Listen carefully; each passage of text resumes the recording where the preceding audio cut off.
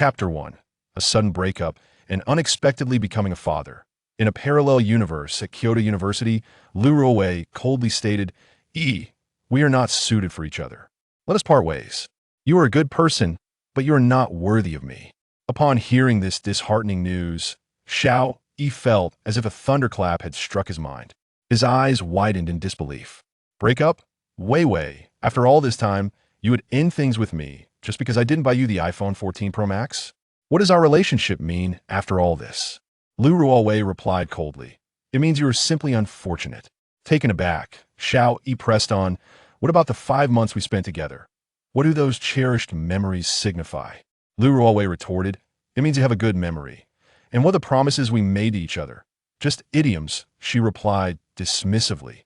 Xiao Yi, on the brink of despair, asked, what about my previous efforts? Consider it a failed investment. The onlookers gasped in astonishment. Lu Ruowei's words were ruthlessly callous. The crowd's gaze shifted to Xiao Yi, filled with sympathy. He felt as if the sky had fallen upon him, his limbs going weak. Fine, Wei. After our breakup, please take care of yourself, and I hope you find your other half soon. I already have, came a voice from behind. Lu Ruowei, a rotund man, approximately 6 feet tall, weighing over 200 pounds, clad in a leopard print shirt and adorned with gaudy gold jewelry, approached with an unsettling demeanor. Without hesitation, he wrapped his arm around Lu Ruowei's slim waist and presented her with an Apple iPhone. Wei, here is the iPhone 14 Pro Max 1 terabyte in deep purple that you wanted. Stop wasting time with him, only I can provide you with happiness. Come, let's take a ride in my Porsche 718 and enjoy a candlelit dinner tonight. Then, upon hearing this, Lu Ruowei eagerly accepted the phone, playfully punching the man's chest. Oh, thank you, Wongo. I adore you. With a frosty glare directed at Xiao Yi, she followed the portly man, Wongo. As they departed, they drove away. The roar of the engine echoed, and Lu Ruowei vanished from view. The surrounding students were left in shock. One exclaimed, I can't believe Lu Ruowei is such a gold digger. Bro, you made the right choice, don't be disheartened. Indeed, such a person isn't worth your sorrow. Breaking up is merely a prudent decision, another chimed in. Xiao Yi managed a bitter smile, and just then his phone buzzed in his pocket. To his astonishment, it was a call from his advisor, Lu Tianxuang. After answering, he heard the advisor's voice, Xiao Yi, you scoundrel, your wife is about to give birth, and you aren't even at the hospital to see her? Xiao Yi was left bewildered. What was happening? When had he gotten a wife, and why was she about to give birth? The most absurd part was that it was his advisor calling him. Is it not? Instructor, did you dial the wrong number? When did I ever have a wife? I cannot clarify this over the phone. Hurry to my office. Lu Tianxuang abruptly ended the call. That moment. Xiao, he felt a jolt in his mind as a mechanical voice suddenly echoed. Ding! Congratulations, you have become the chosen one, binding the Super Dad selection system. Greetings, host. I am number 004, the Super Dad selection system. Please make a choice. Option 1, immediately go to the office to meet Lu Tianxuang and accompany her to the hospital to see the baby. Reward, 100,000 cash and 3 golden baby carriages. Option 2, do not go to the office and continue to be Lu Ruowei's sycophant. Reward, the title Jingda, Fiangyang. Upon seeing these 2 options, Xiao Yi was utterly bewildered. A system? Choices? Damn it. Was he truly on the path to the pinnacle of life? Did he even have a choice in this matter? Lu Ruowei was already running off with a little wealthy man, and here he was, reduced to being a mere sycophant. Was he truly to become Fiangyang, Tomcat, Black Little Tiger, and the Two-Faced Turtle? Although he was uncertain about the imminent arrival of the wife Lu Tianxuang mentioned, he decided to investigate. Without a second thought, he dashed towards the office. Minutes later, Xiao Yi pushed open the office door to find his instructor Lu Tianxuang seated in her office chair, impeccably dressed in a professional suit. Clad in black stockings and adorned with black-rimmed glasses, she bore an uncanny resemblance to a star from an action film, especially the alluring sight before him. What am I thinking? Xiao Yi shook his head, almost wishing to slap himself. Approaching Lu Tianxuang, she scrutinized him from head to toe before seizing the Audi keys from the desk. Let's go. You must hurry to the hospital. Your wife is about to give birth. Without waiting for a response, Lu Tianxuang prepared to leave, but Xiao Yi quickly intercepted her. Wait, instructor, what on earth is going on? When did I ever have a wife? Have you forgotten? Lu Tianxuang exclaimed, her expression one of disbelief. Suruo, your professor. 10 months ago you were with her, and now she is pregnant with your child triplets. Surely you remember none of this? Are you truly unwilling to take responsibility? What? Xiao Yi was completely devoid of such memories, for he was not originally from this world. 6 months prior, he had inexplicably traversed into this parallel universe, becoming an ordinary third-year student. Once known as Xiao Yi, he had been married with children. The sudden shift in his reality had dealt him a heavy blow, and despite numerous attempts, he could not return, ultimately resigning himself to his fate. Subsequently, through a series of misunderstandings, he ended up with Lu Ruowei, unwittingly becoming her devoted admirer. That moment, an invisible memory surged into his mind. Approximately 10 months ago, he and his roommate had visited a bar, drinking excessively, when suddenly a girl approached him for a drinking game. And then, they had clumsily ended up at a hotel, his hands resting on the pillows. And then as the memories gradually crystallized, Xiao Yi finally realized, to his astonishment, that the girl who had approached him for a drinking contest was none other than his university professor, Suruo. What a predicament! He had inadvertently slept with his own professor, who was now carrying his triplets. That I just remembered, Xiao Yi exclaimed hastily. Lu Tianxuang, upon hearing this, took a deep breath. It was a relief. She had feared that Xiao Yi would not acknowledge it. Then don't just stand there, let us hasten to the hospital. Su Ruo's pregnancy has greatly angered her parents, and they have not even visited her at the hospital. What? Xiao Yi's pupils dilated in shock that he did not dare to hesitate and promptly accompanied Lu Tianxuang to the parking lot, heading towards the Kyoto Maternal and Child Health Hospital. Chapter 2. The astonishing revelation of triplets. After Lu Tianxuang brought Xiao Yi to the hospital, Su Ruo had already entered the delivery room. During the journey, Xiao Yi learned about the situation. 10 months prior, Su Ruo had been feeling down and went to a bar to drink. It was during a drunken encounter that they miscommunicated, leading to her conceiving their 3 children that fateful night. Upon learning of this, Su Ruo's parents had a fierce argument with her, insisting she terminate the pregnancy. However, regardless of their pleas, she remained resolute in her decision to carry the children to term and raise them herself. As for why she hadn't informed him of her pregnancy, it turned out that she only discovered her condition a month later. Due to her unique circumstances, she felt too embarrassed to speak up. Just as she was preparing to, Xiao Yi had started a relationship with Lu Ruowei. Moreover, she was still his university professor, making the situation exceedingly awkward. The fear of Xiao Yi being indiscreet and spreading the news among their classmates loomed large. Seated outside the delivery room alongside his advisor, Lu Tianxuang, Xiao Yi awaited news anxiously. Lu Tianxuang, a close friend of Su Ruo, was deeply concerned for her well-being. Although triplets were a blessing, they were also quite rare, and the potential for complications like severe hemorrhaging weighed heavily on her mind. Suddenly, the delivery room door swung open, revealing a nurse with an anxious expression. The mother is experiencing severe bleeding, and the hospital's blood bank is low on plasma. Is anyone here with type AB blood? Lu Tianxuang was momentarily stunned by the nurse's words. What was happening? Had she jinxed it? But wait, Ruo was definitely type O blood. How could she be in need of AB? As she regained her composure, she realized the nurse was not addressing them, but rather referring to another delivery room. What a fright! Lu Tianxuang gasped, clutching her chest and taking a deep breath. Approximately half an hour later, a nurse entered the delivery room once more, approaching Xiao Yi and Lu Tianxuang directly. Are you family of Su Ruo? She inquired. Yes. Both responded in unison, rising to their feet. The nurse's gaze settled on Xiao Yi. You are the father of the children? Yes. In the next moment, the nurse congratulated him. Congratulations. You have triplets, 2 girls and 1 boy, and all are remarkably healthy. What? Upon hearing this news, Lu Tianxuang felt a surge of excitement. Goodness, 2 girls and a boy. Ruo had indeed borne both a son and daughters. Before Xiao Yi could utter a word, she eagerly interjected. Can we go in and see them? Of course, the nurse replied with a smile, adding, however, please keep your voices down as the mother is quite weak. Understood. Xiao Yi and Lu Tianxuang hurried into the delivery room. At that moment, the 3 babies were swaddled in small blankets, peacefully lying in a small crib, their eyes closed, not crying or fussing. A thin layer of vernix still coated their delicate skin, which was perfectly normal for newborns.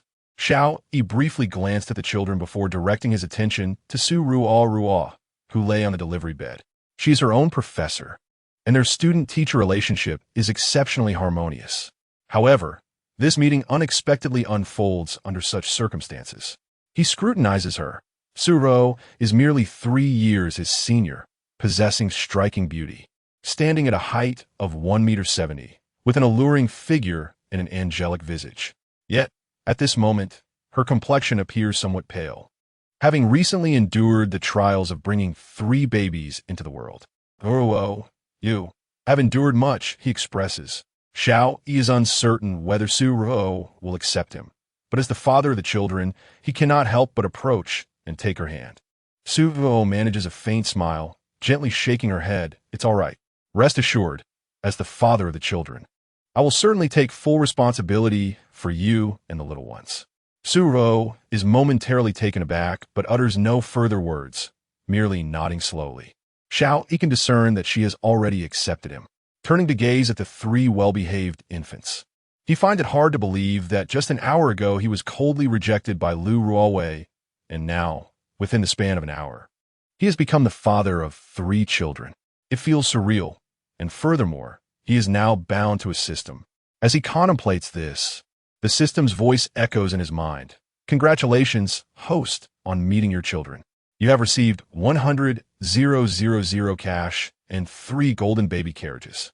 The cash has been deposited into your bank account, and the baby carriages will be delivered to you via courier." At that moment, his phone vibrates. Upon checking, he confirms that the 100,000 cash has indeed arrived. "Father of the child, could you please come here?" A nearby nurse suddenly calls out, "Xiao Yi approaches," and the nurse produces a birth certificate. "This is the birth certificate for the child. You can use this to register the baby later." Xiao Yi notes, as he is familiar with the procedures for registering a child's birth from his previous life experiences. The nurse's gaze then shifts to the 3 infants in the crib, and she begins the introductions. This is the eldest, a girl, born at 3:30 p.m., weighing 6 pounds and 2 ounces. This is the second, a boy, born at 3:35 p.m., weighing 6 pounds and 5 ounces. And this is the youngest, a girl, born at 3:37 p.m., weighing 5 pounds and 9 ounces. All right. Xiao Yi looks at the 3 adorable babies, all remarkably resembling him, feeling a surge of excitement within. At this moment, Lu Tianchuang inquires, "Nurse, what are those crusty patches on the babies' foreheads? They look quite unpleasant. Can it be washed off?" Xiao Yi responds, "Those are vernix caseosa, a waxy substance secreted by the skin of the fetus during its development in the womb. It serves as a protective layer for the baby's skin, shielding it from amniotic fluid and preventing infections. There is no need to wash it off. It will naturally fall away in a month or 2. Washing it could potentially harm the baby's skin." Upon hearing his explanation, the nurse casts a surprised glance at Xiao Yi, realizing he possesses considerable knowledge, which is understandable given that he is the father. "Oh, I see," she acknowledges. Lu Tianchuang nodded slightly and turned a glance at Xiao Yi, inquiring, "But how do you know all this?" "It's merely common knowledge." Lu Tianchuang was taken aback. Were these indeed common facts? Why was she unaware? Meanwhile, the nurse interjected, "We need to examine the child and administer vaccinations." The delivery for the mother was remarkably smooth, and she will be transferred to a general ward. "I kindly ask both of you to step outside and wait for a moment." All right, Lu Tianchuang replied, her gaze shifting to Su Ruo. "Ruo, we'll see each other shortly." Su Ruo nodded gently, tilting her head to observe the 3 babies, a subtle smile creeping on her lips. Chapter 3. The first feeding for the baby an hour later, Su Ruo and her 3 adorable babies were escorted by the nurse into the general ward. Due to Su Ruo's smooth delivery and her good health, after a period of observation with no complications, she was transferred. According to the doctor, they would be discharged the following morning, enabling them to return home and begin the postpartum confinement period. At that moment, Lu Tianchuang gazed at the 3 bundles swaddled in their blankets, unable to resist gently touching the smooth faces of the infants. Oh, how utterly charming! Such chubby little faces and delicate skin. And look at how they resemble their mother. The eldest and the youngest will undoubtedly grow into stunning beauties, especially the second child. How fortunate to have an older sister and a younger sister, she remarked, filled with envy. Just then, Xiao Yi pushed open the door.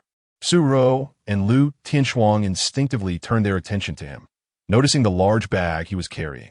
Lu Tianxuang inquired, Xiao Yi, what have you brought? Why so much? It's all baby supplies, diapers, clothes, bottles, and formula, he replied patiently, placing the items on the bedside table. He also held 3 takeout meals in his other hand. Let us eat first. This one is for you, Ruo. He opened one of the meals, which had been prepared by the confinement center, designed to be light for new mothers. As he unveiled the crucian carp and tofu soup, a subtle fragrance wafted through the room. This soup not only enhances beauty, but also aids in restoring the strength of postpartum mothers, primarily stimulating milk production. Concerned that Su Ruo's milk supply might be insufficient for 3 hungry infants, he had purchased formula in bottles as well. As the enticing aroma filled the air, Su Ruo's stomach grumbled, prompting her to sit up for a meal. However, Xiao Yi gently stopped her. After the arduous labor, you should remain still. I will take care of you. He was fully prepared to embrace the role of a devoted stay-at-home father. He scooped a small spoonful of porridge, blew on it to cool it, and brought it to Su Ruo's lips. Be careful, it's hot. Upon witnessing this tender scene, Lu Tianxuang's expression darkened. She felt like an unwelcome third wheel. How infuriating. She shot a glance at Xiao Yi, her frustration palpable. Ugh, the nauseating scent of romance. Su Ruo, taken aback by the sudden display of concern, felt a bit flustered. Yet, having given birth to his children, she accepted Xiao Yi's attentiveness, recognizing that they would be together moving forward. Still, a flicker of worry crossed her mind, though she refrained from voicing it. After feeding Su Ruo, Xiao Yi proudly showcased a meat sandwich, but at that moment, the second baby suddenly began to cry. Wah, wah. The sound was plaintive yet endearing, albeit a bit jarring to the ears. Lu Tianxuang quickly shifted her focus to the second baby. What is the matter? Why is the baby crying? Xiao Yi glanced at the time. Infants require nourishment within 1 to 2 hours post-birth, and they had already been born for over an hour. They were likely hungry. At that moment, 2 options suddenly appeared before him. Option 1. Successfully assist Su Ruo in lactation, allowing her to breastfeed 3 babies, rewarding him with 100,000 cash and an alpha car, equipped with 3 rear seats for infants. Option 2. Prepare formula for the babies, allowing them to consume it, rewarding him with 10,000 cash. Option 3. Foster the children's independence by encouraging them to find food on their own, rewarding him with the title expert in baby care. Upon seeing the 3 options, Xiao Yi was momentarily taken aback. It was obvious. Only a fool would select the 3rd option. Without hesitation, he chose the first, not primarily for the monetary reward or the car, but because the nutritional value of breast milk is unparalleled by formula. Breast milk contains over 200 nutritional components, while formula only has a few dozen. For instance, easily absorbable lipase is absent in formula, as are the balanced amino acids that promote brain, tissue, and overall physical development. Amino acids, in particular, are a notable deficiency in formula. Moreover, there was one crucial aspect of option 1. Lactation. It wasn't that Xiao Yi harbored any inappropriate thoughts. The reality was that if the babies were to suckle directly from the breast, they might not extract any milk. Prior to breastfeeding, it was essential to initiate lactation. This process was relatively simple. First, stimulate the nipples, then apply pressure to expel any hard lumps, facilitating milk secretion. Should this not yield results, the baby could be allowed to suckle for a trial, although their sucking strength would be limited.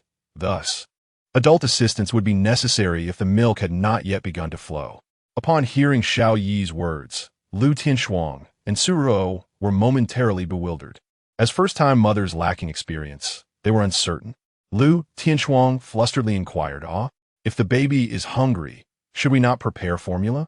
I'll boil some water. Should it be at 100 degrees Celsius to mix the formula? Xiao Yi's expression darkened. He never imagined his instructor would display such ignorance. Did she intend to scald the baby with boiling water? Noticing Lu Tianchuang preparing to heat water, he quickly interjected, "Instructor, please don't boil the water. I fear you might harm the baby." Lu Tianchuang paused, looking at Xiao Yi with confusion. He explained, "Formula should be mixed with water at 40 to 50 degrees Celsius. Excessive heat can deactivate the probiotics within the formula." Lu Tianchuang was taken aback by this revelation. She had been unaware of such a fact. Xiao Yi promptly lifted the crying second baby from the crib and added, "Moreover, it is preferable for such small infants to consume breast milk." He cast a glance at Su Ruo's breastfeeding apparatus, noting its impressive size. Moreover, breastfeeding does not influence breast size. One could only say that Su Ruo possesses ample bosom, long legs, and youthful beauty. At this moment, Su Ruo found herself utterly bewildered, gazing at Xiao Yi with a look of utter confusion. She stammered, "Should I breastfeed the child?" Xiao Yi nodded affirmatively, "Of course, but before that, we must first initiate lactation." Initiate lactation? The term was entirely foreign to Su Ruo. Indeed, it refers to the process of initiating milk production. The first time one breastfeeds, this must be done, otherwise there will be no milk. Then, how do we initiate it? "Leave that to me," Xiao Yi replied with a mischievous smile as he reached towards Su Ruo's nursing apparatus. Chapter 4. There is a fortune teller over there. Perhaps he can offer you some guidance. As Su Ruo witnessed Xiao Yi reaching out to her, she felt a wave of paralysis wash over her. She was overwhelmed with shyness, to the point where she suspected Xiao Yi was being inappropriate. Yet, what could she say at that moment? She could only endure in silence. As a mother, she certainly could not allow her children to go hungry. Meanwhile, Lu Tianchuang, observing Xiao Yi's actions, stood frozen in sheer bewilderment. Is this something I should be witnessing? So this is how one feeds a baby? With such force? Oh dear, has he really gone that far? Lu Tianchuang's worldview was being continuously challenged, and she was resolute that she would never have children or fall in love.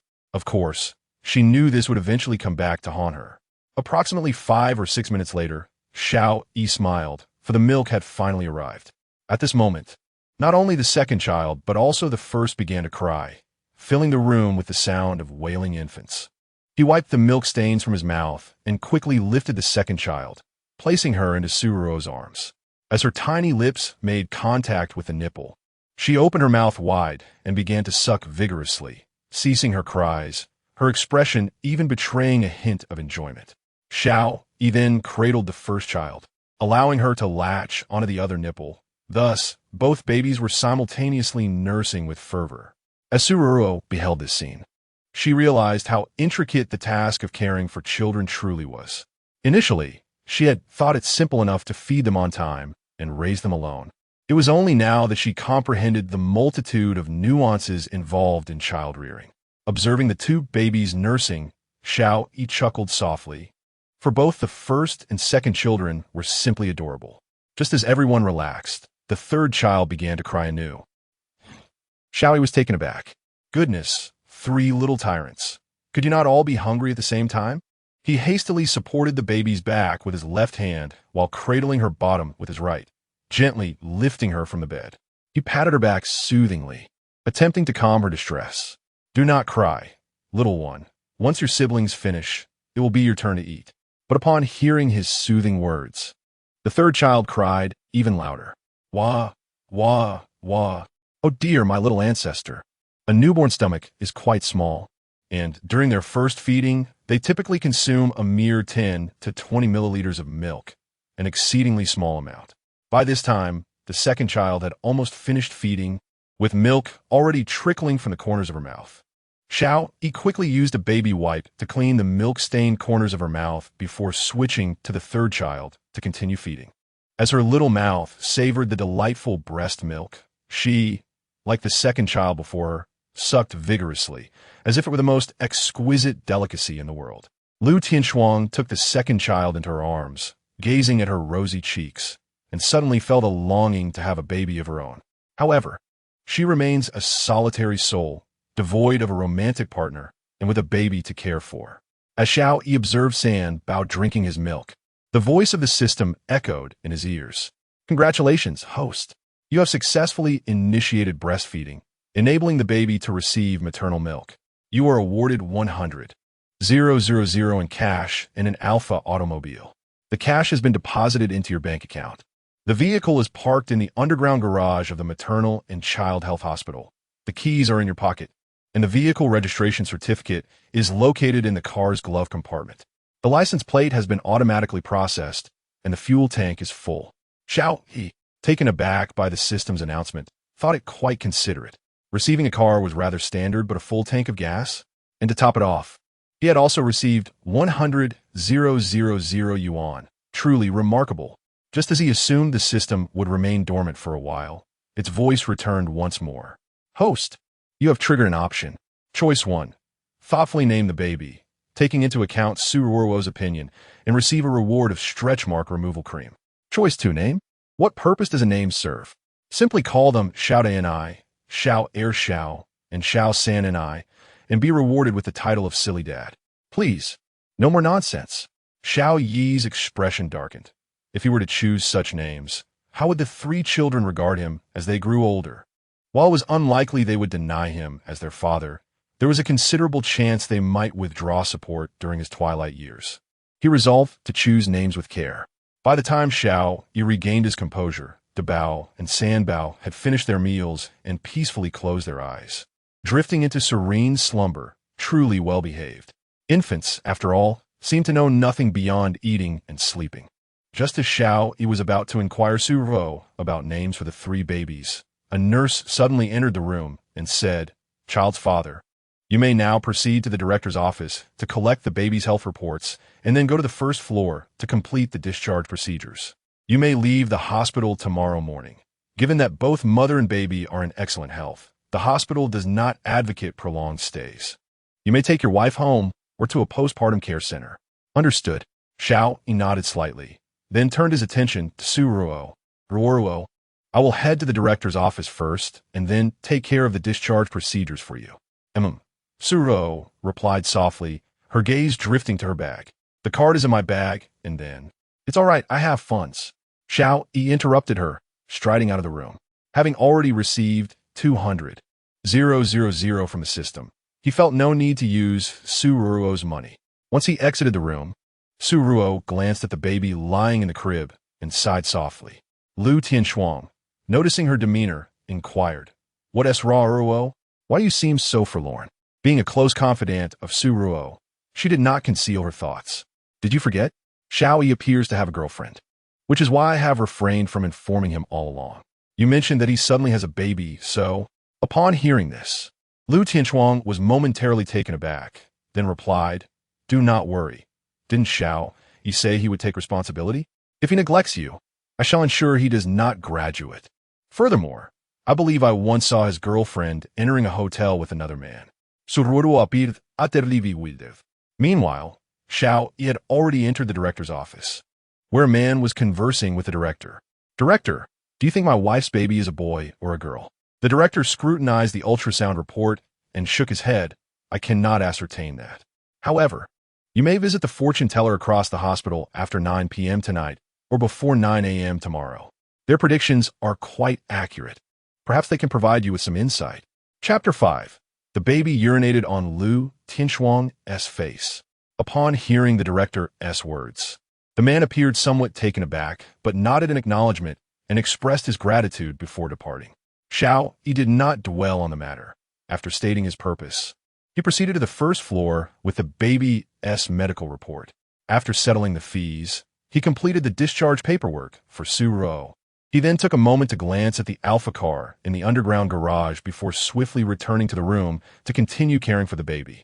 After all, given Lu Tianshuang's unpredictable nature, there was no telling what might go awry. To Xiao Yi's surprise, upon returning to the room, he found that Lu Tianshuang was not present.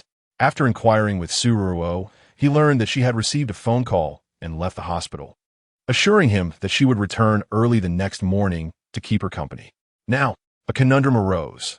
Where should he take Su Ruo and the 3 babies the following day? They had yet to secure a residence. Although a maternity center was a viable option, he felt compelled to make amends for the past 10 months during which Su Ruo had carried their child. This dilemma left Xiao Yi in a slight quandary. At that moment, The silence of the hospital room was abruptly interrupted by Suruo's voice. "I'm here."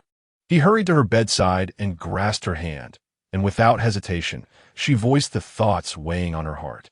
Locking her gaze with his, she asked, "I remember you had a girlfriend in school, didn't you?" Upon hearing this, Xiao Yi recognized the concerns troubling Suruo, which perhaps related to her decision to withhold the news of her pregnancy from him. She nodded slightly, prompting him to elaborate. "You must be referring to Lu Ruowei. She was indeed my girlfriend, but she broke up with me today." "Really?" Suruo responded, her expression one of confusion. Xiao Yi let out a self-deprecating chuckle. "She constantly pressured me to buy her various things and had already become involved with someone else, leaving me wearing a rather green hat." At that moment, he raised his gaze, unable to resist glancing at the 3 babies in the crib. "But rest assured, Ruruo, I will take good care of you and the babies, compensating for all the neglect of the past 10 months. As I am about to start my internship in my senior year, trust me, I will provide you and the children with a home, ensuring a life filled with happiness." Meeting Xiao Yi's earnest gaze, Suruo smiled and nodded, her eyes shimmering with sweetness. Perhaps it was her innocence or the presence of the 3 babies. After all, they were a part of her. Furthermore, the events of 10 months prior could not be entirely attributed to Xiao Yi's actions. Gradually, she closed her eyes, her lips curving into a familiar smile. Xiao Yi's attention remained fixed on the babies. "Ruruo, what do you think we should name our 3 little ones?" "Ruruo?"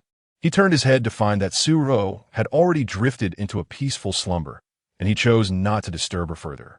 Clearly, she hadn't had sufficient rest before giving birth, and she certainly deserved this moment of respite. However, he knew that this would be a night devoid of sleep. Every 2 hours, he would need to feed the babies, and with 3 of them, their feeding times would not align.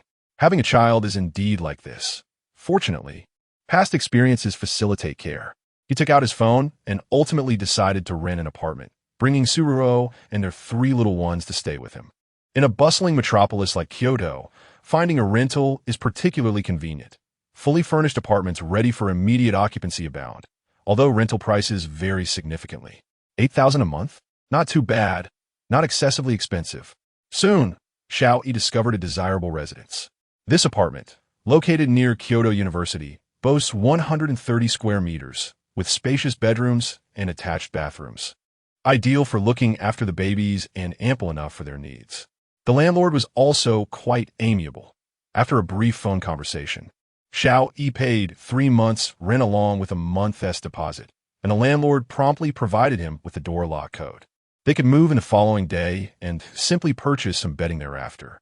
The next morning, Lu Tianxuang arrived at the hospital. It was Saturday, with no classes or obligations, so she came to assist Suruo with her discharge. "Ruruo, I'm here." Upon entering the hospital room, Lu Tianxuang was in high spirits, her gaze immediately drawn to the 3 babies. At that moment, the little ones were not asleep. Instead, they gazed around with wide eyes, stretching their tiny legs, as if filled with wonder about the world. Suruo had also gotten out of bed, since she was about to be discharged. She needed to change the diapers of the 3 little ones. Changing a diaper is quite simple.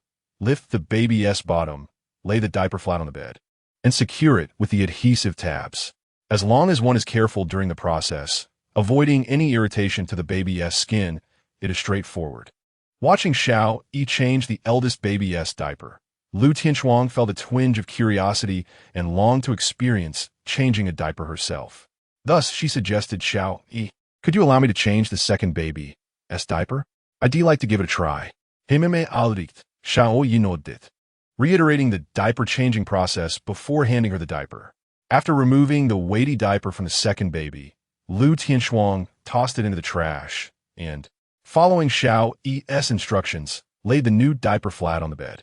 However, instead of putting it on the baby right away, she gently lifted the little one into her arms. After all, who could resist the sweet scent and adorable nature of a baby?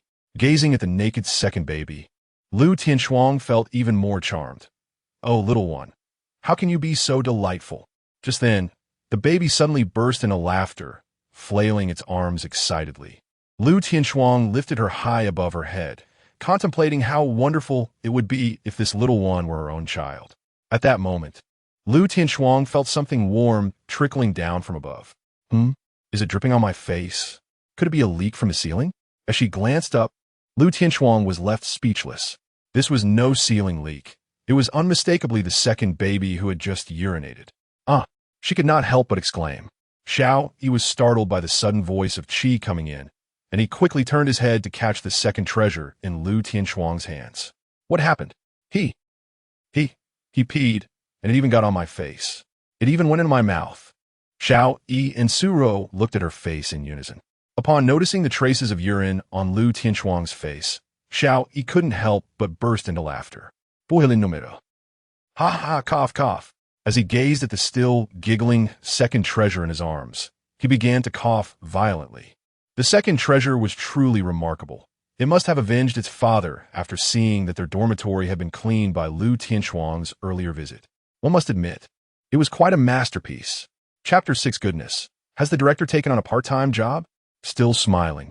While your son has just urinated on my face, and you won't even help me wipe it off. Lu Tianchuang rolled her eyes, feeling utterly aggrieved. Su Ruoruo, with a cheerful demeanor, produced a wet wipe mint for the baby and began to dab Lu Tianchuang's face. What was the point of cradling him instead of properly changing his diaper? I simply find him to be adorable. Lu Tianchuang's gaze fell upon the bed behind Su Ruo, and upon spotting the words baby-specific wet wipes, she instantly panicked. Su Ruoruo, what on earth are you using to wipe my face? Baby-specific wet wipes. What for? To wipe bottoms. Lu Tianchuang's eyes widened in disbelief, as if she wished to devour Su Ruoruo. Yet Su Ruo remained unfazed, quipping, "Oh, come now, they've never been used, and besides, your face isn't as fragrant as my baby-s bottom. Consider yourself fortunate to be receiving such a luxury." What did you just say? I said, your face isn't as fragrant as my baby-s bottom. You should be grateful. Nearby, Xiao Yi stifled a laugh at Lu Tianchuang's fury. It appeared that their relationship was even closer than he had anticipated. After changing the baby's diaper, Xiao Yi tidied up the remaining items, and it was time to leave the hospital. However, the stroller was still in the rear of the Alpha nanny van downstairs and needed to be brought up. By the way, Ruoruo, I forgot to ask, are you planning to return to your parents' home after your discharge? Lu Tianchuang suddenly inquired. At that moment, Su Ruo's gaze grew momentarily distant, but it was only for an instant. She smiled and shook her head. No, not for now. Xiao Yi has rented a place near Kyoto University, and we will be moving there first. All right then. She turned a glance at Xiao Yi, who had caught the fleeting moment of Su Ruo's distraction. He had yet to inquire about her relationship with her parents. There must be some underlying conflict, otherwise they wouldn't have neglected to visit her, not even after the baby was born. Xiao Yi gently suggested, Ruoruo, why don't you and the director wait here for a moment? I'll go downstairs to retrieve the stroller, and then we can head over. Okay. After Xiao Yi left the room, Lu Tianchuang lightly nudged Su Ruo with her elbow. Look how considerate Xiao Yi is, having already purchased the stroller. He must have stayed up late to keep you company last night? Yes. Su Ruoruo replied softly. Indeed, Xiao Yi had been quite attentive since his arrival yesterday. Lu Tianchuang flashed a mischievous grin. You should have told him sooner. By the way, after returning home yesterday, I checked up on things, and Xiao Yi has already broken up with Lu Ruoruo. I'm aware of that. Su Ruo lifted her head. I asked him about it last night, and he was quite honest. Isn't that wonderful? Look, you have a baby now, and the baby's father is here as well. You can all live happily together from now on. Let us hope so. Su Ruo sighed, her heart still laden with concern. A little over 10 minutes later, Xiao Yi returned to the room, pushing 3 dazzling golden baby carriages. The frames of the carriages were crafted from hollow, pure gold, gleaming rather than matte. Under the illumination of the lights, they could easily dazzle the eyes like titanium alloy. The carriages could be interconnected either side by side or front to back, making them quite convenient to maneuver. Most notably, the canopies were custom-made for the 3 little ones, 2 in pink and 1 in blue. Upon seeing the 3 carriages, Su Ruo furrowed her brow, her tone tinged with surprise. Xiao Yi, why did you purchase such gaudy baby carriages? I find them somewhat unattractive. Xiao Yi's expression darkened at her words, To be honest, he also found them rather unsightly, yet they were made of gold. Perhaps when he was in need of money, he could melt them down. Lu Tianshuang, well-versed and discerning, lightly touched her chin with her slender fingers as she examined the frames and joints of the carriages. Then she discreetly tapped them, her pupils dilating in shock. This is gold. No worries. We could buy another for the babies later, she replied nonchalantly. Xiao Yi swiftly placed the 3 infants into the carriages, and the little ones, lying within, were particularly well-behaved, curiously gazing at the ceiling and breaking into smiles. After tidying up their belongings, Xiao Yi prepared to leave, but at that moment, Lu Tianshuang spoke up from behind. Ruo, it seems my car can't accommodate all 3 baby carriages. The babies will need to be held. What do we do? Not to worry, I have a vehicle. The babies can ride in my car. Xiao Yi replied softly, surprising both Lu Tianshuang and Su Ruo. Wait, isn't Xiao Yi just a university senior on internship? How does he own a car? Moreover, Lu Tianshuang was acutely aware of Xiao Yi's background, an orphan with no parents who had previously relied on scholarships for school. The mysterious aura surrounding Xiao Yi left both women puzzled. Upon arriving at the underground parking garage, their astonishment deepened at the sight of the pristine Alfa Romeo nanny van, complete with the license plate Xiong B88888. Most importantly, this was an Alfa, a luxury MPV that costs over 1 million yuan upon landing in Huaxia. While the two were still in shock, Xiao Yi had already opened the electric door and placed the first, second, and third treasures into the rear seat on their designated little beds. Once inside, the little ones remained calm, gazing at the starry ceiling of the car and babbling in their incomprehensible baby language. Sighing, Xiao Yi looked at the 3 adorable infants and couldn't resist planting a kiss on the firstborn's cheek, whispering softly, "Be good, little ones. Daddy will soon take you home. Grandma will have milk waiting for you." With that, he exited the vehicle. Ruo, please watch over the babies in the back. I'll drive us there. It'll take just a few minutes. All right. Su Ruo obediently got into the car, while Lu Tianshuang, having driven there, opted to remain behind, assuring them that she would follow closely to familiarize herself with the entrance for future visits to see the baby. Settled in the back seat, Xiao Yi started the vehicle, swiftly exiting the underground garage and emerging into the outside world. Upon reaching the entrance of the maternal and child health hospital, Xiao Yi was astonished to discover that the director from the office the previous day was now on the roadside, setting up a bagua diagram and seemingly engaged in some sort of divination. Seated beside him on a small stool was the man who had inquired about the baby's gender just the day before. This, Xiao Yi smirked. Could it be that the director has taken up a side job? Chapter 7, should we take him inside? This business is indeed thriving. The hospital's rules prohibit the disclosure of the baby's gender, yet he conveyed the information through a fortune-telling method. Is this akin to exploiting a loophole in the hospital's regulations? Xiao Yi did not dwell on this thought. After a brief drive of about 10 minutes, he soon arrived at the apartment complex. The community was modest, consisting of only 9 buildings, with his rented apartment located in Building 2. Upon explaining his purpose, the security guard opened the gate, allowing Xiao Yi to park his car downstairs. "Oh, let's get out. We need to take the baby upstairs first." He glanced at the time on his phone. It was already time for a feeding. Before long, Xiao Yi placed the 3 babies into the stroller and ascended to the apartment. Using the landlord's access code, he unlocked the door, revealing a residence that matched the photographs he had seen on his phone.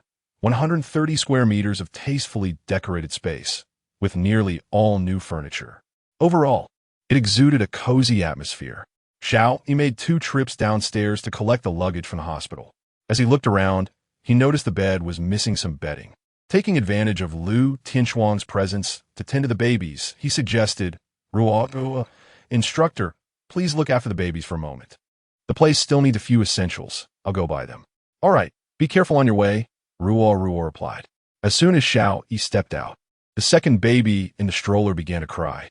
With her prior experience, Su Ruo swiftly lifted the infant from the stroller, lifted her shirt, and began to breastfeed. Just as she had anticipated, the moment the baby latched on, the cries ceased, replaced by a look of pure enjoyment. Seeing this, Lu Tianshuang remarked somewhat sternly, "Oh, the second baby, you seem to relish your milk the most, and you even managed to swallow me earlier today." At that moment, The second baby appeared to have heard Lu Tianchuang's words and abruptly stopped nursing. Instead, she opened her watery eyes and smiled at Lu Tianchuang. Oh! A soft coo escaped the baby's lips, prompting Lu Tianchuang to chuckle in response. Given how well-behaved and adorable you are, I shall forgive you. Just as Lu Tianchuang leaned in to kiss the baby's cheek, the infant unexpectedly extended her tiny arm and playfully slapped Lu Tianchuang's face with a resounding smack. Lu Tianchuang. Sururu, ha ha ha. 2 hours later, Xiao Yi had gathered all the necessities for their future life together. Bidden, afrayin ban, cooking essentials, and more were all prepared. Additionally, he had purchased vegetables, tofu, Crucian carp, and meat, intending to prepare a nutritious lunch for Sururu. Time passed swiftly, and before long, the sun had set, marking 8 o'clock in the evening. After storing the leftover breast milk in a bag and placing it in the refrigerator, he reflected that caring for infants primarily involved a cycle of feeding and sleeping, making their needs relatively straightforward to attend to, requiring only timely feedings and diaper changes. In the bedroom, 3 babies lay peacefully asleep, while Sururu, clad in her nightgown, quietly observed them. Xiao Yi entered softly and, upon noticing the babies' identical postures, a faint smile graced his lips. The little ones are all asleep, he remarked. Indeed, Sururu nodded, making room for him on the bed. Once seated, he recalled that they had yet to name the babies. Thus, he inquired, Ruruo, since the babies do not yet have names, how about we bestow them with some?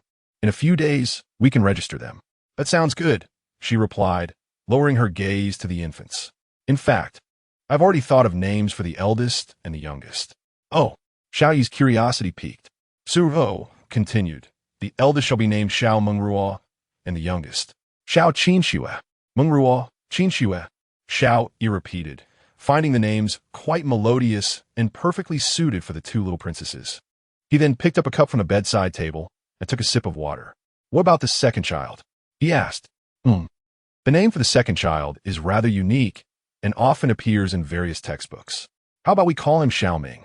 At this, Xiao Yi suddenly choked on his drink, coughing violently, even causing water to flow from his nostrils. Cough, cough. He pounded his chest heavily, his expression one of astonishment. Sururu, witnessing this, looked bewildered and gently patted his back. Are you all right? Is everything okay? I'm fine. Xiao Yi waved his hand dismissively. Sururu then queried, is there something wrong with the name? I think Xiaoming sounds quite nice. No problem, no problem. The truth behind Xiao Yi's coughing fit was that his father from his previous life was named Xiaoming. It felt peculiar to name his son after his former father. However, he decided not to dwell on it any further. I just choked on my drink. It's nothing serious. Let's not wake the babies. Sururu looked down at the 3 babies, who had now opened their eyes. After a while, Xiao Yi managed to soothe them back to sleep. To avoid waking the little ones again, he called Sururu to the living room. They sat together on the sofa, and Xiao Yi felt compelled to ask about her parents. This had been a lingering concern for him. He was uncertain about the rift between Sururu and her parents, which had led to their absence during her childbirth. Ruruo, I would like to ask you about your parents, he stated directly, surprised yet not taken aback.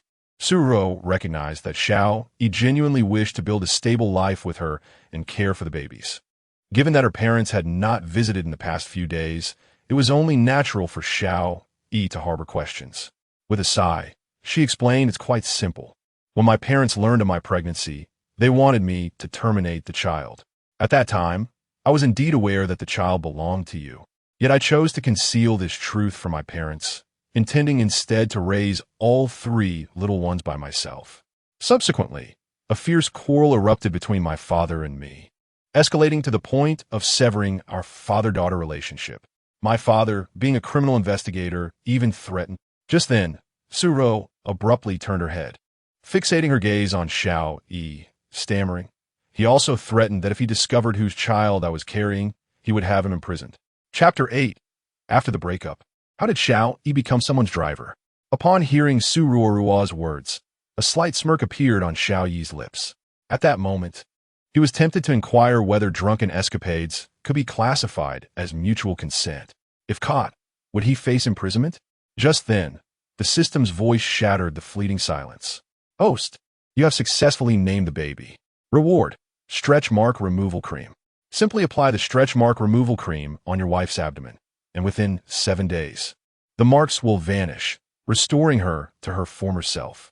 Simultaneously, your wife's uterus and other organs will also recover, and after 7 days, you may engage in intimate relations. Xiao Yi was taken aback. The system even specified the time for intimacy.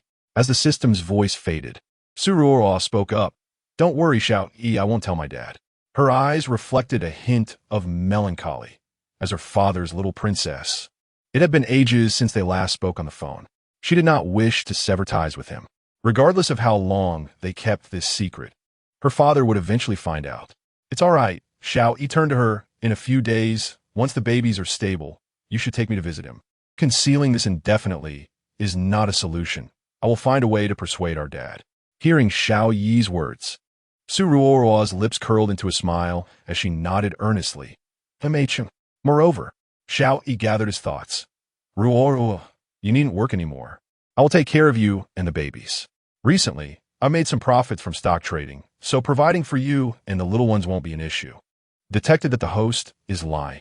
1 million has been allocated to the host as childcare funds. At that moment, the system's voice suddenly chimed in, and his phone emitted a notification sound.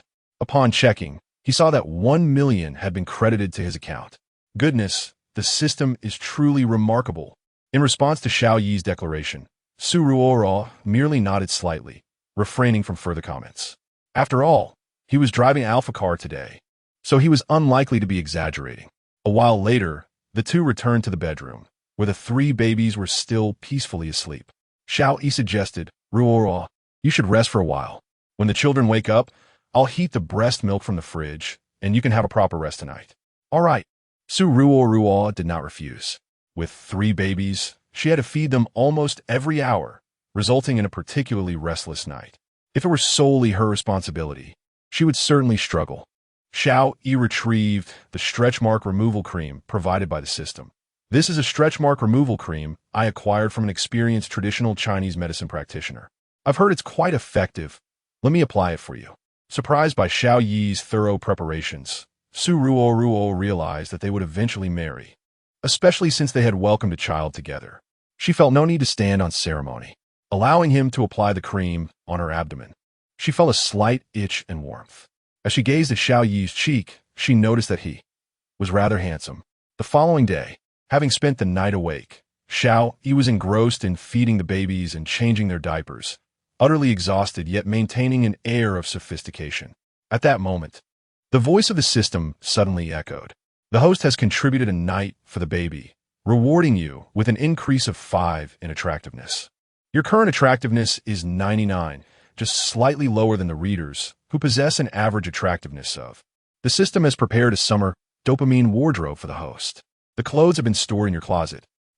Not only is there monetary compensation, but my attractiveness can also be enhanced. He hurriedly entered the bathroom and was somewhat astonished upon seeing his reflection in the mirror. His features appeared more defined, his skin more radiant.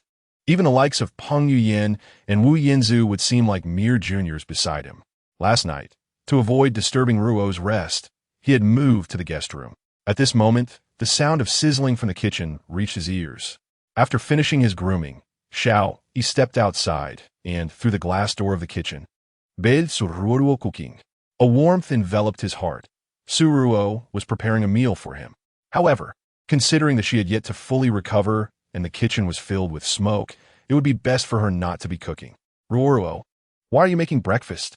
Su Ruo turned at the sound of his voice, smiling. I saw you taking care of the baby all night and wanted to prepare breakfast for you.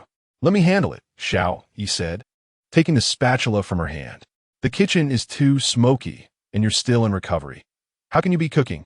Didn't I say I would take care of you and the baby? Remember, you mustn't cook without my permission next time. If you keep this up, I might worry. Moreover, excessive inhalation of smoke could affect your breast milk, endangering not only you, but also the baby. Upon hearing this, Su Ruo's fondness for Xiao Yi surged. She couldn't comprehend why someone as kind and family-oriented as Xiao Yi had been abandoned by Lu Ruowei. Lowering her head, she displayed a remorseful demeanor, All right. I was wrong. Xiao Yi gently patted her head. It's fine. You should go rest. I'll prepare the meal. Just promise me you won't do this again. By the way, after breakfast, I need to return to school. My internship is starting soon, and I need to handle the paperwork for my entrepreneurial endeavor, as well as retrieve my school belongings and computer. Okay, Suruo nodded softly. I'll stay home and take care of the baby while you're gone. Thank you. Ruoruo. Don't worry, I'll be back soon. All right at that moment. Suruo couldn't resist kissing Xiao Yi on the cheek before sweetly exiting the kitchen. He was momentarily taken aback by the gesture. During his relationship with Lu Ruowei, the most they had done was hold hands. On one occasion, when they attempted to kiss, Lu Ruowei had looked utterly disgusted and even pulled away from him. If she found kissing distasteful, one could only imagine how she felt about anything more. After the meal, Xiao Yi drove to Kyoto University. It was the weekend, and early in the morning, many students were leaving the campus to explore. Upon spotting an Alpha, the students were left in awe. Of course, it wasn't the car that astonished them, but rather the license plate. Whoa, isn't that the principal's car? Why do you say that? It's just an ordinary Alpha car. As I glanced at the license plate, Cheongbi 88888. It seemed only a person of the principal's stature could possess such a number. To my astonishment, that indeed appeared to be the case. Two onlookers remarked. But at that moment, Xiao Yi's vehicle was halted by the gatekeeper. I was taken aback. Surely this could not be the principal's car, yet it was still stopped. Xiao Yi reluctantly exited the vehicle, only to encounter the insipid Lu Ruowei just as he stepped out. At that moment, Lu Ruowei was entwined with a rotund fellow named Wang, clad in a revealing mini-skirt that left little to the imagination. Upon seeing Xiao Yi, her eyes widened, and she burst into laughter. Alas, how had Xiao Yi found himself in the role of chauffeur for someone else after their breakup? Chapter 9. Being a driver is better than being a bus driver. Oh dear, who is this? Isn't it Xiao Yi? After 2 days apart, how has he turned into a driver? Lu Ruowei's words dripped with sarcasm as her gaze fell upon the Alpha car behind Xiao, which she could hardly believe belonged to him. Just a couple of days ago, he couldn't even afford an iPhone 14 Pro Max. How could he possibly own an Alpha now? Following the typical narrative arc of a light novel, Lu Ruowei should have continued her mockery, leveraging the presence of the hefty companion beside her to set the stage for Xiao Yi's future embarrassment. However, Xiao Yi did not afford her that opportunity, offering only a soft smile as he replied, "Being a driver is certainly better than being a bus driver. Anyone with money can get in." Having said this, he dismissed her presence, revealing his student ID, which prompted the gatekeeper to open the door for him. He then drove into the campus of Kyoto University. Lu Ruowei, feeling a surge of frustration, clenched her fists. What did he mean by bus driver? She turned to her rotund companion, pleading, "Brother, could you possibly help me teach my ex-boyfriend a lesson? He is simply unbearable." The hefty companion smirked, thinking to himself, "Yes, not wrong. Isn't he just a bus driver?"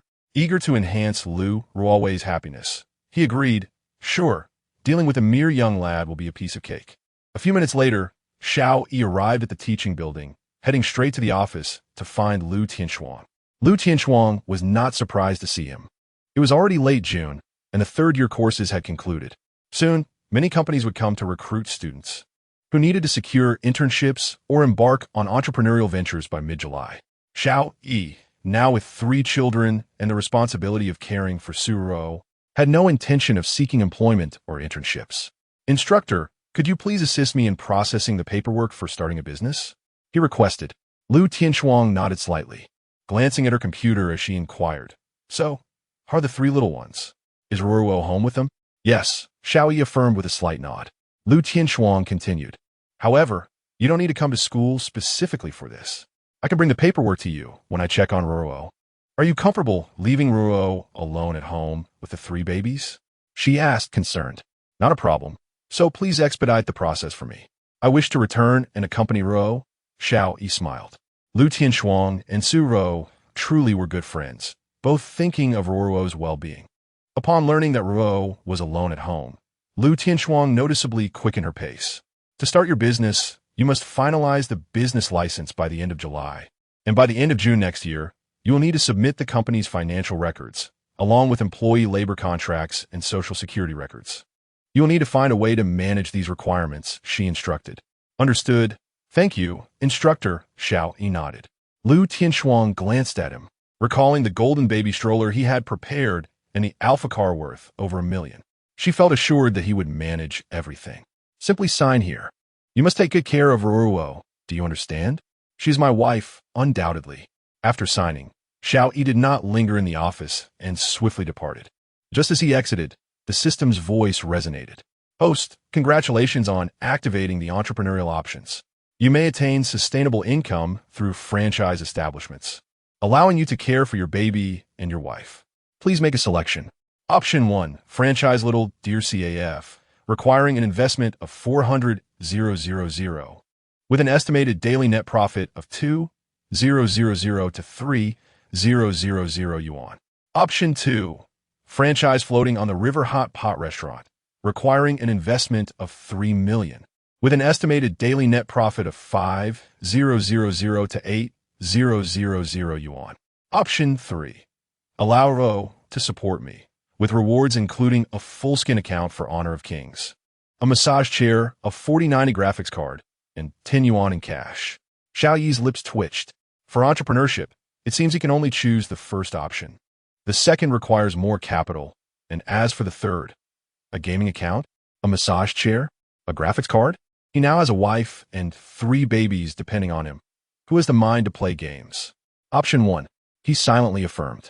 Selection successful. A franchise representative from Little Deer CAF will contact you shortly. Meanwhile, we hope the host will promptly find a location for the shop, prepare for opening, and gather staff. 5 to 6 minutes later, Xiao Yi parked beneath the dormitory. Upon entering, he pushed open the door to room 448. As classes had concluded, and with many companies recruiting in the coming days, his 3 roommates appeared unperturbed, engrossed in their games at the computer. Chen Hao pounded the keyboard. Damn, healer, heal me. What the hell? Lao Yang, can you play or not? He suddenly turned his head, locking eyes with Xiao Yi. Oh damn. Upon seeing Xiao Yi return, Chen Hao exclaimed, Ego, where have you been these past few days? Why haven't you come back? Could it be that you and Lu Ruowei? He flashed a mischievous grin, mimicking a piston motion. Xiao Yi maintained a calm demeanor. I broke up with her. Anyway, it's nothing. Brothers, I'm moving out starting today. You should also stop playing games all day and look for jobs. What is happening? Chen Hao stood up, scrutinizing Xiao Yi from head to toe. You broke up and are moving out? Are you depressed and thinking of taking sleeping pills to commit suicide? Suicide? Are you serious? Xiao Yi rolled his eyes. I've become a father. I need to take care of the children. What? Is there gossip? In the next moment, the other 2 roommates instantly grabbed watermelons, munching while straining to listen. You become a father? I'll believe it when pigs fly. Chen Hao's immediate reaction was disbelief. Xiao Yi did not conceal the truth. Do you remember 10 months ago when we went to Helen's for drinks? The 3 exchanged glances and nodded. Xiao Yi continued. Do you remember later on, a woman joined our table for a drinking game? The 3 individuals exchanged knowing nods. However, at that moment, they were all quite inebriated and failed to discern the identity of the person involved in the drinking contest. Xiao Yi remarked, surely you recall that I did not return to the dormitory that night. Upon hearing this, Chen Hao exclaimed in astonishment. Did you end up with that girl from the drinking game? And then she bore your child? Indeed, Xiao Yi confirmed, triplets. The 3 were taken aback. Triplets? Where do you reside now? I have rented a place outside. When the babies reach their first month, don't forget to contribute to the celebration, he said, swiftly gathering his belongings before departing the dormitory. The 3 roommates were left staring at each other in bewilderment. Chapter 10. The call from my mother-in-law. A little over 10 minutes later, Xiao Yi returned home. At that moment, Su Ruoruo was gently cradling their second child, softly patting his bottom as she paced back and forth in the living room. She was perplexed by how swiftly her body had recuperated, feeling almost as if she had never been pregnant at all, particularly since yesterday was not the case. Upon seeing Xiao Yi return, Su Ruoruo immediately approached him with the baby in her arms, a relaxed smile gracing her face. You're back. Have you completed the paperwork for your entrepreneurial venture? Of course. Your advisor is my close friend, and she wouldn't dare to neglect it out of regard for you. Rest assured, Ruo, I will have ample time to care for you and the baby in the future. She nodded slightly, feeling a profound sense of happiness at the concern shown to her. Xiao Yi took the infant Xiao Ming from her arms, his heart swelling with affection as he gazed at the beaming baby. He focused on the chubby little face and asked, "Where are the older siblings?" "They're asleep. I've noticed that our second child has the most energy, while the eldest and the third prefer to sleep. I was just like that when I was little. Perhaps the eldest and the second take after you." Just as the last words left her mouth, Su Ruo's phone in her pocket suddenly rang. She pulled it out, glanced at the screen, and her expression subtly shifted. "Xiao Yi, I need to take this call." "All right." Su Ruo opened the balcony door and brought the phone to her ear. "Mom." Xiao Yi watched her retreating figure, clearly hearing the word mom resonate in the air. "Is it your mother-in-law calling?" Xiao Yi did not dwell on it, knowing that he would eventually introduce the baby to his in-laws. And that time would not be far off. At that moment, his own phone began to ring. Upon checking, he noticed it was an unfamiliar number. Nevertheless, he answered the call, and a woman's voice resonated on the other end. "Hello, Mr. Xiao. Are you considering joining the Little Deer Coffee franchise?" "Yes, indeed.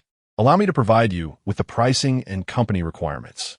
The shop must be no less than 30 square meters, with a deposit of 50,000. The renovation costs are calculated based on the area. An 80 square meter shop would require approximately 180,000 for renovations, 190,000 for equipment, and the initial supply costs. Excluding rent, you will need a total of around 400,000 to 500,000. After concluding the call, Xiao Yi had gained insight into the rules of opening a store. In the coming days, he would first attend to the baby, then find time to explore nearby locales for suitable storefronts. After all, a coffee shop should ideally be situated near office buildings, shopping centers, or schools. Xiao Yi, who was on the phone. Su Ruo returned after finishing her call, a faint smile still lingering on her lips. Hearing her question, Xiao Yi turned to face her, admiring her charming visage, and replied, "I am planning to open a coffee shop," and the caller was a franchise representative. "A coffee shop?" Su Ruo nodded slightly, recognizing the potential profitability of such an endeavor, contingent upon location. "Which brand?" "Little Deer." "Little Deer is quite good.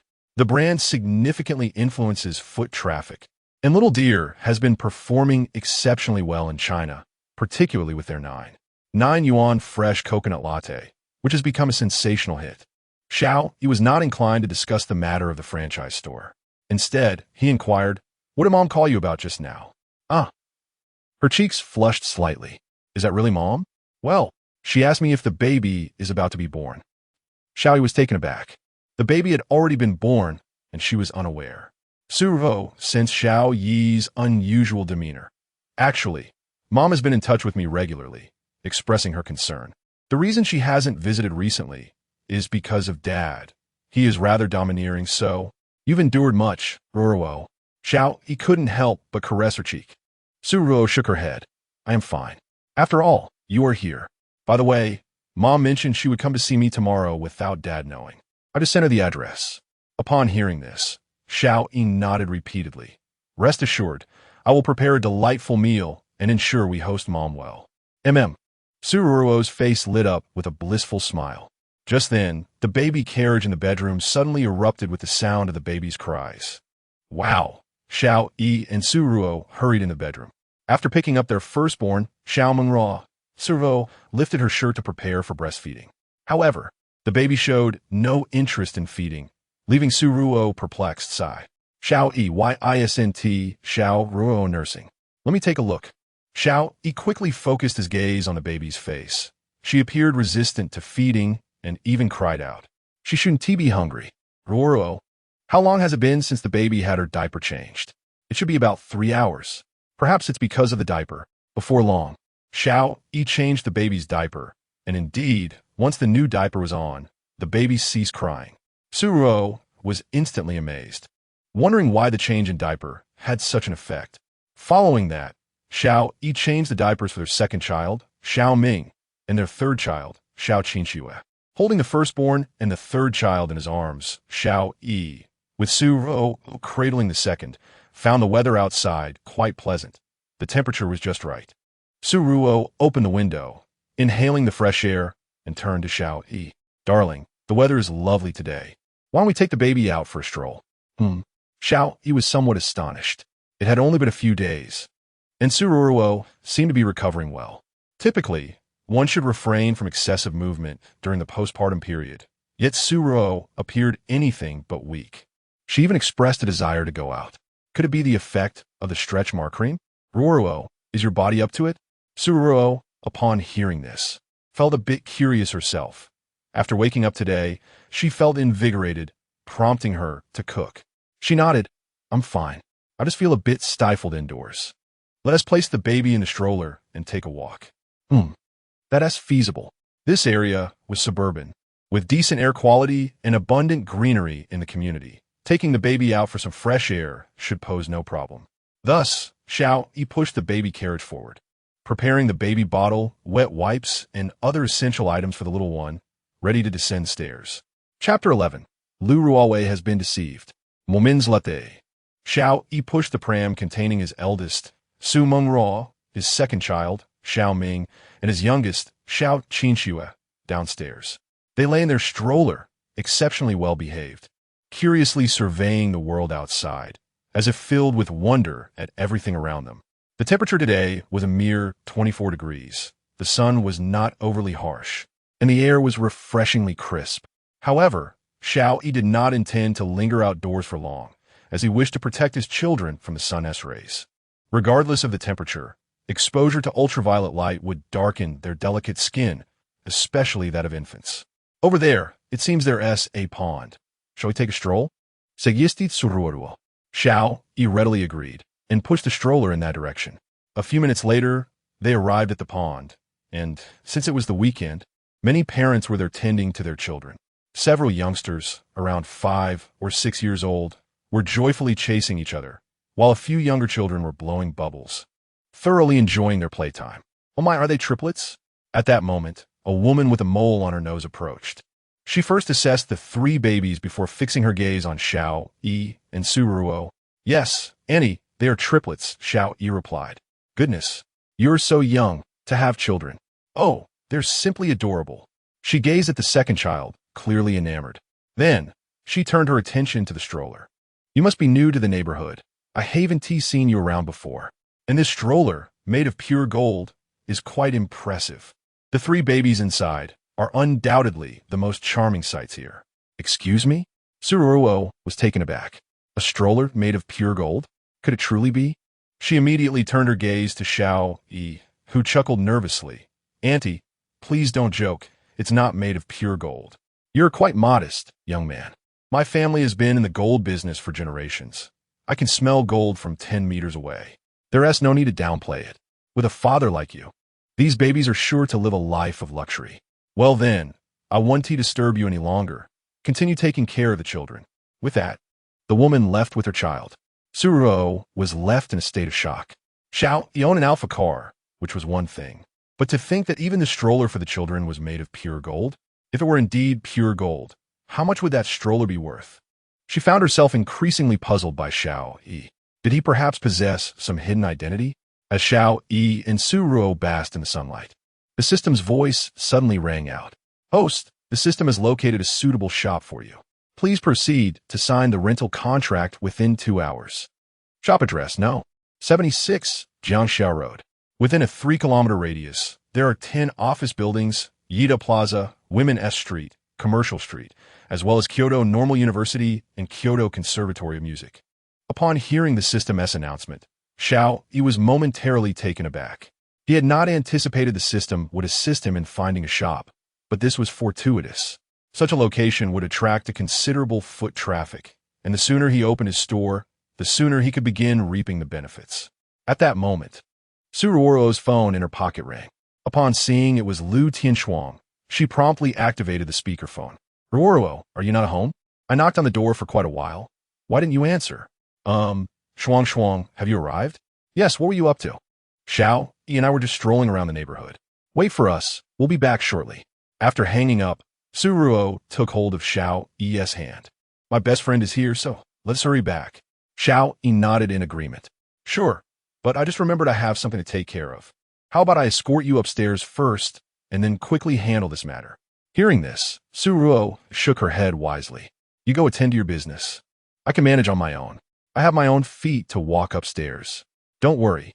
I've learned a lot these past few days and can take good care of the baby. Even if I struggle, I still have Lu Tianshuang as a backup. At this, Xiao Yi couldn't help but chuckle. Wow. So you consider Lu Tianshuang as a helper now? All right then, I'll head off first. Okay. Xiao Yi quickly departed, while Su Ruo leisurely pushed the baby upstairs. Jiangxia Road. After parking the car, Xiao Yi headed straight to the address provided by the system. Soon, he spotted a shop with a signed business for transfer. Glancing up to see, it was a fried chicken restaurant. Next to it was a coffee shop, a self-operated brand rather than a franchise. Just as he reached the entrance of the coffee shop, Xiao Yi's expression froze. Damn it, why is Lu Ruowei everywhere? Indeed, at that moment, Lu Ruowei was linking arms with a hefty man, grinning widely, while holding 2 cups of coffee. Wang, you are truly accomplished. Your family not only raises pigs, but even runs a coffee shop. What is the daily revenue of this place? Wang Daolong tightened his grip around Lu Ruowei's slender waist. Speaking with arrogance, not much, just a net profit of about 2,000 yuan a day. Wow, that's quite substantial. Wang Daolong waved his hand dismissively. What is so impressive about that? My family raises over 4,000 pigs, calculating at 4,000 yuan each. That is 16 million. Wow, Wang, you're incredible. Lu Ruowei's eyes sparkled with greed, wishing to rush off with him immediately. After all, she understood what men desired. With her beauty, figure, and prowess, these were indeed her weapons to captivate men. What is so special? If you want the shop, I can just give it to you, making you the boss. At this point, Wang Daolong scratched his nose, knowing he was boasting. His family only raised a few hundred pigs, and with the rising costs of pig farming, the profit per pig was barely over 1,000 yuan. As for the coffee shop, it was a partnership. He was merely a nominal owner. As for that Porsche 718, it appears to be a salvaged vehicle from an accident that occurred 6 or 7 years ago. The owner has merely replaced some exterior components and made slight modifications, making it look as good as new. He presents himself as a modestly wealthy individual, solely to attract the attention of those glamorous university students. The thrill of being embraced by these beautiful women, who affectionately call him brother or even father, undoubtedly brings him immense satisfaction. Furthermore, the adulation from numerous admirers greatly feeds his vanity. As for the claim of gifting the store to Lu Ruowei, that is clearly an exaggeration. Otherwise, why would she obediently present herself? Is it true? Upon hearing this, Lu Ruowei immediately wrapped her arms around Wang Daolong's neck and planted a passionate kiss on his cheek. Brother Wang, you are truly wonderful to me. Come on, let us hurry to the hotel. I have something else on my mind. At that moment, Lu Ruowei turned her head and discovered that Xiao Yi was watching her. Chapter 12. Successfully acquiring the store, Lu Ruowei was taken aback upon seeing Xiao Yi. Rolling her eyes, she thought to herself how this guy seemed to haunt her, appearing wherever she went. What bad luck! Xiao Yi, however, ignored her and walked straight past. As expected, Lu Ruowei initiated a confrontation. Oh, what a coincidence! Xiao Yi, what brings you here? She exclaimed. Fortunately, I broke up with you. Look at Wang Ge. He has offered me this coffee shop. And you? You can't even afford a mobile phone. I truly don't understand how I was foolish enough to be with you. Well, congratulations, Xiao Yi replied coldly, casting a sidelong glance at the shop before smirking disdainfully. Once his own little dear coffee shop opened, it would likely coincide with the closing of this establishment. He was not concerned about competition from the neighboring store. Coffee shops rely heavily on brand reputation. Little Deer Coffee had established itself over the years as a well-known brand throughout Huaxia, and its prices were more affordable than Starbucks, making it appealing to the youth, especially in a city like Kyoto. One might ponder, if 2 shops offered coffee at similar prices, would one opt for a renowned brand or a personal brand? Most would undoubtedly choose the former, unlike the ostentatious characters found in some novels. Xiao Yi merely smiled faintly before entering the adjacent shop. Excuse me, is this shop available for rent? He called out, his voice loud enough for Lu Ruowei and Wang Daolong outside to hear. Lu Ruowei chuckled, turning to Wang Daolong. Did I hear correctly? Xiao Yi wants to rent the shop next door? With his pitiful appearance, can he even afford it? Who knows? Wang Daolong had no interest in Xiao Yi.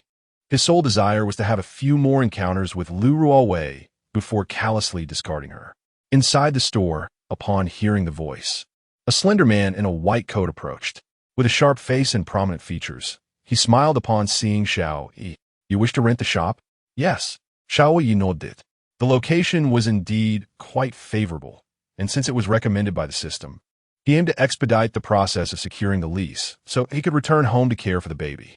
He was genuinely concerned about Lu Tianshuang's unpredictable nature and the trouble she might cause at home. The man with the sharp features extended his hand. Hello, Liu Guan. Xiao Yi, he simply replied, then continued, please tell me the rental price. If it's reasonable, I can sign the contract right now. Seeing Xiao Yi's straightforwardness, Lu Quan quickly stated, the total area is 95 square meters, with a monthly rent of 130,000.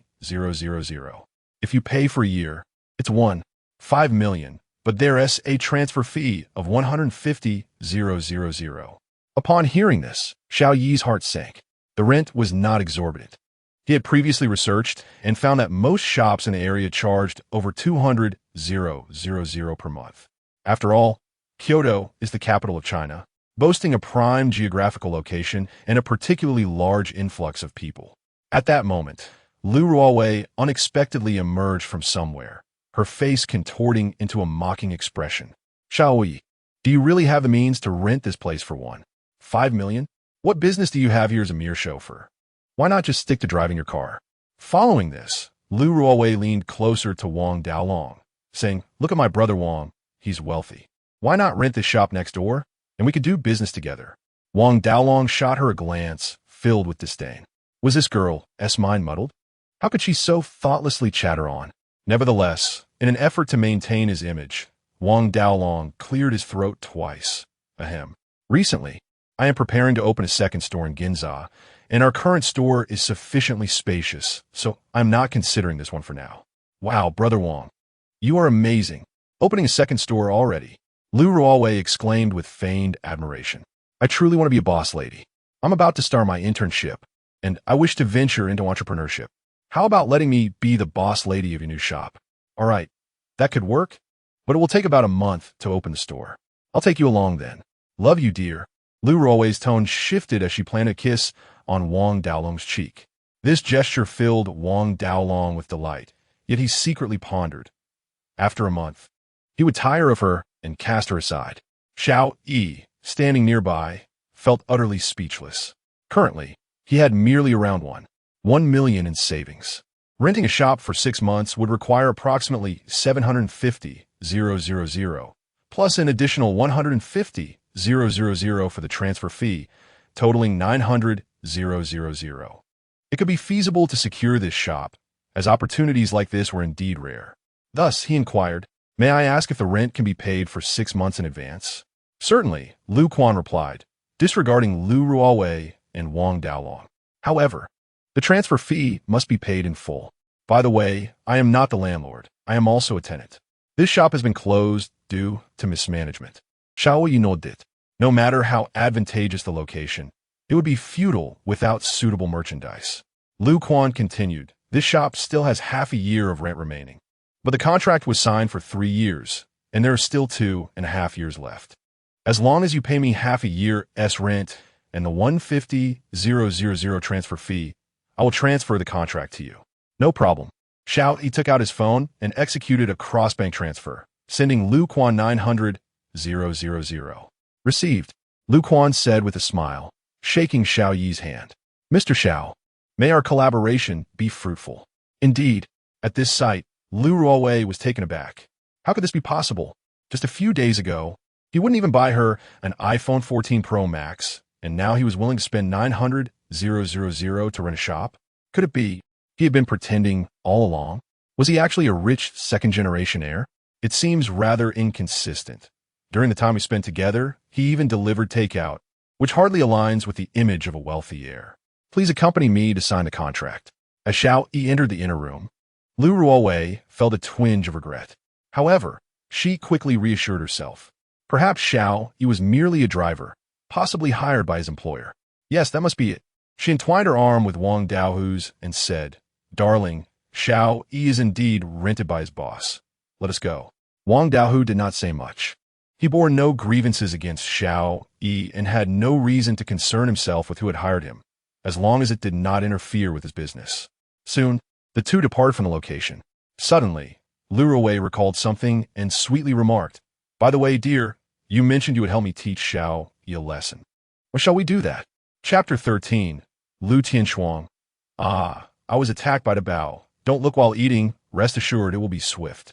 After mentally cursing Lu Ruowei, Wang Daolong drove his Porsche away with Lu Ruowei. A little over 10 minutes later, Lu Quan escorted Xiao Yi out. The contract had already been transferred to Xiao Yi, who now possessed 900,000, at the very least securing his principal to embark on a new venture. Mr. Xiao, I have given you all the keys, and you have noted the landlord's phone number, correct? Xiao Yi nodded slightly. If anything arises, I will reach out to him. I have matters to attend to, so I shall take my leave. For Xiao Yi, the foremost priority was to return home promptly to check on the well-being of the baby. Lu Quan had no intention of detaining him. All right, take care on the road. How did you arrive? Do you need me to give you a ride?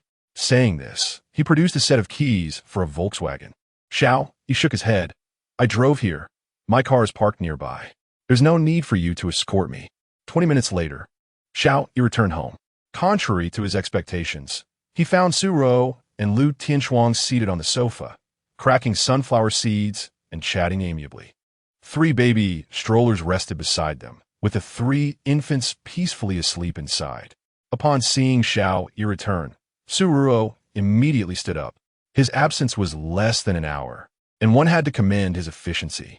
Of course, it could also be attributed to the baby and her. My dear, you are back so soon. What you been up to? Su Ruo opened her arms and approached, bestowing a kiss upon his cheek. Lu Tianshuang, witnessing this scene, appeared bewildered. In just one day apart, how has Xiao Yi trained Su Ruo so well? And she is already calling him dear? Xiao Yi removed his coat and hung it on the hook by the entrance, gently pinching Su Ruo's delicate face. Didn't I mention I was going to check out a CAF? A friend recommended a location, so I went to have a look and signed a contract while I was there. Huh? Su Ruo responded, a hint of surprise in her voice. You signed the contract so quickly without consulting me? You have already signed a contract? Yes.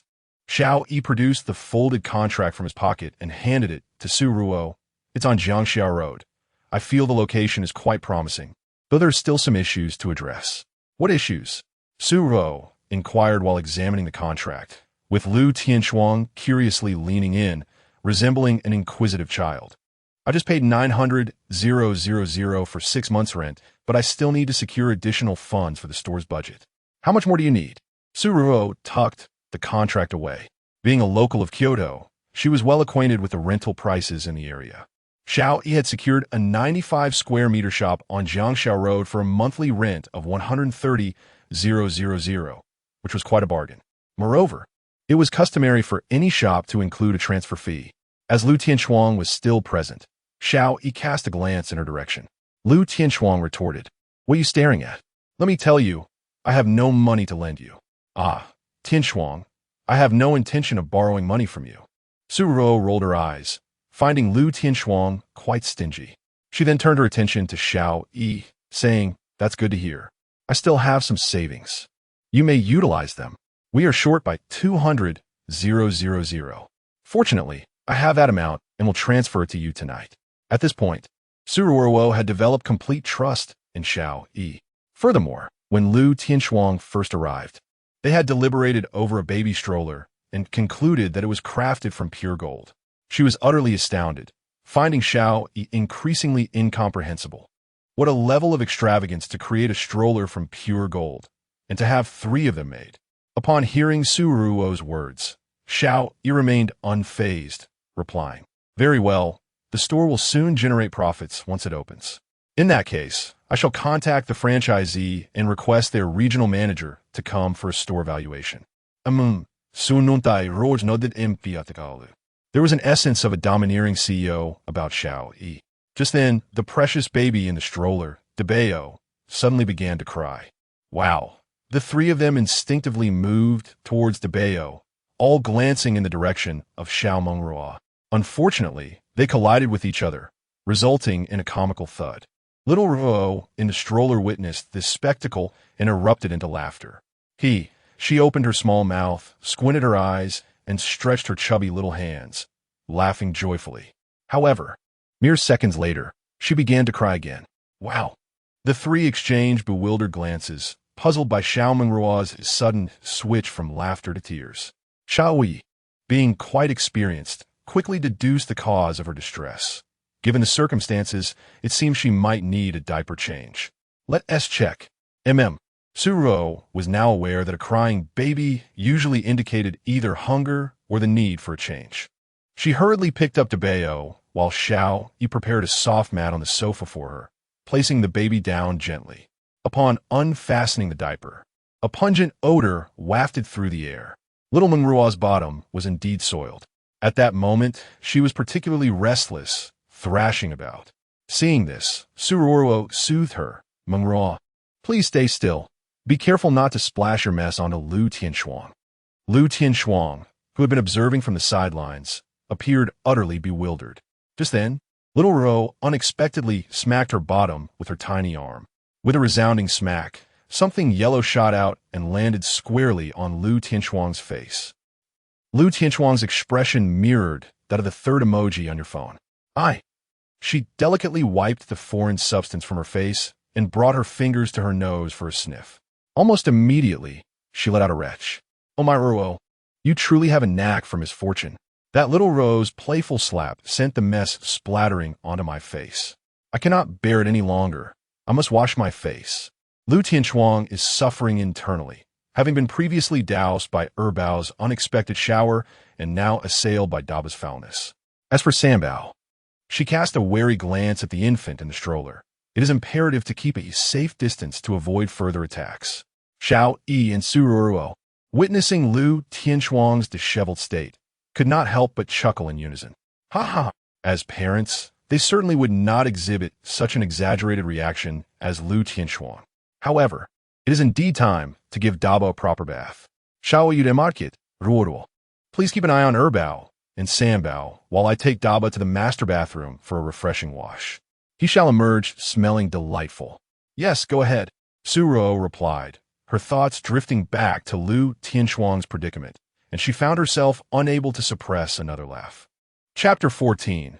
Mother-in-law. Unexpectedly taught a lesson by Xiao Yi the next day, early in the morning. Xiao Yi made a telephone call to the coffee shop where Xiao Lu worked, instructing the regional manager to conduct a store assessment. He then hurried to the supermarket nearest to him, mindful that his mother-in-law would soon arrive. It was imperative to host her properly. Although she had not visited Suruo and the three babies recently, there were reasons for her absence, and since she was coming, he intended to make a good impression. In the supermarket, Xiao Yi purchased an abundance of vegetables, along with crayfish, hairy crabs, and other seafood, as well as a freshwater fish. Upon returning home, Suruo was taken aback by the quantity of items he had brought. Glancing at the clock, she could not help but exclaim, "Darling, it's only a little past 8, and there are still nearly 4 hours until lunch. Are we cooking now?" Xiao Yi tied an apron around his waist and replied with a smile, "Since Mom is visiting the babies for the first time and meeting me, it is essential to leave her with a good impression." Suruo found it impossible to counter his statement. Indeed, whenever guests arrived at 1's home, offering them a warm welcome would undoubtedly make them feel valued. Moreover, Xiao Yi was an exceptional cook, surely. His mother would be delighted to taste his culinary creations while also seeing the adorable trio of babies and the capable Xiao Yi. As this thought crossed her mind, Suruo couldn't help but smile, asking, "Would you like some assistance with your preparations?" "No need," he replied. "Just rest and keep the babies company." "All right," she acquiesced. Soon, Xiao Yi was bustling about in the kitchen. Suruo chose not to enter, knowing she would be of little help. Besides, there was a chance Xiao Yi might admonish her about the fumes affecting her health. Time passed swiftly, and around 11:30, a knock echoed through the house. "Knock, knock, knock." While feeding the second baby, Suruo had no time to set him down. She cradled Xiao Ming and hurried to the door. opening it to reveal a woman in her 40s, dressed in an old-fashioned floral dress. She bore a resemblance to Su Ruo, exuding an air of grace despite her modest attire and appearing remarkably well-preserved. This was Su Ruo's mother, Qin Xueping. "Mom," Su Ruo called out. It had been several months since Qin Xueping last saw her daughter, and she felt a surge of emotion. Upon noticing Su Ruo's healthy complexion, her heart eased a little, though a trace of guilt lingered within her. As a mother, she had been unaware of her child's birth. "Ruo, how long has it been since the baby was born?" she asked, her gaze instinctively drawn to the infant in Su Ruo's arms. 3 days, Su Ruo replied. "Ah, Annie, you have arrived."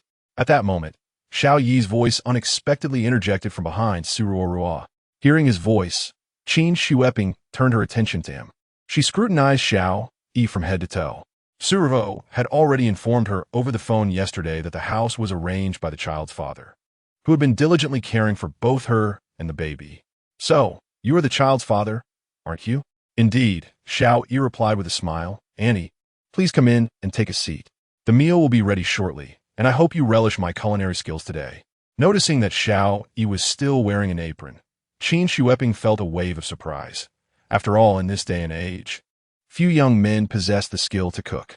Once Qin Xueping was ushered inside, Xiao Yi poured her a glass of water before returning to the kitchen to attend to the preparations. Her gaze fell upon the second baby nestled in Su Ruo's arms. "Ruo, which number is this little one?" Their phone conversation had been hurried yesterday, and she hadn't had the chance to inquire about the number of boys and girls. With patience, Su Ruo responded, "Mom, this is the second baby, named Xiao Ming, and he is a boy. Come with me. The eldest and the third are napping on the bed in the bedroom. The other two are girls. The eldest is called Xiao Mengruo, and the third is Xiao Qin Xue." "Mengruo, Qin Xue," Qin Xueping murmured, already entering the bedroom. Upon seeing the well-behaved eldest and third babies on the bed, she felt a surge of gratitude. 3 little ones, a boy and 2 girls, what a delightful blessing, especially for the second baby, who is both an older sister and a younger sister. How fortunate he is. Qin Xueping could hardly tear her gaze away from the 2 babies. The sight of them instantly reminded her of Su Ruo in her childhood, who also adored sleeping. It was as if she were looking at a miniature version of her daughter. "Ruo, I find the eldest and the third bear a resemblance to you when you were young." "Yes, I feel the same way," Su Ruo laughed. "I remember loving to sleep as a child. I would almost fall asleep right after finishing my milk, wouldn't I?" Indeed, seeing the eldest and the third babies, Qin Xueping felt as though she were witnessing a reflection of her past in Su Ruo, which filled her heart with even greater joy. "Ruo, may I hold the second baby?" Not wishing to disturb the sleeping eldest and third, she directed her attention to the little one in Su Ruo's arms. "Mom, you are already a grandmother. All 3 children are your grandchildren. Is it really necessary to ask if you can hold him?" Carefully, she passed the second baby to Qin Xueping. However, the moment Qin Xueping received him, the baby suddenly began to wail loudly. This unexpected cry startled the sleeping eldest and third babies awake, and soon all 3 were crying in unison. The entire bedroom was filled with the cacophony of infant cries, leaving Qin Xueping a bit bewildered. Logically, a baby so young shouldn't he be able to recognize strangers? Why did he start crying the moment he was held? She gently patted the baby back, cooing, "Little one, don't cry. I'm your grandmother. Why do you start crying as soon as you're in your grandmother's arms? Be good now."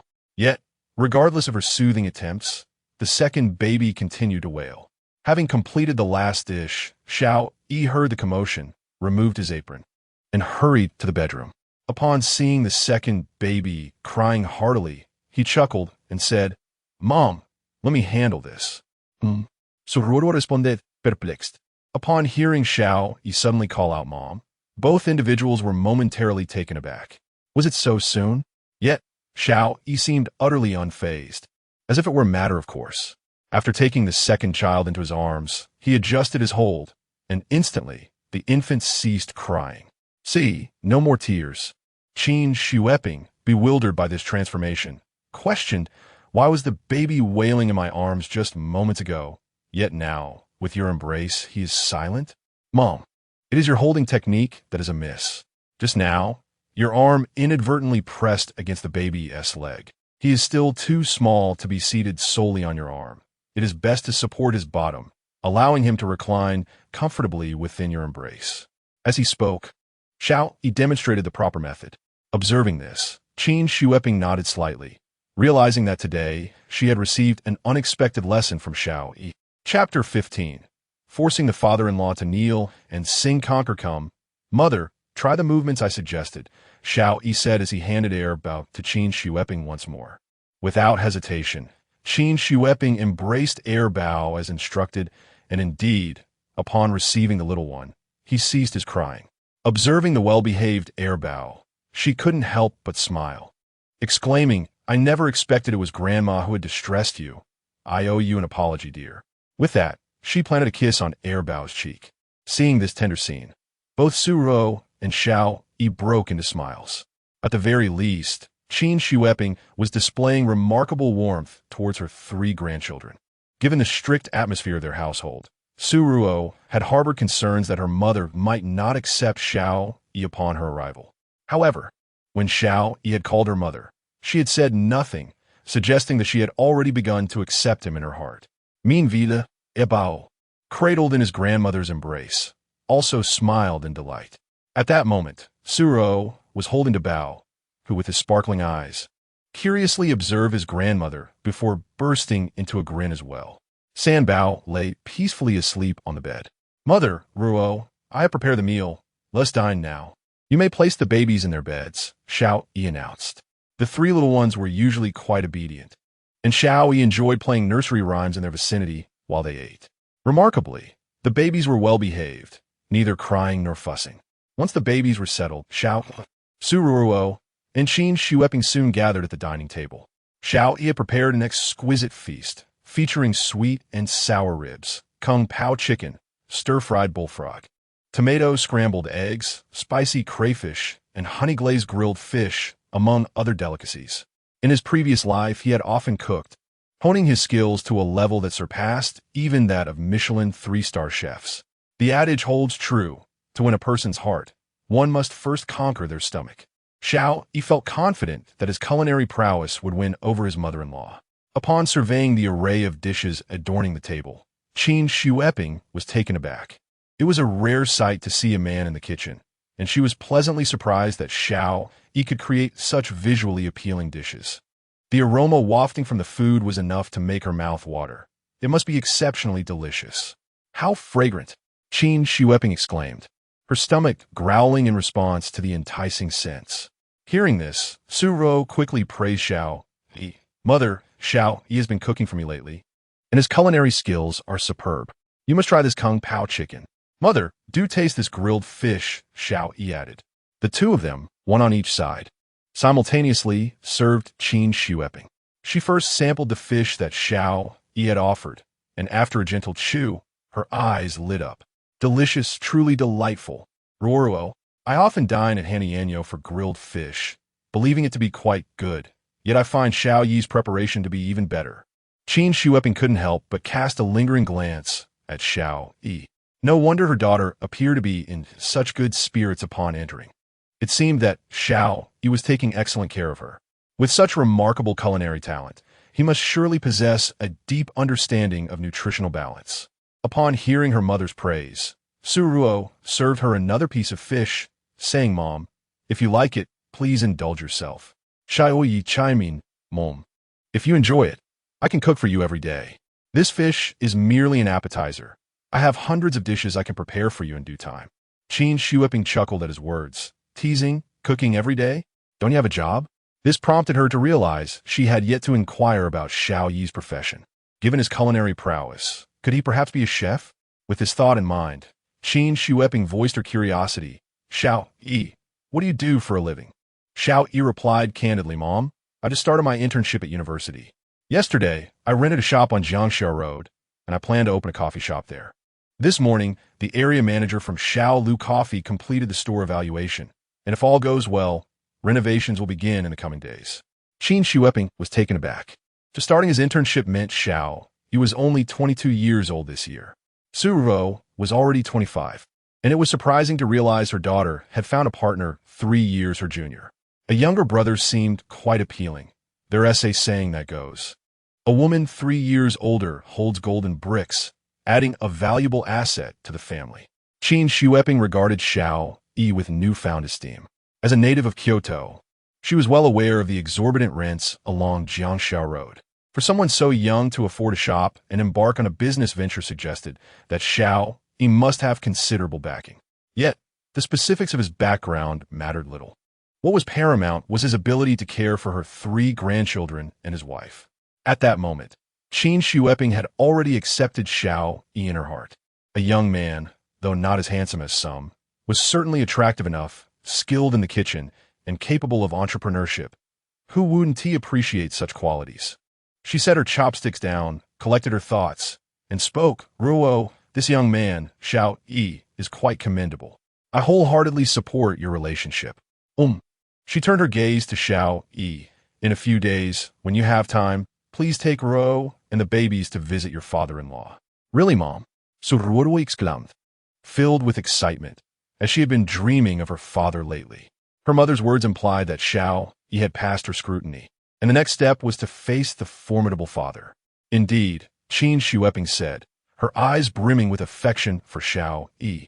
Xiao Yi, you must prepare well. Ruoro's father is a criminal police officer, facing significant work-related stress. He has even been shot before, and his temper can be quite fierce at times. If he becomes angry during your meeting, I hope he can be understanding. Rest assured, Mom, Xiao Yi nodded earnestly. I will definitely prepare well. Yay! So Ruoro exclaimed, Oberjoyed. She envisioned how her father would react upon meeting the 3 adorable babies. How exciting! Just then, an unexpected voice from the system startled Xiao Yi. Ding! Congratulations. The host is about to meet your father-in-law. Please make a choice. Option 1. Your father-in-law adores crickets. Purchase a cricket at the flea market as a gift for him, and you shall be rewarded with a luxurious 400 square meter duplex in Kyoto. Option 2. As a criminal police officer, your father-in-law surely has an interest in fraud syndicates. Capture a fraudster in northern Myanmar as a gift for him, and you will be rewarded with an opportunity to undergo an organ donation procedure. Option 3. A gift? I see you as the gift. I shall offer nothing and demand that he kneels and sings Conquer to me, in return for a silver bracelet and a delightful 7-day stay in a detention center, complete with meals and accommodations. Upon seeing these 3 options, Xiao Yi was utterly bewildered. What on earth is this? Chapter 16. A bloodbath at home? Going to northern Myanmar? Forcing the father-in-law to kneel and sing Conquer? Opportunities for rewards? Silver bracelets? A week-long stay at the detention center? All meals and lodging included. Xiao Yi shook his head, feeling that these options were utterly absurd. After regaining his composure, Suro was still fervently serving food to Qin Shueping. Mom, eat more, come, try this tomato scrambled egg. Let me peel a little crayfish for you. Very good. Qin Shueping was in particularly high spirits, her thoughts consumed entirely by the 3 little ones. Just then, a sudden wail broke the tranquility from the master bedroom. Wow. Xiao Yi instinctively stood up. Mom, Ruo, you all continue eating. I'll check on the baby. He hurried to the bedroom, where the 3rd baby was crying. Little Qin Shui was wailing with her mouth wide open, her face flushed from tears. What's wrong, little one? He quickly picked up the baby from the bed, and, after assessing the situation with her diaper, he discovered the cause. It was a messy diaper. Taking out the baby wipes, Xiao Yi placed the infant on a mat and proceeded to unfasten her diaper.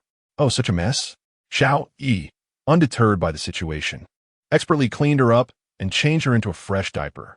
At that moment, Suro walked in and asked, What's wrong, Xiao Yi? Why is the baby crying? She just needed a change. It's all sorted now. He tossed the used diaper into the trash and picked up the baby. I'll take the little one downstairs to throw out the trash. You continue your meal. All right, Suro nodded, not refusing, and returned to dining with Qin Shueping. After Xiao Yi disposed of the trash and returned, he allowed Suro and Qin Shueping to tend to the baby while he casually ate a little. Qin Shueping stayed until 4 in the afternoon before bidding farewell. Xiao Yi, Ruo, you two should arrange a visit soon. Your father comes home promptly at 8 every day, so don't delay. Understood.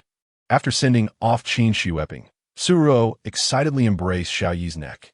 Darling, did you hear? Mom wants us to visit Dad. I heard. Xiao Yi grasped Suruo's hand, smiling cheerfully. Rest assured, I will prepare thoroughly and clear up any misunderstandings between us.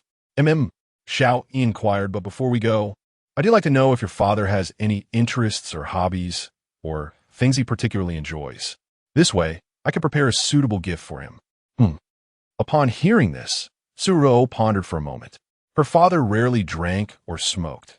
Aside from enjoying golf, he also liked to engage in cricket fighting. Cricket fighting could certainly be deemed a hobby, also known as cricket combat. Due to the strong territorial instincts of crickets, when two crickets find themselves in the same vicinity, a fierce battle may ensue. However, this requires human intervention, such as using a small stick to sweep across their bodies, intended to provoke them. Suruo hesitated before saying, My father's interests are rather few. He seldom smokes or drinks. When he has the time, he prefers to play a round of golf with friends, and he also enjoys cricket fighting. Upon hearing this, Xiao Yi nodded. It seems the system was not mistaken. But why did it insist on suggesting a visit to the flea market for crickets? Flea markets typically sell second-hand goods or antiques. Could it be possible that someone would sell crickets there? Observing Xiao Yi's expression, Suruo chuckled. Actually, you can just buy something casual. We can take the baby over early, prepare a nice meal, and I believe your cooking will earn my father's admiration. All right then. In the following days, Xiao Yi diligently took care of laundry, cooking, and the baby at home. Meanwhile, the Little Deer CAF on Jiangxia Road successfully passed its review and has begun renovations. He had already prepared the staff and confirmed the manager, who would lead 4 employees to the Little Deer CAF's branch for training. This way, the shop would be ready to open promptly. Of course, during the renovation period, the one most anxious was Wang Daohu. Little Deer CAF had been established in Huaxia for several years, securing a substantial market share. If a new Little Deer CAF opened next door, it would undoubtedly siphon off much of his business. During the renovations, signs would be posted stating Little Deer CAF opening soon, which made Wang Daohu feel particularly distressed. He even contemplated kicking Lu Ruawei. However, he was unaware that the owner of the shop was Xiao Yi. If he were to find out, it would surely be even more disheartening. 10 days had passed since the baby's birth. Tomorrow afternoon was the day to meet the father-in-law. Xiao Yi had prepared 2 golf clubs worth 10,000 each for his father-in-law, along with some health supplements. This afternoon, he also planned to visit the flea market. Concerned that Suruo might not manage the baby well, he notified Lu Tianshuang, calling for that helper. Ruo, I need to step out for a bit. I'll be back in the evening. You and the instructor can take care of the baby at home. Okay. Xiao Yi drove to the largest flea market in Kyoto and quickly entered an alley. At that moment, stalls lined both sides of the alley, selling a variety of items. There were AJ sneakers priced at 99 yuan, obsolete electronic products, various jade ornaments, porcelain, and even fortune tellers wearing sunglasses, displaying a Bagua diagram. He had not walked far when a fortune teller called out, Young man, your heavenly court is quite full. Let me tell you, you are about to come into great wealth. Don't speak nonsense. This young man is bound to encounter misfortune soon. With my techniques, I can surely avert it. You're talking rubbish. This young man is fine, though his family may face calamity. Young man, come here, and I'll draw a talisman for you. It will surely ensure your family's safety. 3 con artists, desperate to earn some money, employed every trick in the book. Certainly, Xiao Yi would not be foolish enough to believe such nonsense. Without even glancing back, he continued to stride forward. Just then, an elderly man clad in a Taoist robe suddenly rushed towards him, grasping his leg with fervor. Young brother, he implored, I've been famished for several days. Please, purchase a talisman for me. It will surely ensure your lifelong safety. I only asked for the price of 2 bonds. Xiao Yi was momentarily taken aback. The lengths to which this fortune teller would go for money were astonishing. Could he truly earn a living this way? Xiao Yi shrugged nonchalantly. In fact, I am here to set up my own fortune-telling stall. We are in the same line of work. Why didn't you say so earlier? With that, the old man released his grip on Xiao Yi's leg and grumbled as he returned to his previous spot.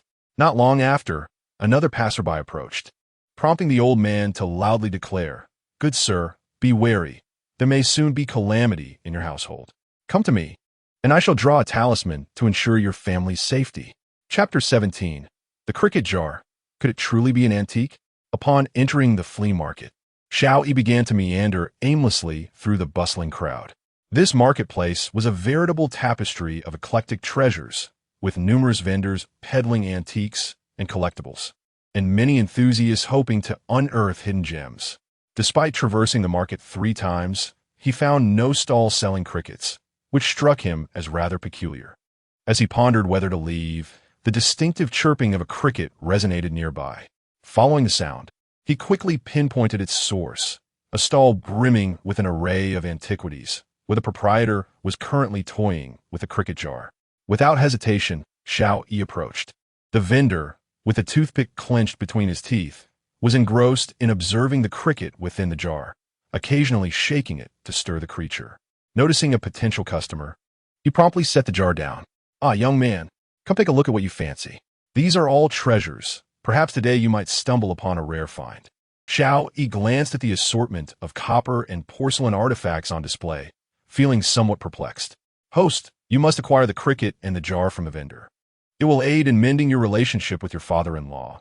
The sudden voice of the system momentarily left Xiao Yi in a daze.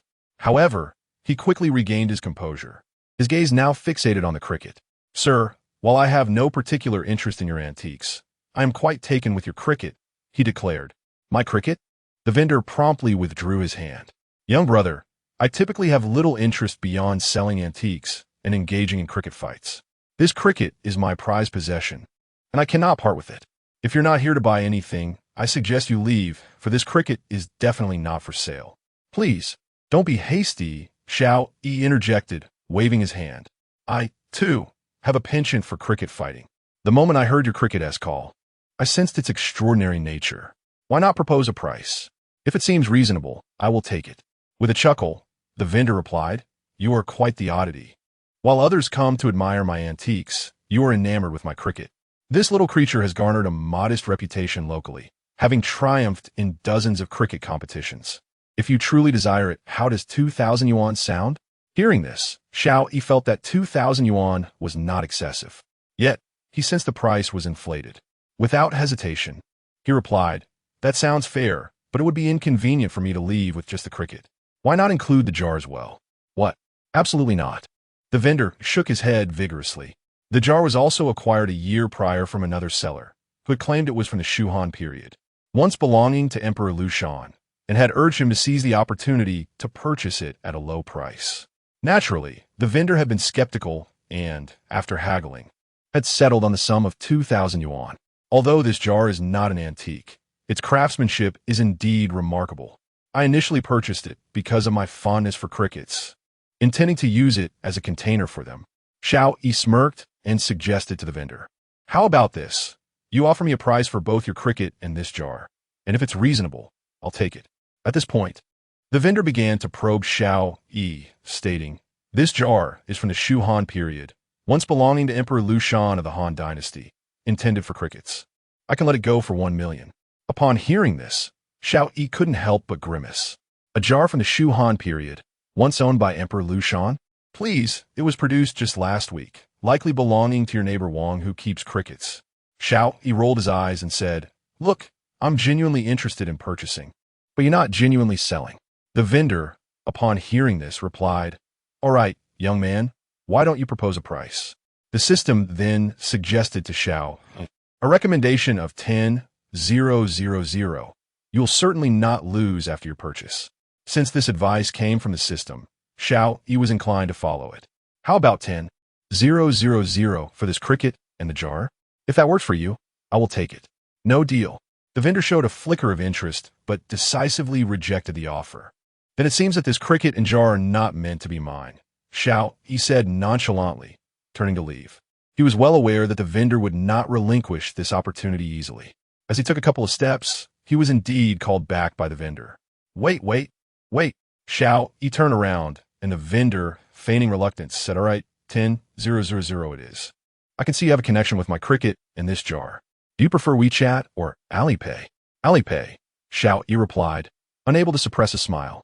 thinking how convincingly dramatic the vendor was. After transferring the 10,000 yuan, the vendor reluctantly handed over the jar, lamenting, "Cricket, take care of yourself after you leave me. How will I survive without you? What a performer." Xiao Yi muttered as he exited the scene. Once Xiao Yi was gone, the vendor erupted into laughter, as if he had gone mad. How peculiar today, to sell a cricket and a broken copper jar for 10,000. What a profitable day. Meanwhile, after returning to his car, Xiao Yi examined the jar closely.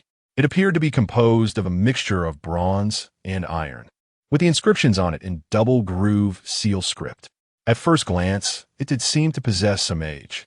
Most notably, the jar had clearly undergone the test of time, as evidenced by the noticeable recrystallization of rust on its surface. Such recrystallization requires time to form.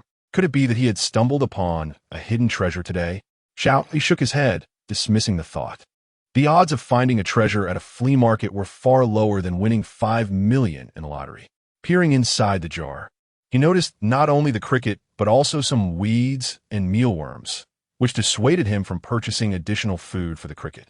Without much thought, Xiao Yi quickly drove towards his residence.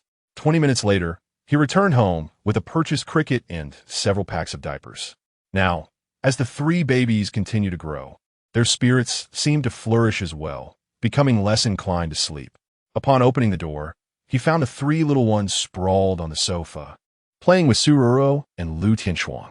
Noticing Xiao Yi's return, Suruo rose from the sofa and said, "Darling, you're back." "Indeed," he replied. He temporarily placed the diapers at the entrance and gently kissed Suruo on the forehead. With a smile, she inquired, "What did you go out to buy?" Xiao Yi responded, "A cricket." "Oh." Chapter 18. Visiting the in-laws for the first time, Suruo looked at Xiao Yi with a hint of surprise. "Did you just go buy crickets?" "Indeed," he replied, showcasing the jar in his hand. "Did I not mention that I should cater to their preferences?" "Naturally. I needed to procure something that your father enjoys." "All right then." Although Suruo did not possess extensive knowledge about crickets, she was aware that her father favored fighting crickets. She wondered if the one Xiao Yi had purchased would suffice. Nevertheless, recognizing his good intentions, she chose not to voice her concerns. Subsequently, Xiao Yi spent some time playing with the little ones before heading to the kitchen to prepare a meal. His culinary skills were commendable, and Lu Tianchuang often visited to assist with the children and enjoy a meal. After dining, Lu Tianchuang respectfully departed, allowing Xiao Yi and Suruo to relish their time together. The following day, at 2:30 in the afternoon, Xiao Yi was ready to embark on the journey with Suruo. He meticulously packed their belongings, changed the diapers of the 3 children, and placed them individually into the stroller. Suruo emerged from the bedroom after applying some lipstick, pursing her lips in satisfaction. "Darling, have you prepared everything?" "Today." She looked extraordinarily beautiful, clad in a white sundress and a pair of Valentino white high heels. Her hair was elegantly styled, and her makeup enhanced her features, making her appear almost ethereal, hardly resembling a mother of 3. Upon seeing her exquisite appearance, Xiao Yi's expression softened momentarily, followed by a warm nod of approval. "Rest assured, I have everything ready. The golf clubs for Dad, the crickets, your mother's health supplements, and the bracelet for Grandpa are all packed." "That's wonderful." Suruo nodded in satisfaction. Ever since moving in, Xiao Yi had managed everything with remarkable organization, leaving her with little to worry about. Having such a husband truly felt like a stroke of fortune. Xiao Yi, carrying the items, approached the stroller. "Ruo, you can push the stroller. It's nearly time for us to leave." "Okay." Soon, they arrived at the underground parking lot, where after placing the children in the back seat, Xiao Yi drove towards his in-laws' home. After a journey of over 40 minutes, they arrived at the Kyushu Kailan community. This was a rather old neighborhood, characterized by 6-story low-rise buildings without elevators. Fortunately, Suruo's family resided on the ground floor. Despite the antiquity of the buildings, the property prices soared at a staggering 100,000 yuan per square meter. He had long known that Suruo's family occupied a 150 square meter flat, meaning the value of their home alone reached an impressive 15 million yuan. In no time, guided by Suruo, they pushed the stroller to her family's doorstep. The door was slightly ajar, as Qin Shueping had anticipated their arrival. Su Ruo pushed the door open and called out, "Mom, I'm here." "Oh dear, Ruo has arrived." Qin Shueping, adorned in an apron, emerged with a smile upon seeing them and the three children. "Xiao Yi, Ruo, please have a seat. Allow me to pour you some water." "No, no." Su Ruo quickly shook her head. "I can manage that. By the way, Mom, where's Grandpa?" "Your grandfather has gone to the antique shop again. I've already spoken to him. He will come over for dinner tonight. Your father will probably be home around 8, so it's still early. You two should take a moment to rest." After speaking, Qin Shueping turned her gaze toward Xiao Yi. "Xiao Yi, we have strawberries, durians, bananas, and dragon fruit at home. Is there any fruit you would like to have?" Upon hearing this, Xiao Yi shook his head. "No need, Mom. I can get whatever I wish for myself." "Very well. After all, we will be family from now on," Qin Shueping replied, not insisting further. Xiao Yi took a moment to observe Su Ruo's home. The community was somewhat worn, yet the interior was exquisitely decorated with mahogany furniture, and the walls were adorned with numerous calligraphies and paintings, exuding a rich cultural ambience. Su Ruo had mentioned that she lived with her grandfather and parents, with her grandfather owning an antique shop in the capital, where he enjoyed collecting various antiques. Qin Shueping began interacting with the babies, leaning over the stroller to watch them with her usual fondness. "Second treasure, Xiaoming, you must call me Grandma. Why haven't you learned to speak yet? When you can talk, you must call me Grandma, understand? And you, first and third treasures, don't forget to call Grandma too." By 4:30 in the afternoon, Xiao Yi was happily chatting with Qin Shueping. She took turns holding each of the three babies, first the eldest, then the second, and finally the youngest. As time approached, Xiao Yi stood up and suggested, "Mom, it's about time. Since it's my first visit, I should let Dad and Grandpa taste my cooking. What would you like to eat? I can prepare dinner." "Oh, no, no." Qin Shueping quickly stood to object. "Today, you're the guest. How can I let you cook?" Xiao Yi replied, "Mom, you should spend more time with the kids. You know my cooking skills, and we will be family from now on, so there is no need for such formality." He turned his gaze towards Su Ruo. "What would you like for dinner?" "Grilled fish." Su Ruo responded without hesitation. "Xiao Yi nodded. I'll eat. Then I'll go to the supermarket to buy a fresh river fish and prepare a few of your favorite dishes. Is that acceptable?" "Of course," she replied. "Then I'll go buy the fish. Ruo, please take care of the babies." Xiao Yi stepped out. After hearing the door close, Qin Shueping rolled her eyes. "Ruo, how can you be so inconsiderate? Xiao Yi is our guest. How can you let him cook?" Su Ruo chuckled softly and retorted, "Doesn't Mom want to taste the food Xiao Yi makes?" This caught Qin Shueping off guard. She hadn't realized her thoughts were so transparent to her daughter. Upon returning from shopping, Xiao Yi entered the kitchen and busied himself. However, Qin Shueping couldn't bear to leave him alone, so she offered to assist. By 7:30 in the evening, 10 dishes were beautifully arranged on the dining table. This evening, Xiao Yi prepared an array of exquisite dishes, including sweet and sour fish, Thai-style lemon chicken, black bean liver fish with lettuce, barbecued pork, stir-fried beef ho fun, and baked mushrooms with foie gras. The cost of these dishes is relatively high, and their preparation is intricate. However, the effort seems trivial in the face of the desire to impress her father-in-law. The aroma of the meal wafted through the living room, prompting Su Ruo to inhale deeply, unable to resist the allure as she carried her little one into the dining area. Upon witnessing the splendid array of dishes laid out on the table, her eyes widened in astonishment. Why had she never encountered such culinary delights at home? Could it be that Xiao Yi had concealed his true culinary prowess? Just then, a sound echoed from the entrance. Su Ruo felt a jolt of excitement. It must be her father returning. Chapter 19. Su Yunhe. My greatest pleasure is watching young women. As Su Ruo approached the doorway, it swung open, revealing an elderly gentleman clad in golden silk adorned with a dragon motif. Sporting a goatee and spectacles, he appeared to be in his 60s, yet his complexion was rosy, and he radiated vitality. Behind him stood a robust, middle-aged man in a police uniform, his dark skin and piercing gaze exuding an air of authority, complemented by a silver bracelet adorning his waist. This must be Su Ruo's grandfather and father. Upon noticing the silver bracelet on her father's waist, Xiao Yi's right eyelid twitched. As expected, Just as Qin Shueping had mentioned, Su Ruo's father bore a temperament that was not to be trifled with. Upon seeing her father and grandfather return, Su Ruo approached them with a smile, cradling her second child, and cheerfully exclaimed, "Dad, Grandpa, you're back. Ah, let me see who has returned." Su Yunha remarked with a hint of surprise as he beheld Su Ruo and the child in her arms. It was no wonder he was astonished. This was his great-grandson, and it was well known that affection often flourished across generations.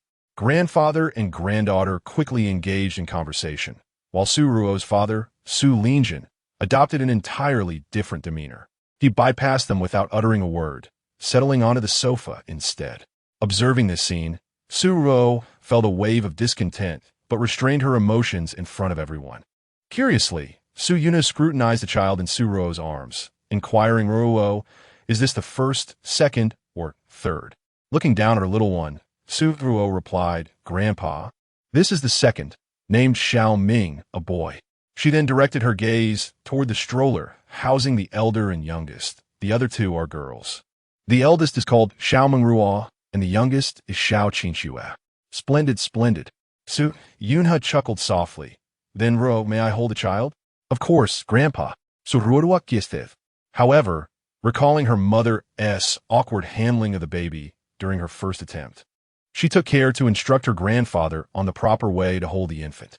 Su Yunha listened attentively, and soon he was cradling the child, who gazed back with wide, curious eyes. Meanwhile, Xiao Yi had shifted his attention to Su Ruo's father, Su Linjin. He produced a cricket he had purchased at the flea market the previous day and approached Su Linjin. "Uncle, I heard from Ruo that you have a fondness for crickets, so I bought you a fighting cricket yesterday. I hope you enjoy it." Upon hearing this, Su Linjin's expression remained oddly serene. He did not deign to look at Xiao Yi directly. Instead, he took a sip from the tea on the table and replied in a somewhat indifferent tone, "Just leave it there." Su Linjin's impression of Xiao Yi was far from favorable. He resented the fact that he had not come to care for Su Ruo during her prolonged pregnancy, only to appear after the birth of the child. Such neglect for such an extended period was utterly irresponsible. Seeing Su Linjin's demeanor so indifferent left Xiao Yi at a loss. This was somewhat contrary to his expectations. He sensed that Su Linjin was attempting to assert his authority. It seemed that winning over the future father-in-law would not be an easy endeavor. At that moment, Su Ruo's mother, Qin Shui, hurried over. Aware of Su Linjin's temperament, she anticipated that he would not grant Xiao Yi a warm reception. Thus, she took the initiative to suggest, "Old Su, Dad, today Xiao Yi has prepared over a dozen dishes for you both. Why don't you wash your hands and get ready for dinner?" Upon hearing this, Su Yunha reluctantly set down his cherished grandchild, saying, "All right, let me sample my granddaughter's husband's culinary skills. Ha ha ha." Just then, Su Linjin's phone suddenly rang. He retrieved it, answered the call, and placed it to his ear. "Hello. Yes, Director. I will be there shortly." "All right." After hanging up, he swiftly made his way to the door, donning the police uniform that hung on the coat rack. "I will have to skip dinner. You all enjoy your meal. There's an urgent meeting at the station that I must attend. I may not return tonight, so don't wait for me." With that, he discreetly cast a glance at the baby in the stroller before exiting. Qin Shui chuckled lightly and approached Xiao Yi. "Xiao Yi, your uncle is usually like this. He often has to leave for meetings. It's not intentional. He truly does it for work." "Yes, I understand. Let's go ahead and eat," Xiao Yi replied. All right. Soon, everyone gathered around the dining table. Upon seeing the bountiful spread, Su Yunha was quite astonished. Just moments ago, Qin Shui had mentioned that these dishes were prepared by Xiao Yi. It was rare for a young man to possess such culinary skills.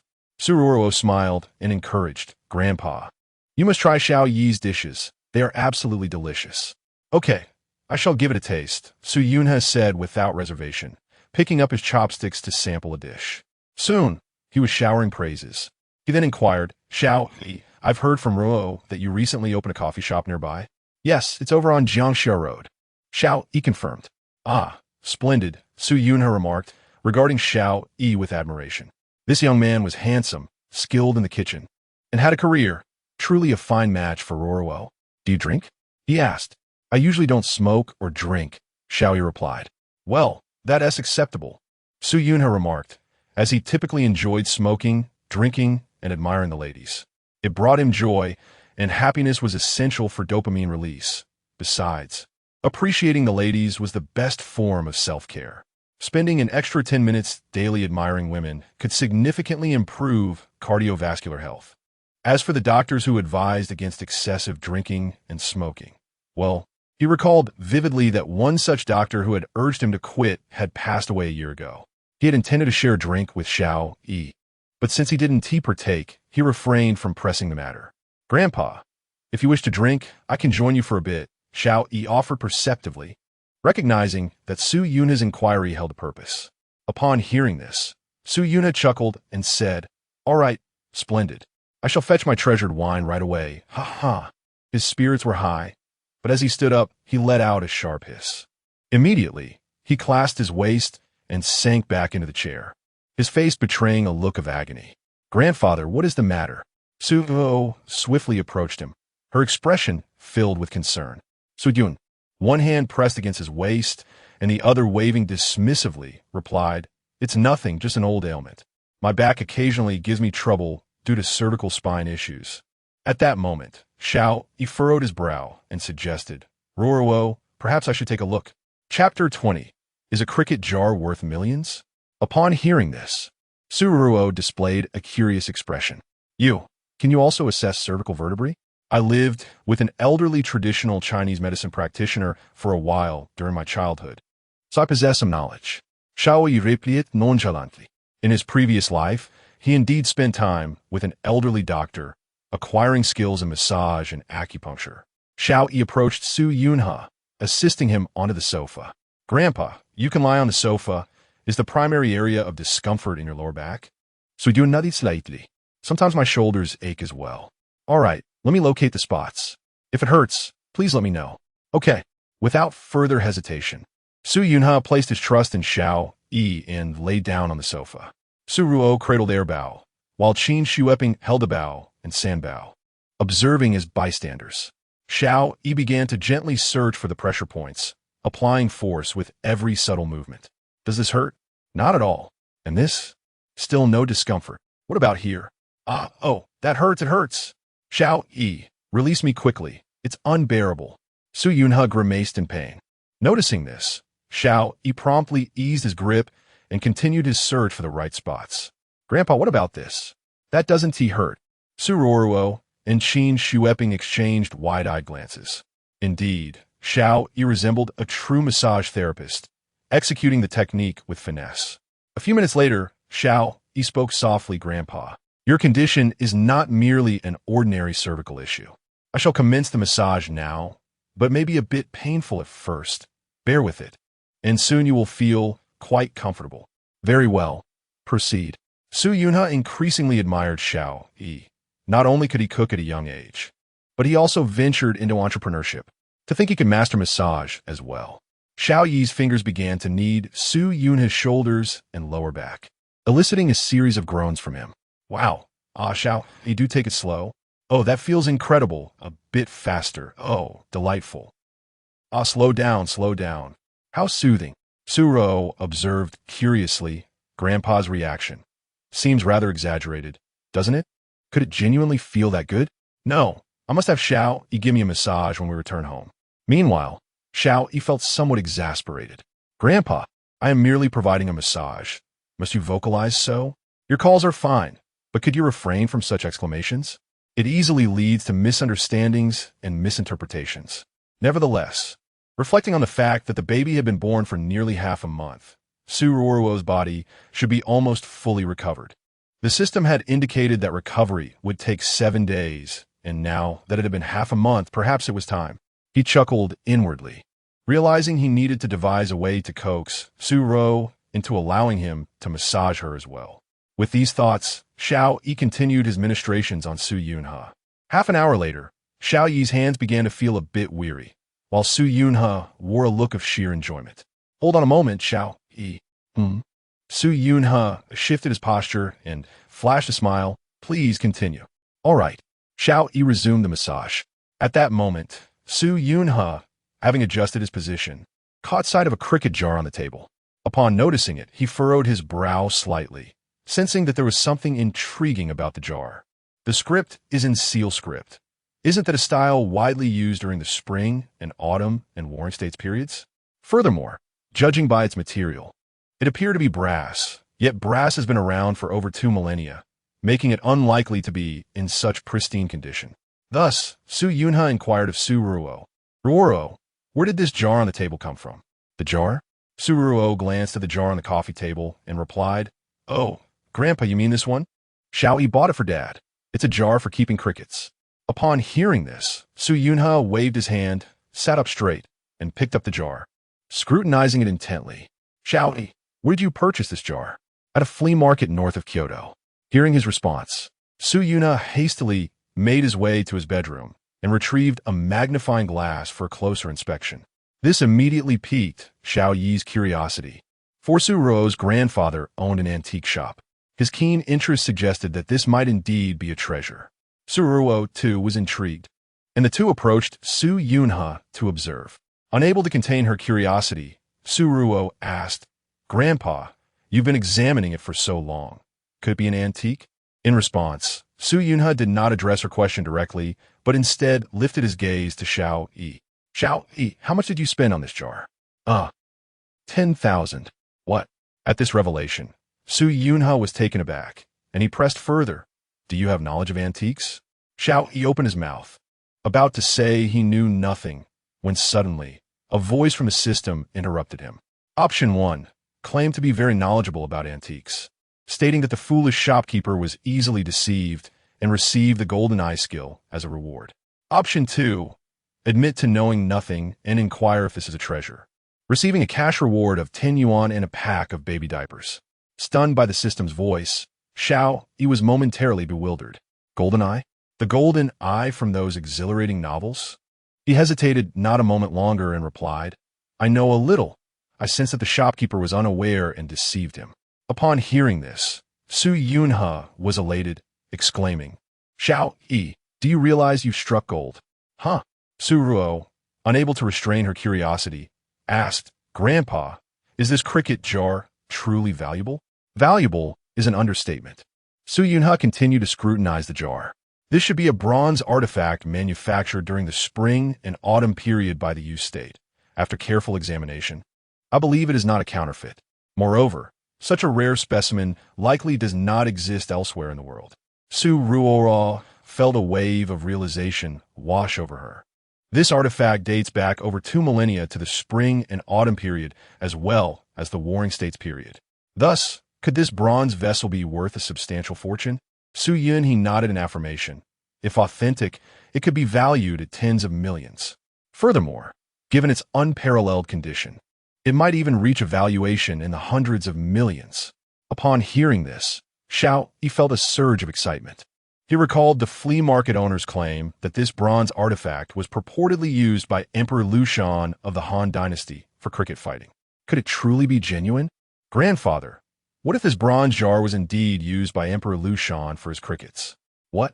Upon hearing this, Su Yunha gasped in astonishment. Then, it could genuinely be worth over 100 million. Chapter 21.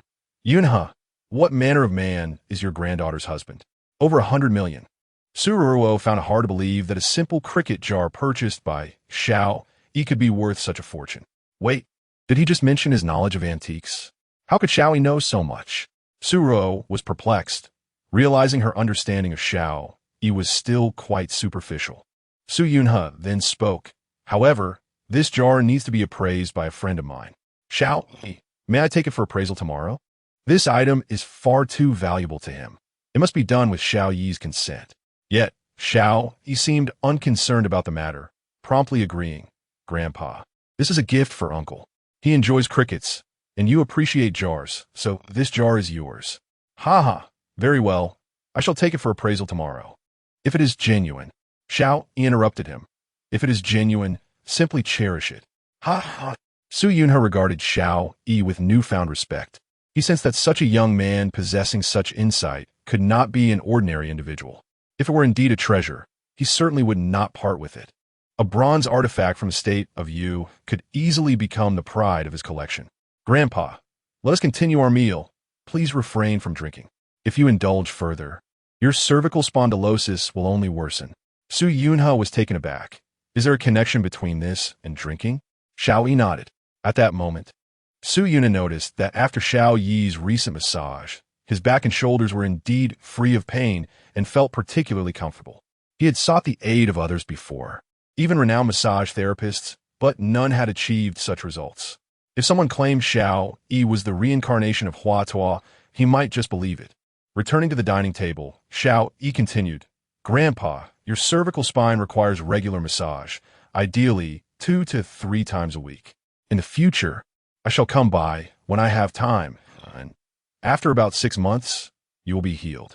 Upon hearing this, both Su Ruo and Qin Shueping felt a warmth in their hearts. It must be said Xiao Yi truly understood. Well then, I shall not hold back. Grandpa, this is what I ought to do. After the meal, Xiao Yi heard a voice from the system in his mind. Congratulations, you have acquired the skill Golden INA house in Kyoto. The host may check the rewards in the system. Upon hearing this, Xiao Yi felt a surge of excitement. Properties in Kyoto were inherently expensive, and he would no longer need to rent. Furthermore, the Golden Eye would undoubtedly assist his career in the future. After sitting for a while, the second baby in the stroller suddenly began to cry. Seeing this, Su Ruo first checked the baby's diaper and then lifted her shirt to nurse the baby. After ensuring all 3 babies were fed, it was already past 9:30 in the evening. Noticing the time, Xiao Yi stood up from the sofa. Well, Grandpa, Mom, it's about time. Ruo, and I should be heading back. Aren't you staying a little longer? Qin Shueping expressed that she had not yet held the child enough, remarking that their departure felt premature. Xiao Yi smiled and replied, It is quite late. I need to bathe the baby and rise early tomorrow to visit the shop. Our presence here has certainly delayed your rest. All right then, she conceded. Soon, accompanied by Qin Shueping and Su Yunha, Xiao Yi, Su Ruo, and the 3 little ones arrived at the parking lot. Mom, Grandpa, you need not see us off. We shall return in a few days. Su Yunha waved his hand, saying, Xiao Yi, drive carefully on the road. You got my number. Just call me if anything arises. Okay, we shall take our leave now. Goodbye. Once inside the vehicle, Xiao Yi settled the babies and secured Su Ruo with her seatbelt. At that moment, he noticed Su Ruo's downcast expression. What's the matter, Ruo? Why does your little face look so forlorn? Hearing this, Su Ruo sighed. I didn't expect Dad to behave this way today. It makes me a bit sad. Oh, it's not a big deal, Xiao Yi reassured her nonchalantly. You know your father's temperament. You are his little darling. He must be upset for not being with you during your pregnancy. Rest assured, this will pass. Besides, your grandfather seems to like me quite a bit. I believe he will speak to Dad on my behalf. Let's hope so. Stop worrying, Ruo. We're heading home now. The following day, at 8 in the morning, in the Shirley Tun area of Kyoto, within a shop named Yunha Antique Store, Su Yunha and a friend were examining the patterns on a bronze vessel through a magnifying glass, both adorned with white gloves. Old Su, this appears to be a genuine artifact from the spring and autumn period, exclaimed Lin Daoqi, a friend of Su Yunha for over 40 years and a fellow antique enthusiast. Where did you acquire this? Did it cost you millions? After sipping some tea from the table, Su Yunha smiled and replied, This was a gift from my granddaughter's husband. What?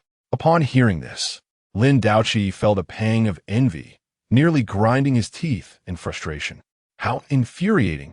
He has a granddaughter who is also married. Yet, her husband is a good-for-nothing who squanders his company's money.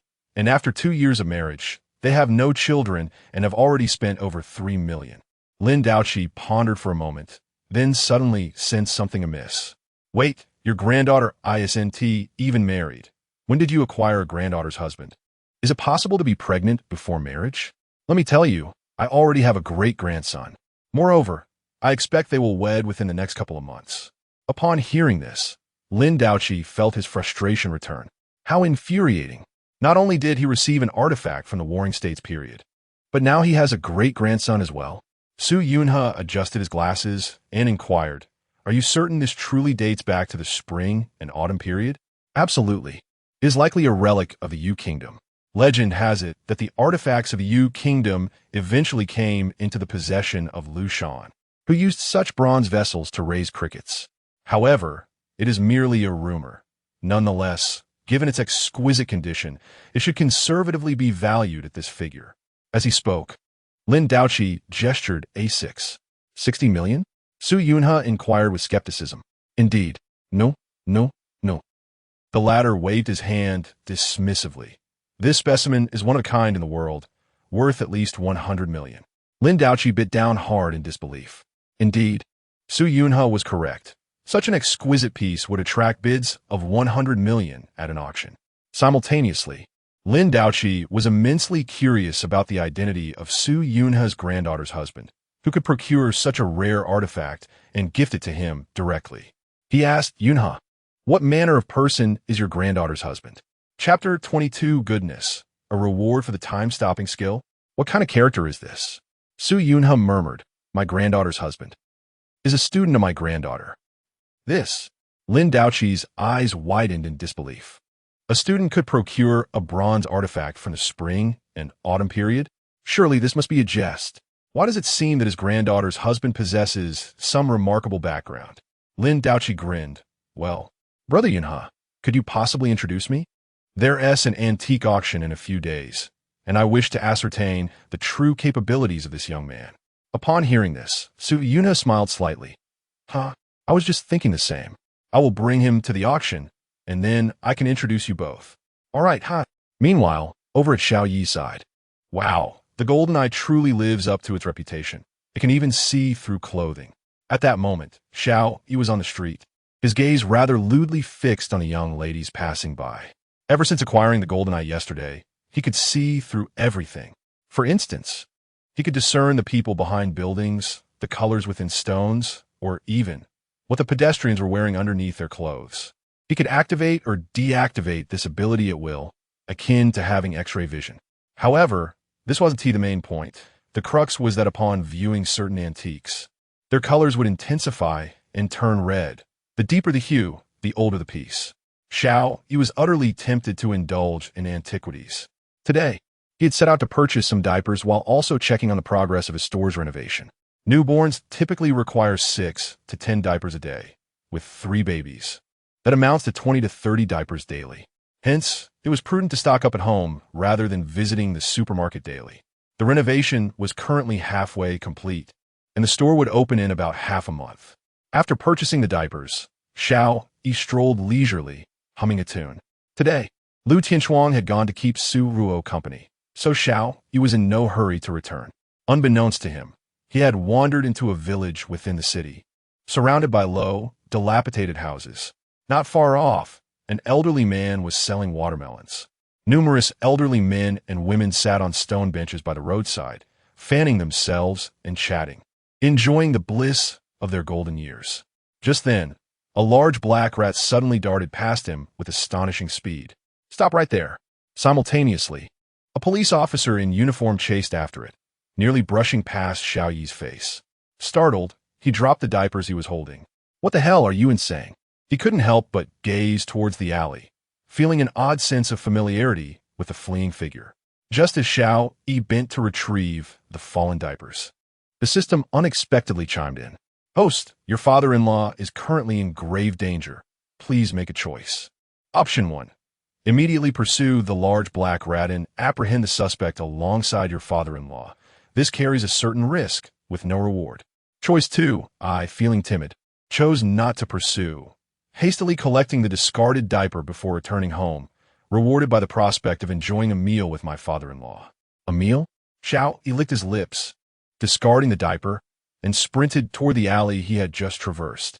He realized the man he had encountered earlier seemed somewhat familiar. To his astonishment, it was indeed his father-in-law. The large black rat he had seen moments ago appeared to be the suspect in question. His speed was commendable, honed by years of physical training in his previous life, coupled with the decent physical condition of this one, ensuring he could easily catch up to a criminal suspect. However, it was morning, and the alley was bustling with pedestrians and vendors, which hindered his pace. After running approximately 200 meters, Xiao Yi spotted a heap of strawberries scattered across the ground, where an elderly woman was weeping profusely. "My strawberries, my poor strawberries." Upon noticing a handsome young man approaching, the woman seemed to glimpse a ray of hope. Young man, a fellow wearing a cap just knocked over my strawberries. Could you assist me in gathering them? Xiao Yi promptly halted, glancing at the intersection ahead. Madam, which direction did he flee? Eastward. Thank you. Without another word, he lunged forward, stepping on the strawberries as he propelled himself like a cannonball. All that remained was the distraught woman in the wind. Oh, my berries. Hello, 110? Someone just trampled my strawberries. Following the elderly woman's directions, Xiao Yi headed eastward, encountering the aftermath of what was unmistakably the handiwork of his father-in-law and the criminal suspect. Trampled cabbages, fallen watermelons, and overturned vendor tables littered the ground. As he followed the trail, he soon realized, to his frustration, that he had lost the suspect. How could the criminal have run so swiftly? The alley was not particularly crowded, with numerous tricycles belonging to elderly men parked nearby, aimlessly searching for 5 or 6 minutes. Xiao Yi suddenly heard a commotion from a nearby alley. He stealthily approached, leaning against the corner to eavesdrop on the conversation within. Captain Su, we've known each other for over a decade. When you killed my brother, I vowed to avenge him. Who would have thought our fates would intertwine so remarkably? Today, Fataz de Kraur de Mija. In the alley, Deng's gang brandished a pitch-black handgun, aimed at Su Linjin, who lay on the ground, panting, with bruises on his forehead and arms from the scuffle. The spare gun from his pocket was now in Deng's possession.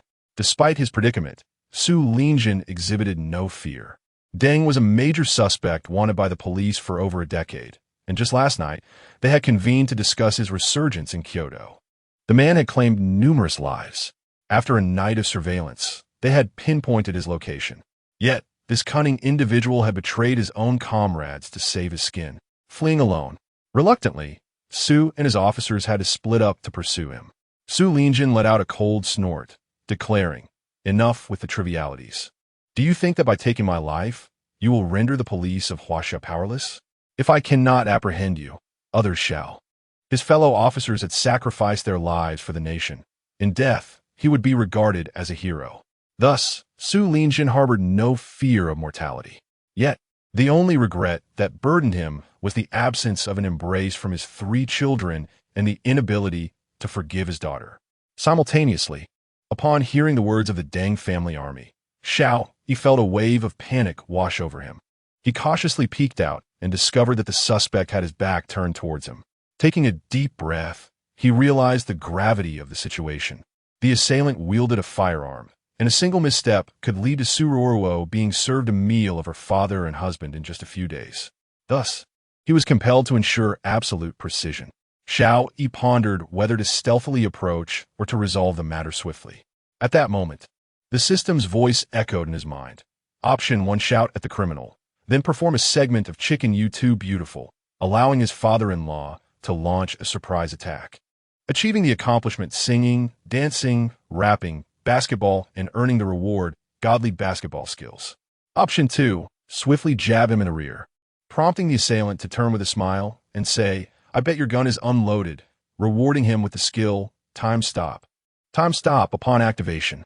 Time within the surrounding area halts for 30 seconds, while you remain unaffected. Cool down, 1 hour. Chapter 23. Xiao Yi, I wager that your gun is devoid of bullets. Upon encountering these 2 options, Xiao Yi found himself utterly bewildered. Were both choices truly so absurd? In truth, he longed to strike the assailant with a heavy blow, rendering him unconscious. Nevertheless, in pursuit of a reward, Xiao Yi resolved to adhere to the system's guidance. Yet, what had befallen my dear dove? What are you doing? Alas! Selecting the first option was clearly impractical, particularly since he was neither sporting a center part nor clad in overalls while playing basketball. Thus, Xiao Yi shifted his focus to the second choice. Time stopped. What a splendid opportunity.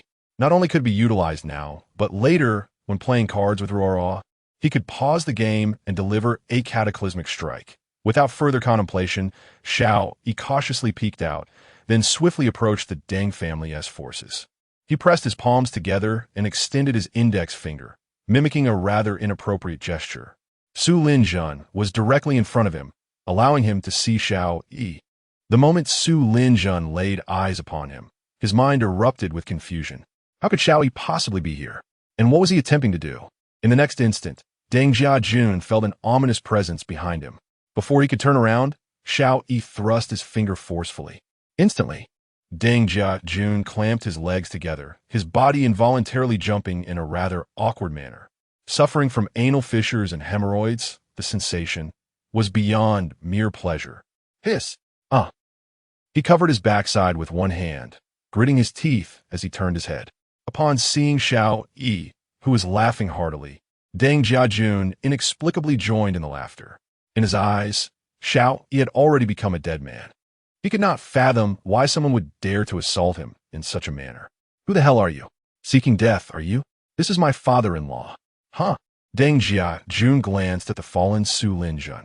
Father-in-law? So Su Linjun's son-in-law is a fool. How amusing. Deng Jiajun raised his gun, aiming it at Xiao Yi. To him, the difference between killing one more person or one less was negligible. Behind him loomed a colossal drug trafficking organization, and as long as he could escape to another location, he would have higher-ups to shield him. This was also why he had remained unscathed after taking the lives of several others. Little did he expect to encounter a 2-for-1 opportunity today. Xiao Yi, get out of here. Do you honestly believe he can move faster than a bullet? At that moment, Xiao Yi grinned widely. I wager that your gun is devoid of bullets. Deng Jiajun. Su Linjun. At this juncture, Su Linjun increasingly sensed that Xiao Yi's mental faculties were compromised. Congratulations, host has acquired the skill, Time Stop. This skill will automatically activate before Deng Jiajun fires his weapon, guaranteeing the host's safety with 100% certainty. Hearing the system's declaration, Xiao Yi smiled broadly. Truly, what an extraordinary cheat. Deng Jiajun erupted into wild laughter. He turned sideways and cast a glance at Su Linjun, chuckling, Su Linjun, oh Su Linjun. Did you hear that? You've chosen quite the foolish son-in-law, one who dares to wager that my gun is devoid of bullets. How utterly absurd. His laughter was shrill, reminiscent of a lunatic in the throes of a breakdown, appearing distinctly unhinged. At that moment, Su Linjun was engulfed in frustration. What exactly was Xiao Yi trying to accomplish? Even Xiao Yi felt a pang of distress. What kind of narrative had this dogged system orchestrated? How could he ever maintain his dignity before his father-in-law in the future? Clutching his wounds, Su Linjun urged, Xiao Yi, you must leave at once and seek the police. Ensure he does not escape. He had staggered to his feet, summoning the last vestiges of his strength to protect Xiao Yi. Though Xiao Yi was an inadequate husband, he was also the father of 3 children, and Su Linjun could not bear the thought of them growing up without a father, despite the possibility of his mental instability. Seeing Su Linjun rise ignited a surge of excitement within Xiao Yi. Observing Su Linjun's resolve, Deng Jiajun lost any inclination to prolong the farce. He was a treacherous rogue, a vile adversary, since Su Linjun had slain his closest companion. He had every intention of dealing with him first, and then finding an opportunity to eliminate Su Linjun's wife and daughter. However, before executing his plan, he needed to act promptly. Years of evasion, compounded by substance abuse, had rendered his mental state profoundly unstable. Deng Jiajun first set his sights on Xiao Yi, who was now merely a meter away, alarmingly close. Wearing a maniacal grin, Deng Jiajun's demeanor prompted a sinking feeling in Su Linjun. Xiao Yi, too, reached for his weapon. In the next instant, Xiao Yi's mind buzzed. Everything around him fell into a state of suspension.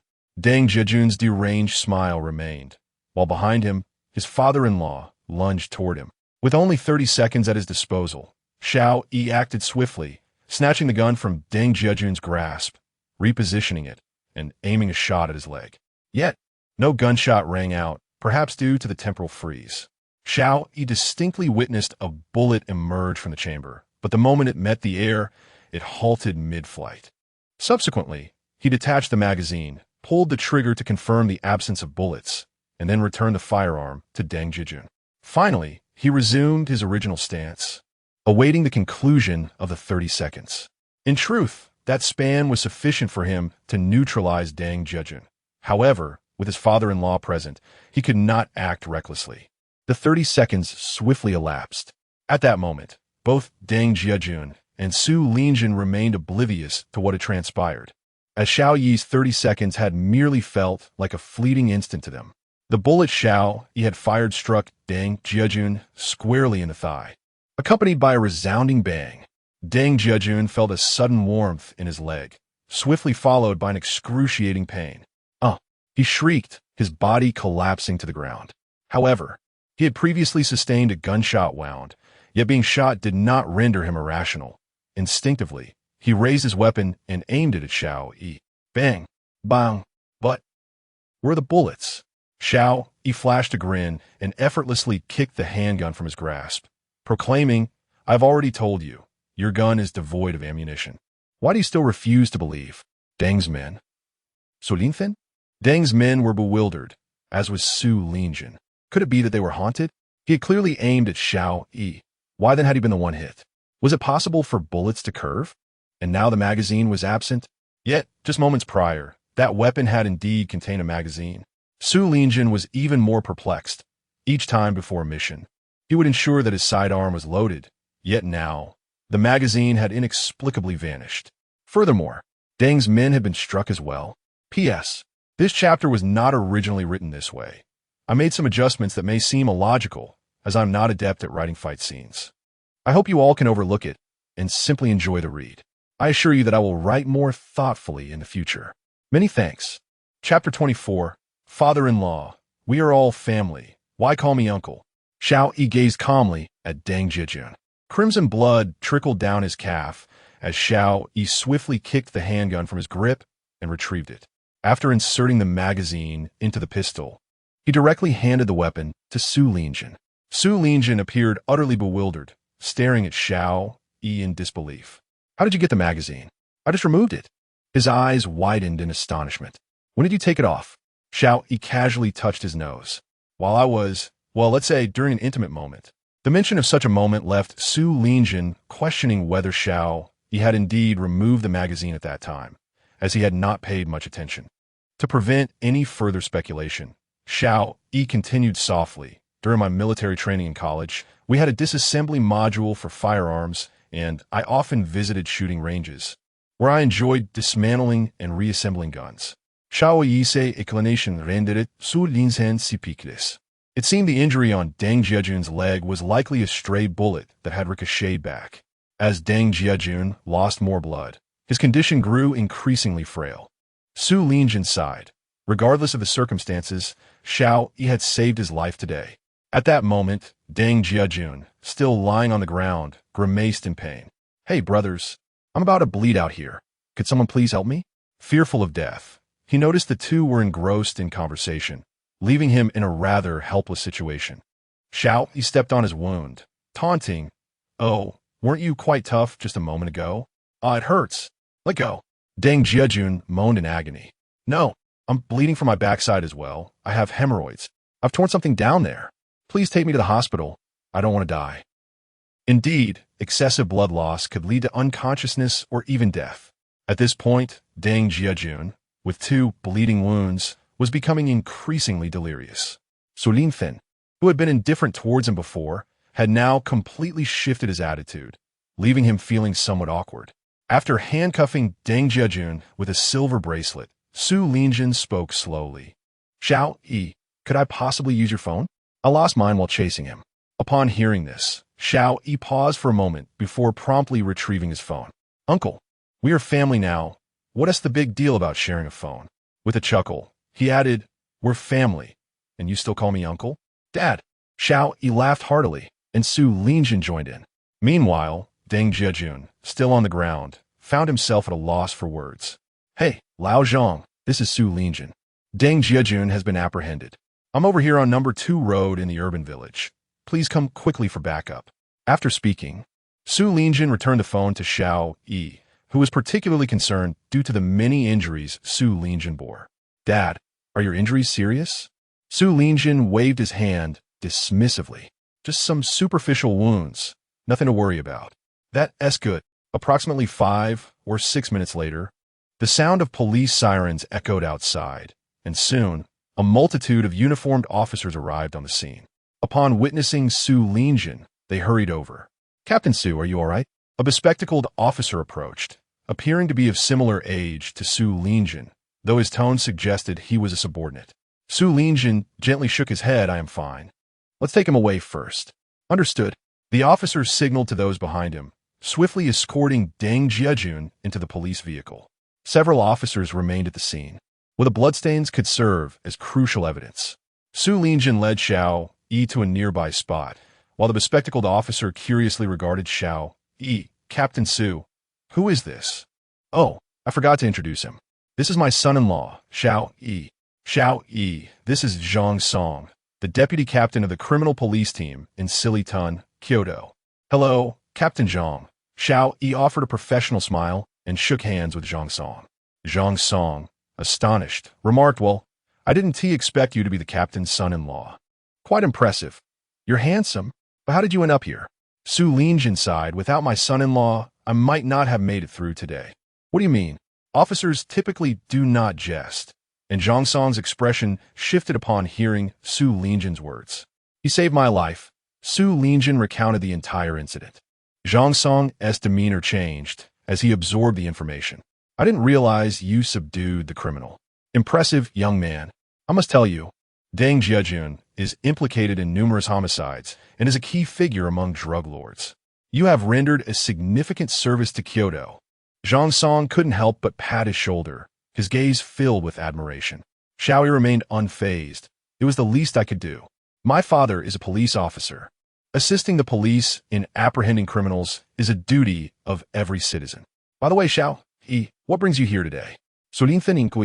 I ran out of diapers at home, so I came to buy some for the baby and decided to wander a bit. That's when I ran into you, Dad. Surprised, Su Linjin did not expect this encounter. Could it be that this was fate in action? Truly, as the saying goes, destiny is indeed mysterious. Where are the diapers you bought? Su Linjin continued. I lost them. No worries. We can buy them later. Tonight, I will accompany you home to see the child. Zhang Song was left bewildered. Diapers? A child? How can that be? He remained oblivious to the situation, as he believed Su Linjin's daughter was still unmarried. Captain, are you keeping something for me? Su Linjin cleared his throat. Ahem, well, indeed. My son-in-law and my daughter had a child out of wedlock, and they welcomed triplets. Zhang Song was left utterly astonished. I never expected that.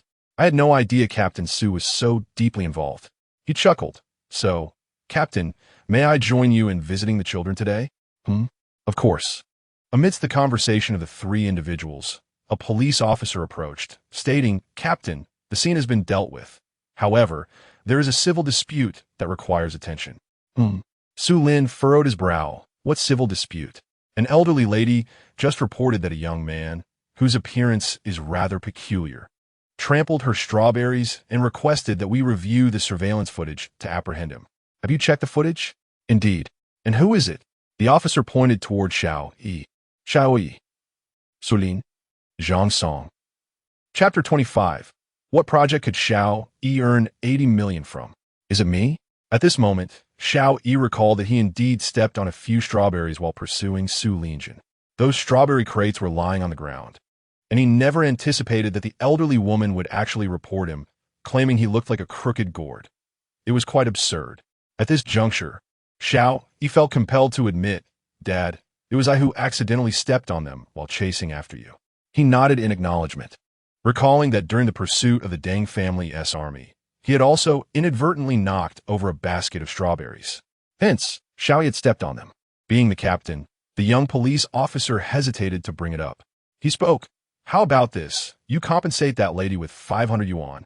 Just say the person who stepped on her strawberries has been apprehended, and I will transfer the money to you via WeChat right away. Sure, Captain. This incident was merely a minor interlude. The scene had been nearly resolved, with the bloodstains on the ground already washed away. Su Linjin shifted his gaze back to Xiao Yi. You need to accompany me to the police station to give a statement. Once we finish at the station, we can return home to see the baby. No problem. Observing Su Linjin's cheerful demeanor, Xiao Yi felt particularly at ease. Soon, Xiao Yi found himself in a police car, en route to the Silitun Criminal Investigation Division. In the vehicle, Su Linjin engaged in light conversation, casually inquiring about Xiao Yi's current job. suggesting that if he was unemployed, he could join the criminal police team. Of course, not as a formal officer, but as an auxiliary officer. Xiao Yi had little interest in that. The police work was quite demanding, and he needed to care for Su Ruo and the baby, in addition to the salary being rather low. Su Linjin was merely making conversation.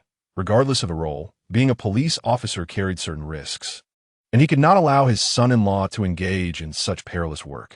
The Silly Tun Criminal Investigation Division was not far from their location. Yet due to the congestion in Kyoto, it took them 20 minutes to arrive. Given that Deng's army sustained gunshot wounds, he was immediately taken to the hospital for treatment. Su Linjin led Xiao Yi into a conference room, where he brewed a cup of tea and placed it on the table. Xiao Yi, have some water and take a rest. Shortly, someone will come to take your statement. Just respond to their questions honestly and recount everything that transpired today. Understood. Xiao Yi nodded. Su Linjin had some superficial injuries that required attention, so he excused himself. A few minutes later, a young male and female police officer entered. They appeared quite youthful, likely in their 20s, particularly the female officer, who resembled a pure and beautiful police flower from a television drama. They did not seem overly serious. "Are you Xiao Yi?"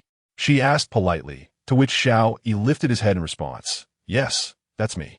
He observed the female officer, pondering if police officers now spoke so courteously. "The captain mentioned you were present at the scene today, so we need to record your statement and ask you a few questions." "All right, no problem," he nodded in agreement. Upon receiving Xiao Yi's consent, 2 police officers took their seats across from him. A male officer produced a recording device, while the female officer beside him opened a laptop, preparing to input information. Xiao Yi swallowed hard. The scene resembled an interrogation of a suspect, the only difference being the absence of silver handcuffs. The male officer rested his elbow on the conference table and inquired, "What were you doing this morning at 8? "Sleeping at home," came the reply. "Then why did you come to this urban village this morning?" "I went to buy diapers for my child, and afterward, I intended to take a breath of fresh air and stroll around." The female officer blinked in surprise. "You have a child?" "Indeed. How old are you?" 22. "And how old is your child?" Do I really have to say?" A sudden awkwardness enveloped the room, and the male officer shot a disapproving glance at his female counterpart, clearly exasperated. The female officer, resembling a chastised child, quickly lowered her gaze. The male officer's expression turned particularly stern. "How old is your child?" Xiao Yi responded incredulously. "What? Just say it." Satisfy her curiosity, he insisted. The female officer smiled sweetly at this. Xiao Yi understood, thinking to himself, "Damn, are they in a serious relationship?" After a lengthy 40 minutes, Xiao Yi finally finished his statement. Su Linjin was in the lobby, engaged in a phone call. Being in the office, he refrained from speaking. A few minutes later, he approached and gently patted Xiao Yi on the shoulder. "Finished with your statement?" "Yes. There shouldn't be much for us to handle here today. Since that's the case, let's hurry back and see the baby." Su Linjin was eager to meet the child. He had yearned to hold the 3 children since the previous night, but had restrained himself at the time. Now that the misunderstanding with Xiao Yi had been resolved, he was keen to see the baby as soon as possible. "Is everything okay?" Xiao Yi asked, slightly furrowing his brow. "This case has been successfully resolved, and you played a significant role in that. The Deng family is currently receiving treatment at the hospital, and they won't be discharged anytime soon. We can afford to wait until their health improves before conducting further questioning. Things will be a bit easier for now." "That's good," Xiao Yi smiled. "I can spend some time with the baby." After tidying up his belongings, Xiao Yi left the criminal police team with Su Linjin. "Xiao Yi, where are you and Ruo living now? If it's somewhat remote, I can help you find a place." "No need for that, Dad," Xiao Yi replied, shaking his head. The system had provided him with a 400 square meter duplex suite, and he had already planned to move in soon. Su Linjin expressed some confusion. Xiao Yi continued, "I just purchased a property at Kyoto No. 1, intending it to be our future marital home." "Oh, so you bought a house." "Wait, what? Kyoto No. 1? Upon hearing this, Su Linjin was momentarily rendered speechless. The Kyoto No. 1 courtyard commanded a staggering price of over 200,000 per square meter locally. At the tender age of 23, to purchase a residence in Kyoto No. 1 courtyard, these funds were earned from the successful completion of a project precisely sufficient to acquire an apartment. This, Su Lingjin could hardly believe it. How formidable was Xiao Yi? He was merely 23 years old, an age at which most individuals are just embarking on their careers. Yet, here he was, purchasing property in Kyoto No. 1 courtyard. Unable to contain his curiosity, Su Lingjin inquired, how large is the apartment? Approximately 400 square meters. 400 square meters? Indeed. This. Su Lingjin wiped the sweat from his forehead. 400 square meters at a price of 200,000 per square meter amounted to 80 million. What sort of project could Xiao Yi have undertaken to earn 80 million? Chapter 26. My dear, how did you manage to transform my father so dramatically? Observing the astonished expression on Su Lingjin's face, Xiao Yi couldn't help but chuckle. All right, Dad, you needn't be surprised. I assure you that I will ensure a prosperous life for you, Ruruo, and Mom, and I will honor you with utmost respect. Ha ha, I've taken note of that. If you ever make Ruruo suffer, I shall serve you with a silver bracelet. It was evident that this remark was made in jest. Yet the more he gazed at Xiao Yi, the more he grew fond of him. Although Su Lingjin was not lacking in wealth, how could he not appreciate a son-in-law who possessed both affluence and charm? Yet, that was not the crux of the matter. Today, Xiao Yi had saved his life, which compelled him to regard him with newfound respect. In truth, he valued character above all else. Everything else was merely an advantageous enhancement. Subsequently, Xiao Yi and Su Lingjin ventured to a nearby supermarket, where they procured some diapers. Then, Xiao Yi led him to an Alpha vehicle. This is your car? Upon seeing the automobile, Su Lingjin was still taken aback. What a high-class vehicle. At just 23 years old, you drive an Alpha? Xiao Yi nodded in affirmation. Yes, I've converted the back seat into a crib. The spaciousness is perfect for the baby. Dad, you can sit in the front passenger seat. Only Ruo has sat there before. Ha ha, very well. Xiao Yi promptly opened the front passenger door, and Su Lingjin was somewhat astonished. It seemed he often opened the door for Ruo. Once inside the car, Xiao Yi drove towards their residential complex. Approximately half an hour later, the vehicle came to a stop in the underground garage. The two men ascended to their apartment, carrying the items purchased from the supermarket. After Xiao Yi unlocked the door with his fingerprint, the sound of the door opening drew Ruo, who hurriedly embraced him. Darling, you're back. She wrapped her arms around Xiao Yi's neck and planted a kiss on his lips. Lu Tianshuang, holding their child, was visibly taken aback. It's always like this, every time. How ridiculous, Su Ruo. Now that you have a husband, you're incessantly flaunting your affection. I'm back. Xiao Yi gently ruffled her hair. At that moment, Su Ruo pulled back slightly and suddenly noticed Su Lingjin standing behind Xiao Yi. She shivered in surprise, her expression one of astonishment as she stammered, Dad, what brings you here? I came to see my grandson, dear daughter. Su Lingjin replied with a warm smile as he entered. Witnessing the dramatic shift in Su Lingjin's demeanor, Su Ruo gazed at Xiao Yi in confusion. It was evident that Xiao Yi was the catalyst for this unexpected visit. Hence, it must be connected to him. Lu Tianshuang, still cradling the baby, was equally perplexed, having known that Su Ruo's relationship with her father had always been strained. Just earlier that day, she had inquired about the situation. Yet now, how was it so different from what Su Ruo had conveyed? Uncle, hello. Lu Tianshuang quickly greeted, to which Su Lingjin nodded gently, his voice soft as he inquired, And what little treasure do you hold? Uncle, this is our third child. What is her name? Xiao Qinxue. Qinxue. What a beautiful name. Su Lingjin could not help but direct his gaze towards the precious little one, Xiao Ming, who was comfortably nestled in the rocking chair. Upon seeing him, a wave of affection washed over him, prompting him to lift Xiao Ming into his arms. Su Ruo approached with a smile, addressing her father, Dad. This is Xiao Ming. Be cautious when holding him. Lately, he has taken a tugging hair and hitting, and when he drinks milk, he tends to bite down quite hard. Thankfully, he has no teeth. Otherwise, it would be quite painful for me. Not a problem at all, Su Lingjin replied, entirely dismissive of Su Ruo's warnings. He found Xiao Ming irresistibly adorable, even feeling an urge to kiss the smooth little face. Having not observed him closely before, He was now struck by how Xiao Ming resembled both Ruo and Xiao Yi, especially those large, expressive eyes, reminiscent of Ruo's in her childhood. It was evident he would grow into quite the handsome young lad. At that moment, Xiao Ming suddenly broke into a smile, and the sight melted Su Linjin's heart. Ruo, look, Xiao Ming is smiling. How delightful. Unable to resist, Su Ruo gazed at her brother. He is just excited to see his grandpa. As they shared a laugh, Su Linjin leaned in closer to Xiao Ming, who began to flail his arms restlessly. The next instant, a sharp sound echoed through the living room. Xiao Yi and Lu Tianshuang swiftly turned their heads towards the source of the noise. Indeed, Xiao Ming had delivered a resounding slap to Su Linjin.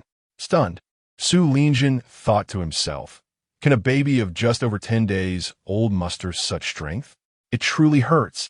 Unable to contain herself, Su Ruo remarked, Dad, I warned you not to get so close to Xiao Ming. Look, you've been struck. Xiao Ming is quite the feisty one, isn't he? He seems to enjoy hitting. Su Linjin chuckled. It's impressive that he has such strength at such a young age. He is sure to grow strong. Xiao Yi, what do you think about letting Xiao Ming learn martial arts like Sanda or Taekwondo in the future? Sounds good to me, Xiao Yi responded, having no objections. After all, his father had encouraged him to learn martial arts, and it seemed only reasonable to pass that legacy onto his own son, ensuring he could protect his sisters. Excellent, Su Linjin exclaimed in delight. Just then, Xiao Ming unexpectedly burst into tears, leaving Su Linjin bewildered. He gently patted Xiao Ming's back. Oh dear, Xiao Ming. What's the matter? You were just smiling. Why are you crying now? Do you wish to hit Grandpa again? As if understanding, Xiao Ming ceased his crying and fixed his gaze intently on Su Linjin, extending his little arms. A sense of alarm surged within Su Linjin. He had a premonition that Xiao Ming would likely grow up to be quite the mischievous little one. Meanwhile, Xiao Yi had already made his way into the kitchen, as it was almost noon, just the right time for a meal. Last night, my father-in-law did not get to eat, so Xiao Ming intended to showcase his culinary skills once more. Upon seeing Su Ruo's father approaching, Lu Tianshuang showed no inclination to remain for dinner. She cradled Sanbao and approached Su Ruo. Ruo, I just remembered I have some matters to attend to, so I'll be leaving now. I'll come back to play with you later. As she spoke, she handed Sanbao over to Su Ruo. Instinctively, Su Ruo accepted the child. Aren't you staying for lunch? No. I have something to take care of. See you later. All right. See you. MHM. In no time, Lu Tianshuang opened the door and departed. Su Ruo turned her attention to her father. Dad, please take good care of the 3 little ones. I'm heading to the kitchen to lend a hand. Upon entering the kitchen, Su Ruo poked Xiao Yi gently. My dear, how did you manage to bring about such a significant change in my father? Chapter 27. Discussing the marriage with Ruo upon hearing Su Ruo's inquiry. Xiao Yi displayed no surprise. Given the rapid shift in Su Linjin's demeanor, it was only natural for her to ask. Thus, as he deftly sliced the vegetables, Xiao Yi remarked, Today, while I was out purchasing diapers for the baby, I happened to encounter our father and, on a whim, apprehended a criminal. Apprehended a criminal? Su Ruo furrowed her brow, taken aback. So, that is how it went with Dad? Indeed. Quickly assessing Xiao Yi for any injuries and finding none, Su Ruo beamed with delight, wrapping her arms around him from behind. With a playful tone, she exclaimed, Do you realize my greatest concern was regarding Dad? I never anticipated you would encounter him today and assist him. Could this be fate? Perhaps it is. At that moment, Su Ruo felt an overwhelming sense of joy. Recently, she had been plagued by nightmares, fearing her father would never forgive her. Just last night, she had struggled to sleep due to his demeanor. Yet unexpectedly, Xiao Yi resolved the matter the very next day. As she savored Xiao Yi's warmth, she realized he seemed capable of handling everything with remarkable poise. However, being embraced from behind by Su Ruo was somewhat uncomfortable for Xiao Yi and impeded his cooking. Hence, he suggested, All right, isn't it a bit warm holding me like this? Lu Tianshuang has already left, so why don't you go keep Dad company? Dinner will be ready soon. Okay. In high spirits, she skipped out of the kitchen. Peering through the kitchen's sliding door, Xiao Yi couldn't help but smile. Outside, Su Linjin was still cradling the second baby, though the little one had playfully slapped him several times.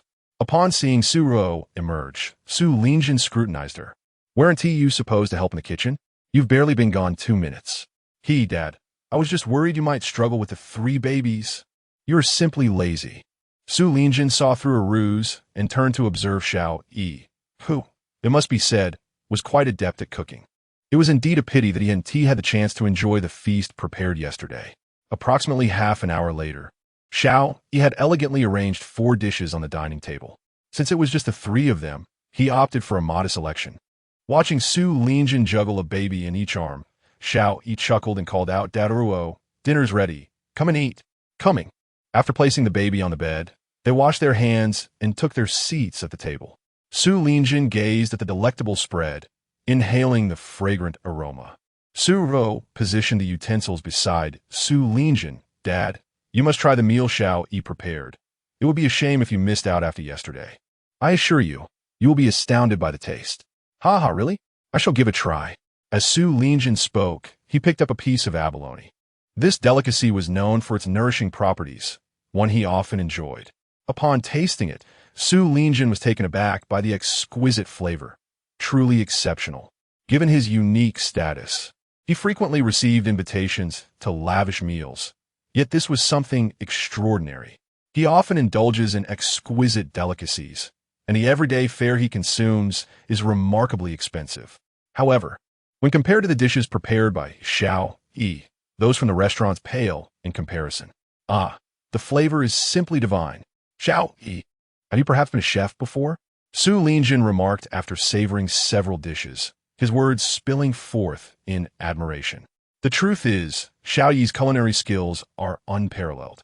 As Su Ruo had mentioned, once one experiences his cooking, any other meal seems utterly insipid by comparison. Xiao Yi scratched his head. "Not really. Perhaps I simply possess a talent for cooking." Su Lingjin gazed at Xiao Yi, finding him increasingly agreeable. With a baby already in the picture and no marriage certificate yet obtained, a bold thought suddenly crossed Su Lingjin's mind.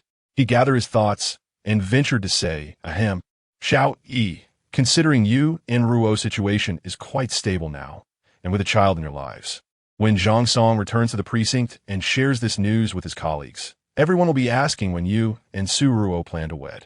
You've even prepared a marital home, so I believe we could discuss your wedding arrangements."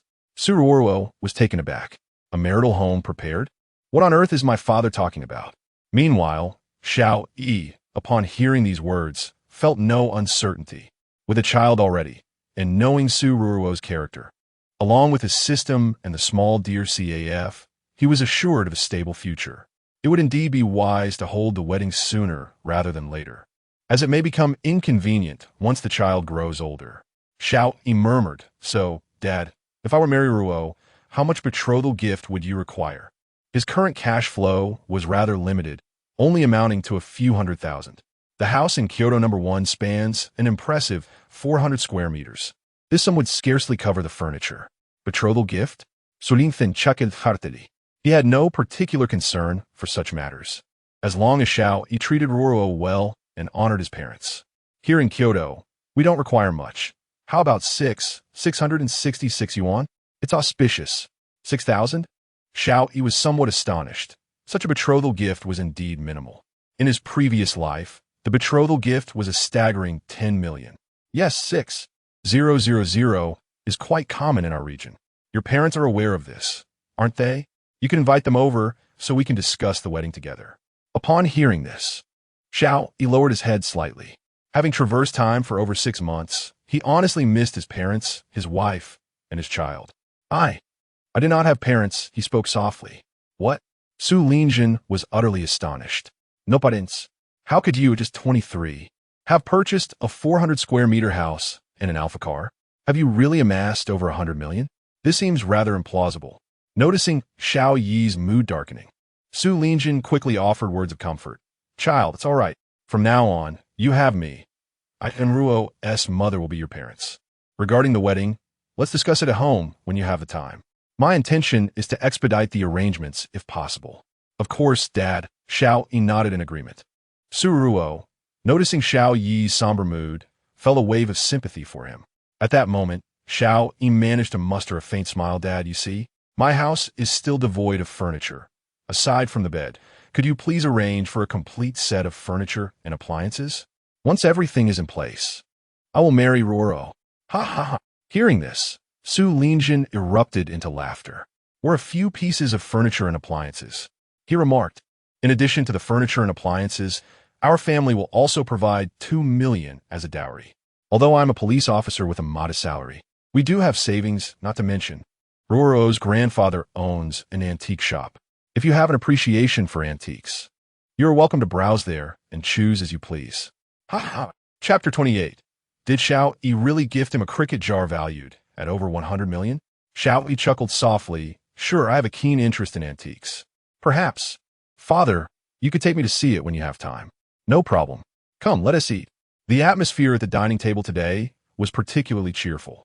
However, not long after finishing his meal, Su Linjin received a call from the precinct, requiring him to attend to some matters.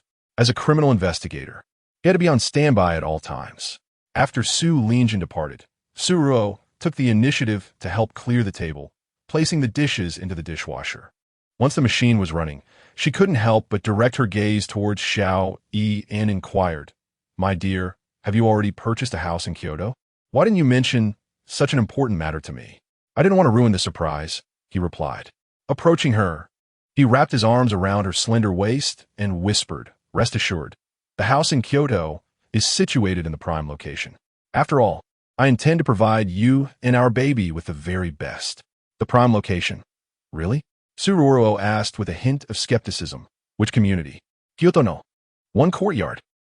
Like Su Linjin, Tsuruo was taken aback by this revelation. It was astonishing. Kyoto no. One courtyard was priced at 200,000 per square meter. Where did he get such funds? Moreover, just recently, he had borrowed 200,000 from her due to insufficient capital for opening the Little Deer CAF. Observing the astonished expression on Tsuruo's face, Xiao Yi chuckled. "Are you wondering where the money came from? Actually, I recently took on a project and earned a bit. Once the funds arrived, I purchased the house outright." "What? Project was so substantial that you could buy a house immediately after receiving the payment?" Tsuruo asked, surprised. Xiao Yi continued, "After all, one cannot marry without a house, right?" With that, he planted a gentle kiss on Tsuruo's forehead. Speaking of which, he had yet to visit the house provided by the system. He was genuinely eager to see it. "Ruoro, the weather is lovely today. How about I drive and take the little ones out for a stroll, and then we can visit our new home?" "That sounds good," Tsuruo replied. Her curiosity piqued about the nature of Xiao Yi's purchase. At 4 in the afternoon, at the criminal police team in Sillerton, Su Linjin hummed a little tune as he exited the hall. "My hometown is right in this neighborhood. I'm a true local." This area wasn't particularly large, with mountains and woods. He got into a police car and drove towards his home, feeling quite elated. Not only had he apprehended a key figure in a significant drug trafficking case, but he had also gleaned some important information from other gangs. Most importantly, he had gained such an outstanding son-in-law in Xiao Yi. What a wonderful stroke of luck. Just then, he suddenly recalled that Xiao Yi had brought him a cricket yesterday. Given his busy police duties and the pressures associated with them, he did not wish to follow in his father's footsteps of adoring antiques, thus cultivating a rather obscure hobby, cricket fighting. On weekends, when free from work, he would invite a few friends to partake in the thrill of cricket battles or engage in a round of golf. However, yesterday, his demeanor towards Xiao Yi was excessively indifferent. He did not even spare a glance at the cricket that had been gifted to him. Regret washed over him, and he hastened home to investigate. 20 minutes later, Su Linjin unlocked the door. His gaze immediately fell upon the spot where Xiao Yi had placed the cricket jar the previous day. Naturally, the jar was nowhere to be found. Where could it be? It was a meticulously prepared gift from Xiao Yi, and losing it would surely weigh heavily on his heart. How strange. Xiao Yi had left the jar right here yesterday. As he searched for the jar, his father, Su Yunhe, emerged from the bedroom. Noticing Su Linjin's anxious expression, he could not help but inquire, "What's the matter? Son, what are you looking for? And why are you home so early today?" Su Linjin glanced around and asked, "Dad, have you seen the cricket that Xiao Yi gave me yesterday?" Su Yunhe replied, slightly taken aback. He had not heard Su Lingjin mention Xiao Yi in days. So why was he suddenly inquiring about him and the cricket? How peculiar. Aren't you the one who didn't think much of him? Why the sudden interest in the cricket? Su Lingjin replied, Dad, I misjudged him. Xiao Yi is not as I imagined. He is a good kid. Today, he even helped me catch a criminal. I visited the baby at noon. Don't worry, Dad. I won't intrude on his time with Ruo. Hearing this, Su Yuna's lips curled into a smile. He had been pondering how to persuade his son to accept Xiao Yi, but unexpectedly, Xiao Yi had resolved the matter himself. Truly remarkable. Given Su Lingjin's previous attitude, Xiao Yi had remained unfazed, demonstrating his distinctiveness compared to his peers. Observing Su Lingjin's anxious demeanor, Su Yunha chuckled softly. All right, stop searching. The jar is with me. With that, he retreated to the bedroom and returned with the cricket jar. Su Lingjin hurried over, eager to retrieve it. Hey. Just be careful not to drop that jar. Su Yunha admonished. It's quite valuable. Dad, it's just a copper jar for crickets. If it breaks, I can easily buy you another. It's not an antique. Don't say that. It is indeed an antique. What? Su Lingjin exclaimed, taken aback. It's an antique? His father held antiques in high regard, and he would never deceive him, especially regarding such matters. Today he had sought an appraisal, confirming that it was an artifact from the spring and autumn period, dating back over 2000 years to the Shang dynasty. Su Lingjin was left in a state of bewilderment. Given that Su Yunha operated an antique shop, he possessed some knowledge about the value of such items. Antiques from the spring and autumn period, especially in such pristine condition, would surely command a price in the tens of millions, wouldn't they? Father, are you certain there is no mistake? The Shang dynasty artifacts, over 2,000 years old, must be worth several tens of millions. Surely? There could be no error. Su Yunha shook his head. Having immersed myself in antiques for so many years, I have never erred. This indeed originates from the Shang dynasty. Moreover, I have already had it appraised today. Can you guess the valuation? How much? Su Yunha extended a single finger. Su Lingjin, filled with skepticism, inquired, 10 million? Not quite. 110 million. 110 million. At that moment, Su Lingjin began to doubt his own hearing. Xiao Yi gifted him a cricket jar valued at 110 million. Chapter 29, Su Lin was taken aback. How could this cricket possess such formidable combat prowess? Today, he was already astonished that Xiao Yi had purchased a residence in Kyoto's No. 1 courtyard. Little did he expect that a simple cricket jar, gifted by Xiao Yi, could be worth more than an entire house. What kind of background did he possess? At that moment, both Su Lin and Su Yunha began to speculate, unaware that Xiao Yi had no inkling of the jar's immense value. Although Su Lin was not particularly interested in the jar, his curiosity compelled him to examine it closely before inquiring, Dad, where did the cricket in that jar go? It's in the box where you keep the crickets. I've placed it inside, Su Lin replied. He had a special box dedicated to raising crickets, containing 5 of his prized combatants. In that environment, his warriors would not fight, as they had become accustomed to their surroundings, and there were distinct territories for each cricket. All right, Su Lin said as he approached the box. Upon opening it, he was utterly astonished. All 5 crickets lay lifeless within, some even missing their heads.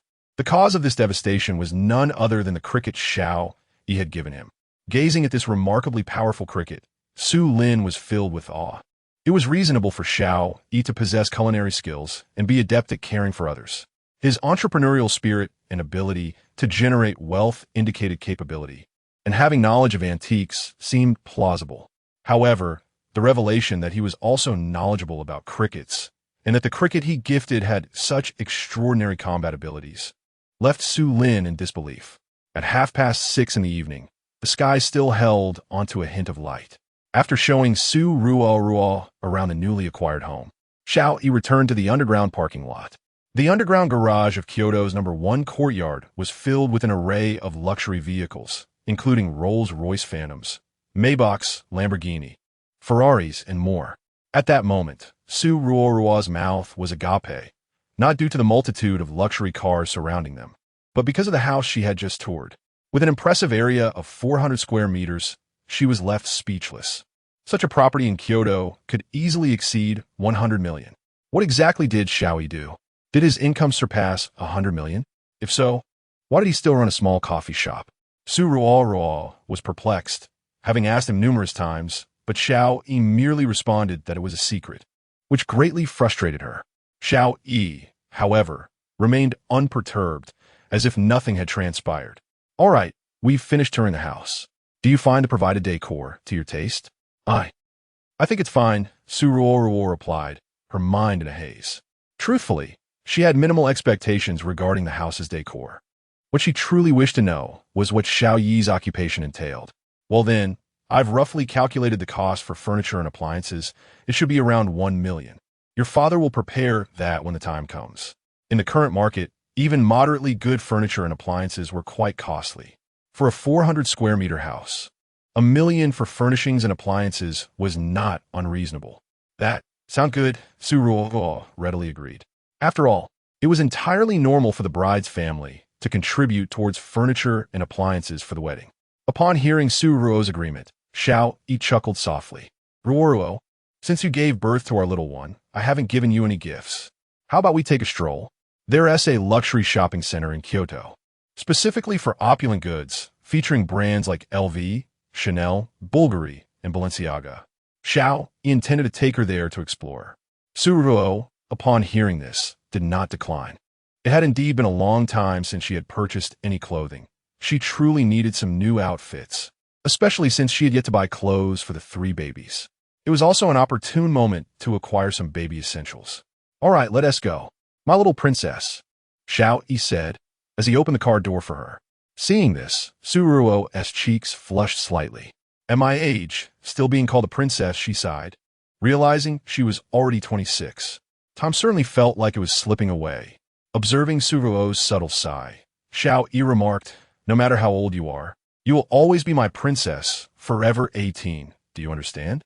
Okay, you can start driving now, she replied. I want tea until you give me a kiss, he teased. Su Ruo glanced at the 3 babies in the back seat, then turned her gaze back to Xiao Yi. How could he still act like a child, seeking kisses? Yet, as his future wife, how could she refuse such a request? She leaned in, wrapping her arms around him, and they shared a passionate kiss in the car. 10 minutes later, their lips gradually parted, connected by a thin string of saliva. Su Ruo's cheeks were slightly flushed, her expression one of satisfaction. Xiao Yi felt equally content. However, since moving in together, they had yet to take their relationship to the next level. Though the system indicated they were ready, he preferred to wait until after their marriage. Details to be penned later, soon enough, perhaps in 100,000 words. After all, their wedding was just around the corner. Without further contemplation, he drove away from the underground parking lot, heading towards the luxury shopping center. Upon arriving upstairs and witnessing the multitude of high-end boutiques, Su Ruo felt a bit overwhelmed. Wasn't he supposed to take her shopping? Why were they at this lavish shopping center?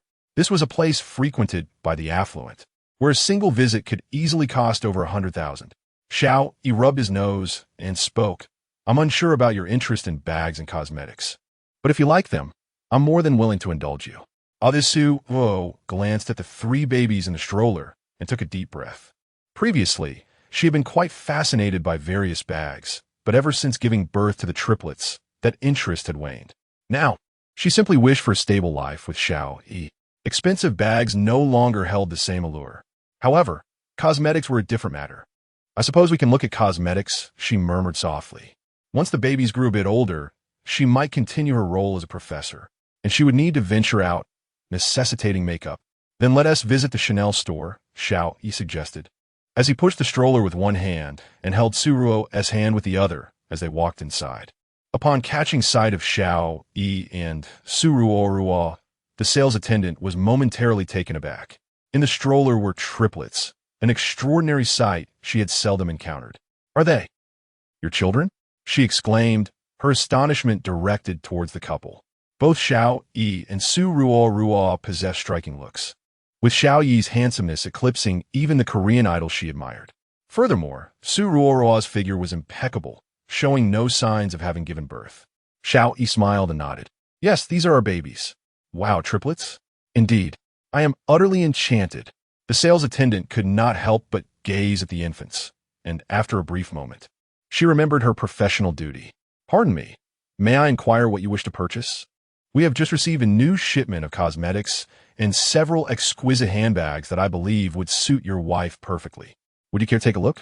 No sooner had the sales attendant finished her sentence than a voice emerged from behind Xiao Yi. Oh my! Xiao Yi, what brings you here? Is this a place you should be visiting? Chapter 30. If you like me, would you buy it for me? Xiao Yi turned to the sound. At that moment, Lu Ruowei was entwined with Wang Daohu, casting a mocking glance in Xiao Yi's direction. Simultaneously, upon noticing Xiao Yi, Wang Daohu clenched his fists, filled with resentment. Previously, when Lu Ruowei had asked him to deal with Xiao Yi, he had no intention of doing so. After all, there was no animosity between them. His interest in Lu Ruowei was merely physical. However, Xiao Yi had opened a small deer CAF right next door. Although it had yet to commence operations, once it did, it would undoubtedly encroach upon his business. Hearing Lu Ruowei's voice, Su Ruo instinctively turned her head. Although she did not personally know Lu Ruowei, being a fellow student, she recognized her at once. This was Xiao Yi's ex-girlfriend, Lu Ruowei, dressed in a JK uniform, her legs clad in black stockings. With cascading waves of hair and striking makeup, she exuded an air of flamboyance. Is that Lu Ruowei? So Ruo whispered. Xiao Yi, with an impassive expression, nodded, seeing her evoked a sense of distaste within him. At that moment, Lu Ruowei suddenly took notice of Su Ruo, who was linked to Xiao Yi, and inquired, "Who is this?" Upon seeing Su Ruo, she felt a flicker of familiarity, yet could not place her. "What does it matter to you?" Lu Ruowei retorted, redirecting her gaze to the stroller. Upon spotting 3 babies, she burst into laughter. "Ha, I get it now. Xiao Yi, after I dumped you, did you become a caretaker? Having children and still being with her is truly laughable, huh? Xiao Yi, don't dare claim to know me. I would be embarrassed to admit it. Just because you think you're handsome doesn't mean you can fool anyone. Ma'am, let me tell you, don't be deceived by his alpha. He is just an ordinary driver." Xiao Yi gazed at Lu Ruowei with an expressionless face. He couldn't help but think how absurd her imagination was. What nonsense was this? Reflecting on their past relationship, he felt he had truly been blind. The nearby sales associate was taken aback, bewildered by the situation. Lu Ruowei tightened her grip on Wang Daohu's arm and continued, "Xiao Yi, stop deceiving her. This is beyond your means. Wang Ge is the one who treats me well. He has buy me an LV bucket bag today, right, Wang Ge?" She cooed playfully. Wang Daohu grinned, planning to enjoy Lu Ruowei's company for a few more months. Unable to resist her charm. "Exactly, sales associate. But our store is Chanel. We don't carry LV." "Chanel? What of it? Bring me your most expensive bag. I want it," Lu Ruowei demanded, her boldness surprising Wang Daohu. "What?" This is not what Lu Ruowei said initially. She said she was coming to find a second-hand store for an LV bag, which would only cost around 20,000. More than 20,000 yuan is not a substantial amount for him at present. With a bit of determination, he can still afford it. After all, this young lady is materialistic. If he paints a rosy picture for her, she would willingly accompany him for 2 months. But this is Chanel. The most expensive bags are likely priced at over 100,000, right? At this moment, Lu Ruowei's gaze shifted to the sales assistant. This sales assistant, Xiao, is merely a chauffeur and cannot afford the bags in this store. Where's the security? You should throw him out immediately. The sales assistant remained silent.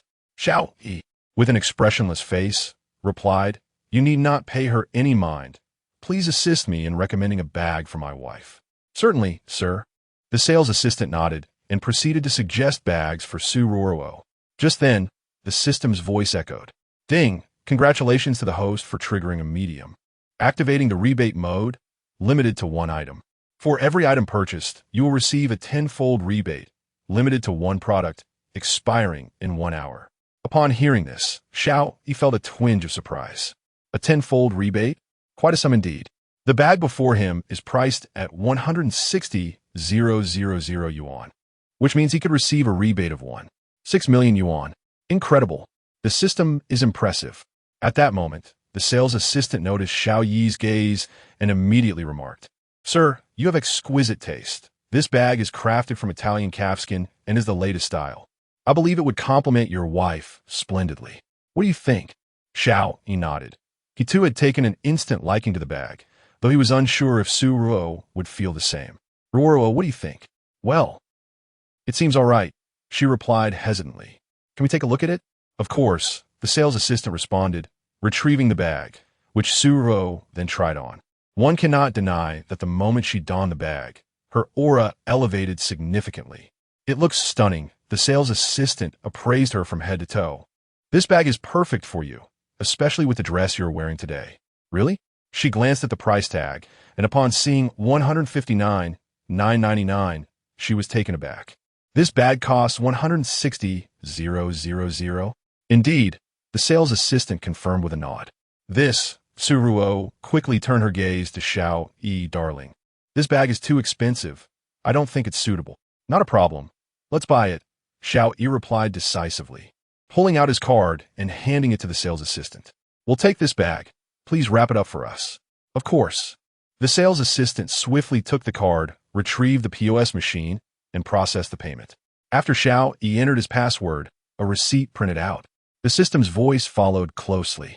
Detected host expenditure of $159,999, triggering a tenfold rebate.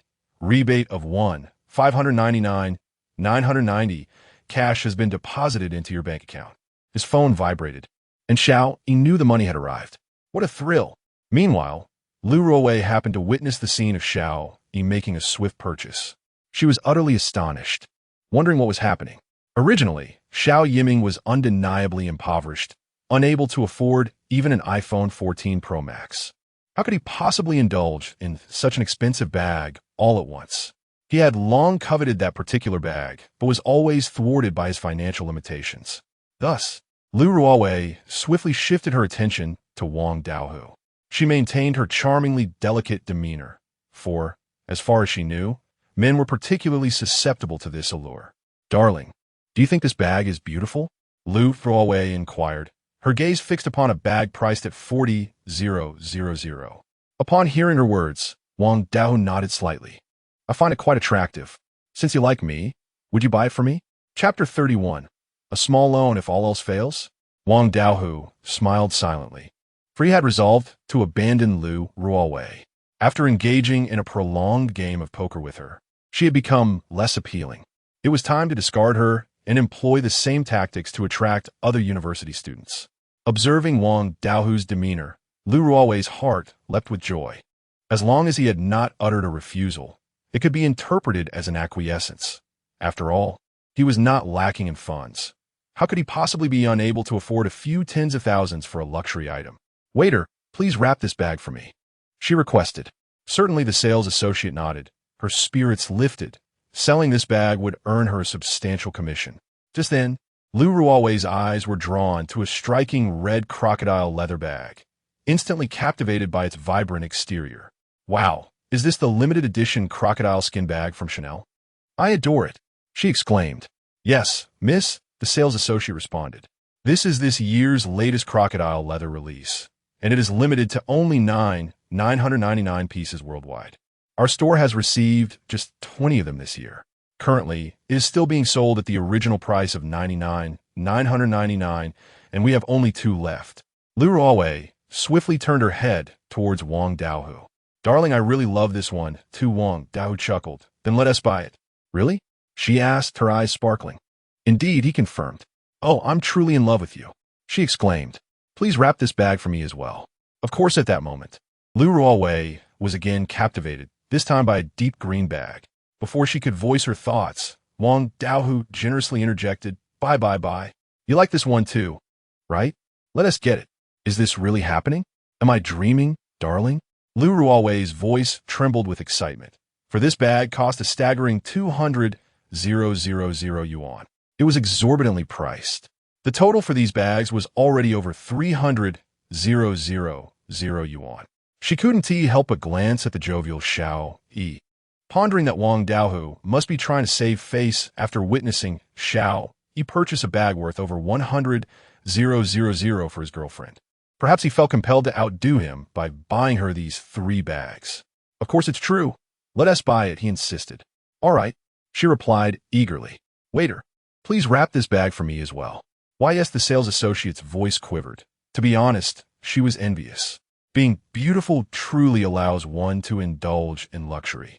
Lu Ruowei, with her flirtatious nature and commendable figure, managed to attract a wealthy benefactor who lavished her with exquisite bags.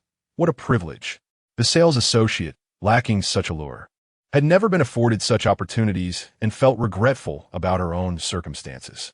At that moment, Wang Daohu cheerfully inquired, "Are there any more that you fancy? Keep selecting." No, I'm fine." Lu Ruowei quickly shook her head. Today, she felt immensely satisfied that Wang Daohu was willing to spend over 300,000 yuan on bags for her. She could always shop again another time. Lu Ruowei was already lost in the reverie of her glamorous socialite life when a sales associate approached with a POS machine, saying, "Sir, the total for these 3 bags amounts to 349,999. How would you like to pay?" Lu Ruowei nonchalantly awaited Wang Daohu to settle the bill. Yet he remained utterly still beside her. Turning her head, she furrowed her brows and inquired, "Darling, what is the matter? The attendant is waiting for you to pay. Hurry up so we can return to the hotel. Tonight, I want you to experience the thrill of tearing black silk." "Stop right there," Wang Daohu interrupted, clearly unamused by her flirtation. He always had a penchant for making suggestive remarks before making a payment. "Let us clarify this. These 3 bags are your favorites, correct?" "Yes." Lu Ruowei remained blissfully unaware of her impending abandonment. Wang Daohu continued, "And these bags were meticulously chosen by you, am I right?" "Indeed." "Then why should I be the one to pay for your selected bags?" Lu Ruowei was taken aback. "What? You?" With wide eyes, she stared at Wang Daohu. "Didn't you say you wanted to take me shopping? You said you were pursuing me, that you liked me immensely. You bought me these bags, so I must be your girlfriend now." Wang Daohu burst into laughter at this statement. "Don't be ridiculous. My pursuit of you was solely for the sake of intimacy. Did you genuinely believe you were worth such a fortune? With 350,000, I could find countless other women. It's quite laughable. During our time together, you've not lost out either. I gifted you a phone. Let us not keep in touch any longer, gold digger." With that, he turned and departed without a backward glance. Lu Ruowei was left in shock, her eyes wide as she struggled to comprehend the situation. Just moments ago, Wang Daohu was prepared to purchase bags worth over 300,000, and now, "Wang Daohu, you scoundrel, come back." At that moment, Xiao Yi approached. He had overheard every word exchanged between Wang Daohu and Lu Ruowei. Given Lu Ruowei's incessant harsh comments, he decided to mock her a little, hoping to quell her incessant need for attention. "What's wrong? Did your dear Wang go abandon you? Short on cash. If it's dire, I could help you apply for a small loan. Would that work?" "You." Lu Ruowei shot him a fierce glare. "Xiao Yi grinnet burodli. What's with that look? Just because you're with your Wang Gu doesn't mean you can claim to be a socialite. I've never encountered someone so brazenly shameless." With that, he dismissed her and took hold of Su Ruo's hand, leading her out of the store. Once outside, Su Ruo refrained from mentioning Lu Ruowei again. Deep down, she had firmly decided on Xiao Yi. After their brief time together, she was confident he would not abandon her. Noticing that Xiao Yi showed no intention of leaving the Guihe shopping center, Su Ruo paused and asked, "Darling, we purchased the bags. Aren't we leaving?" Xiao Yi tightly grasped her hand and said, "It's merely a bag. I have yet to purchase clothing for you. It has been quite some time since you last indulged in shopping, hasn't it? Come, let us select a few garments." I feel we could explore another location." She hesitated. "No, we must go to Guihe," he insisted. Su Ruo gazed at Xiao Yi in bewilderment. "What? I merely wish to save you some money. Are you unwilling? Is this what it means to be financially extravagant?" Xiao Yi chose not to elaborate further and decisively led Su Ruo to continue shopping. After all, he still had 2 opportunities for tenfold cashback that needed to be utilized within an hour. They arrived at the 2nd floor of Guihe, where fortuitously, a Balenciaga store was located nearby. Usually fond of black stockings with prints, Xiao Yi displayed a mischievous smile as he turned his attention to Su Ruo and inquired, "Ruo, have you ever worn black stockings?" Su Ruo's mind was clouded with confusion. Black stockings. She had indeed worn them before, though infrequently. She often opted for flesh-colored stockings instead. As a professor, She needed to stand for extended periods while lecturing, and prolonged standing could lead to varicose veins. Thus, she usually wrapped her legs in stockings during class to effectively prevent the onset of such conditions. Side note, surgeons in hospitals, including male doctors, also wear them. Observing Xiao Yi's playful grin, Suruo felt an odd disquiet regarding his expression. However, considering that he was her fiancé, she dismissed her concerns. After all, men often appreciated black and white stockings and fishnets. She replied softly, "Yes, I have worn them. Why do you ask all of a sudden? Cool me. Let us go buy some," he urged, taking her hand and pushing the stroller toward the Balenciaga store, not allowing her a chance to refuse.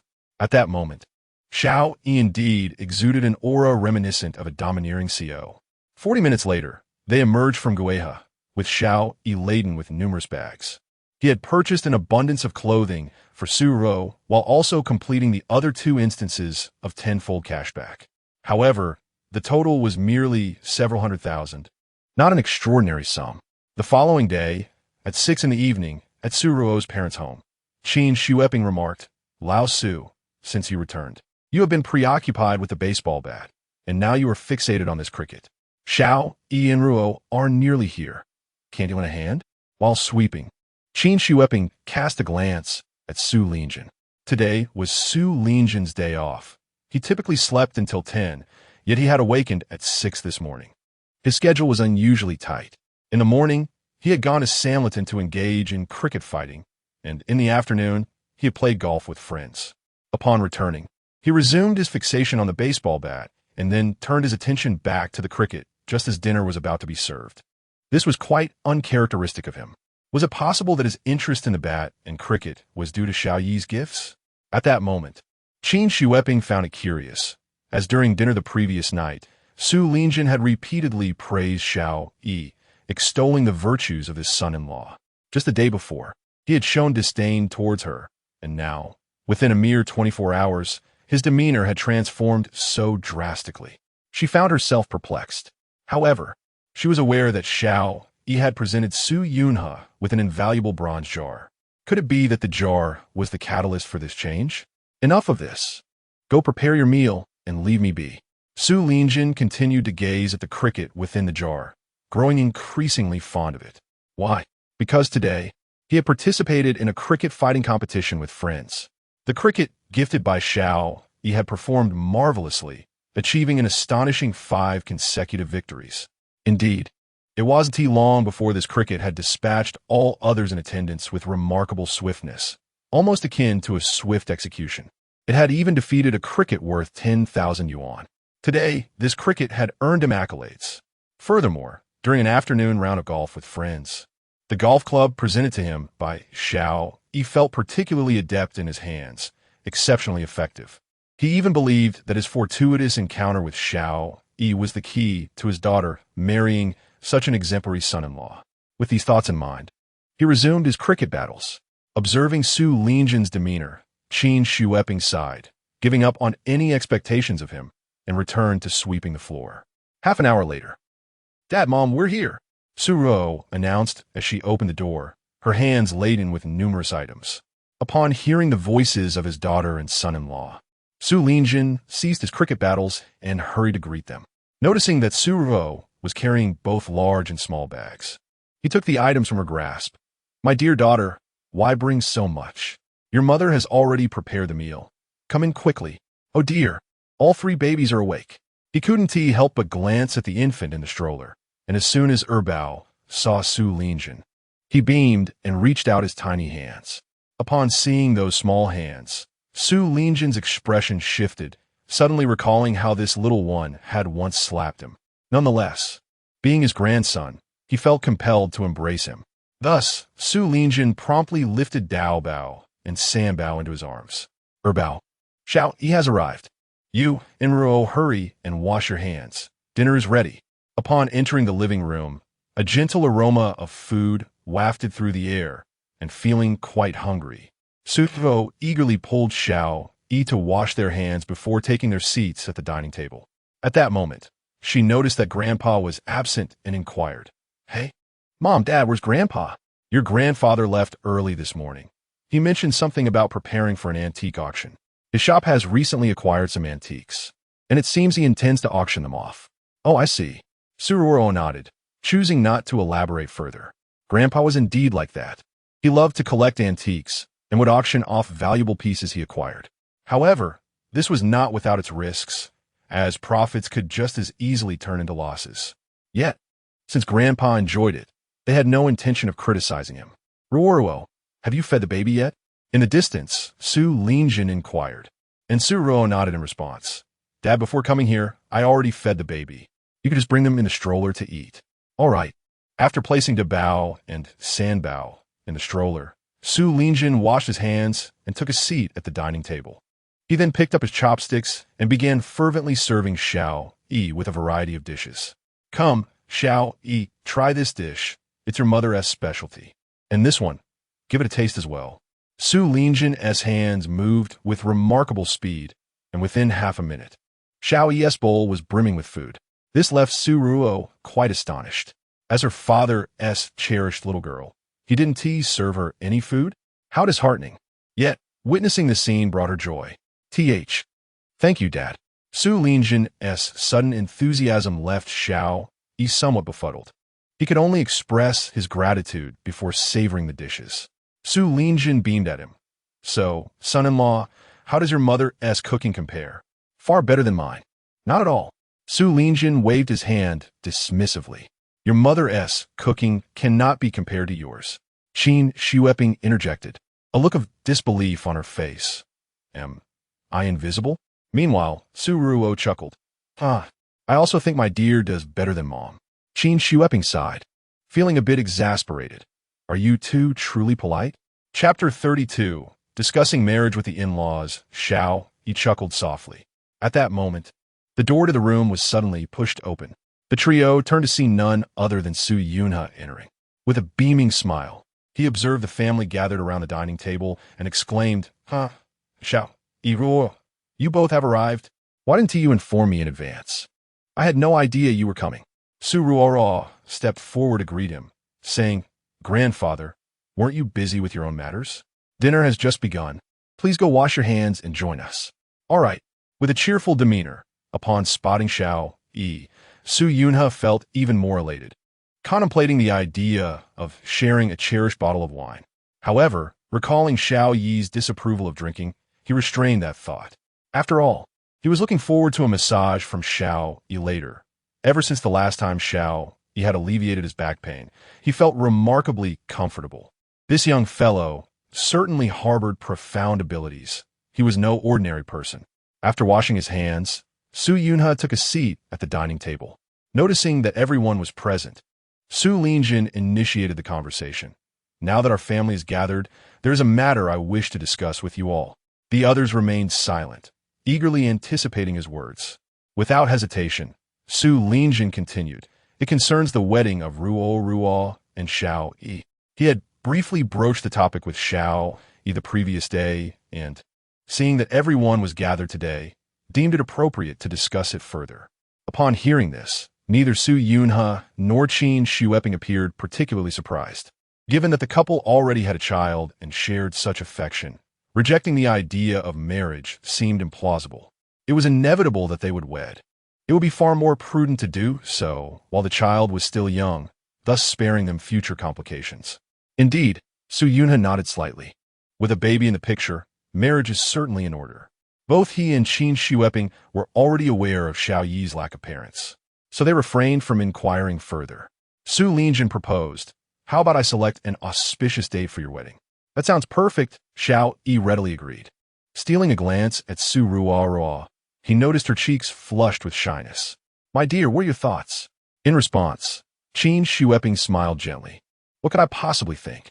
I wholeheartedly support the union of these two children. As for you, I never understood your initial hesitations. Ha. Su Linjin chuckled softly and pulled out a list. Xiao Yi, I have already ordered the furniture and appliances for your new home. Do take a look and see if they suit your needs. If not, we can make adjustments. Xiao Yi was taken aback by the swiftness of the arrangement. So soon? I assessed the layout of your house last night, then selected the furnishings based on that. They are all styles favored by young people, so you needn't worry. My taste is still quite contemporary, Su Linjin assured him.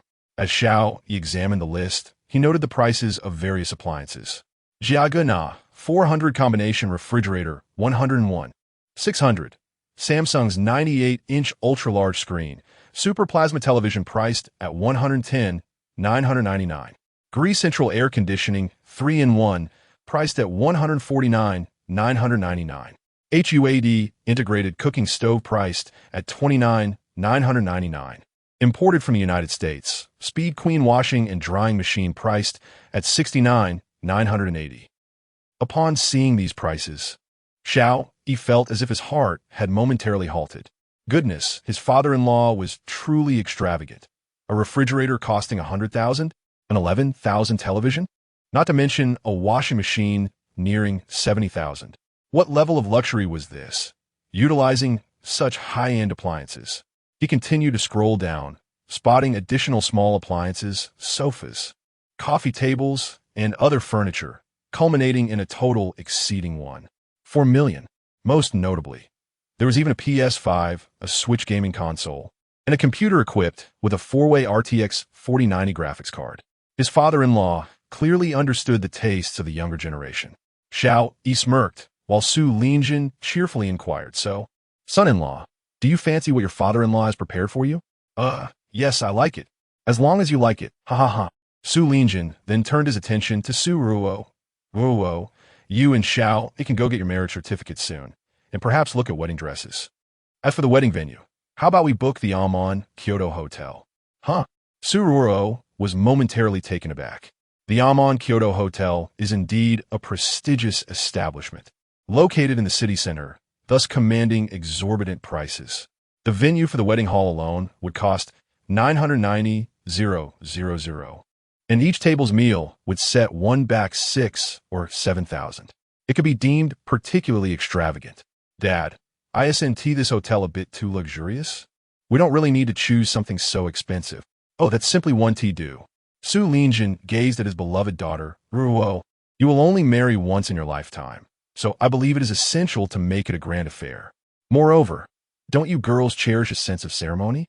You must have seen the photographs of the Amon Kyoto Hotel online. Its decorations are truly exquisite." Her beautiful eyes scrutinized Su Linjin, and Su Ruo realized that her father had been considering her needs. "All right, fine," she acquiesced. "Ha ha, splendid. Then you should quickly finalize the date so I can contact the hotel." "All right."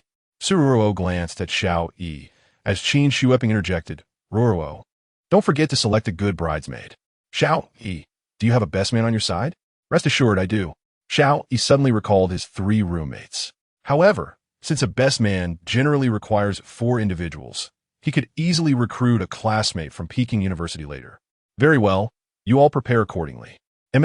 They continued their meal, and after a brief moment, Su Yuna suddenly remembered the antique auction happening the next day and that Lin Daoqi wished to make his acquaintance. Su Yunha asked Xiao Yi, "Do you have plans for tomorrow?" He gazed at Su Yunha and inquired, "Is there anything you need?" "Currently, I am at home caring for Ro and the baby." "Do you have any matters to discuss?" "Indeed, tomorrow the annual antique auction will take place in Kyoto, and I wish to take you along to see it." "Sure." Xiao Yi replied decisively. Having acquired the golden eyes, he had been preoccupied with admiring the young lady and had yet to engage in any serious matters. Participating in such an auction was undoubtedly enticing for him, as it presented a chance to uncover hidden treasures, potentially allowing Su Yunha to reap substantial rewards. "Haha, splendid. Then you shall stay here tonight. The auction commences promptly at 2 in the afternoon tomorrow. I have a friend I would like you to meet. I shall treat you both to lunch." Allericht. Xiao Yi felt a tinge of curiosity. Who could this person be who wished to meet him? At that moment, he could not fathom it, and chose not to dwell further on it. The group enjoyed a hearty meal filled with laughter, and afterward, Su Yunha instinctively reclined on the sofa. Xiao Yi understood his unspoken request and proceeded to give him a massage. That evening, after a refreshing shower, Xiao Yi retired to Su Ruo's bedroom. As for the baby, in order to ensure Xiao Yi and Su Ruo had a restful sleep, Su Linjin and Qin Shueping took charge of the little one. The following day, at 10 in the morning, Su Yunha began to urge him, "Xiao Yi, are you ready yet?" "I'm coming." Xiao Yi emerged wearing a white shirt that belonged to Su Linjin. Upon seeing him in the white shirt, Su Yunhe was momentarily taken aback. It was undeniable that the young man appeared quite dashing in it, a true gentleman. "Grandfather, why the rush? Who are you taking me to meet?" "A dear friend of mine, renowned in the antique world." Xiao Yi squinted in thought, realizing that the cricket jar he purchased was likely worth a handsome sum, perhaps several million. Once given, such gifts were like water poured out. He had no intention of reclaiming it, especially since it was a present for his grandfather. Would he have the face to return to this family if he were to take it back? Su Yunhe's longtime friend must have a keen interest in the origin of this treasure. "Are you all set? If so, let's be on our way." "Certainly." Today, Su Linjin was off work, so he and Su Ro would attend to the baby. "Wife, father, I shall be leaving with grandfather now. Take care on the road." Su Linjin smiled broadly as he cradled the eldest and youngest. The second child was tugging at Su Ruo's hair, flailing their arms with glee. "Xiaoming, do not pull your mother's hair. If you do it again, I shall spank you." Upon hearing this, the second child immediately released their grip and opened their arms, yearning to be embraced by Su Linjin. Observing this, Su Linjin stepped back, saying, "I will not hold you." The second child responded with a whimper, "Wah." Xiao Yi stood there, bewildered, as he witnessed the infant's tears. Could this baby, not yet 20 days old, truly comprehend their words? After a brief moment, Xiao Yi and Su Linjin arrived at the parking lot. Upon seeing Xiao Yi's car, Su Yunhe cheerfully remarked, "This vehicle is quite impressive and essential for business. It's intended for the baby. Grandpa, you can sit in the front seat." This car was a four-seater, and since the back had been converted into a crib, Su Linjin had no choice but to occupy the front. Can anyone sit in the back?" Xiao Yi opened the electric door, and upon seeing the crib, he smirked. It must be said that Xiao Yi was indeed thoughtful, having removed 2 airline seats and ingeniously transformed them into 3 baby cribs. All right, the front and back seats are essentially the same. After Su Yunhe got in, Xiao Yi fastened his seatbelt and asked, "Grandpa, where are we headed?" "To the Sunset Red Restaurant." "Got it." The Sunset Red Restaurant is a business hotel in Kyoto, frequented by older businessmen for meetings. Given Kyoto's notorious traffic, it took them 40 minutes to arrive. After reaching the restaurant, Su Yunhe answered phone call and then smilingly addressed Xiao Yi. "Lin Daoqi, my longtime friend, has already arrived. He is in the 888 private room on the 8th floor. You can head up first while I go buy something." Xiao Yi inquired, "Grandpa, what are you buying? I can go get it." "No need, just go ahead." All right." Since his grandfather did not insist on his company, Xiao Yi complied. Upon entering the restaurant, a well-dressed female server approached and promptly escorted him to the 8th floor. "Sir, this is the 888 private room." "Thank you." Xiao Yi nodded slightly and knocked on the door. Simultaneously, an elderly man clad in a silk top and sporting reading glasses and a goatee opened the door. Their eyes met, and Xiao Yi was momentarily taken aback before politely stating, "Hello, I am Su Yunhe's grandson-in-law. You must be the friend my grandfather mentioned." "You are Xiao Yi?" Lin Daoqi was surprised, not expecting such striking looks from Xiao Yi. In today's society, where appearances matter greatly, it reminded him of Liu Bei's initial hesitation to employ Pang Tong due to his looks. "Yes, that's me."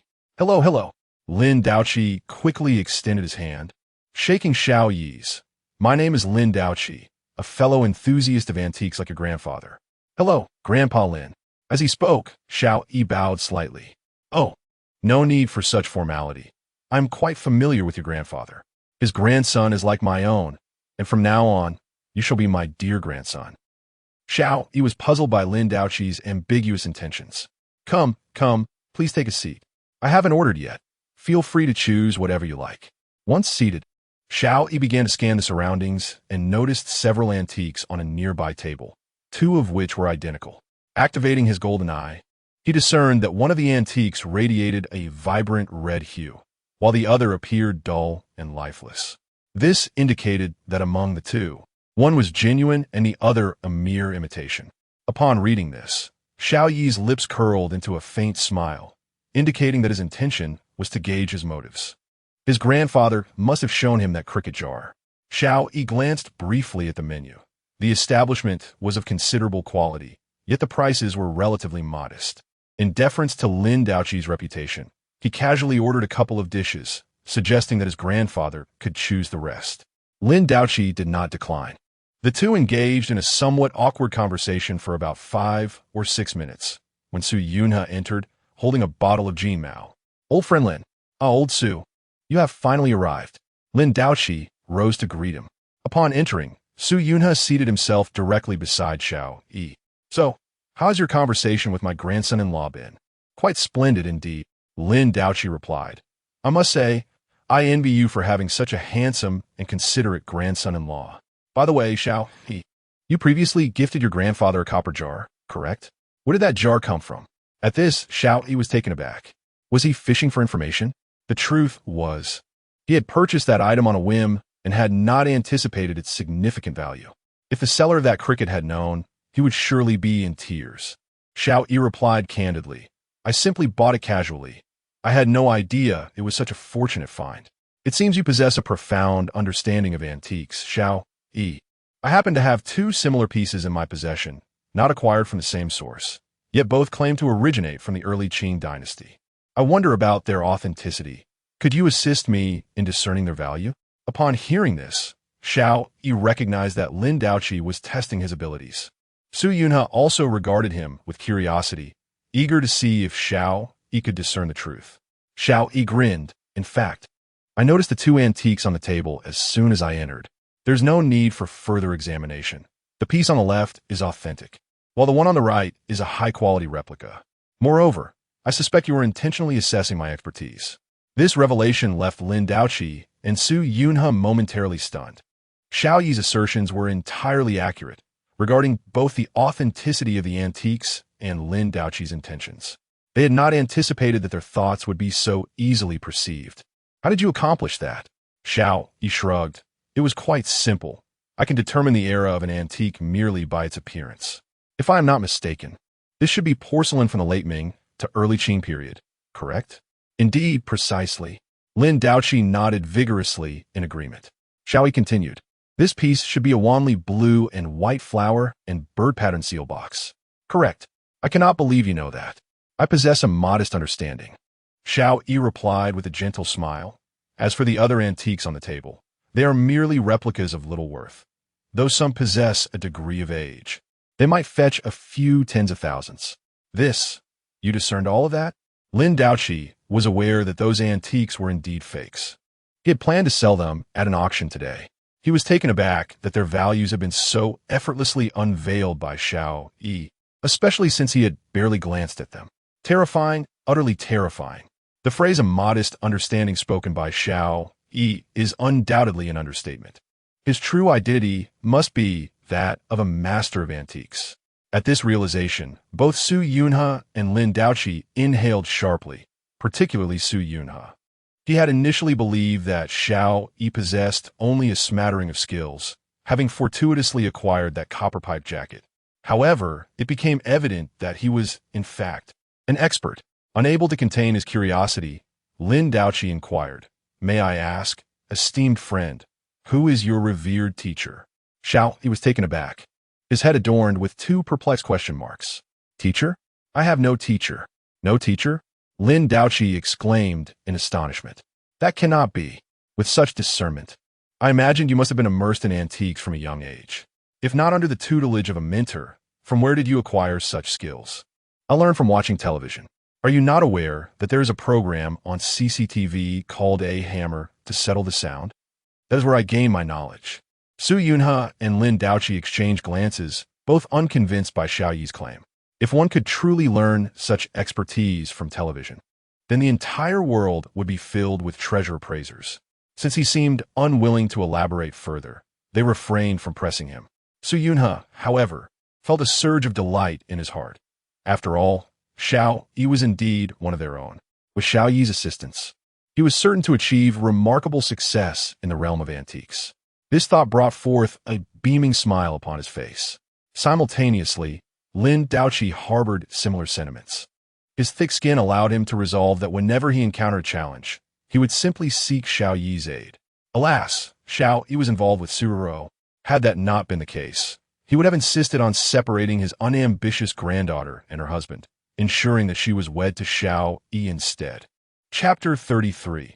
Introducing a job worth 300,000 as the hours passed. Xiao Yi found himself the subject of Lin Daoqi's excessive flattery. Lin's compliments flowed freely, each more extravagant than the last, all aimed at winning Xiao Yi's favor. He even poured several toasts in Xiao Yi's honor. But since Xiao Yi had driven and was scheduled to attend a shareholder auction, he refrained from drinking. Time swiftly elapsed, and before they knew it, the clock struck 1.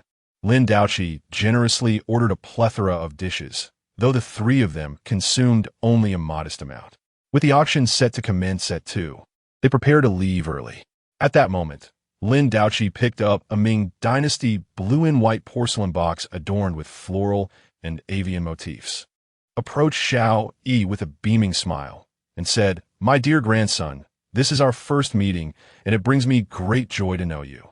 Thus, I present this exquisite bird pattern box to you as a token of my affection." Xiao Yi was taken aback by this gesture, for the Ming Dynasty porcelain box was of considerable value, likely worth millions. A priceless antique was not something one simply gifted. No, I cannot accept this, Grandpa. I appreciate your kindness, but this item is far too precious. At that moment, Su Yunhe suddenly coughed twice and interjected, "Old Lin, this gift is too extravagant. You should keep it. However, if you insist on presenting it, you could consider it a wedding gift for Xiao Yi and my granddaughter Ruo as their wedding day approaches." Xiao Yi was astonished by Su Yunhe's words, realizing the indirect acceptance of the gift. Lin Daoqi, hearing this, was elated, exclaiming, "Excellent, excellent. Ha! I shall bring it along as a wedding gift then." Agreed, Su Yunhe chuckled, his fondness for the Ming Dynasty porcelain box evident. Such exquisite porcelain was rare, teetering on the edge of being priceless in today's market. The mere thought of owning such a treasure would bring Su Yunhe joy even in his dreams. The three departed from the restaurant, and half an hour later, they arrived at the venue of the antique auction.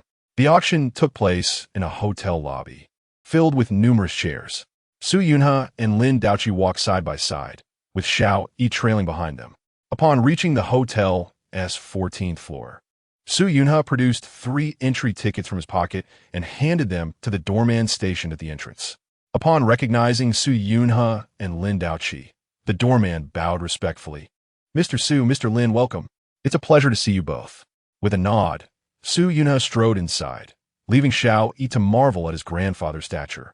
Without further contemplation, he quickly followed suit. The hotel lobby was opulently decorated, boasting a soaring ceiling adorned with an array of crystal chandeliers, while the walls showcased numerous masterpieces. The floor was laid with expansive marble slabs, and every corner of the hall exuded an air of nobility. Inside, a multitude of middle-aged individuals had already gathered, eagerly awaiting the auction. They were dressed in suits, some in ice silk shirts, and there was even a Taoist clad in a robe, carrying a peachwood sword. Aside from this Taoist, the others exuded an air of affluence. "Ah, Lao Su, you've arrived. Why are you so late today?" A person, seemingly of similar age to Su Yunhe, approached him and struck up a conversation. Did you skip lunch? By the way, let me introduce you. This is my granddaughter's husband, Xiao Yi." "Oh, you already have a son-in-law?" The elder scrutinized Xiao Yi with a puzzled expression. Su Yunhe chuckled and nodded. "I'm getting married soon, and I'll be sure to call you." "All right, Shortly thereafter, the elder departed, and Su Yunhe asked Xiao Yi, "It's rather noisy outside. We have a VIP room here.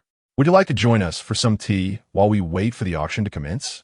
"No, Grandpa. You all go ahead." Xiao Yi surveyed the area, noting the stalls selling stones and various antiques, and decided to explore a bit. "All right, wander around. If you find something you like, just mention my name to reserve it, and I'll settle the payment when we leave." "Okay." Su Yunhe and Lin Daoqi entered the VIP room with cheerful expressions, while Xiao Yi curiously began to wander. Having never encountered such an environment before, he was filled with intrigue.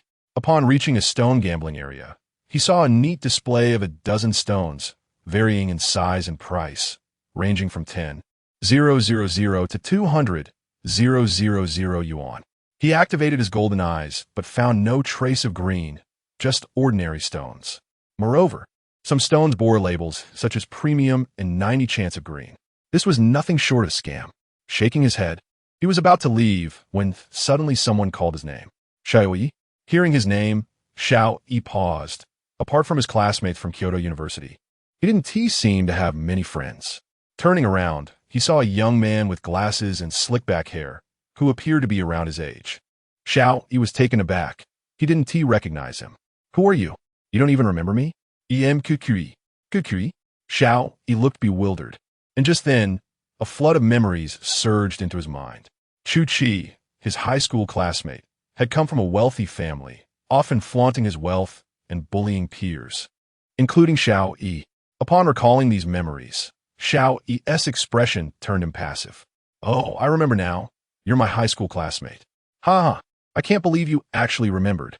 Chu Chi sized Xiao Yi up, noting his white shirt and black trousers, deducing without a doubt that he was a newly hired security guard at the hotel. After all, today marked Kyoto's largest antique auction, and it was entirely normal to have a few temporary security personnel on duty. Tsuchi contemptuously remarked, I recall that you were accepted into Kyoto University, right? Are you interning this year? Yes, Xiao Yi nodded. I'm interning in my senior year. Oh, splendid. Working as a security guard in this hotel pays significantly more than those 996 jobs outside. You certainly have a good eye, Tsuchi stated with pride. Xiao Yi similed, feeling no inclination to elaborate. What was the use of explaining to someone with such a narrow-minded perspective? And what about you? What brings you here today? Of course, I am here to attend the antique auction, Tsuchi replied, crossing his arms proudly. Today marks my grandfather's 80th birthday, and he has a fondness for antiques. So I came to acquire a few treasures for him. As for me, I am currently in human resources, assisting individuals in securing jobs abroad, with an annual salary exceeding 200,000. By the way, I have collaborations in northern Myanmar, Singapore, and Cambodia. Here, take my number. You can reach out to me anytime if you're in need of a job. Considering our long-standing friendship, I can offer you an annual salary of 300,000 with a 4-day work week and comprehensive benefits. How's that sound? Chapter 34. Is this indeed the 8 horses of Mai? Are you an 8 horses donkey? Upon hearing this, Xiao Yi couldn't help but smirk. What a jest. Does he still need to work at this stage? Moreover, is your work in Myanmar, Singapore, and Cambodia even legitimate? Surely, you aren't trafficking individuals to Myanmar to engage in kidney scams, are you? Noticing the peculiar glint in Xiao Yi's eyes, Chu Chi hurriedly reassured him. Rest assured, all the work is legitimate. The area in Myanmar is within the Golden Triangle, where 90% of the population is of our Chinese heritage, speaking Mandarin and utilizing renminbi. I have no immediate plans, but if the need arises, I shall reach out to you. Well, that sounds reasonable. Do share your contact number. The two exchanged numbers, and Chu Chi hastily departed. Watching his retreating figure, Xiao Yi couldn't shake the feeling that this job was anything but legitimate. Time passed swiftly, and soon, the auction was about to commence. Su Yunhe and Lin Daoqi emerged from the VIP lounge, locating Xiao Yi and guiding him to their seats in the 3rd row of the auction venue. The seating arrangements here weren't particularly elaborate, unlike in some light novels where positions are dictated by golden or silver entry tickets. Su Yunhe and Lin Daoqi settled beside Xiao Yi, with Su Yunhe speaking first. Xiao Yi, should you come across any antique that piques your interest, do inform me. As long as it falls within my financial means, I shall procure it without hesitation. Understood, Xiao Yi nodded, refraining from inquiring about the extent of those means. At that moment, Lin Daoqi chimed in. My dear grandson, you must possess considerable knowledge of antiques. If anything suitable catches your eye, do let me know. Rest assured, Grandpa, should I find something appropriate, I will certainly inform you. Xiao Yi saw no reason to decline. After all, Lin Daoqi and Su Yunhe had been longtime friends, and assisting them could only foster good relations. Before long, a young lady clad in a professional suit and black stockings, her hair tied in a high ponytail, took to the stage of the auction. Holding a microphone, she greeted the audience of over 100 with a radiant smile. Welcome to the antique auction here in Kyoto. The authorized antiques are guaranteed by Huaxia People's Insurance, ensuring their authenticity. Please bid with confidence. Applause erupted from the crowd. Moments latte. Two young men in white gloves placed the first antique on the display podium. It was a piece of porcelain encased under a glass dome. This particular porcelain artifact was from a Ming dynasty, provided by the renowned antique collector Chen Fiki, with a starting bid of 5 million, and each subsequent bid must exceed 100,000. To clarify, this is an authorized antique, guaranteed authentic, though the condition is not assured. The large screen behind the stage displayed detailed images of the porcelain, while murmurs began to ripple through the audience. Utilizing his golden eye, Xiao Yi examined the piece. It was indeed from the Ming dynasty, yet its condition was abysmal. Externally, there appeared to be no indicators of its poor state, but within the vase lay countless cracks, rendering it nearly dilapidated. There were even missing pieces at the base. The age of the artifact was unquestionable, yet its value hardly justified the 5 million price tag. At this moment, both Su Yunhe and Lin Daoqi seemed to be stirring with excitement. If the porcelain is in good condition, it is estimated to be worth around 7 to 8 million. However, the condition cannot be guaranteed. Much like auctions and gambling, there is an element of luck involved. Xiao Yi, what do you think of this porcelain? Su Yunhe inquired, gazing at the piece. Xiao Yi shook his head. It's not worth that price. You should let this porcelain go. This surprised Su Yunhe. Had Xiao Yi encouraged him to buy it, he would have undoubtedly raised the bid without hesitation. This porcelain is, after all, an exceedingly rare treasure in contemporary times. He never anticipated that Xiao Yi would advise against purchasing it. Observing Xiao Yi's expression, Su Yunhe chose to remain silent. On the other side, Lin Daoqi felt similarly. As for the others, who were entirely unaware of the porcelain's condition, bids had already begun to rise. 1 million. 3 million. 6 million. 5 million. Ultimately, this porcelain was claimed by a rather foolish bidder for 5 million. The next antique presented was an unauthorized piece. The original work, 8 Horses by Su Beihong, with a starting bid of 100,000, and each subsequent bid must not be less than 20,000. Upon hearing this, the crowd erupted in disbelief. Are you joking? Is this truly the 8 horses? Are you certain the animals depicted are horses? They look more like donkeys. Laughter filled the room as everyone reacted. Even the host appeared particularly awkward, unable to comprehend how such a piece could be part of a formal auction. Moreover, starting at 100,000, one could wager that even her son could produce something similar. Forget about 100,000. It would be remarkable if anyone would purchase it for $10. What on earth is this? The 8 horses? Are we sure it's not the 8 donkeys? Indeed, how could this even be up for auction? It's utterly ridiculous. Take it down. Don't waste our time. Remove it. Remove it. The crowd buzzed with chatter while Xiao Yi curiously scrutinized the painting. For some unknown reason, the golden eye revealed that the painting was entirely red. Yet, it was clearly not the 8 horses. Xiao Yi could not discern the truth either. After a brief moment of contemplation, he slowly spoke. Grandfather, I quite like this painting. Would you help me acquire it? What? Su Yunhe was taken aback upon hearing this. Lin Daoqi was equally astonished. Xiao Yi, are you certain you want to buy this painting? Yes. Very well. Although Su Yunhe could not fathom Xiao Yi's reasoning, he complied with his request. He raised his bidding paddle. I'll take it for 100,000. What? The crowd widened their eyes in astonishment. This was absurd. Su Yunhe was quite renowned in Kyoto's antique circles. It seemed inconceivable that he would foolishly spend 100,000 on a painting that even a 3-year-old could create. Good. The host promptly struck her gavel. Congratulations to Mr. Su Yunhe for winning the bid for Su Beihong's 8 horses. Laughter erupted once more. Grandfather, can you bring that painting over for me to see quietly? Of course. Su Yunhe holds a certain status here. There would surely be no issue in retrieving the painting first and then settling the payment. As the man clad in a suit handed over the artwork, it became evident that this piece, not overly large, measured approximately 1 meter in length and 50 centimeters in width. At that moment, it was elegantly encased in a frame. Weighing in his hands, it felt remarkably substantial. Upon examining it with his golden gaze, he discerned that it retained a crimson hue. Could it be that there lies a treasure within?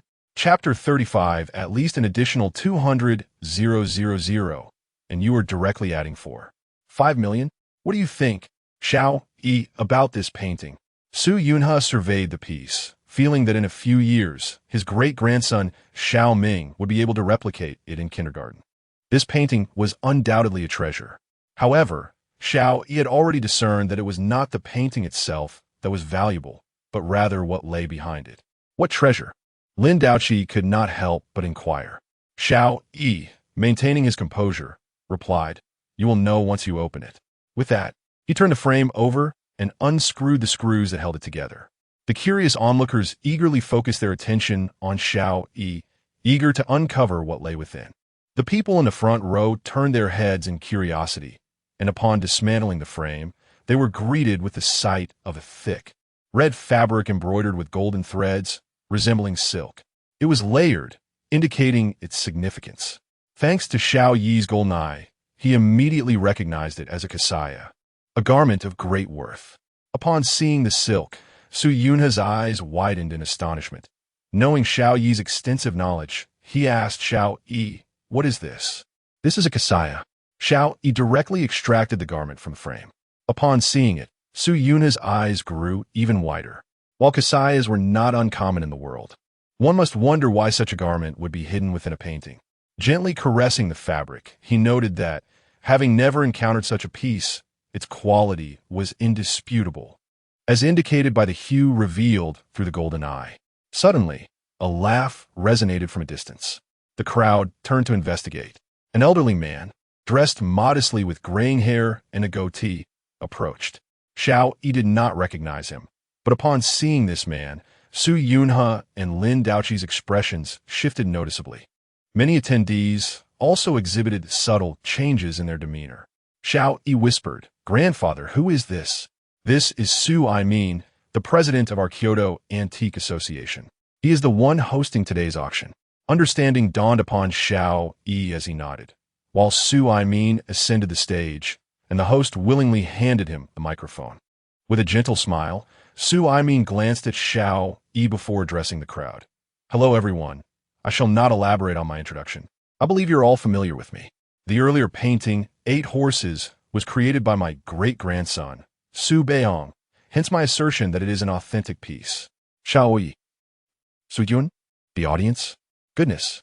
The revelation left the attendees astounded. "No way, really? Your great-grandson is Su Beihong? My great-grandson is 3 this year, and his paintings are indeed quite childish. He even turned a horse into a donkey, ha ha." At this moment, some began to flatter him. "President, do not say such things about your great-grandson. My son, who is already 10, cannot paint as well as your great-grandson at 3. Indeed, possessing such artistic prowess at the tender age of 3 surely foretells a future akin to that of Su Beihong." Without a doubt, on stage, Su Aimin rolled his eyes before directing his gaze toward Xiao Yi. "As for that cassock, I was genuinely curious to see if anyone would have the fortune to acquire it, and to my surprise, someone did. This cassock was procured by me a decade ago from the United States at the cost of 5 million.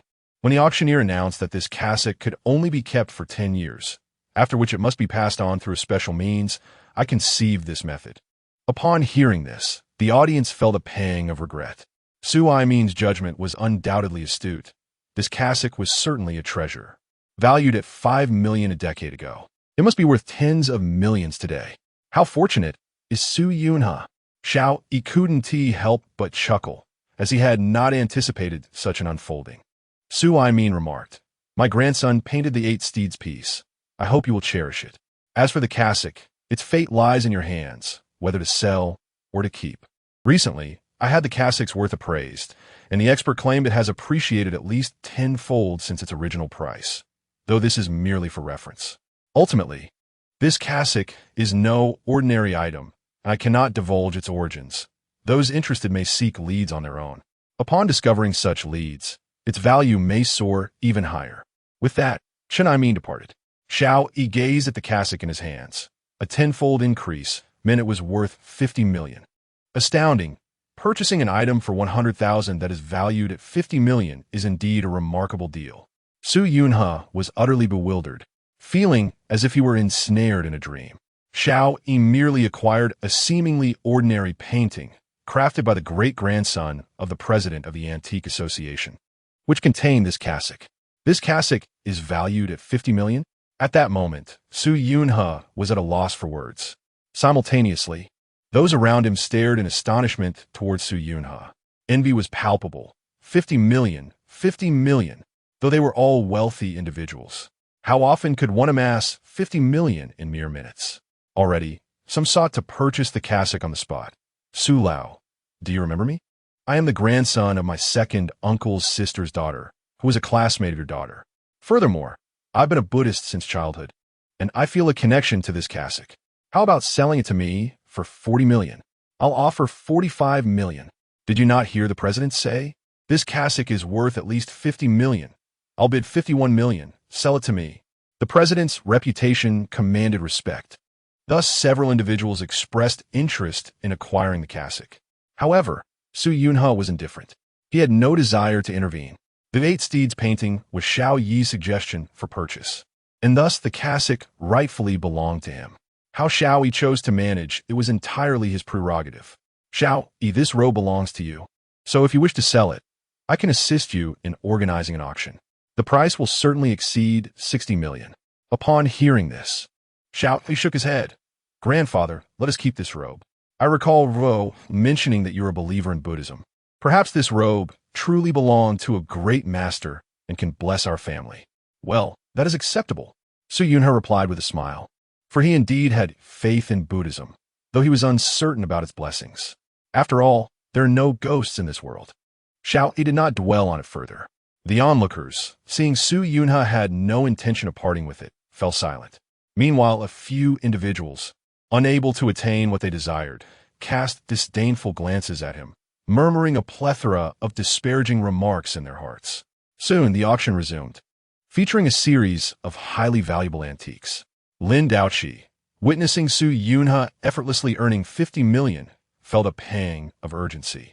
Why was his grandson, Xiao Yi, so uncooperative? He had refrained from bidding on several antiques. Finally, the eighth item was presented.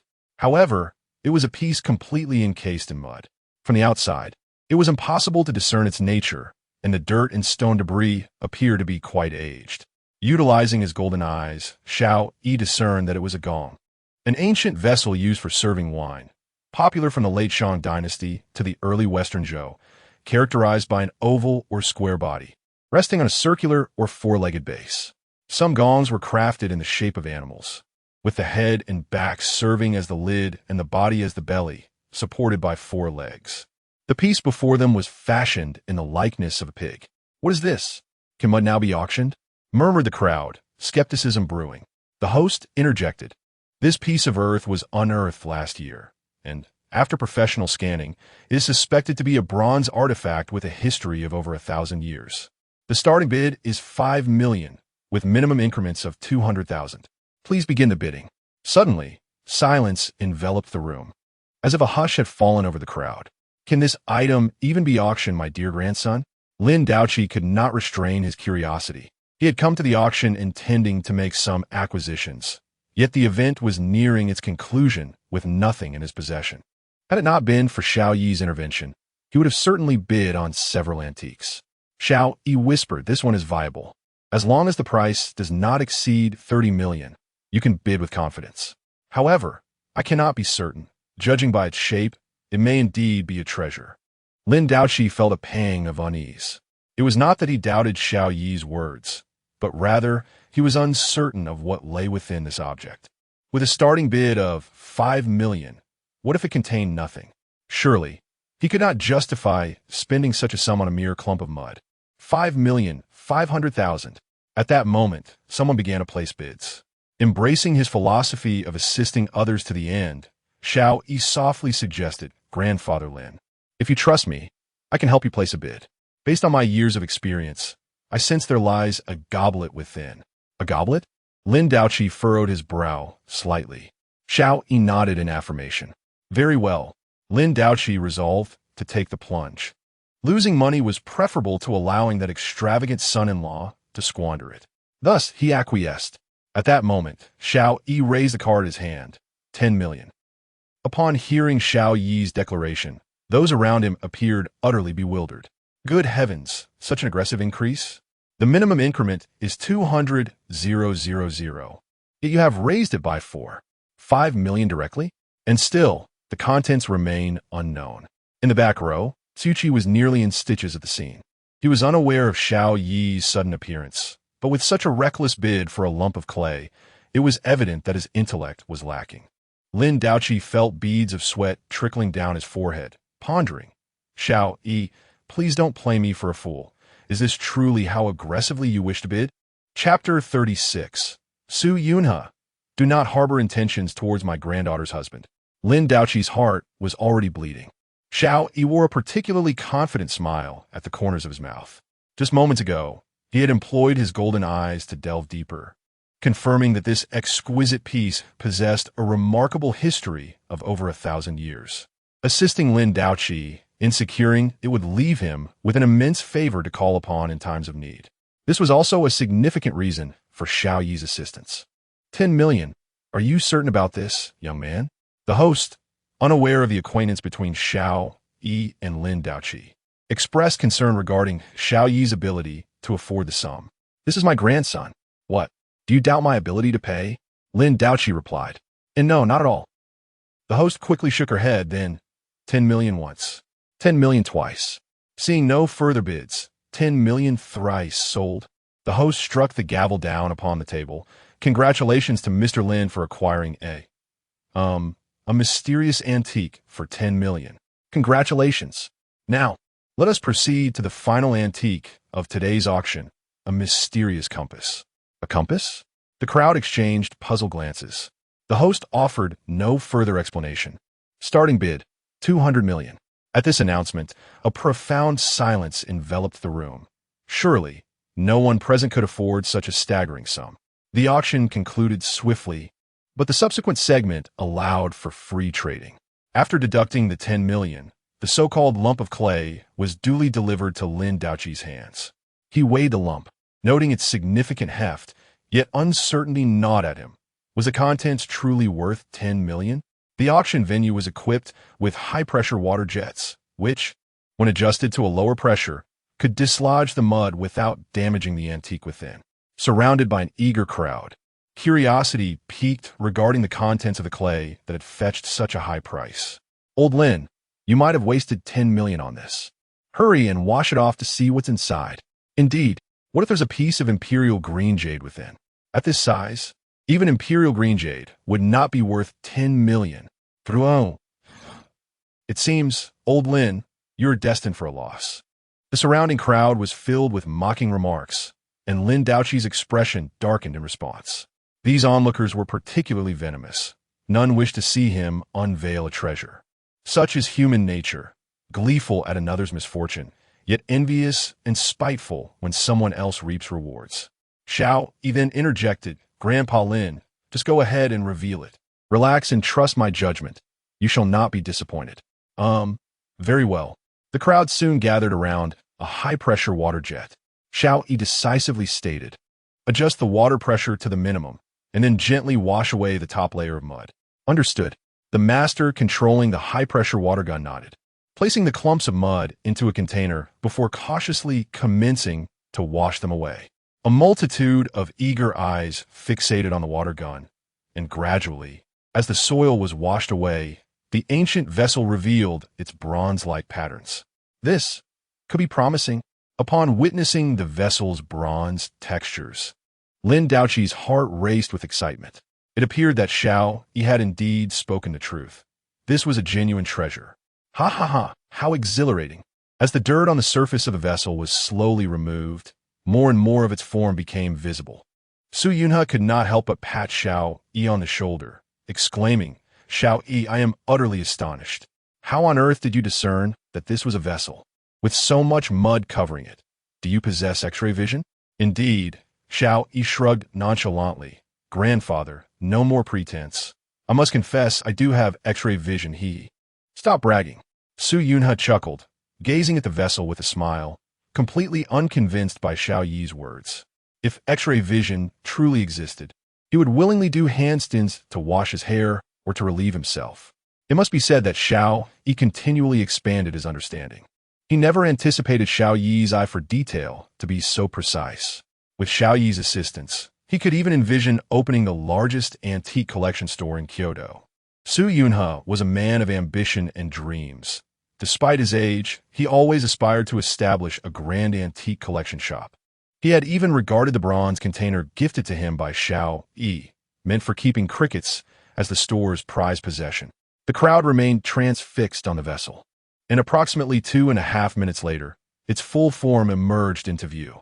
The master wielding the high-pressure water gun, evidently knowledgeable about such artifacts, dried the water from its surface and softly remarked, "Congratulations, sir. This is a late Shang Dynasty Gongfu E vessel of immense value. Judging by its condition, it should be worth no less than 30 million. This is truly real?" Lin Daoqi trembled as he took hold of the Gongfu E vessel, overwhelmed with astonishment. The surprise was palpable, while the expressions of those around him resembled that of individuals who had just tasted bitter melon. How could this possibly be a Gongfu E vessel? Was luck truly so favorable? Especially those who had just mocked Lin Daoqi were hastily departing the scene. Xiao Yi. Lin Daoqi swiftly turned to focus his gaze on Xiao Yi, who wore a faint smile in response. "Congratulations, Grandpa Lin. It seems I was not mistaken. It truly is a vessel." What? At that moment, an elder overheard Xiao Yi's words and could not resist inquiring, "Young man, did you encourage Mr. Lin to make this purchase?" Xiao Yi nodded yes. He did not conceal the truth, adopting a demeanor of a master as he continued. "I sensed from the outset that this was no ordinary item. Just consider, would anything commonplace be featured at such a grand auction?" Hearing his words, the crowd began to understand. Indeed, anything showcased at such a prestigious antique auction could not possibly be trivial. Throughout the years of various auctions, there have been enigmatic artifacts. Yet invariably, each revelation has unveiled treasures of immense value. Xiao Yi's words have awakened those around him, prompting an elderly gentleman to clasp his fists in gratitude and introduce himself. "Thank you, young friend, for your guidance. I am Xing Daro, a member of the Xing family from the capital. I hope you will bear with me in the antique circle in the future." "Ha! I do not partake in such circles," Xiao Yi replied, shaking his head. He continued, "This is my grandfather, Su Yunhe. Should you have any inquiries, feel free to reach out to him. You may also consult me regarding antiques. Within my understanding, I shall certainly offer some guidance. Additionally, you may seek my expertise and appraisals, as I have yet to err in that regard." Xiao Yi spoke with unwavering confidence, for he possessed the golden eye, which afforded him the audacity to make such claims. The antique world is, in truth, rather chaotic, yet with his grandfather's connections and character, Xiao Yi would seize the opportunity to forge alliances that could yield unexpected benefits for his grandfather in the future. "Haha, I am well aware of your grandfather's esteemed reputation. Fear not. We shall have ample opportunities to meet again." "Indeed," Xiao Yi responded with a respectful gesture, and soon after, the gathering dispersed.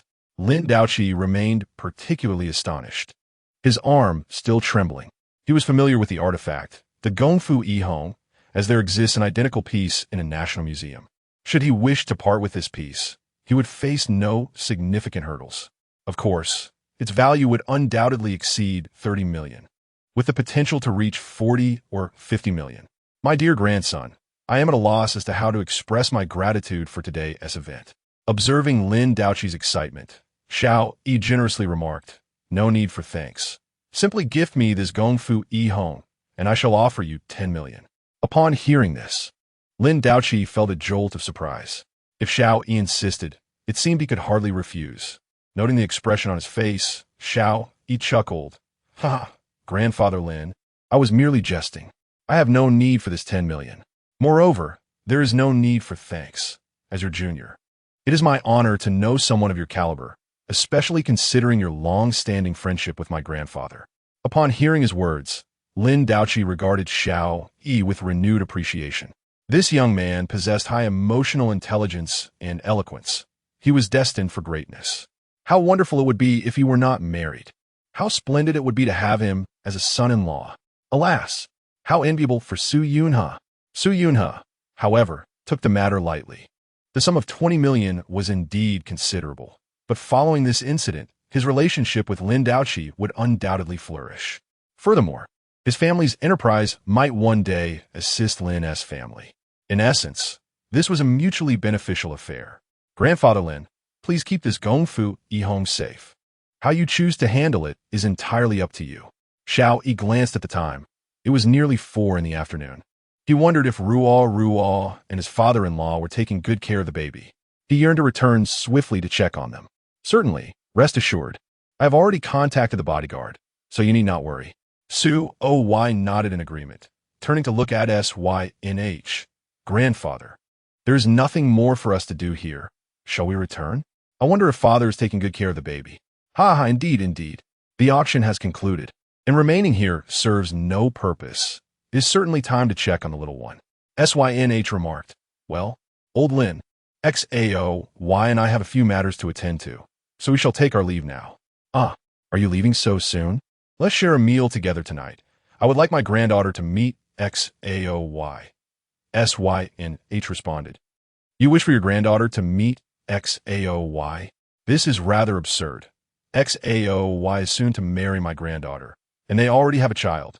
How could you possibly entertain such notions? No, that will not do.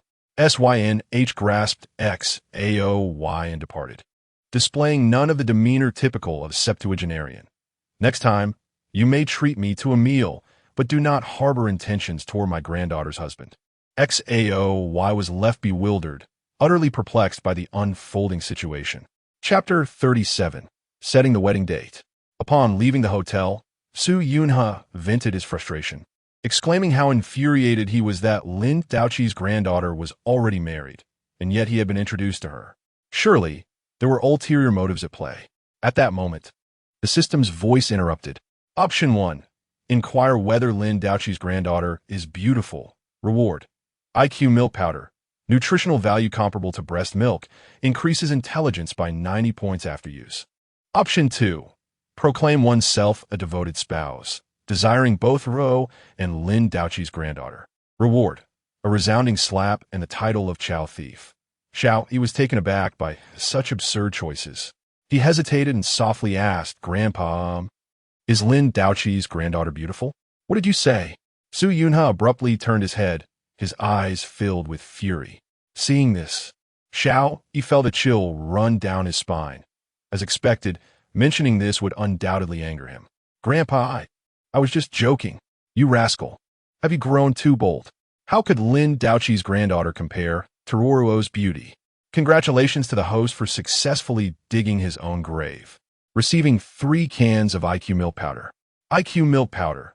After consuming 1 can, a baby's intelligence will increase by 90 points, making them exceptionally bright, which will influence their learning milestones, such as walking, speaking, using utensils, and memorization abilities. Upon hearing the system's announcement, Xiao Yi's spirits lifted. It seemed that each of his 3 children would have the potential to gain admission to Beijing University in the future. After more than half an hour, Xiao Yi and Su Yunhe returned home. Upon opening the door, Su Ruo sprang up, exclaiming, Darling, you're back. She rushed over and handed the second child to Xiao Yi, as if avoiding a plague. In the next moment, the second child unhesitatingly slapped Xiao Yi across the face. Smack! Good heavens! You've grown stronger. Haven to you? Perhaps having understood his father's words, the second child suddenly burst into laughter, delighting in the moment, even wanting to deliver another slap. This little rascal seems to be addicted to hitting people, doesn't he? Xiao Yi rubbed his slightly stinging face, realizing that during his absence, the second child had certainly caused Su Ro a great deal of trouble. As for Su Linjin, he and T held the second child for even a minute. Ruo, this is the milk powder a friend gave me before. I forgot it in the car. After handing the milk powder to Su Ro, Su Linjin emerged from the inner room. Seeing Xiao Yi and Su Yunhe return, he remarked, Oh, Xiao Yi is back. Yes, I'm back. We're the eldest and youngest. I just got them to sleep. So, how was the auction today? Did you gain anything? Xiao Yi smiled without replying, his gaze drifting to the cassock in Su Yunhe's hand. However, Su Linjin did not notice the cassock, but instead focused on Su Behong's 8 steeds painting. Su Yunhe, astonished, exclaimed, No way, Xiao Yi, don't tell me you bought this 8 steeds at the auction. Indeed. And how much did it cost? 100,000. Upon hearing this, Su Linjin and Su Ruo wore expressions of astonishment. At that moment, Su Yunha interjected, stating that this painting was indeed a masterpiece by Su Beihong, which made it quite worthy of collection. Furthermore, this robe was a treasure, valued at 50 million. How much did this robe fetch at auction? Xiao Yi inquired it. It came with the painting, he replied. Su Ruo and Su Linjin exchanged bewildered glances, astonished by such peculiar auction practices. Xiao Yi offered no further explanation, while Su Yunha enthusiastically recounted the events of the auction. Meanwhile, Xiao Yi approached the bedroom, gathering the 3 little ones together. The eldest, Xiao Mengruo, and the youngest, Xiao Qinxue, were peacefully asleep with their eyes closed. Their long, curled eyelashes and fair, delicate skin exuded an enchanting aura, accompanied by a gentle scent of milk. Observing the 2 charming infants, one couldn't help but wonder which fortunate young man would win their hearts in the future. At that moment, Xiao Yi's gaze shifted to the second child, Xiao Ming.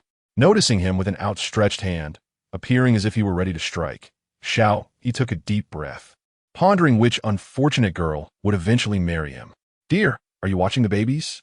Su Ruo suddenly entered from the doorway. Acknowledging her with a gentle nod, Xiao Yi affirmed, Yes. Is Dad and Grandpa still chatting outside? She asked. Yes, he replied. Su Ruo settled beside Xiao Yi, casting a glance at the peacefully sleeping eldest and second child, a smile of contentment gracing her lips. Xiao Yi then posed a question. Do you think our babies will first call out Daddy or Mummy? Su Ruo shook her head, pondering. I'm not certain. I feel it will be Daddy first. I believe it will be Mummy, he countered. Then, Ruo, what is 7 plus 1? 8, she replied. How much? 8. A moment of confusion clouded Su Ruo's expression. Xiao Yi, are you actually trying to trick me? You are my wife, so how can I not playfully tease you? He grinned mischievously. But, let us get married first. In the past, Xiao Yi would have never dared to tease Su Ruo into calling him Daddy, as she had once been his mentor. But now he felt no guilt in doing so. You, Su Ruo huffed, a hint of irritation in her tone, which was a first for her. He quickly leaned in to kiss her, saying, All right, Ruo, I was only joking. It's getting late. Shall we head back? Just as he finished speaking, Su Linjin cheerfully entered the room. Xiao, I just checked the time. How about you and Ruo get married at the end of this month? The end of the month? Xiao Yi pondered, realizing it was already July. With only 10 days remaining until July 31st. Dad, is the furniture arriving soon? Yes, Su Linjin nodded. I just inquired. The furniture will arrive within 2 days. So, how do you feel about getting married? No. Xiao Yi shook his head, directing his gaze towards Su Ruo. Ruo, how do you feel? I think I can manage. In truth, Su Ruo felt a certain anticipation for her life with Xiao Yi after marriage. Numerous online posts claim that a man's demeanor undergoes a dramatic transformation post-nuptials, yet she firmly believed that Xiao Yi was not one to conform to such stereotypes. Seeing Su Ruo's agreement, Xiao Yi had little else to say. He nodded and remarked, All right, Dad, then let's set it for the end of this month. I will reach out to the groomsmen and ensure they are prepared. Excellent. Haha. Upon hearing this news, Su Lin's face broke into a broad smile. I will call the hotel right away. Chapter 38. By the way, Xiao Ge, who is your sister-in-law? Su Lin hurriedly rushed out. Su Ruo discreetly glanced at Xiao Yi and, noticing his expression, he chuckled. Ruo, why are you dawdling? Quickly call your friends and family to inform them. Oh, Su Ruo nodded vigorously. Ever since she had the baby, she felt as though her mind had slowed down. Could it be true that pregnancy dulls one's wits for 3 years? Or perhaps Xiao Yi's attentive care had rendered her mind sluggish. She took out her phone and dialed Lu Tianchuang first. After activating the speakerphone, she placed the device on the bed, lifted her shirt, and cradled the baby to breastfeed. At that moment, Lu Tianchuang answered the call. Hello, Ruo, my dear best friend. What brings you to summon this fairy? Xiao Yi interjected. Why? Instructor, I didn't expect you to be so self-absorbed and in such a scene too. A fairy. Lu Tianchuang on the other end appeared bewildered. Su Ruo shot Xiao Yi a glare, Why was it being so playful today? Shuang, don't mind Xiao Yi's nonsense. The reason I called is to tell you. At the end of this month, on July 31st, Xiao Yi and I are getting married. You once said that if I got married first, you'd be my maid of honor, right? So will you come? Upon hearing this, Lu Tianshuang did not hesitate. What are you saying, dear Ruo? Of course I must attend such a significant event. Ahem. I just want to ask, will there be handsome groomsmen? Lu Tianshuang was the same age as Su Ruo, and while others were getting married, she had yet to find a boyfriend, which seemed rather unfortunate. When asked about the groomsmen's looks, Su Ruo glanced at Xiao Yi, who quickly nodded in affirmation. With a smile, she replied, of course there will be. So don't worry, Shuang. That's great. Truly, you are my wonderful friend. Su Ruo said, then, wait for my call. In a few days, we will go look for bridesmaid dresses. All right. Soon, Su Ruo hung up the phone. She then inquired, darling, I recall you mentioned that your roommate would be the groomsman, right? Yes. Of course, Su Ruo was familiar with Xiao Yi's 3 close friends, who were notorious for their lewdness and were not particularly handsome. They were the kind who would shake the bed every night. Are they handsome? Well, they're passable. Su Ruo burst into laughter at the thought, imagining Lu Tianshuang impeccably dressed and waiting for charming groomsmen, only to be greeted by 3 of her students. How would she react? I feel that after witnessing such a scene, Lu Tianshuang would surely hold a grudge against you for a while. Ha ha ha. Indeed, not dwelling on it further, Xiao Yi found his dormitory group chat, tagged all 3 friends, and then initiated a WeChat call. Chen Hao was the first to join the voice chat. He exclaimed, Dude, Xiao Ge, you've been missing for so long that I thought you had kicked the bucket. What made you suddenly think of calling? Could it be that you were scammed and ended up in northern Myanmar? Just so you know, I don't have the money to bail you out. Xiao Yi's expression darkened. Get lost. Can't you wish me well for once? I was just thinking about you, brother. So, where are you interning now? Don't rub it in. Chen Hao sighed deeply. Today has been incredibly competitive. I haven't found a single job related to computer science. In the end, I reluctantly joined a renovation company, and now I'm just making sales calls. Upon hearing this, Xiao Yi's face fell. He couldn't believe that his university classmate had ended up in sales. Moreover, this renovation work was particularly distasteful. Developers sold the contact information of new homeowners to renovation companies, which then called each one individually. Being subjected to insults was a regular occurrence in such a job. How did you end up doing this? I had no choice. It's too competitive out there. I heard you're starting a business, right? Any thoughts on bringing a brother along? Well, that could work. Xiao Yi did not refuse. Chen Hao had been his close friend throughout university, and now that he was capable, it would be great to help him out. Just then, his other 2 roommates, Guiyang and Yang Baoquan, also joined the voice chat. Guiyang said, Oh, what a rare visitor. Xiao Ge, what are you up to these days? Yang Baoquan added, Yeah, ever since you mentioned having triplets, you seem to have vanished.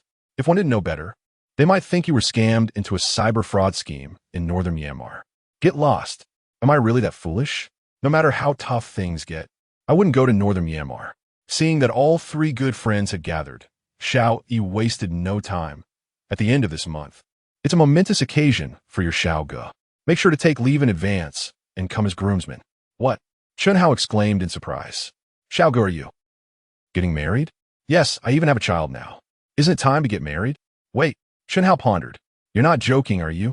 You really have a child? Is the child with you? Yes. Let me see. Show me a video. Seeing Chen Hao's disbelief, Xiao Yi promptly opened a video call. Since Su Ruru was nursing the second baby, Xiao Yi refrained from filming them and instead focused on the eldest and youngest. Upon seeing the 2 little ones in the video, the 3 of them erupted with excitement. When Xiao Yi had previously claimed to be a new father, they had never believed him. To their astonishment, it turned out to be true. Chen Hao exclaimed, Wow, I can't believe it. How old is the child now? Almost 20 days old. Wow. Guiyang said, Those babies are adorable. Is one of them a girl? Yes, the eldest and youngest are both girls, while the second baby is a boy. Since their mother is holding him, I didn't film that. Yang Baoquan remarked, Wow, you're really living the dream with 2 daughters. Xiao Ge, can I discuss something with you? Xiao Yi paused. What is it?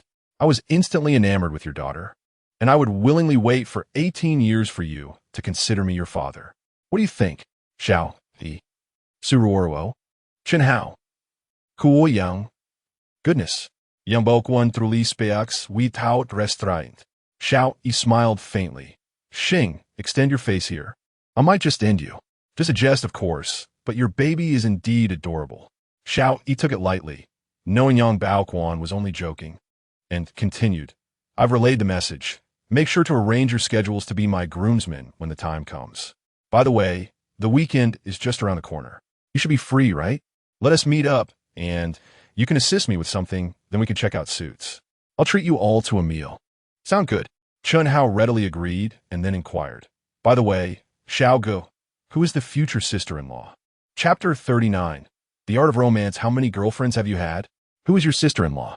Xiao Yi raised his gaze to meet Su Ruo, who was cradling a doll. He imagined that revealing their professor's identity would undoubtedly cause an uproar among the three exuberant boys. He inquired, Do you wish to know the identity of my sister-in-law? Chun Hao replied eagerly, of course. That night, when we were drinking together, I simply cannot recall who she might be. And is she beautiful? Young Bokuan Timid In. Given how stunning my future fiancé Yi is, how could Xiao Yi's wife be anything less? He urged, Do tell us, Xiao Yi. I'm dying to know. I want to tell you. Xiao Yi chuckled mischievously. Mystery is essential in all matters. In a few days, you shall meet her directly, and then you will understand. He concluded the conversation. I'll contact you later. Goodbye for now. As Xiao Yi exited the voice chat, Su Ruo turned her attention to him. A hint of confusion in her eyes. Darling, why don't you tell your roommates that their sister-in-law is me? In truth, Su Ruo felt somewhat perturbed by this. Was she worried about losing face if it were revealed? Or was there another reason? Women tend to overthink, and Su Ruo was no exception. At this moment, Xiao Yi discerned her feelings. It was evident that she was a little irritated. You know my three roommates well enough. If they found out, they would undoubtedly make wild assumptions. He added, I'm actually curious to see their expressions when they first meet you. Oh, I see. Su Ruo was not entirely satisfied with Xiao Yi's reasoning. She pressed on, May I ask, aside from that gold digger Lu Ruowei, how many girlfriends have you had? Xiao Yi was momentarily taken aback. Why do all women pose this question to men? It felt like a perilous inquiry, given his handsome appearance and culinary skills. If he claimed to have only dated Lu Ruowei, Su Ruo would certainly find it hard to believe. Clearing his throat, Xiao Yi countered, How many do you think I've dated? Su Ruo didn't anticipate this turn of questioning. Tentatively, she ventured 3. She was convinced that Xiao Yi could not have only been with Lu Ruowei. His talents seemed too numerous to have been cultivated by just one person. Xiao Yi shook his head. Incorrect. 4? Wrong. 5? Not quite. Surely it isn't 6? Su Ruo's expression began to darken. It was surprising to her that Xiao Yi had been involved with so many women. Xiao Yi smiled calmly, his tone growing slightly more serious. Are you seeking a mere number, or do you wish to delve into my past? In the past few weeks, Xiao Yi had seldom shared details about his history, having been preoccupied with caring for the baby. Su Ruo found herself at a loss for words. Was he truly so experienced? Had he taken the reins of the conversation? This was indeed perplexing. After all, she was the one who posed the questions. Before she could respond, Xiao Yi adopted an understanding expression. Or perhaps you were trying to assess my reliability through this inquiry. Su Ruo was on the verge of tears, yet she truly had no such intention. She merely wished to indulge in some gossip. At that moment, Xiao Yi spoke again. I feel that merely sharing a meaningless number is utterly devoid of significance. In my lexicon, the term nostalgia does not exist. I can only express my gratitude towards those who have once shared moments with me. Naturally, you too should extend your thanks to them. Su Ruo's eyes widened in confusion. Why should I be grateful to them? Observing her bewildered expression, Xiao Yi took her hand and replied, Because it is those girls who helped shape a perfect version of me. We need not endure quarrels to find common ground, nor should you sacrifice your youth to help a boy mature. Before you stands a man capable of doing laundry, cooking, caring for children, earning a living, and providing you with happiness. Should you not be thankful to them? Regardless of how many I have dated, I have chosen you. You are the woman I wish to cherish for a lifetime, and what do they have to do with us? Upon hearing Xiao Yi's words, Su Ruo realized she could not counter his arguments. His eloquence was formidable. It was evident that the pit he had dug for himself had ensnared her instead. Moreover, Xiao Yi's reasoning was indeed sound. Given that they already had a child, how could he possibly still be in contact with others? If he were to stray, his father's silver bracelet would ensure he faced the consequences swiftly. Noticing that Su Ruo had been swayed by his rhetoric, Xiao Yi could not help but smile. This question was indeed easy to address, as it merely required clarity of position. When confronted with such inquiries from women, one must avoid the temptation to answer truthfully regarding past relationships. Such candor not only fails to enhance the relationship, but may also lead to misunderstandings. After all, discussing past romances excessively could portray one as unreliable, while saying too little might suggest a lack of worth. All right, Ruo, it's getting late. We should head back. Su Ruo obediently nodded, placing the children in the stroller before the two exited the room. Upon their emergence, Su Linjun cheerfully remarked, Xiao Yi, Ruo, I have booked the hotel for July 31st. You can reach out to your classmates and friends, inviting them to join us. Okay, Dad. Su Ruo and Xiao Yi exchanged glances. With the wedding just 10 days away, it seemed they would be busy with preparations. There was much to accomplish before the wedding. Obtaining their marriage certificate, selecting wedding dresses, taking bridal photos, and trying on outfits. Though 10 days may not seem short, they indeed had much to do. Dad, Grandpa, it's getting late. We should head back now. All right, take your time on the way. Although Su Linjun felt a twinge of reluctance, he did not object. Now, as a couple in name, they had their own lives, and he understood he must not interfere. Accompanied by Su Linjun and Su Yunha, Xiao Yi and Su Ro entered the vehicle, embarking towards their rented abode. As they traversed the road, Su Ro gazed ahead, when suddenly a thought struck her. She inquired, Oh dear, are we not supposed to collect our marriage certificate tomorrow? Indeed, Xiao Yi affirmed with a nod. Su Ro then smote her thigh, her expression shifting dramatically. Oh no, I completely forgot to bring the household registration book. Perhaps you can make a U-turn ahead, and I shall retrieve it. It seems we cannot obtain the certificate without it. Observing Su Ruo's anxious demeanor, Xiao Yi chuckled softly and shook his head. I anticipated you might forget it. Fear not. Your father provided me with the household registration book last night. Su Ruo. Chapter 40. Going to register with Ruo. Su Ruo wore a look of astonishment. Her father was clearly eager for her to marry. Xiao Yi chuckled. Tomorrow, we shall go to register, and the day after, we can tidy up the new home. That sounds good, Su Ruo replied without hesitation. The spacious house was indeed intended for her parents and grandfather to come live with them, provided it had soundproofing. She sensed that Xiao Yi would not be idle after their marriage. He would be launching his coffee shop soon, and as a man, he likely would not take on the role of a full-time caregiver. Having her parents around would help in looking after the baby. Although she had acquired some experience during this time, managing 3 infants alone was still quite overwhelming. She couldn't keep troubling Lu Tianshuang, her assistant. At this thought, Su Ruo worried that Xiao Yi might object, considering how her parents' presence could intrude upon their couple's life. Nevertheless, she voiced her inner concern. Darling, after we get married, I would like my parents to stay with us for a while. Sure, Xiao Yi replied readily, driving the car. Su Ruo was taken aback by his prompt agreement, incredulously asking, You accepted so quickly without any consideration? What is there to consider? Xiao Yi understood Su Ruo's thoughts. Living together would simply facilitate caring for the baby. Although he had acquired a system, he had no intention of being a full-time father. He believed he could balance both his entrepreneurial endeavors and parenting alongside Ruo. You could decide this matter. Just persuade my parents. Their presence would relieve us of the burden of childcare, cooking, and laundry. Wouldn't that be splendid? Su Ruo rolled her eyes, realizing that he was suggesting her parents would serve as helpers. Yet, there was truth in Xiao Yi's words. Having her parents around would significantly ease household pressures. She gazed at Xiao Yi, who was driving with great focus, and felt a surge of anticipation for their new life together after moving into their home with her parents and grandfather. The following morning, Xiao Yi and Su Ruo donned white shirts, and after she finished her makeup, they set off for the Civil Affairs Bureau. Su Ruo's mother had arrived early, so she would temporarily care for the 3 babies. In the car, Su Ruo felt nervous, her mind somewhat blank. The reality of their impending marriage was daunting, and she feared she might embarrass herself at the ceremony due to her lack of experience. "What is wrong, my dear?" Xiao Yi asked, one hand on the steering wheel and the other grasping hers tightly. Su Ro shook her head slightly, gazing out at the scenery beyond the windshield. "It's nothing. I just feel as if I'm dreaming. I had imagined marriage before, but I never thought it would come so quickly. Because we are fated," Xiao Yi smiled serenely. "I feel the same as you. Can you believe that a college student like me, who isn't even graduated yet, is marrying his own professor?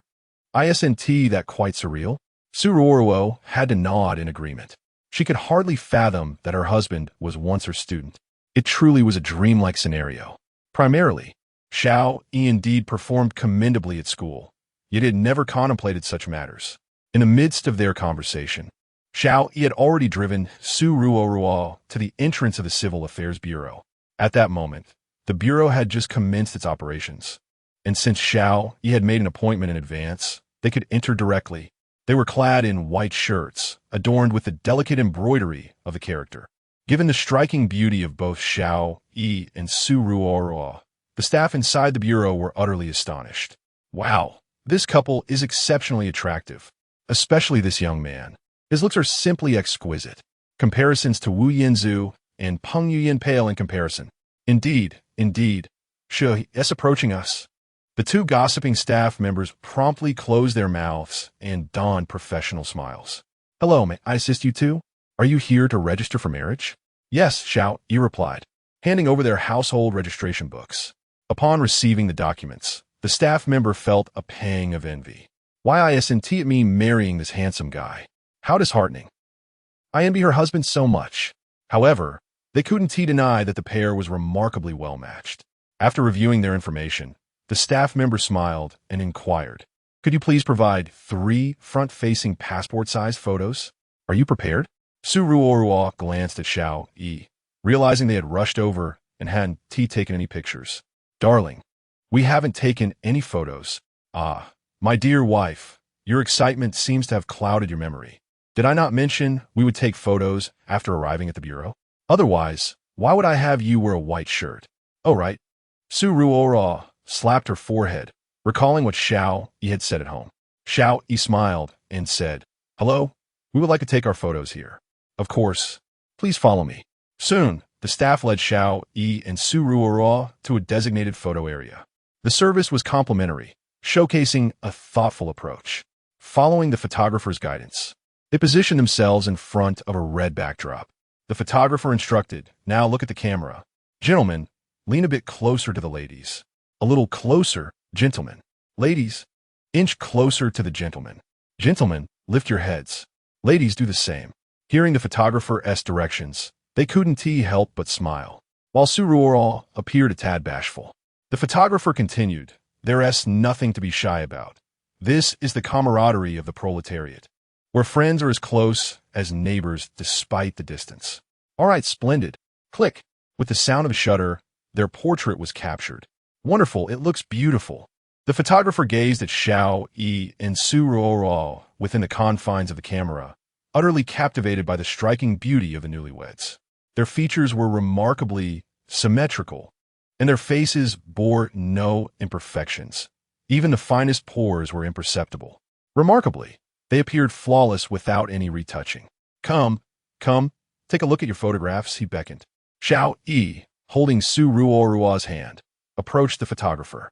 Upon viewing the images, both expressed immense satisfaction. Unable to contain her admiration, Su Ruoruo exclaimed, "Master, your photographic skills are truly exceptional. These pictures are simply stunning." Flattered by her praise, the photographer felt a twinge of modesty and quickly shook his head in humility. "Oh no, it is merely that your beauty shines so brightly. Please, just a moment.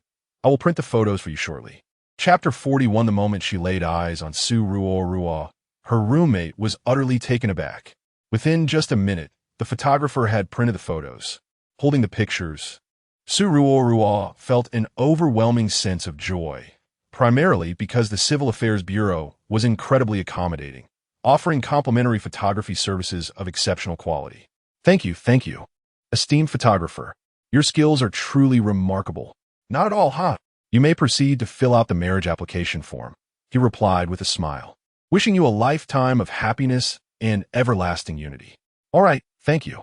After expressing their gratitude, Xiao Yi took Su Ruoruo's hand and led her to the front desk, where they began to fill out their marriage application. In the end, after signing their names and pressing their fingerprints in the final box, the staff had already printed their marriage certificate. Carefully placing the photo onto it, they finally pressed the official seal onto the certificate. The marriage certificate, priced at 9 yuan for a pair, symbolized eternal togetherness. Once everything was completed, the staff handed over their household registration book along with the marriage certificate. Please take good care of your household registration book and marriage certificate. Congratulations on your union. Wishing you both a long and harmonious life together, a century of happiness. And may you soon be blessed with children. Thank you, but we already have child. As they said this, Xiao Yi and Su Ruoruo exchanged a knowing glance, leaving the staff utterly bewildered. Why? Because Su Ruoruo appeared exceptionally youthful, despite being in her mid-20s. She looked as though she were just 20. It was impossible to believe they had a child. Goodness, how does she maintain such a radiant appearance? How enviable. After receiving their certificate, Xiao Yi and Su Ruoruo did not linger. Once in the car, Xiao Yi mysteriously said, "Darling, please wait in the passenger seat for a moment while I fetch something." All right, Su Ruoruo examined the marriage certificate in her hands, finding it increasingly delightful. After returning from the antique auction yesterday, Xiao Yi had secretly purchased a bouquet of flowers, intending to present them to Su Ruoruo after they obtained their certificate. After all, which girl does not yearn for a sense of ceremony? Opening the car door, Xiao Yi revealed the flowers he had been concealing behind his back, dramatically announcing, "Tada, my dear, today we're getting our certificate, so here are the flowers for you." Wow. Upon seeing the flowers, Su Ruoruo's eyes sparkled with joy. The 99 roses exuded an enchanting fragrance, and she could not resist bringing them to her nose, inhaling deeply. So fragrant. "There's something even more fragrant," Xiao Yi said, his meaning lost on Su Ruoruo. What could be more fragrant? At that moment, Xiao Yi leaned in and kissed her. Indeed, the more fragrant thing was the kiss itself. Moreover, his hands grew bolder. Caught off guard by Xiao Yi's sudden ambush, Su Ruoruo was momentarily stunned, but she soon melted into the moment. After a few minutes, their lips reluctantly parted. Xiao Yi's gaze drifted to the baby crib in the back seat. As the baby grows, these 3 strollers will undoubtedly be dismantled. The rear space of the Alpha stroller is quite ample. Such generous dimensions must be utilized wisely in the future. I certainly plan to test it out with Ruo later. Hee. The following day. Ding dong. Ding dong. Hello, Grandpa. Your grandson is calling you. My dear, there is someone at the door, and your phone on the table is ringing as well. At this moment, Ruo is nursing the eldest, Su Mengruo, while Xiao Yi is changing the second child's diaper, intending to tidy up some items before delivering a few things to the new house. He plans to move before the wedding for convenience. All right, I understand, my wife. After changing the diaper, Xiao Yi cradles the second child, Xiao Ming, and strides into the living room, where the screen displays the name Chun house scrolling by. It turns out his good friend has arrived. Today, the furniture is being moved into the new house, and he has asked his 3 good friends to assist him. Not connecting the call, he hangs up and opens the door.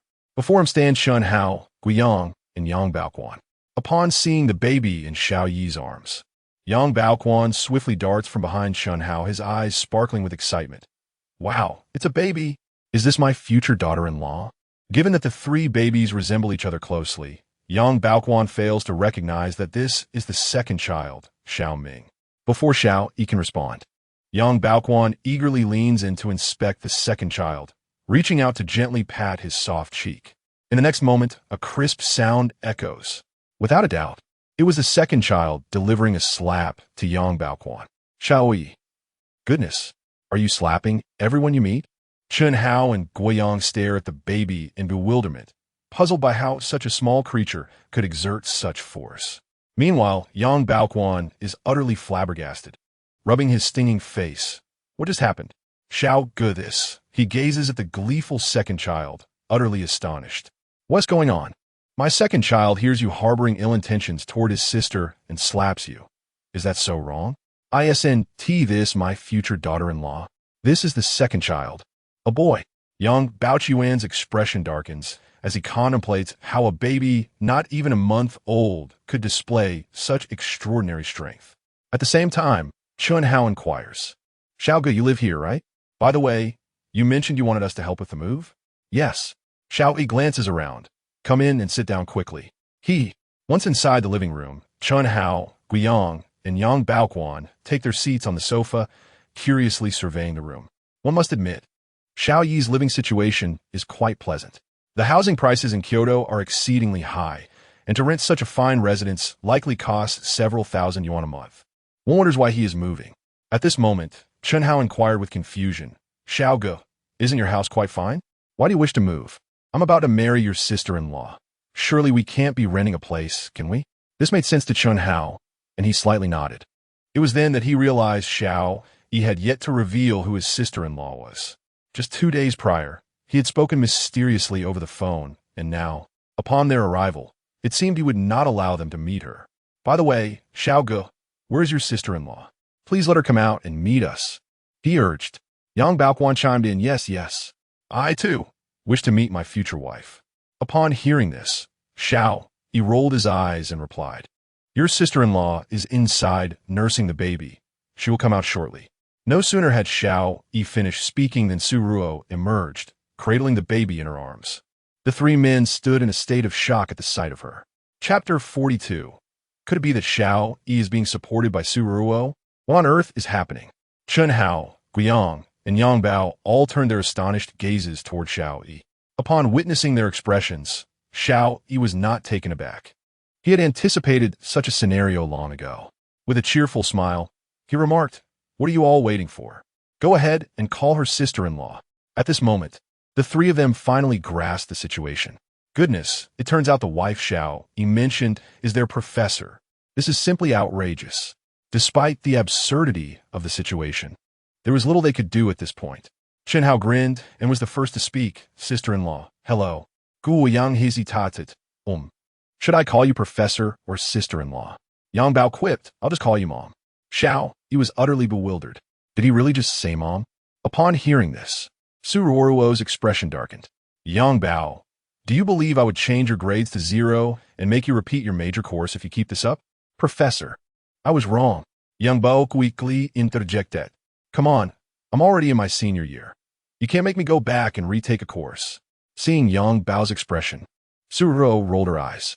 If you keep trying to get close to my daughter, you genuinely might not graduate. Do you understand? I was mistaken, Professor. Then, Su Ruo handed the baby to Xiao Yi, who found himself cradling both infants in his arms. Su Ruo then turned her attention to the three roommates. What fruit would you like? I'll wash some for you. Without hesitation, Chun Hao said, sister-in-law, I want some watermelon. Professor, I would like strawberries. Mom, I want. Yang Bao quickly covered his mouth. Su Ruo rolled her eyes, but said nothing further. Instead, she went into the kitchen to retrieve some fruit and began washing it under the tap. At this moment, Chun Hao quietly remarked, Xiao Ge, could it be that the one we drank with that day was our professor? Indeed. Xiao Yi nodded lightly. Bro, doesn't it feel incredibly surreal? Awesome. Guiyang couldn't help but give a thumbs up. This is beyond surreal. I never even dared to imagine it. Xiao Ge, this is just too unbelievable. All right, keep your voice down. Meanwhile, Yang Bao's gaze remained fixed on the baby, Xiaomeng Ruo. He observed the adorable child sporting a blissful smile, exuding an innocent charm. The little one had captivating big eyes and was curiously staring back at him. Unable to contain himself, Yang Bao said, Xiao Ge, this must be the baby, right? The one we saw in the video the other day? Yes, that's right. Can I hold her? Yang Bao inquired. Hearing this, Xiao Yi hesitated, feeling that Yang Bao might not be entirely trustworthy. As Xiao Yi remained indecisive, Yang Baoquan hastily interjected, Oh, Xiao Ge, I was merely jesting. How could I possibly wait for your daughter to turn 18? By then, I would be a decrepit old man. Come on, just let me hold her, I beg you. This mischievous man, feigning a pout, caused Xiao Yi to relent in the end. All right, but be cautious while holding her. If you accidentally hurt her, I swear I will make you pay dearly. Understood. Yang Baoquan promptly took the precious Xiao Mengruo into his arms, exercising utmost care, for the infant was indeed exceedingly delicate. Should he drop her, the consequences would be unthinkable. Oh my, such a good baby. Yang Baoquan gazed at the child in Xiao Yi's embrace and inquired, "By the way, Xiao Ge, what is the name of your eldest?" "Her name is Xiao Mengruo, the second is Xiao Ming, and the third is Xiao Qinxue." "Ah, lovely names indeed." Yang Baoquan continued to observe the little Mengruo, gently rocking her in his arms. At that moment, the second baby suddenly burst into laughter. Hee. With her eyes squinted and her tiny mouth agape, she laughed with exuberance, melting Yang Baoquan's heart. "Ah, Xiao Ge, your daughter is smiling. Do you think she has fallen for me at first sight? I feel like I might just have to wait 18 years for her. Do you believe I can make you live less than 18 years? Just then, Su Ro entered, carrying a platter of fruit, and softly said, "Gentlemen, please have some fruit." After placing the fruit on the coffee table, Su Ro continued, "Darling, I haven't fed the second baby yet. You chat with your roommates for a while. I will take the baby inside to nurse." "All right." As Su Ro retreated to the bedroom with the baby, Yang Baoquan returned the eldest to Xiao Yi. Lacking experience, he felt unable to hold the baby for long. Once Su Ro was in the bedroom, the three roommates felt liberated. Chen Hao exclaimed, "Xiao Ge, you're truly amazing. Our esteemed professor has been won over by you. I am nearly green with envy." "All right, enough of that." Xiao Yi rolled his eyes. "Are you three dating yet?" Upon hearing this, their expressions drooped. "Dating? What kind of romance can we have? We don't even have girlfriends. Should we date a sow?" Seeing their forlorn faces, Xiao Yi chuckled. "You'll find someone. It's just a matter of fate." Chen Hao grabbed a piece of watermelon, took a bite, and asked, "By the way, Xiao Ge, didn't you say you were packing? When will that commence?" "We'll start once you've finished eating." "Got it." Guiyang chimed in, "By the way, Xiao Ge, have you purchased a house in Kyoto? Which community is it in? You'll find out shortly." "Why so cryptic?" 3 hours later, Xiao Yi and his three roommates arrived at Kyoto No. 1 courtyard in a freight vehicle. The car came to a halt at the entrance of the residential community. While Chen Hao rubbed his eyes and gazed at the opulent gates of the neighborhood, his eyes widening in disbelief. "No way, Xiao Ge, are you serious? You purchased a property in this community?" Xiao Yi nodded nonchalantly. "Indeed." Guiyang and Yang Baoquan's mouths fell agape in astonishment. It was no wonder he had been so enigmatic. He had acquired a residence in the prestigious Jingdu No. 1 courtyard. Properties here must cost no less than 200,000 per square meter, and the smallest units appear to be around 140 square meters. At 200,000 per square meter, that amounts to a staggering 28 million. Chen Hao could scarcely believe his ears. They had all graduated together. How could he afford a property worth 28 million? This was utterly absurd.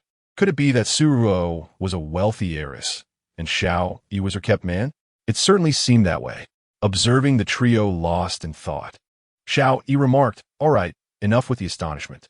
From now on, stick with your brother Xiao, and I promise to treat you to the finest delicacies." "Is this for real?" Chen Hao, seemingly oblivious to the role of a mere customer service representative, vaguely recalled Xiao Yi had previously invited him to join his circle. "Of course it's true. When have I ever deceived you?" Xiao Yi asserted confidently. Chapter 43. What immense wealth does Su Ruo's family possess? Long live Xiao Ge. What about us? Guiyang and Yang Baoquan also emerged. Xiao Yi first directed his gaze towards Guiyang. "You're fine." As for Yang Baoquan, well, I must deliberate carefully. "What's wrong with me?" Yang Baoquan asked, a look of grievance on his face. He understood Xiao Yi's remark stemmed from a previous comment about waiting for his daughter to turn 18. Xiao Yi rolled his eyes. "You know the answer, so there's no need to ask." "All right, I'll inform the security guard at the gate to open the door, and then we'll begin moving things upstairs. Today, Xiao Yi only brought over clothes, bedding, and some daily necessities. With 4 of them working together, their efficiency was remarkably high. After explaining their purpose to the security, the delivery truck entered. Xiao Yi and his 3 friends did not board the vehicle. Instead, they took the opportunity to admire the environment of the community, which left them utterly astonished. Wow, the environment here is truly exceptional. No wonder it's called Kyoto No. 1 Courtyard. Indeed, Xiao Ge, I too wish to be a kept man like you. Isn't it incredibly delightful? Get lost. What are you even saying? As they conversed, they arrived at the ground floor. A delivery van was parked outside, undoubtedly delivering household appliances. This is it. Wow. Chun Hao looked up at the building, realizing it was the one with the best lighting in the entire community, and it stood only 10 stories tall. Xiao Yi. Why do I feel like this building is a large flat? It is indeed. How many square meters does it cover? Combined. The upper and lower floors total around 400 square meters, plus it comes with a rooftop terrace. What on earth? Chen Hao, Kuo Yang, and Yang Baoquan were left in shock. Xiao Yi was continuously redefining their perceptions. 400 square meters. Does that not mean the price of this property is 80 million? How wealthy is Su Ruo's family? Let us go, brothers. By the way, Ruo's father is upstairs. Some furniture and appliances have been delivered today. When you see him, just call him uncle. All right. They entered the elevator, and as the doors opened, Xiao Yi spotted Su Linjin directing people to carry furniture into the house. Dad, Xiao Yi called out, perhaps out of habit. Upon hearing Xiao Yi call out Dad, his 3 roommates simultaneously uttered no. After all, in college, they shared some rather unique father-son relationships, and it was quite normal to address each other as Dad occasionally. Su Linjin turned his head at the sound, glanced at Xiao Yi, then shifted his gaze to his roommates. Xiao Yi felt utterly speechless. Seriously, I call him Dad, and you all respond like that? Chun Hao and the others felt particularly awkward and quickly added, hello, Uncle, we are Xiao Yi's roommates. The earlier O was thoughtless, yes, thoughtless. Ah, so you're Xiao Yi's roommate. Greetings to you all. Su Linjin would not be angered by such a trivial matter. He had merely contemplated sending them to the police for attempting to take advantage of his precious son-in-law. However, upon learning they were his roommates, he dismissed that thought. Xiao Yi paid no heed to the 3 burdens, instead turning to Su Linjin to inquire, Father, how is the delivery of the furniture coming along? The television, refrigerator, and washing machine have all arrived. The sofa and other items should come in the afternoon. Do not worry, I have taken a day off. You may attend to your matters. Thank you for your efforts, Father. Oh, there is no need for such formalities. Recently, Su Linjin had taken a leave of absence for half a month. After Ruo and Xiao Yi's wedding, he planned to return to work without worry. He had considered resigning. But at his age, as a captain in the criminal police force with years of experience, it was not a simple decision. Xiao Yi and his 3 roommates unloaded the items from the elevator and carried them into the house. The television, refrigerator, and washing machine were already placed in the living room, though still in their packaging. Upon seeing the appliances, Chun Hao smirked. Xiao Ge, these appliances are quite lavish. Have you truly been taken care of by someone? If I were being taken care of, I'd send you flying out of Kyoto with a slap. Xiao Yi rolled his eyes. The spacious living room felt particularly empty at that moment. Careful now, move the sofa to the wall behind. Yes, just like that. At that moment, several workers entered, carrying additional boxes. Xiao Yi glanced over and deduced that the sofa and coffee table had arrived. After giving his roommates a brief tour of the house, Xiao Yi departed with them.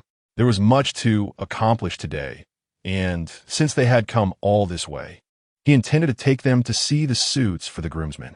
Despite the sweltering heat, the 3 insisted on wearing suits to be the most dapper at the wedding. Xiao Yi was happy to oblige. After treating them to a meal, he took them to several bridal shops, where they procured the groomsmen's suits and ceremonial robes. Given his circumstances, there was no need to rent. Purchasing new items was cleaner, and they could serve as mementos after the wedding. Along the way, Xiao Yi also perused some wedding dresses, but unsure of Su Ruo's preferences, he merely snapped a few photos. After a busy day, it was already 5 in the afternoon. After bidding farewell, Xiao Yi returned home, where Su Ruo's mother, Qin Shueping, and Ruo were tending to the 3 little ones. Upon seeing Xiao Yi return, Su Ruo rushed over, beaming, Darling, are you finished with your tasks? Yes, Xiao Yi gently ruffled Su Ruo's hair. I have arranged everything for the groomsmen, and the suits and ceremonial robes have been purchased. Su Ruo nodded, asking, are there 3 groomsmen? Of course, there are 4 of us, replied Xiao Ruo. Xiao Yi had also contacted another groomsman, a junior from his university with whom he shared a good rapport, yet he was unable to attend today. However, he would certainly be present on the day of the wedding. Have you arranged for your bridesmaids? He inquired. Yes, Su Ruo responded. In addition to Lu Tianshuang, I have 3 of my university classmates, all of whom are unmarried and conveniently located in Kyoto, so they can attend. That's splendid, Xiao Yi remarked as he retrieved his phone. By the way, I took several photos of wedding dresses at the boutique today. Please take a look and let me know which one you prefer. Chapter 44. A piece of every style of jewelry from the store upon hearing the words. Suruo scrutinized Xiao Yi's phone screen. As she gazed at the array of wedding gowns displayed, she felt a delightful daze envelop her. Given the significance of this momentous occasion in her life, she yearned to select the perfect wedding dress. However, after perusing the images, she could not shake the feeling that they were all rather similar. As she continued to scroll, a sense of aesthetic fatigue began to set in. Noting Suruo's indecision as she flipped through the photos, Xiao Yi promptly reclaimed his phone. Ruo, let us visit the store tomorrow to have a look. And also scout locations for the photo shoot. We need to finalize everything swiftly. Suruo's eyes sparkled with pink bubbles of anticipation, her heart fluttering at the thought of her wedding day with Xiao Yi. The following day, Xiao Yi and Suruo rose early. The furniture and appliances for their new home had arrived the previous day, and today, Suruo's parents came to their house to help care for the baby. Xiao Yi planned to take Suruo to see wedding dresses. After getting ready, Suruo linked her arm with Xiao Yi's, beaming as she waved goodbye to her parents. Dad, Mom, we're heading out now. Please take good care of the baby. Rest assured, Su Linjin said confidently, patting his chest. I will certainly look after Meng Ruo and Qin Xue. Upon hearing this, Su Ruo countered, and what about the second baby? The second baby? Isn't there your mother to help? Qin Xueping chimed in with a chuckle. Seeing this exchange, both Xiao Yi and Su Ruo burst into laughter. It seemed that the second baby was thoroughly regarded as a burden by the grandparents. Xiao Yi felt that the second baby's tendency to throw tantrums needed to be addressed. It was unacceptable for the grandfather to be afraid to hold him. They had previously informed their parents to prepare formula for the baby every 2 hours. Once they confirmed everything was in order, they took the elevator down to the basement. They then boarded an Alpha car and headed toward a nearby bridal shop. Xiao Yi had a clear objective for the day, to select the wedding dress, while Suruo could consult with others regarding the bridesmaid's attire. On the way, Xiao Yi suddenly remembered that they had yet to purchase the traditional 3 gold items and the engagement ring. Ruo, I have made reservations at several bridal shops online, but since our appointment time has not yet arrived, how about we first acquire the 3 gold items? The 3 gold items? Recalling the customs of their heritage, which indeed required these items for the wedding. Generally, the 3 gold items and other gifts would be prepared during the engagement. However, due to the early arrival of their baby, they had not formally engaged. Yet, it was essential to have these items, not only as a sign of respect for the bride, but also as a nod to ancestral traditions. Yes, let's first check out the 3 gold items. All right. A gentle smile graced Xiao Yi's lips as he directed the car towards a nearby Lao Phoenix Gold store. Soon, they arrived outside the establishment. The old Phoenix Gold remains a reliable choice these days, at the very least, devoid of impurities and boasting a commendable purity.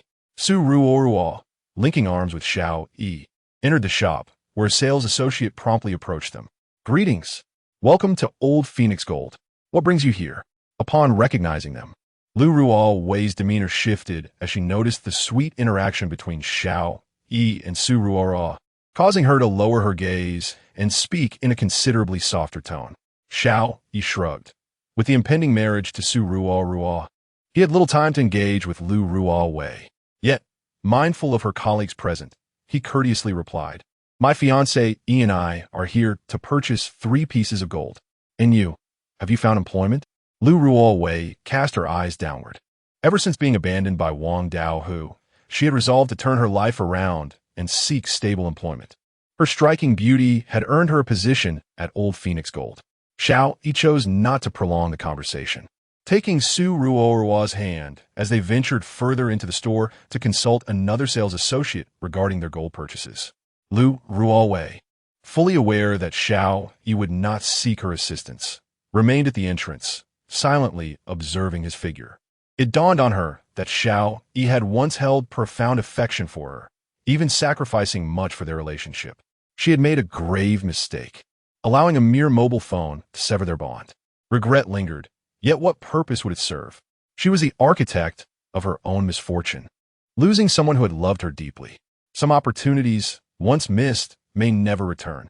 Meanwhile, Xiao Yi was perusing gold bangles, earrings, and necklaces with Su Ruo. Good day, sir. Currently, we have over 20 styles of women's necklaces in our store. Given your wife's beauty, I believe this sunflower love design would suit her perfectly. As she spoke, the sales associate retrieved a delicate gold necklace adorned with two modest sunflowers, exquisitely crafted and undeniably attractive. Furthermore, this piece weighed a mere 20 grams. Today's gold price stands at $545, which places the necklace's value around 11,000.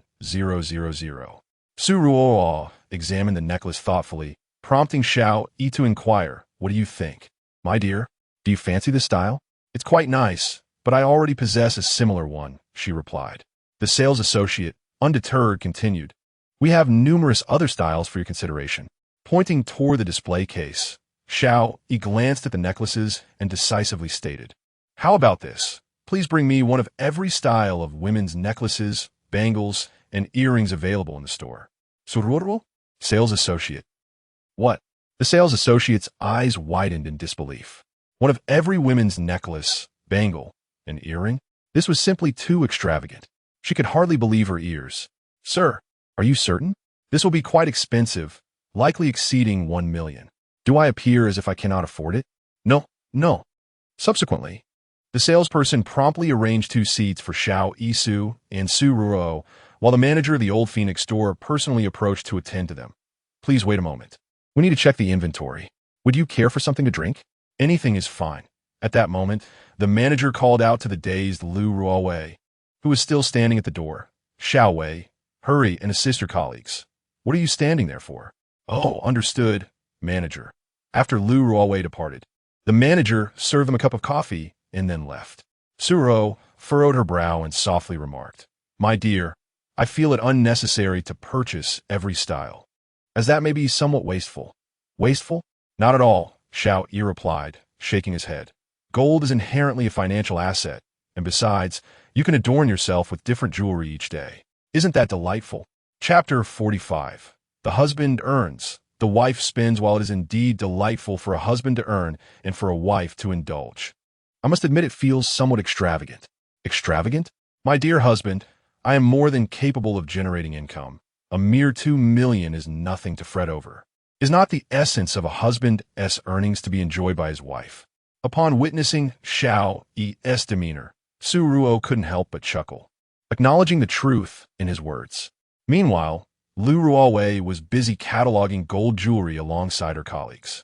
The store had recently received a new shipment of adornments, yet they had yet to be displayed. They had just heard from the manager that an urgent showcase was necessary. After all, Xiao Yi had insisted that every style for women must be acquired, and she was not one to miss an opportunity for profit. At that moment, Lu Ruowei remained oblivious to the unfolding circumstances. "Lu Jia, what is happening? Why are these items suddenly being showcased? You wouldn't believe it. The handsome gentleman and beautiful lady just informed us to procure one of every necklace, earring, and bracelet in our store. Talk about extravagance. I estimate my bonus this month could exceed 50 or 60,000. Upon hearing this, Lu Ruowei felt a heavy weight settle in her heart. Nearly on the brink of tears, had she not parted ways with Xiao Yi? Would these treasures have been hers? Was he testing her all along? Approximately half an hour later, the merchandise was organized. Over 30 gold necklaces, more than 50 gold bracelets, and upwards of 100 pairs of earrings. The total weight amounted to 2,275 grams, which, truth be told, was not excessively heavy.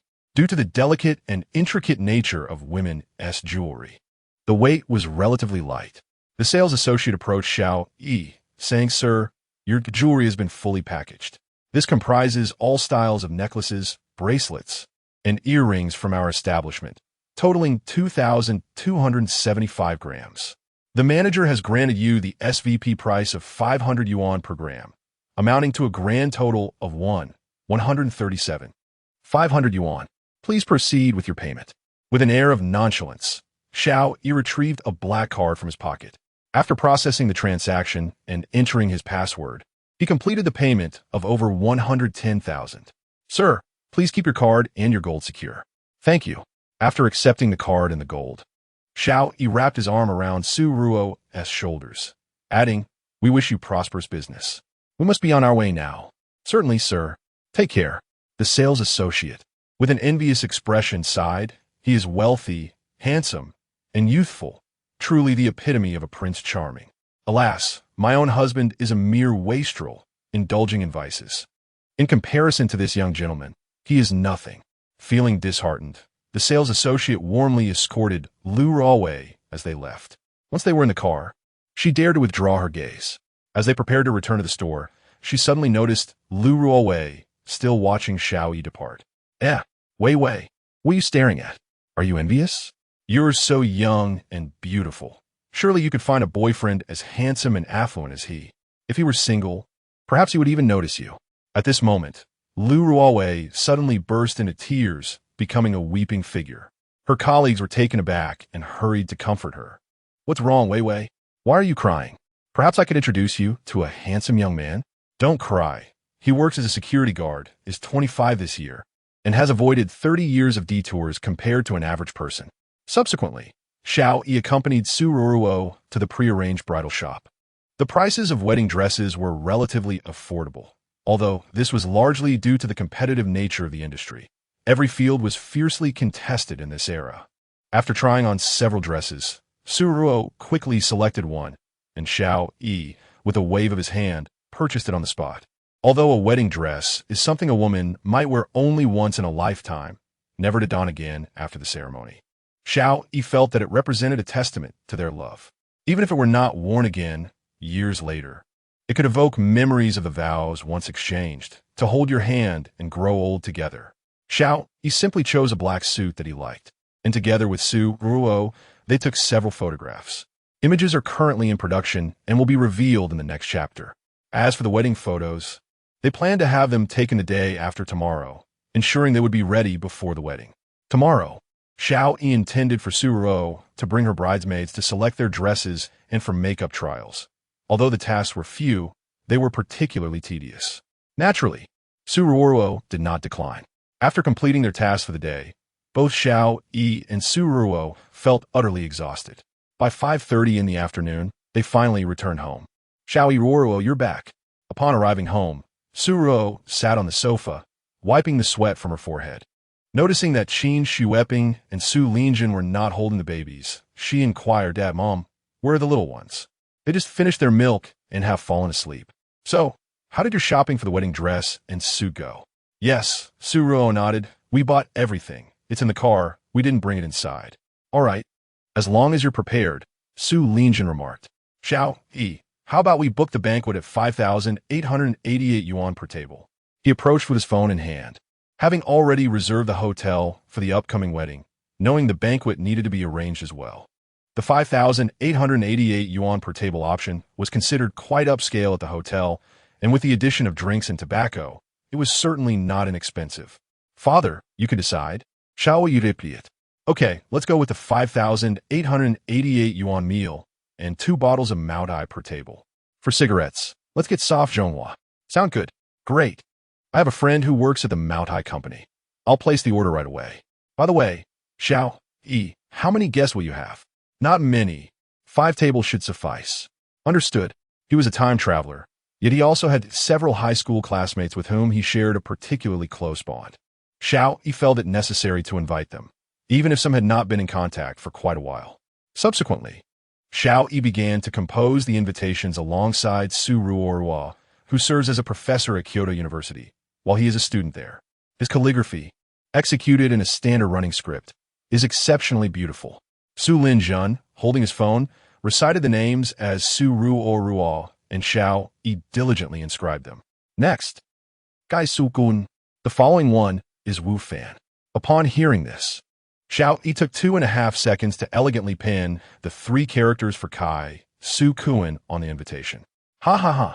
Su Linjun, observing Xiao Yi's writing, nodded in satisfaction, saying, "Son-in-law, your handwriting is truly exquisite, even surpassing that of my daughter. Ruo, you ought to learn from Xiao Yi. Do you understand?" "Aye." Su Ruoruo pouted, feeling that her own writing was far superior. Why did her father consistently praise Xiao Yi instead? Oof. Chapter 46. Xiao Yi and Su Ruoruo are married, including wedding photos. Time flies, and before one realizes, it is already July 31st, the day of Xiao Yi and Su Ruoruo's nuptials. In the days leading up to this momentous occasion, the couple busily engaged in preparations. They captured their wedding photos, informed relatives and friends, arranged the procession, purchased diamond rings, and meticulously decorated their marital abode, ensuring that everything was in place. Early in the morning, the four groomsmen gathered at Xiao Yi's residence, where nearly all of his classmates and friends were in attendance. Even prospective employees from the Little Deer CAF were drawn to the joyous occasion, adding to the vibrant atmosphere within the spacious home. As for the little ones, today was not their day to shine. They were entrusted to Su Ruoruo's parents for care.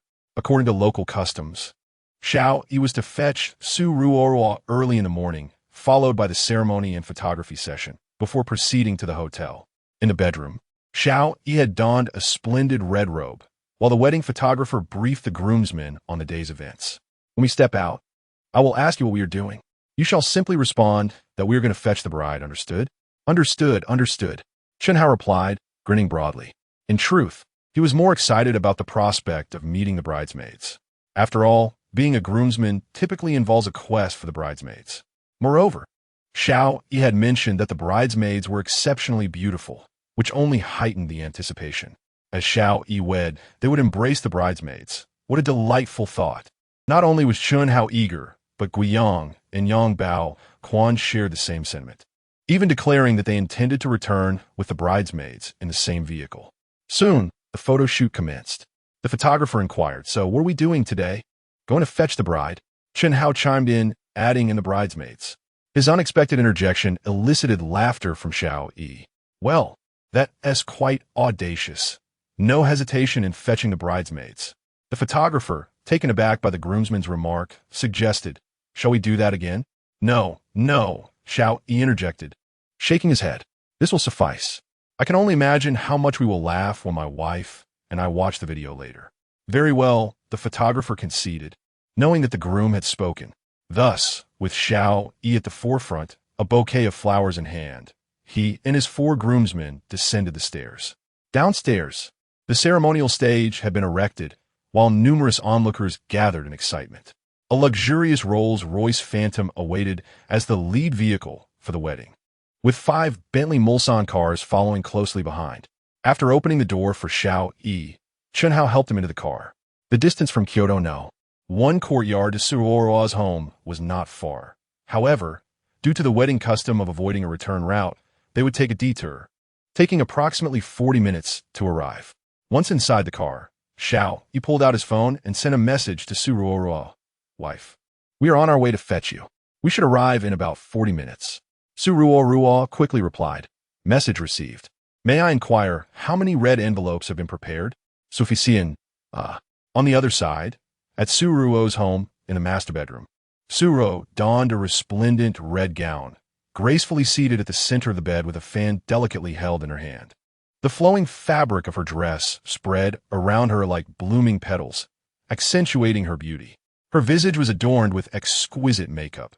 Shimmering sequins sparkled upon her rosy eyelids, and the makeup sat flawlessly on her skin, appearing entirely natural.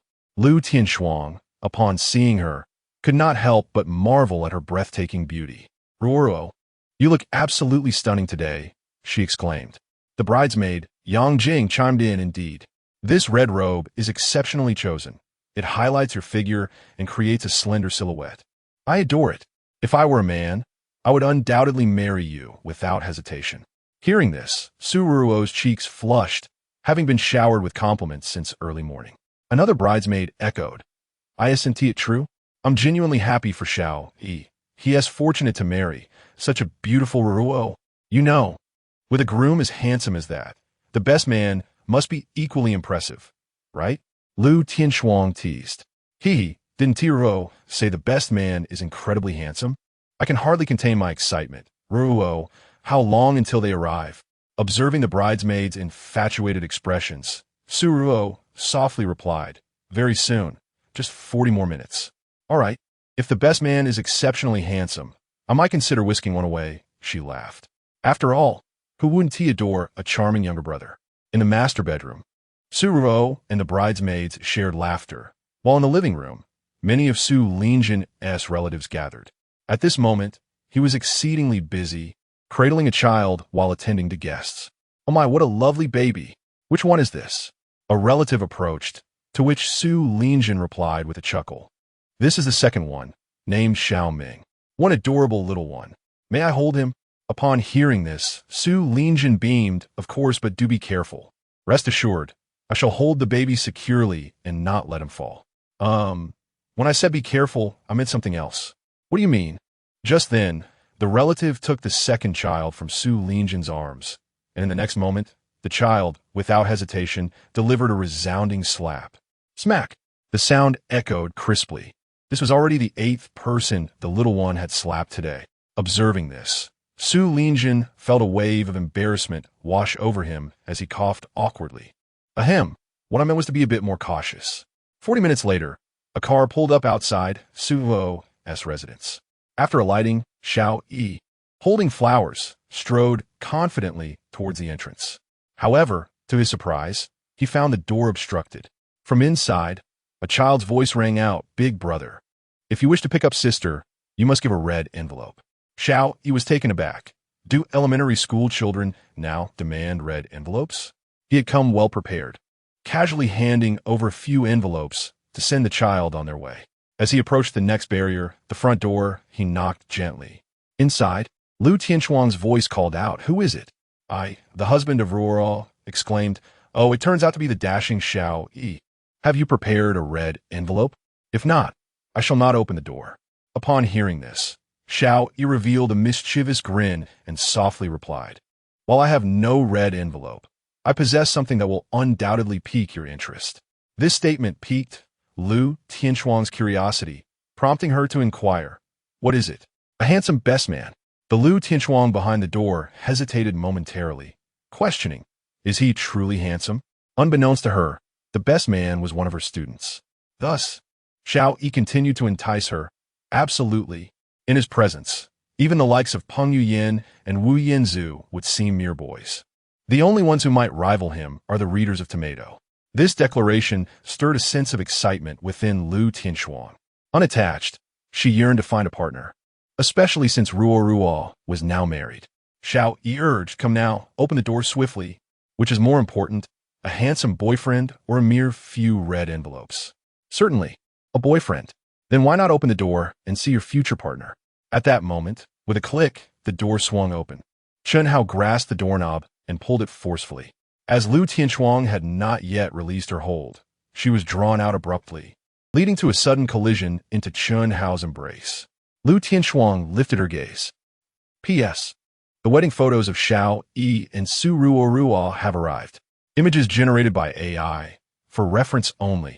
Additionally, today marks Xiao Ming's 23rd birthday, which is also his 3rd birthday celebrated at Tomato. I extend my heartfelt gratitude to everyone for their unwavering support, and I hope you will continue to stand by Xiao Ming in the future. Thank you, thank you. Chapter 47.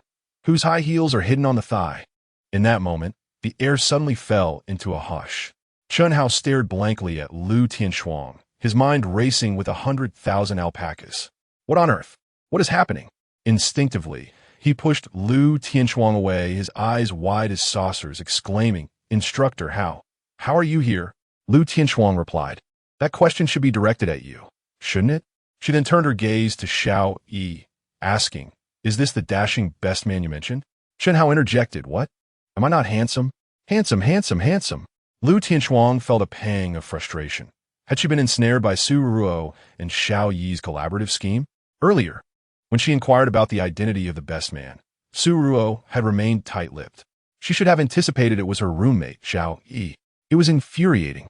However, apart from Chen Hao, Guiyang, and Yang Baoquan, there was another best man who was quite handsome, and at that moment, she found herself curious about who he might be. Surely, he was a TA student from her own school. Perhaps it would be worth getting to know him. As this thought crossed her mind, a smile graced Lu Tianchuang's lips. Before she could fully process the situation, Xiao Yi and the four best men had already rushed inside. In the living room, there were numerous relatives of Su Linjin. The room was filled to capacity. As he entered, countless pairs of eyes turned to him. Holding the second child in his arms, Su Linjin gestured to Xiao Yi, signaling, Ruruo is waiting for you in the room. Hurry. Got it. Xiao Yi, holding a bojit, knocked on the door of Su Ruruo's bedroom. Knock, knock, knock. From within, a voice belonging to the bridesmaids responded. Hello? Who is it? Who else could it be but Ruruo's handsome husband? The voice of Yang Jing chimed in from the room. Ah, so it's the groom Xiao Yi. I assume Shuang received quite a few red envelopes just now. Do you still have any left? Don't say you don't, or you won't be taking Ruruo home today. Upon hearing this, Xiao Yi chuckled. Lu Tianshuang wanted a red envelope. What a joke. With just a few words, she had been deceived into opening the door. Rest assured, there will be plenty of red envelopes, but I have a question for you. Indeed, Xiao Yi intended to seize the opportunity again. He had previously discussed with Su Ruo the notion that all the best men were exceptionally handsome. If they could avoid giving out red envelopes, why not save that money for baby formula instead? Su Ruo had readily agreed. Yang Jing inquired, what question do you have? Do you want a red envelope or a handsome man? Yang Jing's expression morphed into one of confusion. A handsome man? How handsome? Indeed, as one ages, it becomes easier to swoon, especially when witnessing a close friend's wedding while still being single oneself. He must be extraordinarily handsome. Even the likes of Peng Yuyan and Wu Yinzu would pale in comparison to my Huang Xiaoming. Huang Xiaoming is the junior that Xiao Yi mentors. And he is indeed quite handsome, a moment of self-admiration. All right, I will open the door for you. Click. The door was slightly ajar, and upon noticing this, Chen Hao wasted no time and boldly pushed it open. This startled Yang Jing, who retreated a few steps. Xiao Yi staggered into the bedroom, and upon seeing Su Ruo, his eyes widened in astonishment. She was breathtakingly beautiful. Although she usually wore makeup, she had never looked so exquisite. Her beauty was reminiscent of a celestial being descending to earth, leaving Xiao Yi utterly stunned for a brief moment. Simultaneously, Su Ruo felt a touch of shyness upon seeing Xiao Yi, who had transformed into a dashing gentleman. The room, already small, was nearly overflowing with the crowd that had surged in. Yang Jing had also gravitated toward the most handsome groomsman, Huang Xiaoming. In the crowded space, they found themselves quite close to each other. As for Lu Tianshuang, she had not managed to squeeze in, while the other two bridesmaids, who were in relationships but not yet married, showed little interest in the groomsmen and began engaging with Xiao Yi in the wedding games. These games are often quite awkward, such as having a groomsman suck a transparent plastic sheet with his mouth and pass it to another groomsman, or using a mouth expander to blow out candles. There is also a game of Pictionary, where failing to guess correctly meant removing a shoe and stepping on a pressure board. Most of the games were designated for the groomsmen, allowing Xiao Yi to successfully avoid participating. After the games concluded, it was time to search for the high heels. I found it. Within a minute of searching, Huang Xiaoming retrieved a stiletto hidden against Yang Jing's thigh, a feat witnessed by many. Xiao Yi's eyes were wide with shock.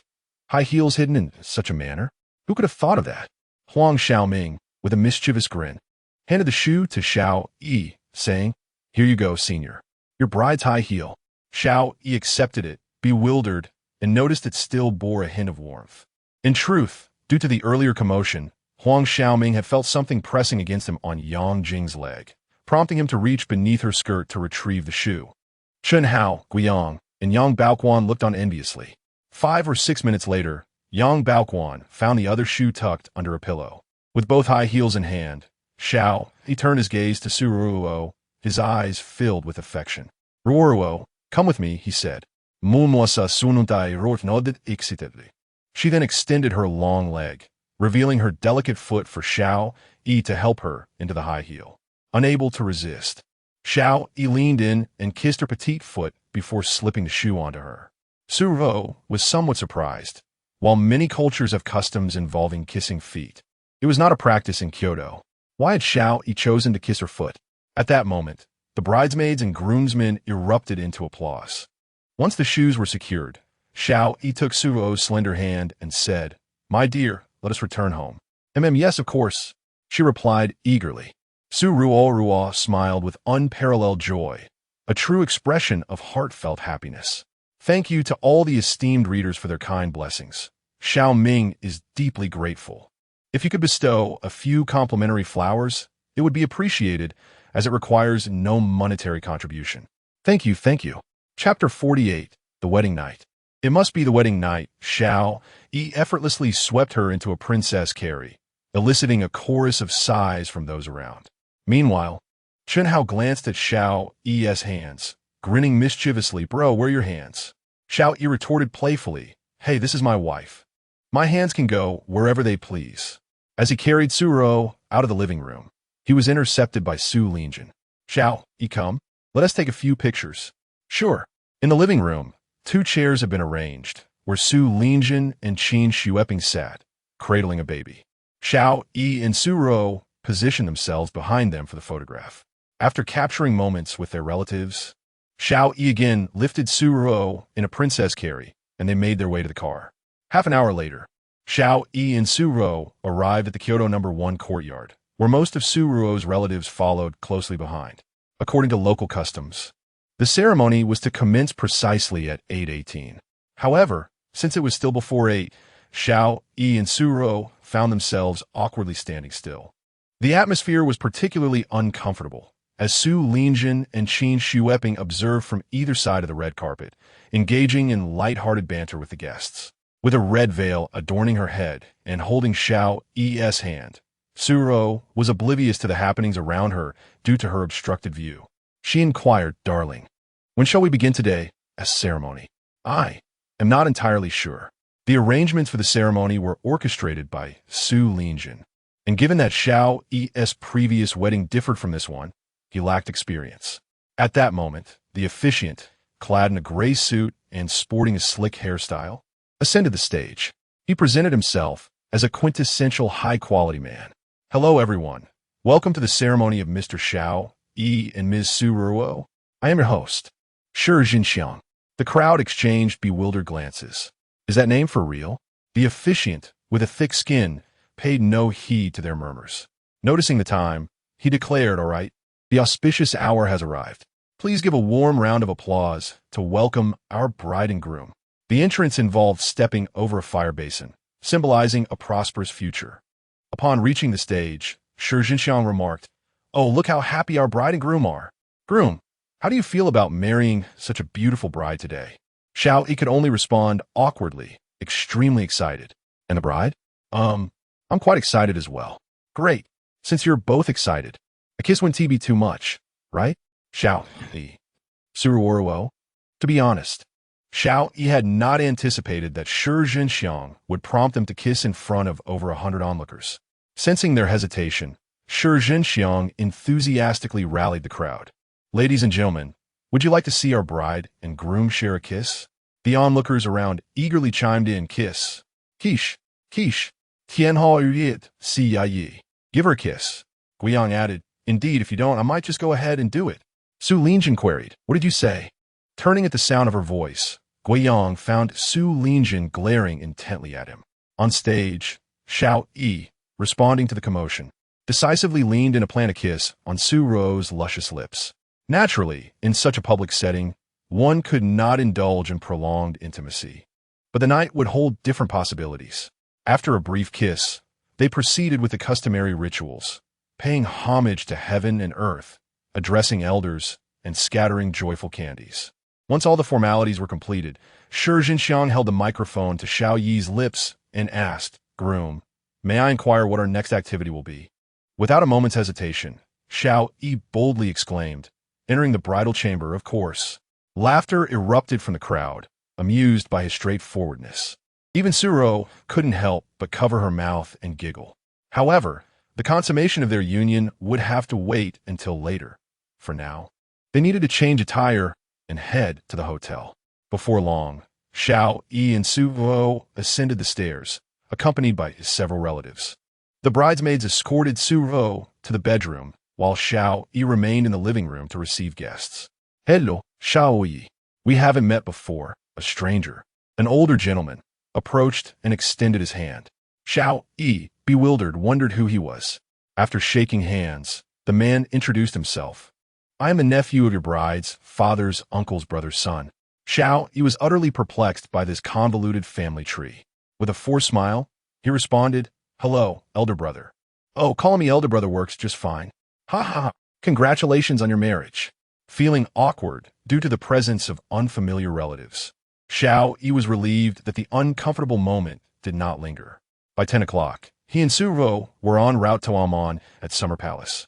Many relatives of Su Linjin and Su Yunhe had not made the journey to Modui Yuan, so upon arriving at the Amon Hotel, Xiao Yi, Su Ruo, Su Linjin, and Qin Shueping stood in the hotel lobby to greet their guests. Before long, a familiar face approached. It was Lin Daoqi, accompanied by a young woman clad in a qipao, presumably Lin Daoqi's granddaughter. Upon seeing Xiao Yi, he let out a long sigh, regretting that he hadn't managed to introduce his granddaughter to him. Limbo, you're here. Su Linjin greeted him warmly. Lin Daoqi nodded in satisfaction. Of course. I couldn't miss my daughter-in-law's wedding. Though I am not one for words, I wish Ruo and Xiao Yi eternal happiness, joyous times, and perhaps even a trio of children. Huh? Ha ha ha. Thank you, Linbo, but let's skip the triplets. Sun was not well acquainted with Lin Daoqi, so Lin Daoqi did not linger for long. Before departing, he inquired about the location for contributions. It's on the second floor. You'll see it as soon as you ascend. All right. Lin Daoqi, accompanied by his granddaughter, made his way to the second floor, where he promptly spotted the designated area for contributions. And then, please take out the check. Yes, Grandpa. The girl named and immediately retrieved a cash check from her bag. Given the substantial amount he intended to contribute, carrying cash was rather inconvenient. Hence the necessity of a check. May I ask who you are? How much are you contributing? The person responsible for the record did not recognize Lin Daoqi. Lin Daoqi spoke slowly. I am Lin Daoqi, with Lin from the double wood, Dao from the way of a Taoist, and Qi meaning wondrous. I shall contribute 15 million. 15 million. What? 15 million. Upon hearing this, the record keeper's eyes widened in astonishment. Oh my goodness. Chapter 49. Su Ruo. Father, have you truly surrendered me so easily? Indeed, it is 15 million. Lin Daoqi, with a calm demeanor, presented a cash check for 15 million. Upon seeing the amount inscribed on the check, the accountant could hardly believe his eyes. 15 million, such a staggering sum. In his lifetime, he had never encountered so much money. Is this the cost of a wedding? It seems extravagantly excessive. What is the relationship between him and Xiao Yi? After noting the name, the accountant promptly sought out Su Linjin to present the check. The check bore no password, and it could be exchanged at the bank unconditionally. Thus, it was akin to a hot potato. Losing it would be an unbearable loss. Time flew by, and soon it was noon. At the second floor of the Amon at Summer Palace, a lavish hall was nearly filled with 60 tables of guests. They marveled at the hotel's exquisite decor. A crimson carpet adorned the central stage, surrounded by crystals and floral arrangements, while various opulent chandeliers hung from the ceiling. Everything was meticulously arranged according to Su Ruo's preferences. On the large screen above the stage, a slideshow of wedding photos featuring Xiao Yi and Su Ruo played. The atmosphere was somewhat chaotic, with the sounds of children crying, the battle cries from the game Honor of Kings, and lines from action films echoing throughout the venue. Moments later, the wedding host, Shi Zhenxiang, clad in a pristine white suit, ascended the stage. Upon seeing the audience, he wore his characteristic professional smile. Esteemed guests, dear friends and family, good afternoon. I am Shi Zhenxiang, the host for today's wedding. A lovely couple is about to embark on the sacred journey of marriage, and I am honored to witness the union of Mr. Xiao Yi and Miss Su Ruo alongside all of you, sharing in this joyous and romantic moment. Now, let us welcome the groom with the warmest applause. As Shi Zhenxiang's words echoed, the entrance music from male guests from If You Are the One suddenly blared, leaving Xiao Yi bewildered. Who chose this absurd BGM? Nevertheless, he stepped forward, donned in a black suit, waving to the audience as he approached the center of the stage. At that moment, Xiao Yi looked exceptionally dashing. His already handsome features were accentuated by the suit, showcasing both his physique and charisma. Many of the relatives seated further away had never seen Xiao Yi in person, and upon his arrival, they were momentarily speechless. Wow, Xiao Yi is truly handsome, even more so than in the wedding photos. No wonder he is worthy of Ruo. I wonder which genes their future children will inherit. Did you not know? They already have 3 children, and they will soon celebrate their first month. In a few days, there will be a feast. What? Does that mean I will have to contribute again? Indeed. Wow. The audience below was unanimously in awe of Xiao Yi's striking good looks.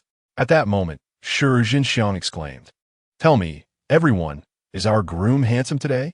The crowd responded in unison, "Indeed. And would you like to meet the even more beautiful bride?" They eagerly replied, "Yes." As soon as the words fell, the lights in the grand hall abruptly dimmed, and then 2 spotlights illuminated the enormous European-style doors on the opposite side of the stage. Simultaneously, the doors began to open slowly. A billow of white mist gradually seeped through the crack, and moments later, Su Ruo, elegantly linked to her father's arm, emerged into the public's view. Clad in a resplendent white wedding gown, she exuded nobility and grace. The pair glided forward, their steps in sync as they approached the red carpet. Shi Jinxiang raised the microphone and softly whispered in Xiao Yi's ear, "Groom, please step forward to welcome your bride." He heeded her call without hesitation and moved slowly towards the center of the red carpet. The next step traditionally involved the father of the bride, expressing his heartfelt sentiments before reluctantly entrusting Su Ruo to him. Xiao Yi intended to assure Su Linjin that he would cherish Su Ruo for a lifetime, ensuring she would never suffer. However, to Xiao Yi's astonishment, upon nearing, Su Linjin unhesitatingly placed Su Ruo's hand into Xiao Yi's, wearing a beaming smile as he declared, "My good son-in-law, I entrust Ruo to you. Go ahead." Su Ruo stood there, bewildered, casting a perplexed glance at her father. In the wedding she had witnessed before, fathers typically shed tears before relinquishing their daughters to their husbands. Why, then, was her father so unreserved in handing her over with such joy? On stage, Shi Jinxiang, perplexed by the turn of events, inquired, "May I ask the bride's father if you have anything to say to your daughter or son-in-law?" No. I shall not disrupt their wedding any further. Please continue," he replied, waving his hand dismissively as he stepped off the stage. Shi Jinxiang and the audience were left in a state of confusion, taken aback by Su Linjin's forthrightness. Xiao Yi chuckled in resignation. Perhaps this was simply his father-in-law's nature. Moreover, they planned to move in together after marriage, thus becoming one family. Kneeling on one knee, he presented the bouquet he held. Su Ruo had no reason to refuse. She accepted the flowers, linking her arm with Xiao Yi's as they strolled towards the stage together. The subsequent proceedings unfolded as expected, exchanging rings, sharing a cup of wine, delivering speeches, and finally tossing the bouquet. The events continued until they changed attire for toasts and met relatives. The joyous celebration lasted until 2:30 in the afternoon, concluding the wedding satisfactorily. Most guests had departed, and Xiao Yi and Su Ruo, having prepared since the previous night, were utterly exhausted. Particularly Xiao Yi, having consumed quite a bit of alcohol, soon found himself sprawled on the hotel sofa, succumbing to sleep. Su Ruo gently covered him with a crimson blanket, concerned he might catch a chill. When Xiao Yi awoke again, it was already 9 in the evening, and he found himself not in the hotel, but in his own home. Su Ruo entered the room, cradling a box in her arms. Upon noticing that Xiao Yi had awakened, she hurriedly poured him a glass of water. "Darling, you're awake," she exclaimed. Xiao Yi, rubbing his heavy head, inquired, "Ruo, how long have I been asleep?" She glanced at the clock. 6 hours. It's now 9 in the evening. Ah. Xiao Yi nodded slightly, acknowledging that he had indeed indulged a bit too much today. "What is in that box?" "It's the wedding gifts," Su Ruo replied with a cheerful smile. "All the contributions we received today are inside. Come, my dear, let us count how much we VE collected." With that, she poured out a box full of red banknotes. Chapter 50. Su Ruo, I don't wish to move. Xiao Yi, I will. Upon encountering a pile of money, Xiao Yi could not suppress a smile, while Su Ruo joyfully leaped into the mound of cash. The sensation of lying amidst the bills was remarkably delightful. Why are there a few sheets of blank paper mixed in? So Ruodo exclaimed. Picking up one of the white sheets, she discovered it was a cash check. Surprised, she focused her gaze on the check and began counting the zeros. 1, 10, 100, 1,000, 10,000, 100,000, million. 1 million? With a swift motion, she lifted her head and turned her gaze toward Xiao Yi. Darling, look. This is a check for 1 million. She marveled at the unexpected generosity. Who would it possibly be from? Hearing this, Xiao Yi gently patted Su Ruo's forehead and teased. Silly wife. They say pregnancy makes you foolish for 3 years. Have you truly been daft for that long? We have a ledger from our wedding. Why don't you check it? Oh, right. Su Ruo scratched her head, revealing a charmingly foolish smile. Being their wedding night, her spirits soared, lending her an air of youthful innocence. Darling, I don't want to move right now.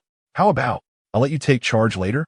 Before Su Ruo could finish her thought, Xiao Yi interrupted her with a mischievous grin, raising an eyebrow suggestively.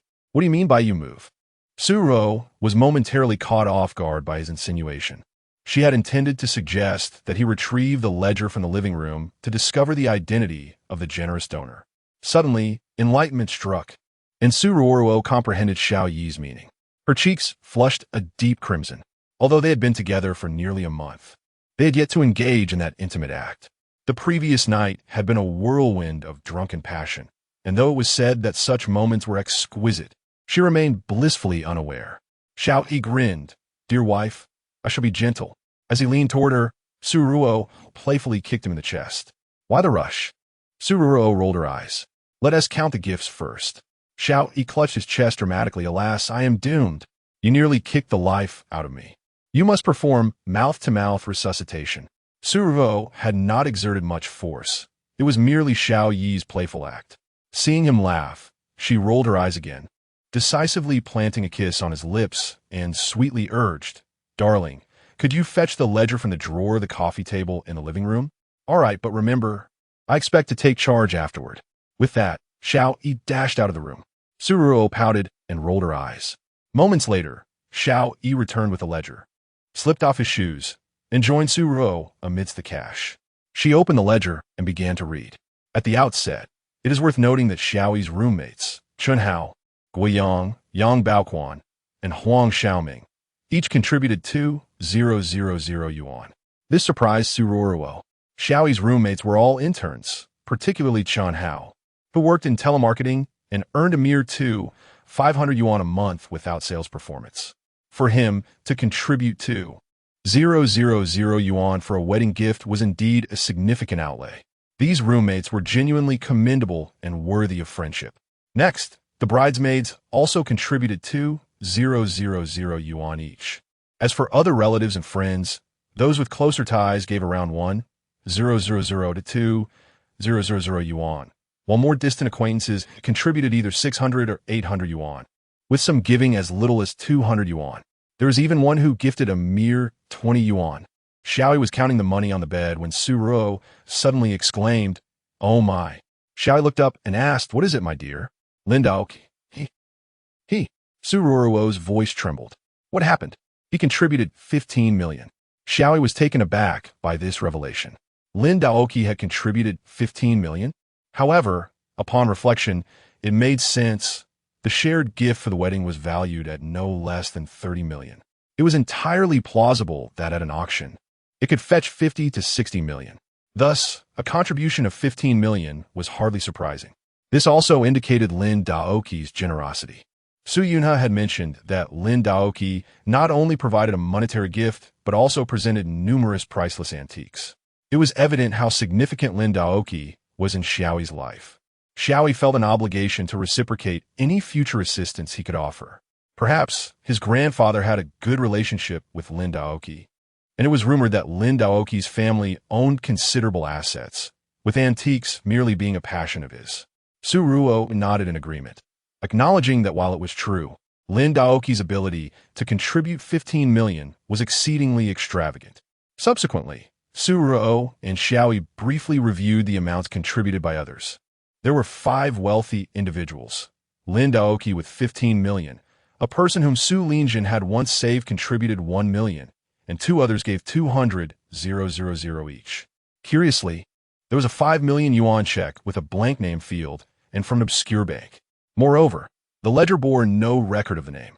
Both Xiao Yi and Su Ruo were perplexed, speculating that it might be an anonymous benefactor, as Su Lingjin had saved many families. Ultimately, Xiao Yi calculated the total wedding gifts amounted to 21,650,000 yuan, a considerable sum. He tucked the 15 million check in his pocket and said, "Darling, I'll hold on to this 15 million. The rest is yours." However, Su Ruo shook her head, saying, "For me, I don't want it. You keep that money. I have no use for such a large sum. Then let's give it to our parents. I'll use this 15 million to start a business." "That works." Su Ruo agreed without hesitation. Due to the monetary gifts, many of which were previously contributed by her father, she no longer desires for him to continue working. The profession of a criminal investigator is fraught with danger, often requiring collaboration with special police forces and narcotics officers. Now that she has a baby, her utmost wish is for the family to remain healthy, prompting her decision for her father to retire. After tidying up everything, Xiao Yi rushed into the bathroom to take a shower, while Su Ruo searched through the wardrobe and retrieved a pair of new black stockings. It is often said that men are fond of such attire, leaving her uncertain of Xiao Yi's interest in them. In addition to the stockings, she adorned herself with a supplementary accessory, a leg ring, also known as the Phoenix ring, which enhances attack speed. Just as she slipped into the stockings and donned the leg ring, Xiao Yi emerged from the bathroom. Su Ruo was left in a state of astonishment. Had he really been in the shower for only 3 minutes? P.S. Xiaoming has mentioned his intention to write about the details of Xiao Yi and Su Ruo with an expected completion time of 3 days, 5,000 words. At that point, everyone will be notified to join the group, where they can present a small complimentary gift and contribute to the author's inspiration, which is of great significance to him. Xiao Ming extends his heartfelt gratitude. Chapter 51.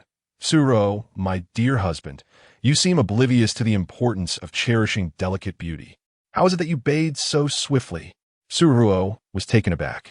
Typically, Xiao Yi would take at least 10 to 20 minutes for a shower. Yet today, it appeared he had finished in a mere 2.5 minutes. At the same time, he caught sight of the alluring black stockings adorning Suruo's legs, along with the Fengming ring, prompting a grin to spread across his face. He approached her slowly, saying, "Darling, I believe you should be aware of my intentions." What are you planning to do?" She stammered. "Nothing much. Just a sweet kiss for my precious."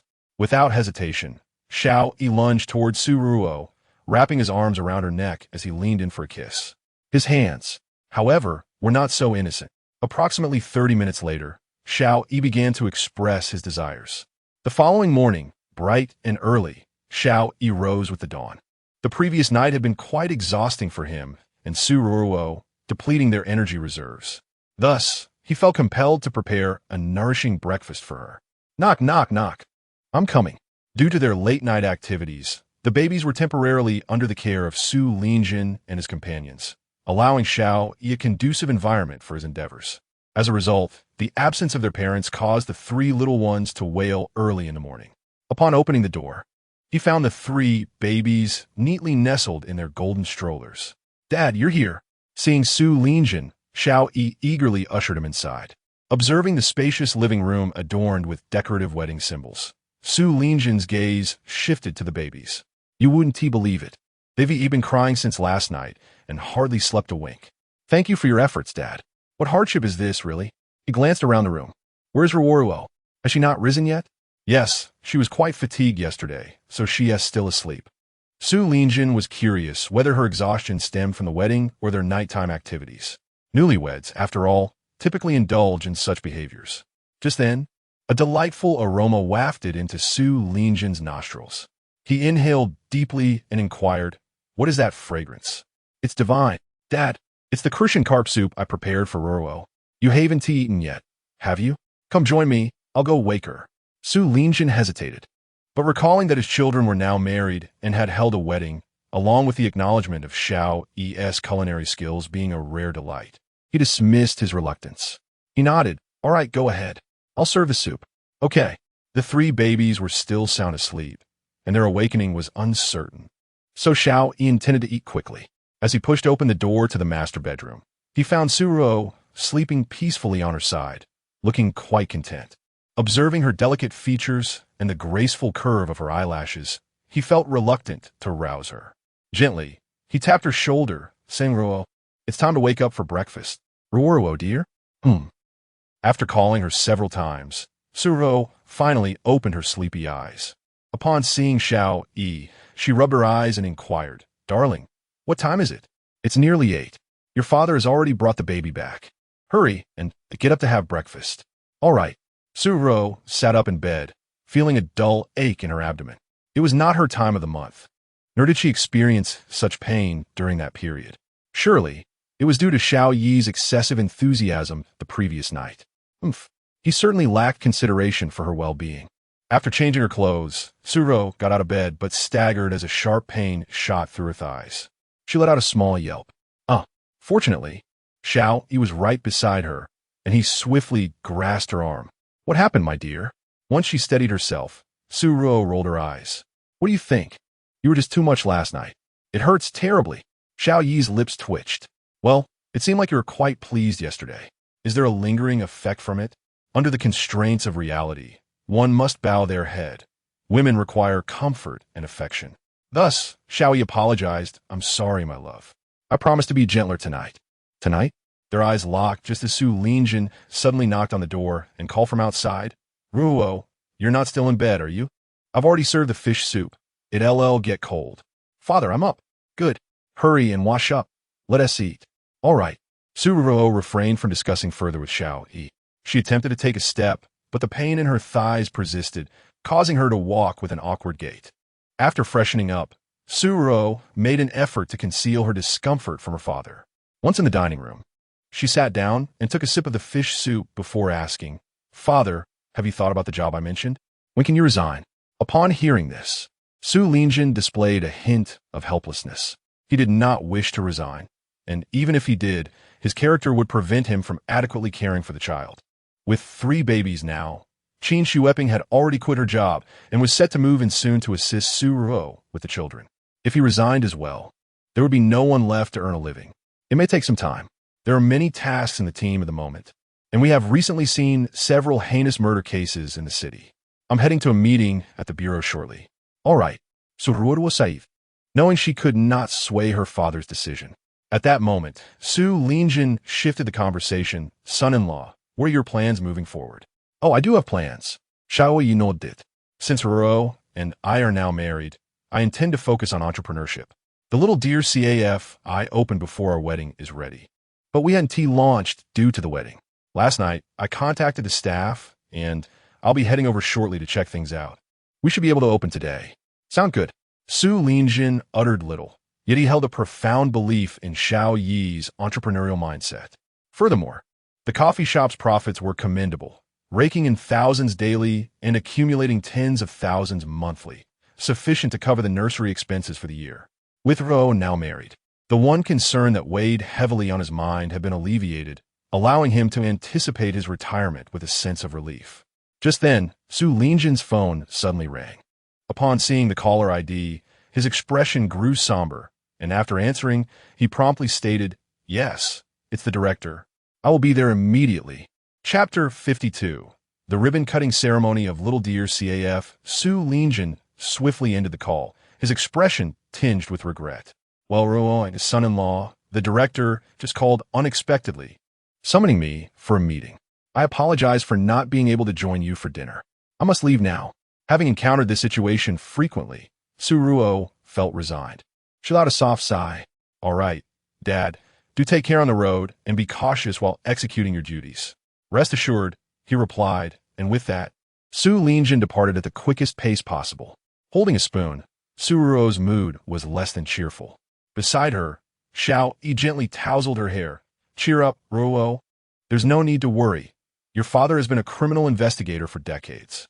What could possibly happen?" After their meal, Xiao Yi tidied the dishes while Suruo retreated to the bedroom to nurse the babies. Once he had finished, Xiao Yi returned to find Suruo had placed the little ones down, who were now contentedly playing on the bed. Upon seeing him enter, Suruo looked up. "Darling, weren't you planning to check on Little Deer CAF?" You needn't worry about me and the babies. You can attend to your matters. Xiao Yi shook his head in response. That simply won't do. Little dear CAF pales in significance compared to you and the babies. I'm concerned you might struggle to manage 3 children alone, especially the second one, who has a penchant for tugging hair. Hearing this, Suruo felt a warm glow in her heart. It's unnecessary, really. My mother just called to say she's on her way. She's taking the subway, so she should arrive in about 10 minutes. Then I'll stay with you for a little longer, he said, moving to the bedside. Watching the 3 babies, who were all grinning with joy, filled him with satisfaction. A short while later, the doorbell rang, and upon opening the door, Xiao Yi greeted Mom. As he ushered her inside, Qin Shueping entered the living room with a cheerful demeanor. Your father just called me. He mentioned you were heading to Little Deer CAF, right? You needn't worry about Ruruo. I'll look after her. Yes, all right, Mom, Xiao Yi replied, providing her with a fresh pair of slippers and indicating the direction of the bedroom. Ruruo is in the bedroom with the babies. You can go straight in. Will you be joining us? She inquired. Indeed, Xiao Yi nodded. The manager at the CAF just called to inform me that the headquarters personnel have arrived, and there will be a simple ribbon-cutting ceremony that requires my prompt attendance. All right then, you take care of your business. I'll go see my grandchildren. Go ahead, Mom. After exchanging a few brief words, Xiao Yi left the community, driving a Porsche 911 towards Jiangxia Road. This car was a part of Su Ruo's dowry. Her father, understanding the male affinity for sports cars, had gifted her a compact sports vehicle. Xiao Yi, intrigued by such automobiles and unburdened by the babies today, decided to take it for a spin. After 20 minutes, he arrived at Jiangxia Road and parked in a nearby lot. Upon arriving at the Little Deer CAF, all the staff members were already present, donned in their uniforms, preparing for the grand opening ceremony at the entrance. Boss, you've finally arrived, exclaimed one of the university student employees, rushing over to greet Xiao Yi. Over the course of their interactions, he had grown particularly familiar with the employees, having attended their wedding just yesterday, which further solidified their camaraderie. Here I am, Xiao Yi responded, glancing around. Due to his recent focus on wedding arrangements with Su Ruruo, he had not frequented the CAF. It had been a manager who had been diligently overseeing the renovations. Is everything ready inside? Can we officially open today? Boss, everything is prepared. In fact, just moments ago, passers-by were eager to come in for coffee. They're simply waiting for you to cut the ribbon, she replied. Ha ha ha, splendid. Let us commence the ribbon cutting, he declared. Soon, Xiao Yi, along with all the CAF staff and personnel from headquarters, completed the ceremonial cut, marking the official opening of Little Deer CAF, his inaugural venture. Congratulations, Mr. Xiao, the headquarters staff said as they shook his hand. This location is exceptionally advantageous. I am confident you will achieve remarkable sales. On behalf of Little Deer CAF headquarters, I extend my heartfelt congratulations to you. Thank you, thank you. I truly appreciate your trust, Xiao Yi responded, feeling elated. Meanwhile, Wang Daolong sat coldly at the entrance of his own CAF, smoking in silence. The opening of Little Deer CAF signified the impending closure of his establishment. He had just inquired about the new CAF's grand promotional event, where patrons could enjoy a popular product, the cheese latte, for only 8 yuan, with no limits on quantity. How could his modest brand compete? Damn it. This is surely because of Lu Ruowei.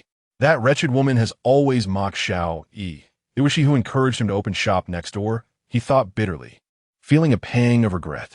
When Lu Ruowei had broken up with Xiao Yi, he had foolishly told her to stop her incessant chatter.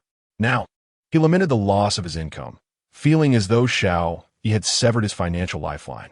Before long, the CAF officially opened its doors during the peak commuting hours. Situated conveniently near a subway station, which also served as a thoroughfare for office workers.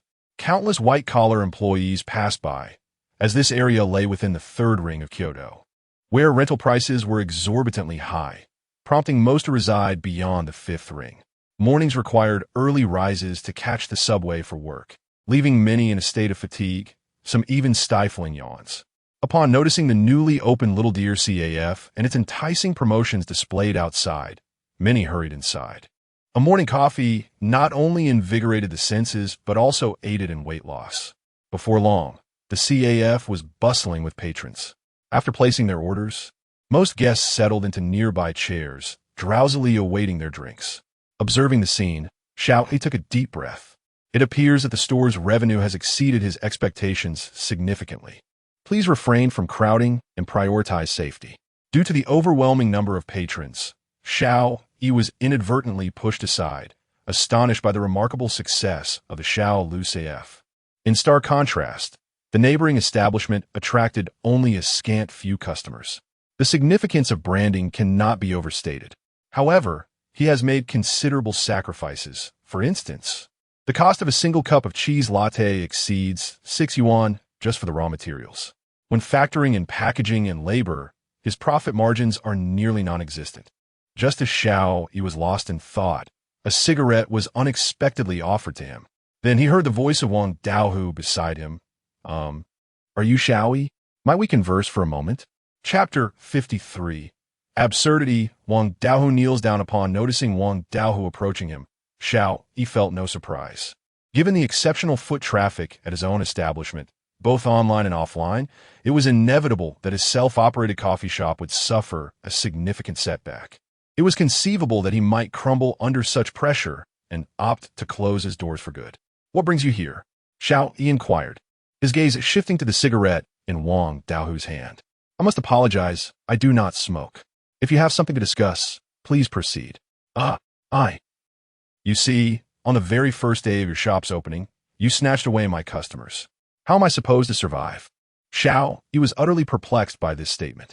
What did he mean by snatching away customers? Did he truly believe that customers bore Wang Daohu's name? Your words are rather displeasing. What do you mean, my customers? If your shop fails to attract patrons, must you then shift the blame onto me? Is this how one speaks?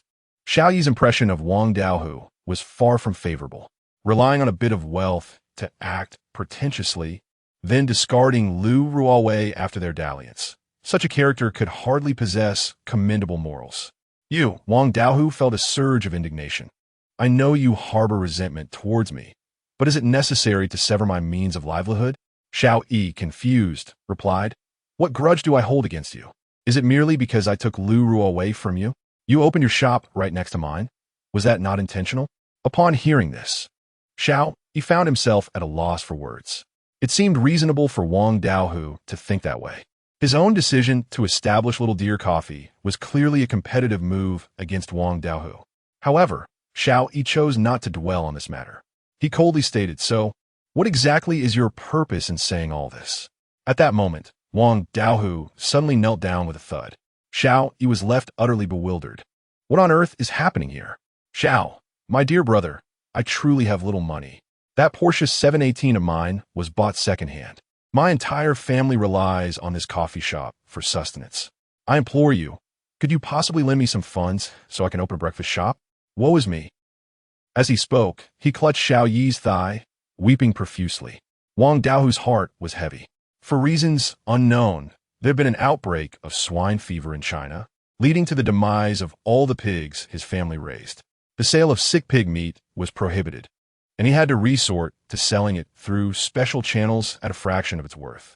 Consequently, his parents had been hospitalized, and now, with Xiao Yi's coffee shop opening, he found himself without any source of income. This location was prime real estate, and he could not bear to transfer the shop to someone else. Knowing Xiao Yi possessed wealth, he had no choice but to kneel and plead. Wang Daohu's desperate display left Xiao Yi at a loss. Although Wang Daohu wept with genuine sorrow, Xiao Yi was not a benevolent saint. His instincts warned him that this individual was not one to be trusted. His character was profoundly flawed. However, he refrained from using coarse language. I cannot provide you with funding. You should rise. Upon hearing this, Wang Daohu clung on tighter, weeping, I won't. If you refuse to support me, I shall remain here. My parents have already been hospitalized. I implore you. Observing Wang Daohu's demeanor, Xiao Yi forcefully withdrew his leg. Devoid of any semblance of compassion, a man should not kneel lightly. Instead of bowing, one ought to seek alternative solutions. With that, Xiao Yi turned to leave. Then, a sudden concern arose within him about Wang Daohu's potential mischief, but he dismissed it as overthinking and proceeded straight into the shop. Surrounded by numerous onlookers, Wang Daohu did not linger in his embarrassment. After muttering several curses at Xiao Yi in his mind, he awkwardly returned to the shop. Inside, the staff were diligently preparing coffee for customers. It was peak hour, and Xiao Yi noted that they were somewhat understaffed. It appeared that hiring additional help was necessary. At 9 o'clock in the evening, the CAF was devoid of customers and ready to close. As it was the first day of business, the manager was busy reconciling accounts. The CAF had sold over 2,000 cups of coffee throughout the day, generating more than 30,000 yuan in revenue. This figure was quite satisfactory. Yet due to the limited number of employees, they had been particularly busy all day, even neglecting to clear away the coffee cups from the tables. The intense work had left them quite fatigued. In the evening, Xiao Yi returned to lend a hand and was seated on a chair, video chatting with Su Ruo. At that moment, the manager, Wang Wenjing, approached quietly and said softly, "Boss, the sales data for today has been compiled." "Oh, how much?" Xiao Yi inquired with curiosity, as the day's customer traffic had exceeded his expectations. They had sold a total of 2023 cups, with a revenue of 32,199 yuan. "Is it really that much?" Xiao Yi was somewhat astonished upon hearing this figure. The daily rent for the shop was approximately 4,200 yuan, and with 5 employees, the daily wage costs amounted to around 900 yuan. The gross profit margin for the products was 60, which meant deducting about 13,000 yuan. Utility and miscellaneous costs were estimated at 200 yuan. Thus, for 1,200, 900, 13,218, 300. Subtracting this from the revenue indicated that the net profit for the day was approximately 14,000 yuan. Xiao Yi was particularly pleased with this turnover. It was exceedingly favorable. Of course, such calculations were not entirely precise, but they were close enough. After mentally tallying the revenue, Xiao Yi remarked, "Not bad. Our shop's first day of operations has yielded such impressive earnings. Thanks to all of you. Wang Jia, please gather everyone." "Certainly." Soon, Wang Wenjing summoned the other 4 employees. They stood in neat formation. Being all female and relatively young, they presented an appearance of demure obedience, apart from the manager. Xiao Yi chuckled and said, "Oh dear, there is no need for everyone to be so serious. Just relax. I shall not impose the same strictness on you as other enterprises do. Primarily, you all performed exceptionally well today, and I appreciate your hard work." The boss replied, "It is our duty. From the very beginning, the headquarters of Little Deer Coffee has instructed us to be the most capable warriors for our employer." "Ha ha, indeed." Xiao Yi nodded with a smile and continued, "I realize now that having 5 employees feels a bit cramped, so I will bring in 2 more tomorrow. Moreover, in light of your diligent efforts today, each of you shall receive a bonus of 1,000 yuan this month." Upon hearing this, the 5 employees were taken aback. Goodness, their salary was only 5,000 yuan. With the additional 1,000 yuan bonus, their total compensation would amount to 6,000 yuan. How delightful. Just then another employee chimed in, "Boss, we could manage without extra personnel. You could simply distribute bonuses every day. Hee hee." Chapter 54. Xiao Yi. Is someone targeting me? Am I truly able to distribute a bonus of 1,000 yuan to each of you in a single day? I feel quite generous about this notion. Upon hearing this, the eyes of the youthful employees sparkled with excitement. As it is still summer vacation, among the 4 ordinary staff members, 2 are part-time university students. They hail from other regions, working during the day and returning to their schools at night, diligently balancing their studies and work. If I were to give each of you 1,000 yuan daily for 5 employees, I would surely incur a tremendous loss. In reality, boss, even 100 yuan a day would suffice. Huh. Xiao Yi couldn't help but chuckle. These individuals are indeed drawn by the allure of money. However, this reaction is quite typical, as most university students face substantial expenses for items such as cosmetics and fashionable attire, particularly in a capital city like Kyoto. Well, health is the foundation of revolution. If one's body fails, no amount of money can remedy that. Tomorrow, let us all prepare to welcome the new employees. All right, everyone may now conclude their work for the day. Before long, the gathering dispersed, and shortly after, the Xiao Lu CF closed its doors. Xiao Yi drove home, and upon entering, he noticed the living room lights were still on. To his surprise, Su Ruo, Qin Shueping, and Su Linjun were each cradling a baby, with Su Linjun even holding the second child. "Dad, how dare you hold the second child? Isn't he a bit aggressive?" Xiao Yi approached with a smile. In response, Su Linjun turned his head. "I'm back. I, too, found it curious. The second child has been particularly well-behaved these past 2 days and hasn't shown any aggression." Just as he finished speaking, the second child slapped Su Linjun across the face, delivering a rather resounding smack. Clearly, it was a playful act directed at him. Observing this, Su Ruo couldn't help but giggle. "How'd it go, my dear?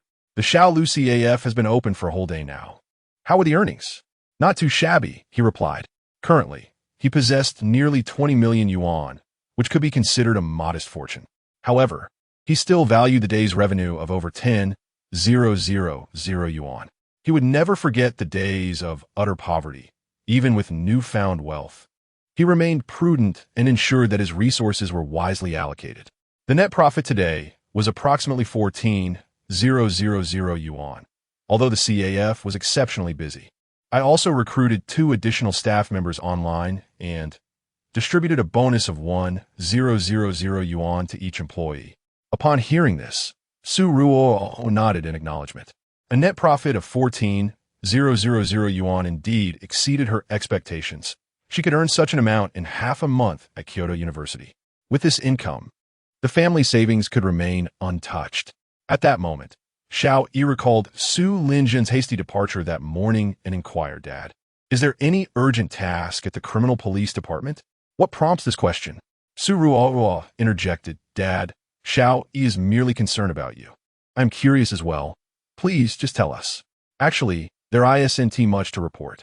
We are currently managing a few cases of bizarre homicides, and our police force is on alert. However, we suspect that the perpetrator has already left Kyoto." Upon hearing this, Su Ruo finally eased her anxious heart. Several years ago, Su Linjun had been shot during a grotesque murder case, narrowly escaping death.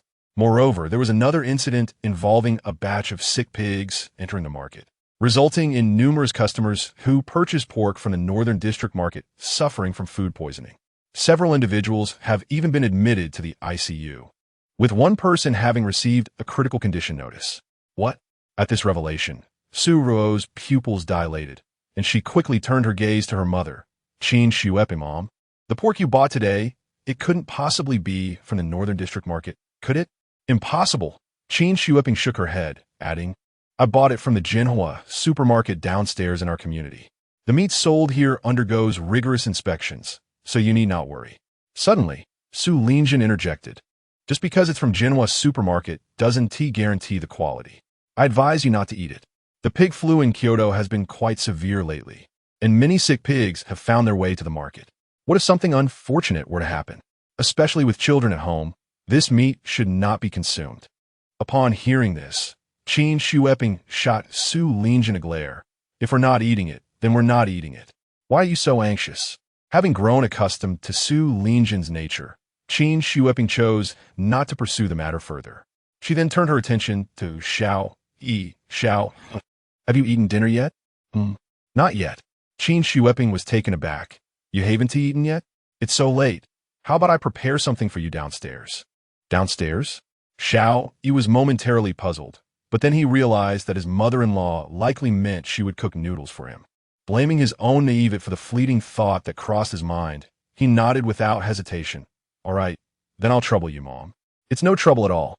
Come here, Sanbao. Let me hold you while I prepare the noodles." With that, Qin Shueping passed the baby to him.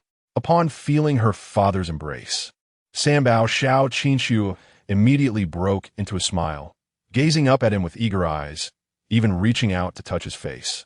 Xiao Yi, however, was somewhat apprehensive about being given a big hug by Xiao Qinshu and Xiao Mingxue. Yet, he deemed it unlikely, considering she was just a little girl and couldn't possibly be as boisterous as the second child. In less than 10 minutes, Qin Shueping had prepared the noodles, and after the meal, Xiao Yi took the children into the room. Since Qin Shueping and Su Linjun were staying over, Xiao Yi unsure about the soundproofing of the house. Refrain from engaging in any intimate activities with Su Ruo. The following morning, Xiao Yi stretched lazily. Just as he had not yet finished brushing his teeth, his phone on the sink began to ring. "Grandpa, your grandson is calling you." Xiao Yi frowned, wondering who could be calling him at this hour. He picked up the phone and saw the name Wang Wenjing flashing on the screen. Wang Wenjing was the manager of the Xiao Lu coffee shop. Why was she calling him so early in the morning? After answering, he heard Wang Wenjing's somewhat anxious voice on the other end. "Not good, boss. I just arrived at the shop, and for some reason, we have no water." "No water?" Xiao Yi was taken aback. It shouldn't be the case. The merchants here possess independent water meters, as well as water meter switches. How could there possibly be a water outage? Was someone responsible for turning off the main water valve before I left yesterday? "Perhaps you should check." "Boss, I've already inspected the water valve in the room. It is indeed turned off, but even after reopening it, there is still no water." Upon hearing this, Xiao Yi replied in a calm tone, "It's all right. We still have some water left in the storage tank, don't we?" "Not much." "Then wait a moment. I will pack my things and come over immediately. Do not rush." "Okay." After hanging up the phone, Xiao Yi muttered to himself, "Is someone plotting against me?" Chapter 55. What can wealth accomplish? Do you have stronger connections than I do? "Darling, who is it that called you?" Su Ro suddenly approached, rubbing her eyes as if she had just awakened. Xiao Yi replied, "It was the manager of Xiao Lu Coffee. She needed me to accompany her for some arrangements." "Huh?" Su Ro exclaimed in surprise. "Isn't it only 6:50? Has the manager already arrived? Are coffee shops now opening so early? It's not even 7 yet. Is it really time for them to start business?" She vaguely recalled Xiao Yi mentioning that the coffee shop's opening hour was 8 in the morning, a time when office workers are most numerous. Upon hearing this, Xiao Yi realized indeed it's still early.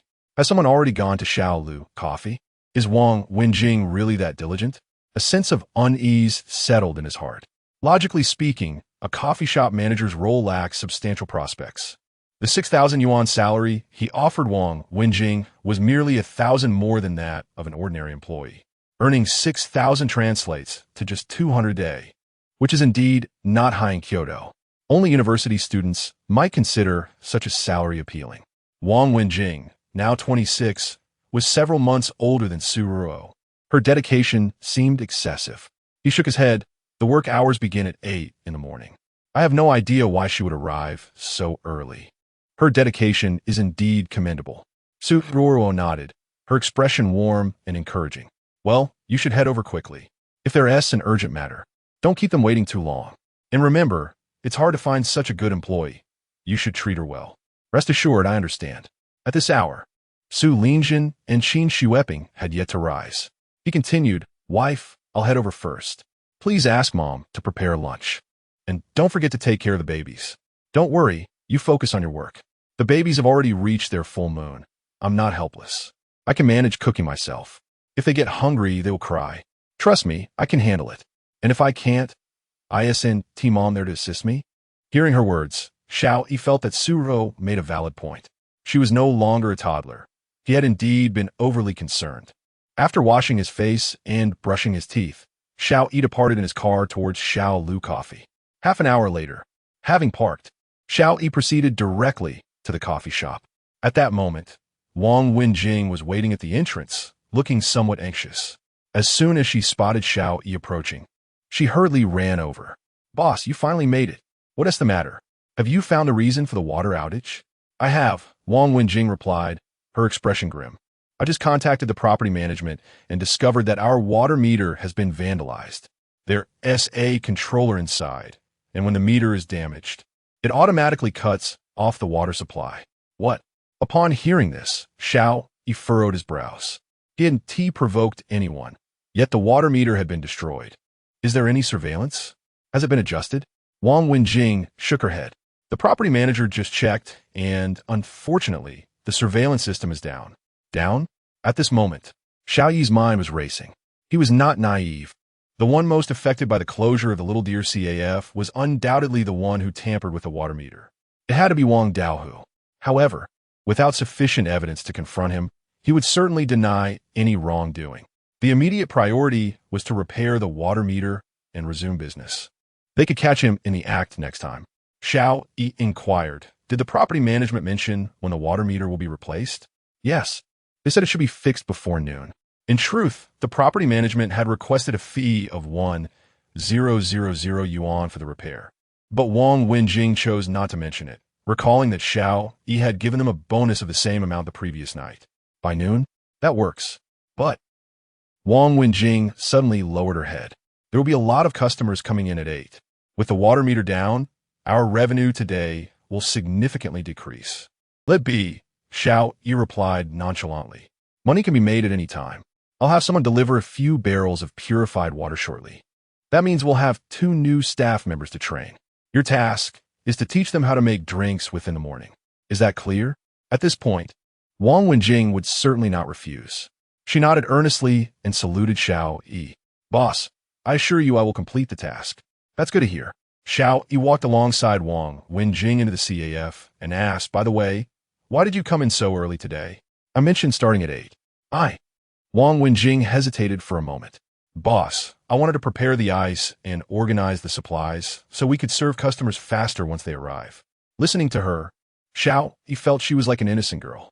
Yet, he vaguely remembered that she was unmarried and had a modest education, the type who could endure hardships. It was indeed rare to find such a responsible manager.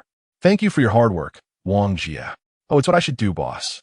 Once inside the CAF, Wang Wenjing poured him a glass of water and began mopping the floor and cleaning the windows, everything executed with remarkable organization. Xiao Yi was certain she was an employee worthy of cultivation. "Wang Jia, you carry on with your tasks. I'll step outside for a bit." "Sure thing, boss." As Wang Wenjing continued her work, Xiao Yi stepped outside and stretched lazily. He glanced at the neighboring CF, noting that Wang Daohu was not present. Only 2 employees were inside. Given the unscrupulous acts he had committed, it was likely he was avoiding the place. At this moment, the street began to fill with pedestrians. Upon seeing the Little Deer CAF open, several people walked in. Inside, Wang Wenjing apologetically addressed the customers. "I'm sorry, everyone. The CAF will not be open for business this morning. Please come back tomorrow." Upon hearing this, the customers reluctantly departed. Some bypassed the shop adjacent to Xiao Yi's, while others made their way directly inside. Meanwhile, in the neighboring CAF, Wang Daohu was observing the surveillance footage from a room. Witnessing a multitude of patrons exiting from Xiao Lu CAF and subsequently entering his establishment, he couldn't help but burst into laughter. "Ha ha ha! Xiao Yi, you are still too inexperienced to compete with me. What does wealth matter? Do you possess connections as formidable as mine?"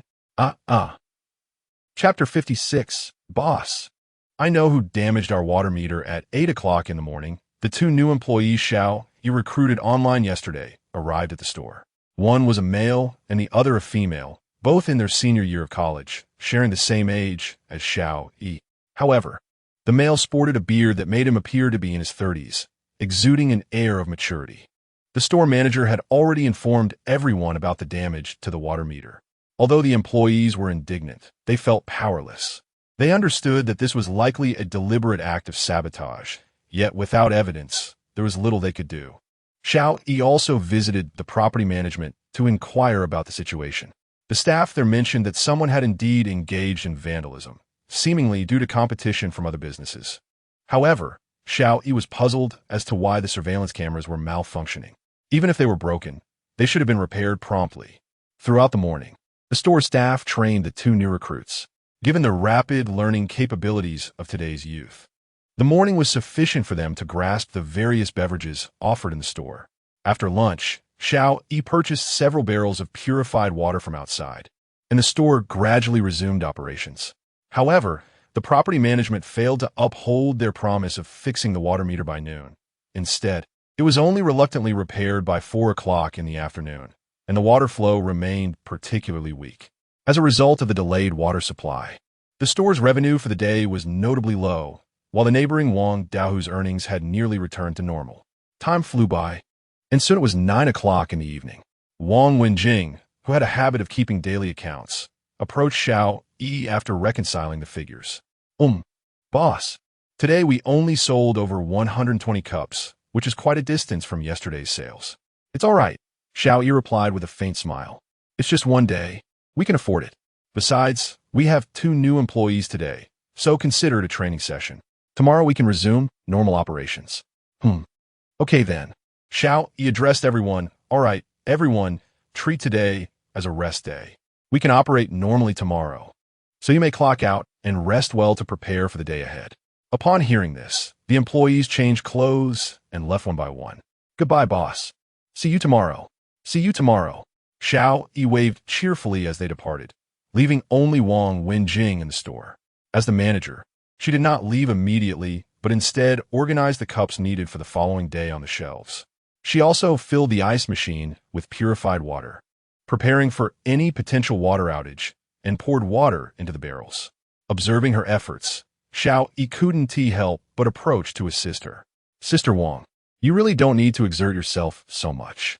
The water supply shouldn't be interrupted tomorrow. Preparing the barrels is quite unnecessary. Wang Wenjing, brushing aside her bangs, replied with a gentle smile, better safe than sorry. Having this water on hand will help us manage if there's another water outage tomorrow. This can indeed enhance your revenue. As you also support us employees, it would not be prudent for you to incur losses. Thank you, Sister Wang. Allow me to assist you. Very well. With the 2 of us working together, we shall accomplish this task more swiftly. The 2 of them busily filled the water tank, laboring diligently for over 20 minutes until they finally completed the task. Wang Wenjing's body was drenched in sweat, her hair clinging to her forehead, presenting a rather disheveled appearance.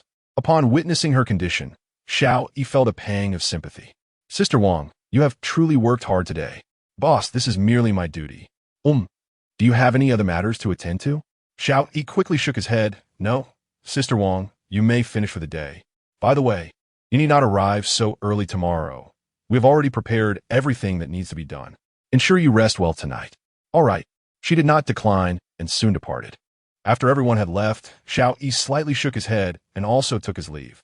2 hours later, the area around Jiangxia Road was becoming increasingly deserted. Even Kyoto had turned quiet. Of course, numerous cars still sped by on the road. At midnight, at the Little Deer CAF, an electric scooter wobbled to a stop. Suddenly, the CAF's roll-up door was opened, followed by an individual skillfully unlocking the glass door and illuminating the interior. Wang Wenjing entered, opened the water valve, then returned to the front desk.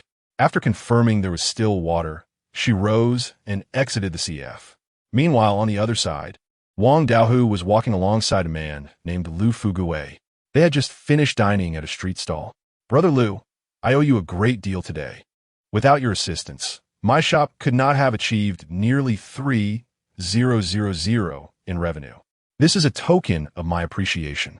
I will rely on your support in Kyoto moving forward. Wang Daohu retrieved a red envelope from his pocket, and upon receiving it, Lu Fuguei nodded in satisfaction, taking a puff from his cigarette. Rest assured, the Little Deer CAF will not snatch your business. I oversee the surveillance. We shall make some adjustments shortly, simply claiming that the water meter's fuse is faulty. Tomorrow, they will need to spend 1,000 to repair the water meter. I will stall for time, and you can earn another day's profit. Furthermore, I've already contacted a travel agency that will pass by. I will help you attract more business. Hearing this, Wang Daohu's eyes widened in surprise. Oh, I must thank you, Brother Lu. It's a small matter. After all, I am the property manager here. Rest assured, I will look after you on Jiangxia Road. Oh, Wang Daohu was in exceptionally high spirits. Indeed, it was he who had orchestrated the previous night's events. Now, with the protection of the property management, it would be challenging for anyone to uncover his involvement. Moreover, the police generally would not intervene in such matters. What if the water meter was of poor quality? Even if Xiao Yi were to report it, he had no reason to fear. Soon, Wang Daohu and Lu Fuguei made their way towards the passage leading to the water meter box. After 2 minutes, they arrived at the entrance of the passage. However, to their surprise, they found a beggar lying asleep beside the door. Wang Daohu was taken aback, pondering how someone could be lying there. Yet, the sound-activated light in the passage had long been malfunctioning, and the dim external light rendered it difficult for them to discern the individual's identity. Lu Fuguei, displaying a nonchalant demeanor, remarked that it was merely a beggar, a homeless person who often sought refuge there to escape the rain. He suggested they ignore him and focus on their business before indulging in some leisure at the club. At this, Wang Daohu, with a glint of greed in his eyes, opened the door without a moment's hesitation and stepped inside. Once they had entered, Wang Wenjing gradually rose to her feet. Observing the ajar door, she wasted no time in dialing Xiao Yi's number. "Boss, I know who vandalized our water meter." Chapter 57. Wang Daohu assaults Sister Wang. What? Upon receiving a call from Wang Wenjing, Xiao Yi abruptly sat up in bed. He glanced at the time on his phone, 12:30 a.m. "Sister Wang, what on earth is happening? How do you know this? And where are you right now?" Xiao Yi was utterly astonished by the news. It was the dead of night, and could it be that Sister Wang had not yet left? "Boss, You wretched woman, what are you doing? Whom are you calling?" Slap. Beep, beep, beep. Suddenly, Wang Daohu's voice came through the phone. And Xiao Yi thought to himself that things were not looking good. He hastily grabbed a pair of pants and put them on. Suruo, awakened by Xiao Yi's commotion, sleepily inquired, "What's wrong, darling? Who is calling you at this hour?" "Nothing. I just need to step out for a bit." "You go back to sleep." Suruo, still in a daze, did not ponder further and simply lay back down to continue sleeping. After dressing, Xiao Yi, with his disheveled hair, exited the bedroom. As he opened the front door, he was taken aback to find Su Linjin standing at the entrance, appearing weary with a set of keys in hand, seemingly ready to enter. In his haste, Xiao Yi almost collided with Su Linjin. "Father?" Xiao Yi was bewildered, and Su Linjin looked equally perplexed. "What are you doing out so late?" "Just in time for you to return. Come, I need to help you boost your performance." With that, Xiao Yi grasped Su Linjin's hand and led him toward the elevator. "Wait, where are you taking me?" "To Little Dear's CAF. Son-in-law, I was just heading back to sleep. I don't want any coffee. Are you trying to keep me awake? I'll explain on the way." Xiao Yi ushered his father-in-law into the elevator, and once they reached the underground parking lot, he drove his Porsche in 911 towards the Little Deer CAF on Jiangxia Road. During the ride, Xiao Yi briefly recounted the situation at the CAF and mentioned Wang Daohu, Wang Wenjing, and the call he had just received from Wang Wenjing. After hearing Xiao Yi's account, Su Linjin remarked, "I see.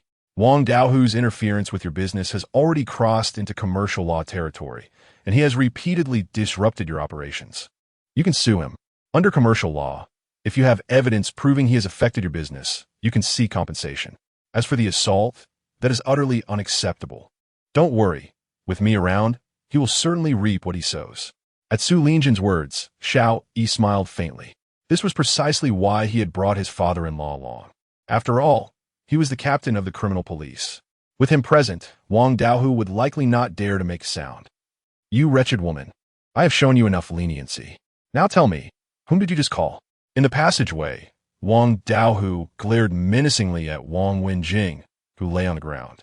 Upon entering, he suddenly remembered that his identification was still at the CF. Thus, he instructed Lu Fugue to sabotage Xiao Yi's water meter while he retrieved his ID. Little did he anticipate that a figure awaited him at the entrance, an employee from the CF, engaged in a phone conversation. The absence of others emboldened him to act recklessly. With a naturally volatile temperament, he acted without consideration for the consequences, directly assaulting a young woman. In his disdainful view, those who labored for others were the dregs of society. He believed that inflicting harm could be easily rectified with a monetary compensation, or perhaps through some underhanded dealings. Lu Fugue boasted of his connections within the police department. At that moment, Wang Wenjing felt her mind go blank. Just moments before, she had been struck hard by Wang Daohu, leaving her right ear deafened. A girl could hardly stand against a man. She could only helplessly collapse to the ground and weep silently. Noticing her silence, Wang Daohu's expression became more menacing as he glared at her, demanding, "Speak. Did you notify Xiao Yi? Let me tell you, it's futile. Do you even know who controls this area? I can permit any business to operate or cause it to shutter. Do you hear me? Speak up." He then viciously stomped on Wang Wenjing's wrist, causing her to cry out in pain. Stop it." Just then, Xiao Yi and Su Linjin arrived on the scene, with Su Linjin brandishing a service weapon. As the captain of the criminal police, he was authorized to carry a firearm. Upon hearing the commotion, Wang Daohu abruptly looked up. Who is there? The dim lighting obscured his view, and he could only make out two shadowy figures at the door. I am your nemesis. Xiao Yi's voice resonated through the room. Wang Daohu smirked upon hearing this. I thought it was someone significant. This vile woman actually called you, didn't she? Xiao Yi, let me assure you, I am not someone you can provoke. The prudent choice would be to shut this place down and let me. Silence. Xiao Yi interjected, his fist clenched tightly as he caught sight of Wang Jiao lying on the floor. He delivered a powerful blow to Wang Daohu's nose. You. Wang Daohu attempted to respond, but Xiao Yi seized the moment, driving his knee upward and delivering a devastating strike. The room echoed with Wang Daohu's anguished cries as Xiao Yi swiftly helped Wang Jie to her feet. Meanwhile, Su Linjin produced a pair of silver handcuffs, securing them around Wang Daohu's wrists. Only after escorting Su Linjin outside did Wang Daohu realize that Xiao Yi had brought a police officer with him. Wang Yi, are you all right? He asked, noticing blood trickling from her nose and her dazed expression, her gaze fixated on the doorway. She trembled as she spoke their S. Another person inside, his accomplice. Upon hearing this, Xiao Yi turned his attention toward the corridor. Father, please wait here. I shall handle the matter inside. Su Linjin uttered without elaboration. Having witnessed Xiao Yi's prowess, he was confident in his ability to confront a miscreant. Meanwhile, Wang Daohu was taken aback, ignoring the shattered egg. His eyes widened in disbelief. What had Xiao Yi just called this officer? Father? Goodness! A chill ran down his spine. This officer couldn't he possibly hold a significant position? Could he? If he did, Wang would be in dire trouble. At that moment, Xiao Yi had already made his way towards the water meter room. The passage was particularly dim, nearly devoid of light. However, having visited once before, Xiao Yi soon entered the water meter chamber. Inside, Lu Fugui was busy illuminating the water meter of Xiao Yi's shop with his phone, fiddling with it. Upon hearing footsteps behind him, he remarked, Brother Wang, do not rush. I will have it ready in no time. Chapter 58. Is this the realm of the living or the underworld? Brother Wang? Who is your brother Wang? Xiao Yi entered with a smile, but upon hearing an unexpected voice, Lu Fugui was startled. As the property manager of this street, he could not possibly be unfamiliar with Xiao Yi, having frequently encountered him during recent inspections. In fact, he had seen him just today. A bead of sweat trickled down Lu Fugui's forehead. Could it be that Xiao Yi had uncovered his scheme? Or perhaps Xiao Yi had not noticed Wang Daolong's presence when he arrived, and his visit was merely coincidental. Unaware of the situation, Lu Fugui's mind raced as he forced a smile and said, Ah, it's you, Xiao Yi. I heard someone damage your water meter last night, so I came to check in case anything similar happened again. Goodness, Xiao Yi feigned surprise. Any findings? No, the water meter is fine. You can head back. Rest assured that with our property management, such incidents won't occur again. Xiao Yi glanced at the water meter, speaking nonchalantly, but I just checked in the store, and there's no water? What? That can't be right. Lu Fugui pretended to be astonished. Let me take another look. He began to inspect the water meter in Xiao Yi's shop. Goodness, there really is a problem. The water meters on our side are powered. It must be a blown fuse. Xiao Yi was taken aback. Wasn't this water meter just replaced today? Is the quality that poor? Lu Fugui, maintaining his composure, replied, There's nothing we can do. The materials used in current projects aren't reliable. No worries, just head back. I assure you I will have it fixed. I'm willing to work through the night to ensure you can operate normally tomorrow. Thank you, Lu Gu. Serving each owner is our duty. You can go back. I guarantee you'll have water tomorrow. Observing Lu Fugui's earnest demeanor, Xiao Yi couldn't help but shrug. If he were unaware that Lu Fugui and Wang Daohu were in cahoots, he might have been tempted to present him with a banner of commendation for his service. Enough with the charade. Xiao Yi's expression darkened. I have already subdued Wang Fugui outside. You're in league with him? Aren't you? What are you saying? Lu Fugui feigned ignorance, but it was clear he understood. At over 40 years old, he was no match for Xiao Yi. He could only pretend to be oblivious. Come on, let us go outside and see for ourselves, Xiao Yi said, seizing Lu Fugui by the collar and dragging him out. With Xiao Yi's formidable strength, Lu Fugui dared not resist, and soon they emerged outside. Wang Daohu lay on the ground, writhing in pain, while not far off, an ambulance was approaching. Wang Wenjing, having sustained serious injuries, had promptly called for assistance. "Do you have anything else to say?" Upon witnessing this scene, Lu Fugue realized that denying the situation would be futile. He immediately exclaimed, "No, I do not know him. What is happening? I truly know nothing.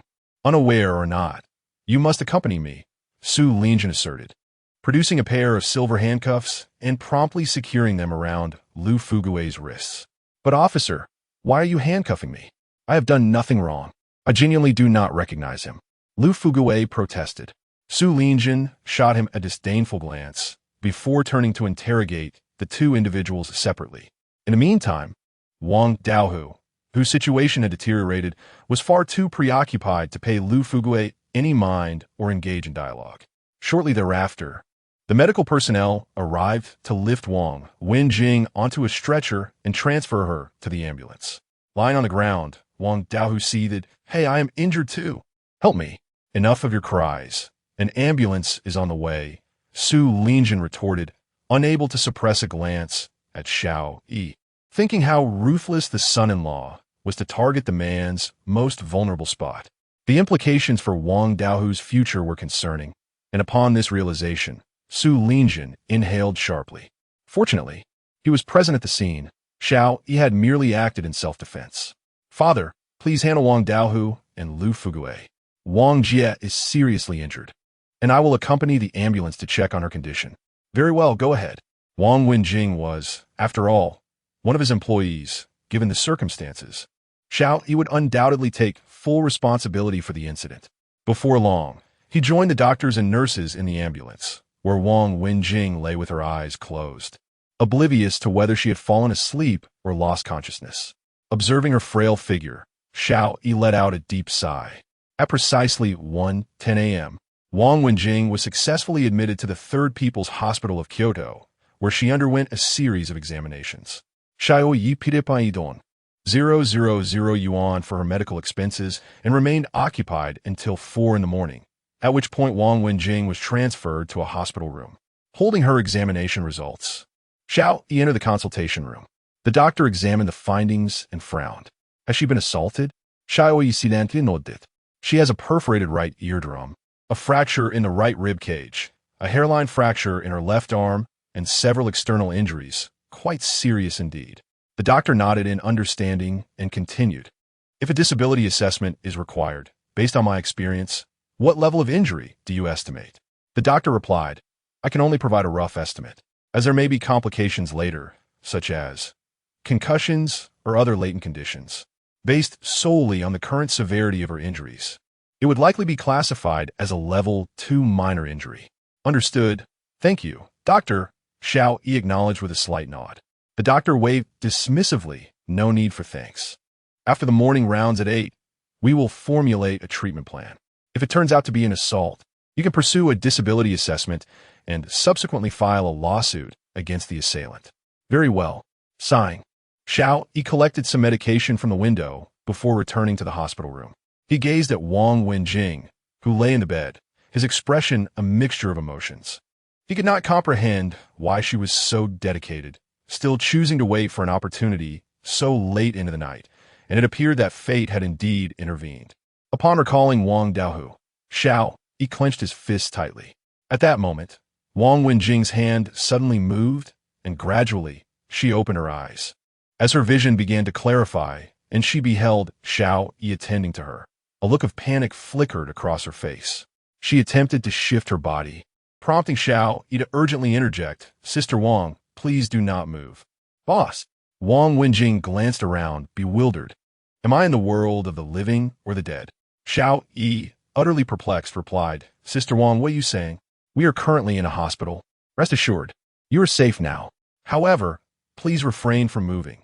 Your injuries are quite severe, and we must actively cooperate with the treatment." "No, I cannot." Sister Wang suddenly shook her head vigorously. "I have no money. I cannot afford the treatment." Chapter 59. Performing minimally invasive surgery on Wang Dao. "Boss, I am fine. I do not wish to be hospitalized. I long to return home. Please, I implore you, let me go. I beg you." Observing Wang Jie's distressed demeanor, Xiao Yi hastily reassured her. Wang Jie, medical treatment is complimentary. There is no need to worry about expenses. You will not incur any costs. Her evident anxiety puzzled him even further. In merely 2 days, her performance had reached remarkable heights. She was exceptionally capable and displayed an admirable attitude towards her work.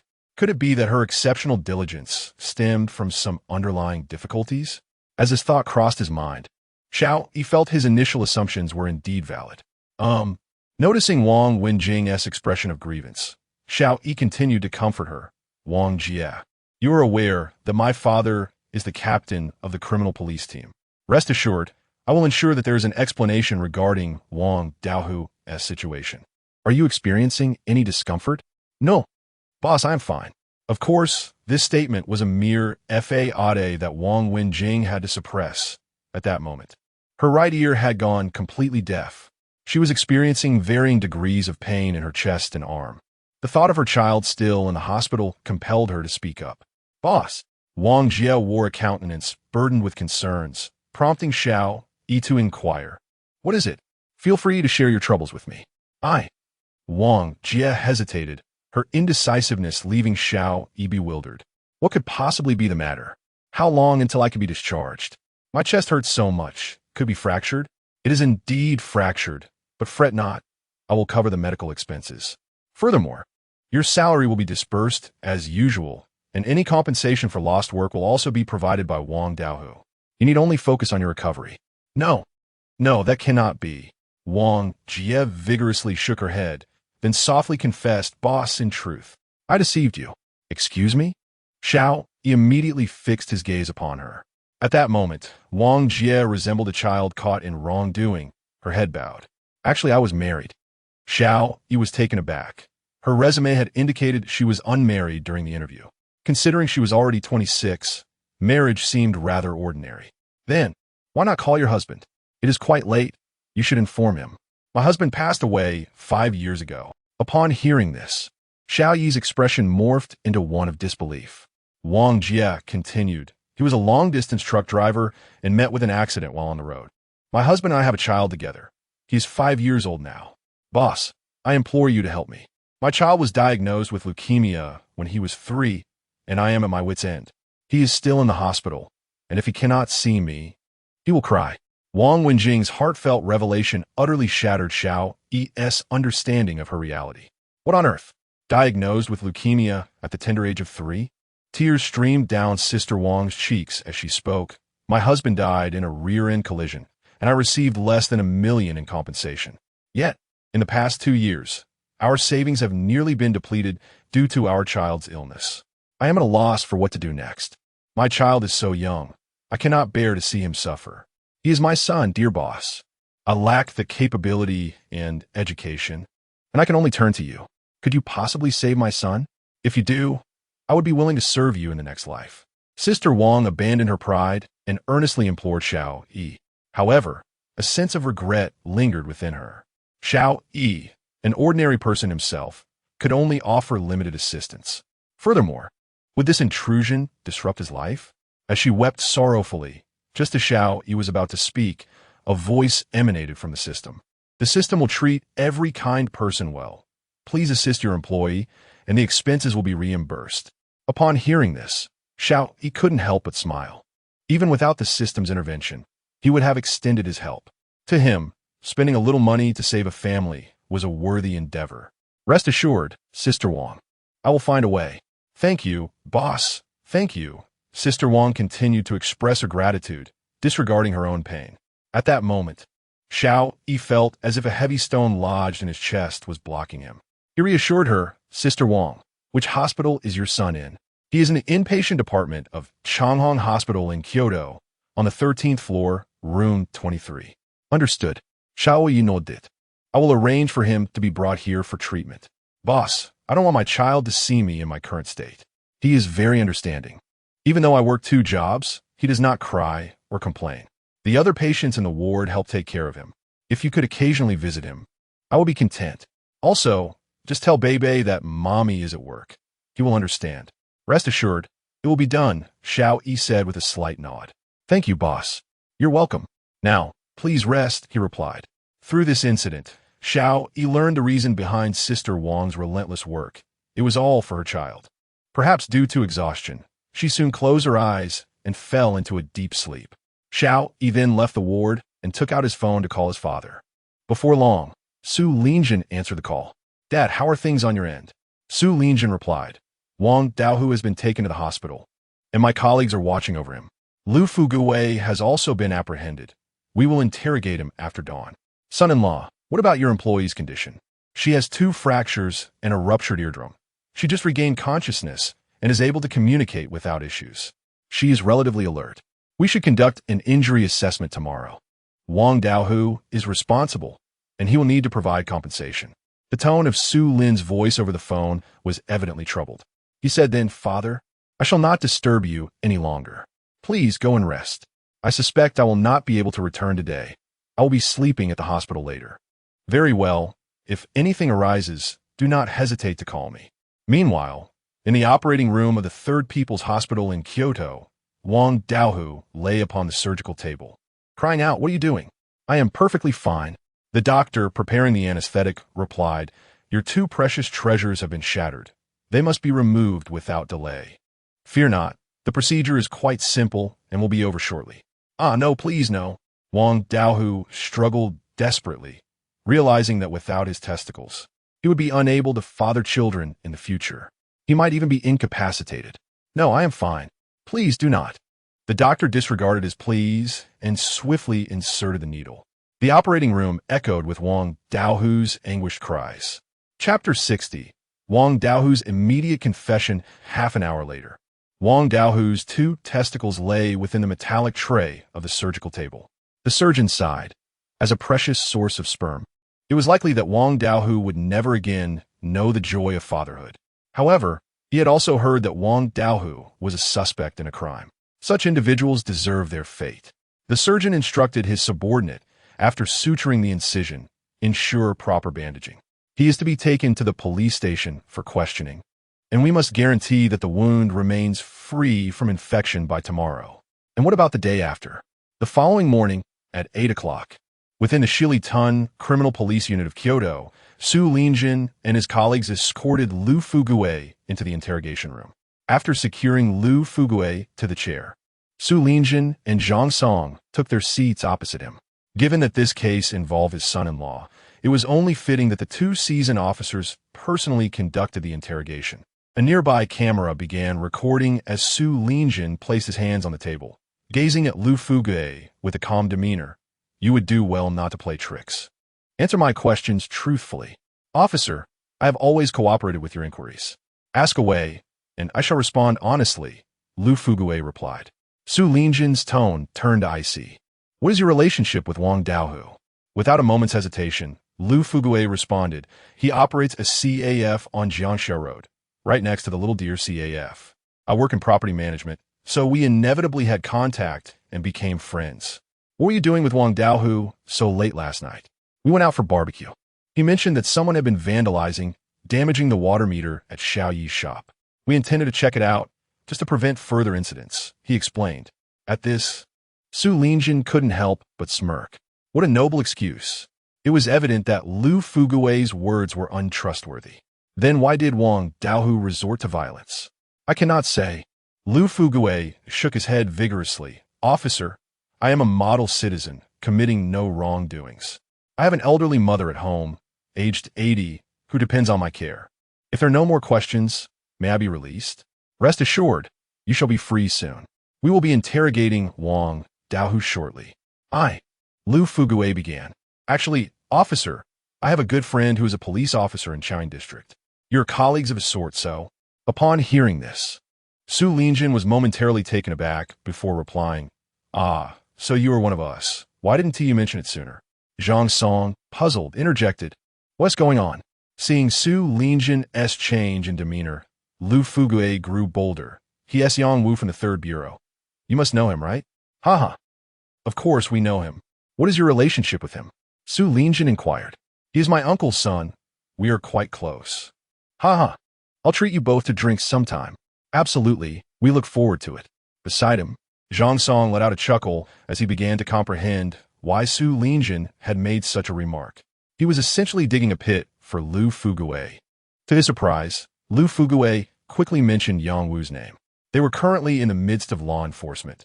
Su Linjin could not possibly shield him from any repercussions. Meanwhile, a DV camera was capturing every moment. Lu Fuguei, with a jovial demeanor, said, "Since we are all on the same side, officer, could you please help me remove this silver bracelet? It's quite constricting and causing me discomfort." At that moment, Su Linjin took out his phone, searched for a contact, and dialed. "Hello, this is the captain of the Silly Ton criminal police team.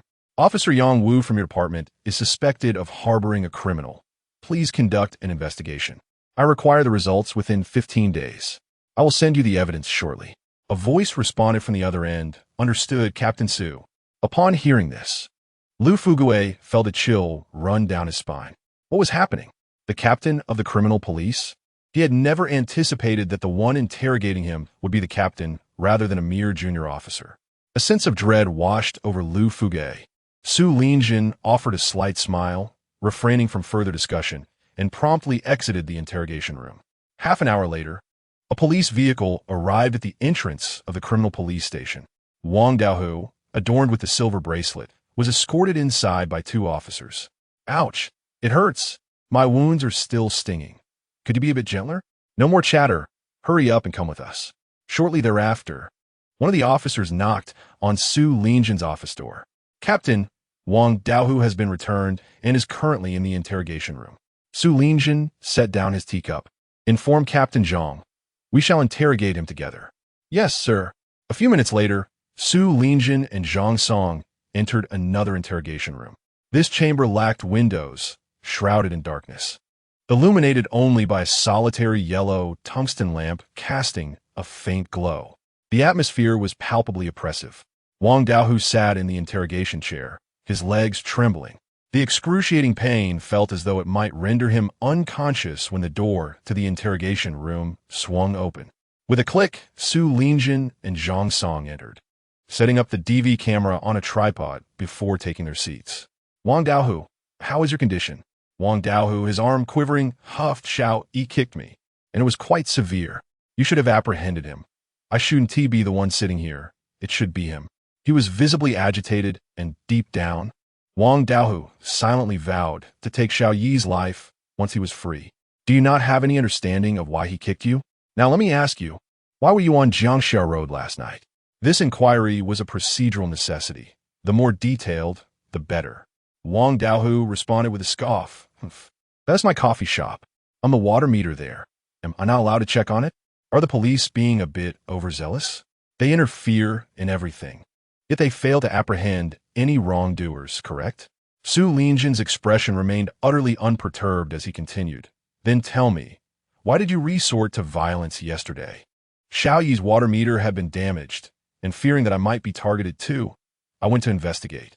That woman was acting suspiciously. I sensed she was the culprit behind the vandalism of the water meter. I was merely acting in self-defense." At this, Zhang Song couldn't help but chuckle. "She is a girl, and moreover, an employee at Xiao Yi's shop. Surely you must recognize her?" "I do not know her," Wang Daohu asserted vehemently. "Very well. Let me ask you this. Are you aware of the severity of your actions? How serious it was does not concern you. I will cover her medical expenses." "What? Do you intend to imprison me?" "Eardrum perforation, moderate concussion, fractured ribs, broken arm, and numerous contusions. These are the medical records from the hospital. You may take a look." With that, Zhang Song tossed the examination documents regarding Wang Wenjing onto the interrogation chair. Upon hearing this, a cold sweat trickled down Wang Daohu's forehead. He was well-versed in the law and understood that should Wang Wenjing be classified as suffering light injuries without her forgiveness, he would face imprisonment. He was the instigator of this disturbance, but do you have any evidence? Wang Daohu found himself at a loss for words, cornered by Su Linjin's inquiries. He realized he was in the wrong and now placed all his hopes on Lu Fuguei's connections, wishing that Lu would prove reliable enough to extricate him from this predicament. He would be willing to pay any sum necessary. Su Linjin fixed his gaze upon Wang Daohu. "You must know Wang Daohu, correct?" Upon hearing that name, Wang Daohu's pupils constricted. Wang Debiao was from the same village and regarded as a close brother. Also a pig farmer. Recently, due to the outbreak of swine flu, his pigs had all perished. Yet he had enlisted Wang Debiao's assistance to circumvent market inspections and sell his disease stock. Noticing Wang Daohu's reaction, Su Linjin couldn't help but smile and said, "I have already reviewed your information. Your family is in pig farming, but alas, all your pigs succumbed to the swine flu this year. Subsequently, you approached Wang Debiao to sell your deceased pigs in a market, did you not?" Wang Daohu's heart raced as he realized Su Linjin was fully aware of the situation. "I do not know him." To his surprise, Su Linjin pulled out a laptop and played a video. "This footage serves as evidence of your collusion with Wang Debiao, who has already been apprehended by other precincts. To my knowledge, you sold over 200 diseased pigs into the market, resulting in a significant number of residents in Kyoto suffering food poisoning, with one fatality already reported. What I expect to hear next is not a fabrication. Answer truthfully, and we may consider leniency." Su Linjin's tone was laden with authority, and the scene left Wang Daohu trembling in fear. His parents are still hospitalized.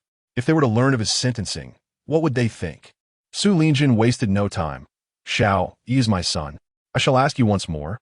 Did the water supply disruption at his shop have anything to do with you?" At this point, Wang Daohu had already lost his spirit. He slowly lowered his head and confessed everything. "It was I who conspired with the property management. I have a good relationship with Lu Fuguwei from the property management. Because Xiao Yi's little dear CAF encroached upon my business, I entertained ill intentions. I bribed Lu Fuguwei with 2,000 yuan, and he assured me that he could drive Xiao Yi out." Zhang Song, who had been recording the statement beside Su Linjin, interjected, "Then why did you resort to violence?" "I was unaware that the little dear CAF was lying in wait. Upon seeing her call Xiao Yi, I panicked and acted out violently. Officer, I was wrong. All of this is my fault. I promise I shall never act this way again. I will compensate Xiao Yi for a day's revenue, and I will also compensate the person I struck. Please let me go. Do not send me to prison. I beg you." Observing Wang Daohu's pleading demeanor, Su Linjin felt no pity. Had he known it would come to this, he would have acted differently.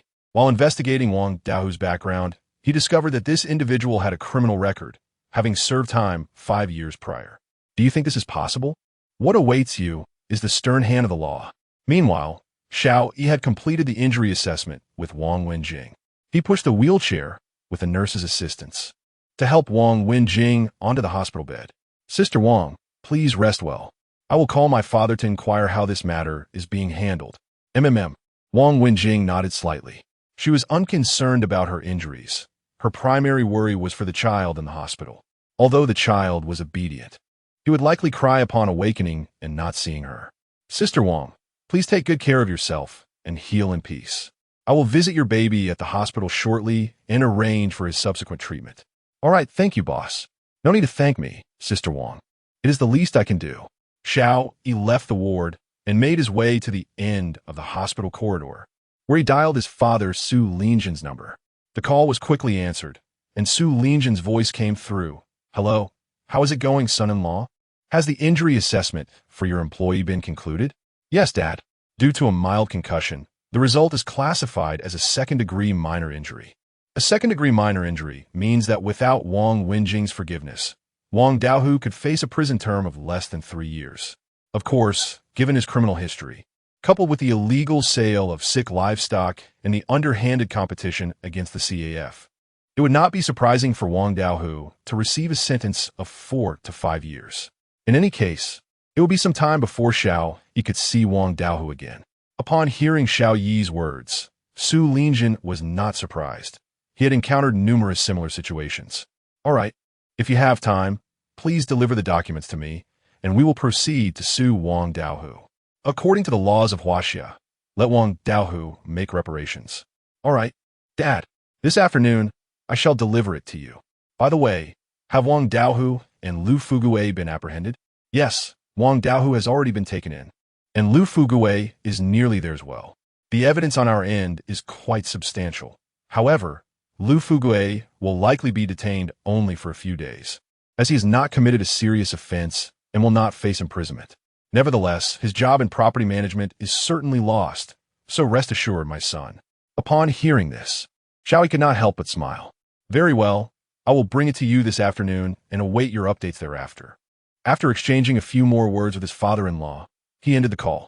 Xiao Yi returned to the hospital to share this news with Wang Wenjing, who expressed her gratitude profusely upon hearing it.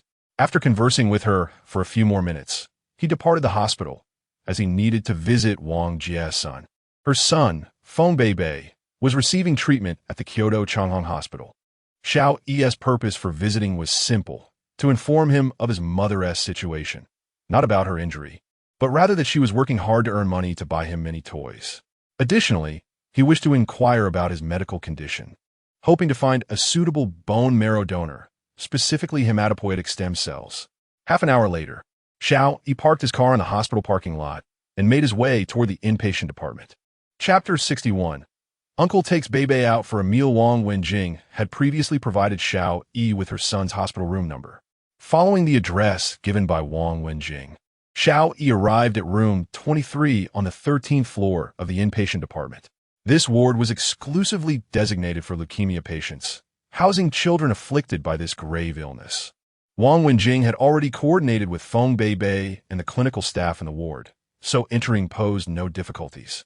In his hands, he carried an assortment of snacks, milk, and 2 toys that Aunt Wang had said Beibei adored. Standing at the doorway, he gently knocked and inquired, "Is little Feng Beibei here?" Upon hearing his voice, 2 masked children inside turned their gaze towards him in unison. Both wore masks, sported shaved heads, and bore hospital identification bracelets, clearly indicating they were leukemia patients. "Are you Uncle Xiao Yi, as my mom mentioned?" One of the children looked at him with hopeful eyes. Recognizing the child, Xiao Yi stepped inside. "Yes, you must be Feng Beibei, right?" "Uh-huh." Beibei nodded vigorously before asking, "Uncle, where did my mom go? Why didn't I see her when I woke up today?" Xiao Yi revealed the toy he had brought. "This is a toy your mother bought for you. She wanted to earn money to buy you delicious food and more toys." "Wow." Beibei's eyes brightened at the sight of the toy, resembling his favorite character, Kuan Kuan, who also played basketball. Observing Beibei's excitement, Xiao Yi couldn't help but feel a pang of compassion. At such a tender age, he likely remained unaware of the severity of his condition. The child appeared somewhat swollen. Xiao Yi understood that leukemia required blood dialysis, possibly explaining the side effects. Nevertheless, the 5-year-old Beibei exhibited remarkable optimism, embodying the lively spirit typical of children. The room contained only 2 hospital beds, with the other occupant appearing slightly older than Beibei, identifiable as a young girl by her petite dress. Wang Wenjing had previously communicated with this girl's mother, explaining that she had sustained a minor injury and would be unable to visit for a while, thus requesting assistance in caring for Beibei. They had met through a support group for patients and had known each other for over a year, often helping one another, fostering a deep mutual trust. "Beibei, it's almost noon. Are you hungry? Would you like me to take you out for lunch?" "Really, Uncle?" Beibei looked up at him. Her illness and reliance on her mother for care meant her meals were often less than satisfactory. "Of course it's true." Xiao Yi glanced at the clinical staff and the little girl playing nearby, realizing he might not be able to take her along due to their unfamiliarity. At that moment, Beibei spoke up, "Uncle, did you buy those snacks for me? One is my best friend. May I share the snacks with her?" Xiao Yi couldn't help but admire Beibei's thoughtfulness. He gently nodded, "Of course, you can share all of these with your good friend. Later, your uncle will buy you more. All right?" "Okay. Thank you, Uncle." Feng Beibei immediately shared the snacks that Xiao Yi had bought with her. "Sister Wenwen, I'm going out to eat with Uncle. Feel free to have these snacks." Upon hearing this, the little girl, named Wenwen, fell silent. Being quite young, and perhaps influenced by Xiao Yi's presence, she had not uttered a single word since he entered the room. Soon, Xiao Yi took Feng Beibei out of the hospital room, but first, he stopped by the nurse's station to explain his intentions. Afterward, he smoothly escorted Feng Beibei outside. Due to his youth, he needed to wear a cap when going out. Upon reaching a street near the hospital, Xiao Yi observed the myriad of shops and asked Feng Beibei, "Beibei, tell Uncle what you would like to eat, and I will take you there." Beibei wants seafood." "Seafood?" "Certainly." He checked his phone and found a nearby seafood buffet named Huashang. The prices were reasonable, $398 for adults and $198 for children. All right, there happens to be a seafood buffet nearby. Let us go, Bebe. Uncle will take you to eat. Xiao Yi held Feng Bebe's small hand. To be honest, he felt a bit unaccustomed to being called uncle, but considering he was over 10 years older than Feng Bebe, it seemed somewhat inappropriate. Reflecting on it, he realized how much older he had become. Upon entering the buffet restaurant, Xiao Yi paid and allowed Feng Bebe to make selections on the tablet. This buffet differed from traditional ones where patrons would select ingredients from a communal area. Here, one ordered via a tablet, and the kitchen prepared the dishes freshly. Overall, it was clean and hygienic. Usually, Wang Wenjing would not have taken Feng Bebe to such a restaurant. So upon hearing that it wouldn't cost her anything, she eagerly ordered many delicious items. Xiao Yi appeared indifferent, as his task today was solely to accompany Feng Bebe and make her happy. Without further ado, the table was soon adorned with an array of seafood. Prawns of various flavors, salmon, crabs, abalone, as well as squid skewers, desserts, and yogurt. Feng Bebe seemed to be quite the little foodie, which was a good sign, as it indicated her optimism and appetite. Bebe, I'm going to the restroom for a moment. You behave and enjoy your food while I'm gone. All right? Okay, uncle. Feng Bebe nodded, and Xiao Yi thought little of it. Though the restaurant wasn't particularly upscale, it was decent, and the security in such an environment should pose no issue. Just as Xiao Yi stepped away, Feng Bebe suddenly fixated her gaze on a bald man. She had previously asked her mother why he was different from other children and had his head shaved. Her mother had told her that Bebe had superpowers and that being bald allowed him to harness those abilities. Of course, that explanation was merely to amuse a child. Nonetheless, the naive Feng Bebe believed her mother's words wholeheartedly. He gradually approached the bald uncle and placed his hand gently upon the man's head. Then he inquired, "Uncle, do you possess superpowers as well?" The uncle, taken aback by the question, fixed his gaze upon Feng Bebe and exclaimed in anger, "Who are you? Which family do you belong to? Where are your parents? Get away from me." The sudden outburst left the 5-year-old Feng Bebe stunned. He could hardly fathom that he had been met with such hostility. What do you mean what? Do you not realize that touching someone else's head is impolite? And superpowers, have you been watching too many cartoons? Chapter 62. Suro was angered. What on earth is happening? Xiao Yi, still fastening his belt, witnessed Feng Bebe being reprimanded by someone. He swiftly moved to shield Feng Bebe behind him, perplexed by the situation. Gently patting Feng Bebe's shoulder in a gesture of comfort, he heard a burly man, bald and imposing, exclaim, "Are you his father? How do you educate your child? He comes up to me, touches my head, and claims to have superpowers. Has he watched too many cartoons? Don't you know that that's very rude?" With a mouth full of yellowed teeth, his fierce countenance could frighten even adults, let alone a mere 5-year-old child. However, Xiao Yi refrained from responding to the man immediately. Instead, he turned to Feng Bebe and said, "All right, Bebe, you should go back and eat. Be a good boy." Upon hearing this, Feng Bebe obediently departed, for at his tender age of 5, he understood little. But he remembered his mother advising him to listen to Xiao Yi, which compelled him to comply. In that moment, he had interpreted Xiao Yi's command as a directive from his mother. Once Feng Bebe had left, Xiao Yi, with a look of regret, addressed the burly man, "I apologize, my friend. The child is young and lacks understanding, and," he lowered his voice, "he is suffering from leukemia. His hair has been shaved." His mother told him that those with shaved heads possess superpowers, which explains his behavior. "I hope you can find it in your heart to forgive him." At that instant, the burly man suddenly slapped his own forehead and, with a sorrowful expression, lamented, "What have I done?" Xiao was taken aback. No, please don't do that. It's not his fault. I shouldn't have scolded him. I am truly sorry." The man then stood up abruptly and approached Feng Bebe, taking his small hand in his own, and with a warm smile said, "Little friend, I hope I didn't scare you. Come, touch my bald head. Now we both have superpowers. I wish you a speedy recovery, okay? You must listen to the doctor from now on." Bebe chuckled, gently stroking the man's bald head. At that moment, a waitress who had been observing them approached with a small cake in hand. Even the burly man was taken aback by this unexpected gesture. Upon seeing the cake, Feng Bebe clapped his hands in excitement. "Thank you, uncle. Thank you, sister. How did you know today is Bebe's birthday? His large, innocent eyes sparkled with joy. The room fell silent as everyone processed this revelation. Today was indeed Bebe's birthday. The burly man was the first to break the silence. Come, come. How about I sing you a birthday song? Xiao Yi chimed in. I'll start. Happy birthday to you. Happy birthday to you. Happy birthday, dear Bebe. Happy birthday to you. While singing the birthday song, the waiter also prepared a small birthday hat for Feng Bebe and brought out several candles to place on the cake. During this time, they learned that this adorable child was named Feng Bebe.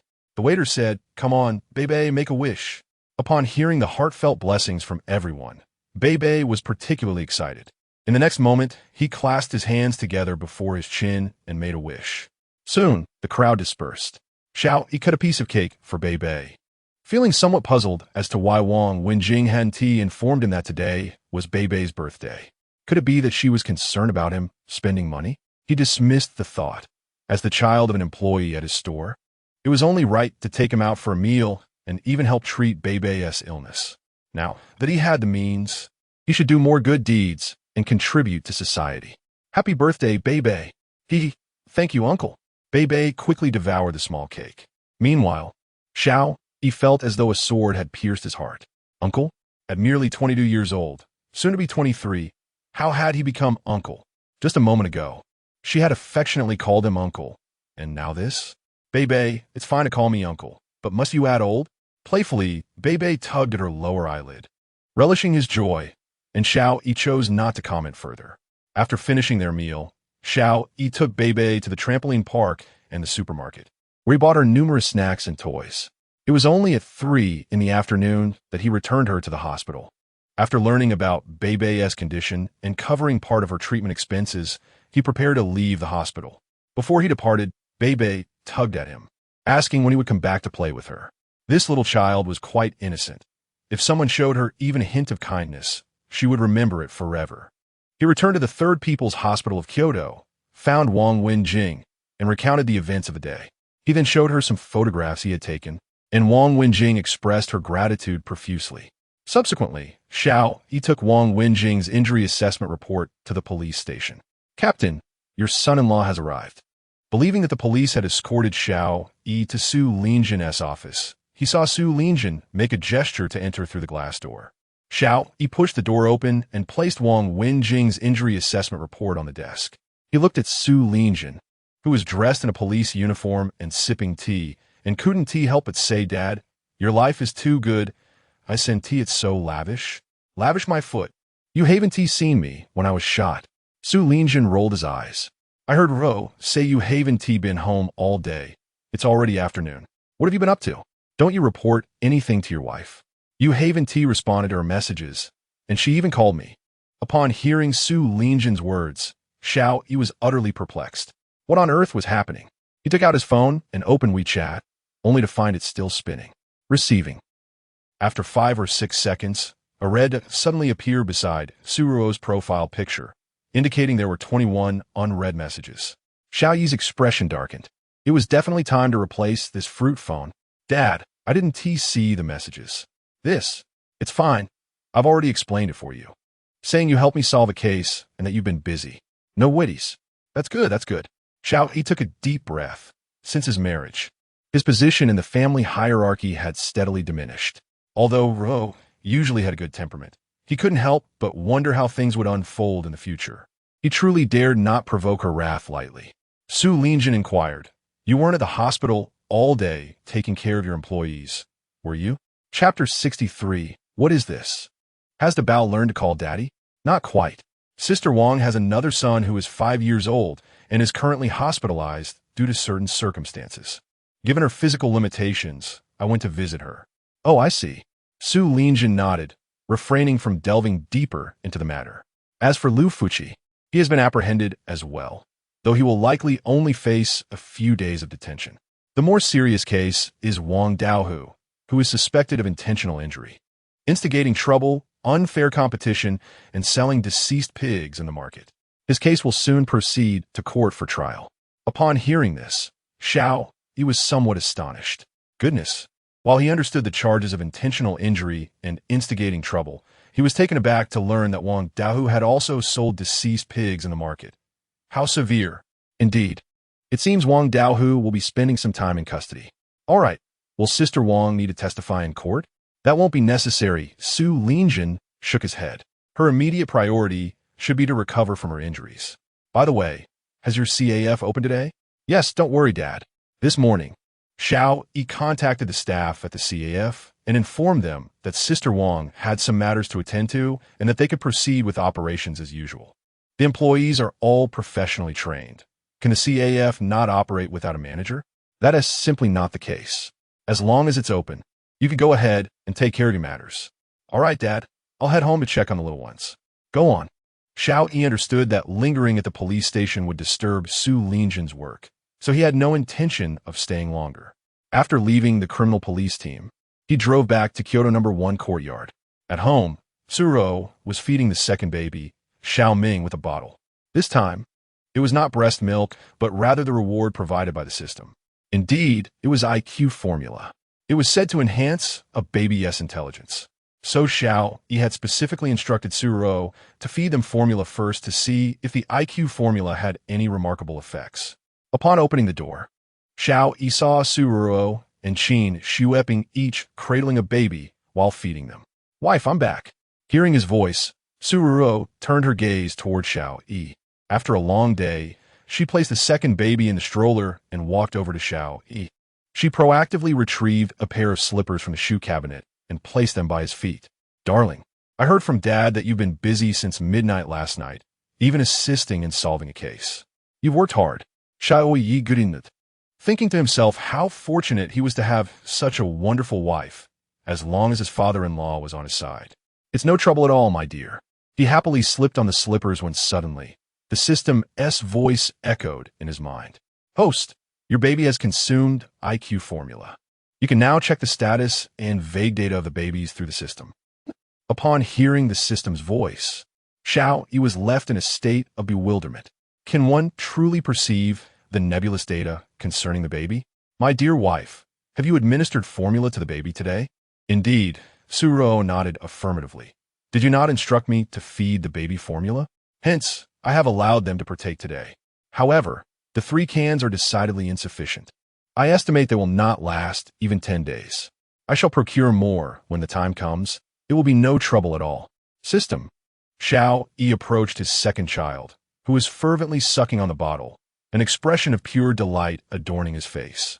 Upon noticing his father, Xiao Ming immediately broke into a smile. Simultaneously, a set of data materialized beside the little one's head. Name, Xiao Ming, 1 month old, gender, male attractiveness, incredibly adorable. Rating, 99, average reader score. Future style trajectory, a well-defined physique resembling a young wolf, IQ, 130, normal range, 85 to 115, system evaluation, exceptional. Xiao Yi chocolate. A system rating, exceptional. Such a manner of expression is truly unparalleled. Xiao Yi then shifted his gaze to the third child, Xiao Qin Xue, cradled in Qin Xueping's arms. Much like the second child, a similar set of information appeared. Name, Xiao Qin Xue, 1 month old, gender, female attractiveness, incredibly adorable. Rating, 99, future style trajectory, sweet girl, IQ, 129, normal range, 85 to 115, system evaluation, exceptional, another exceptional rating. Yet, both infants possess remarkably high intelligence. He vaguely recalled that the esteemed scientist Einstein had an IQ of 160. His baby's achieving around 130 is already incredibly high. Furthermore, the future aesthetic trajectory for Xiao Qinxue is sweet girl. He glanced at Su Ruo, whose style is that of a sophisticated woman. A sweet girl likely enjoys wearing JK and Lolita attire, does she not? My dear wife, we're the eldest. Su Ruo replied. I just fed the eldest first. She has always been quite well behaved and should be playing in the bedroom now. Very well, please hold the second child. I shall go check on the eldest. Sure. Without further ado, Xiao Yi swiftly made his way to the master bedroom.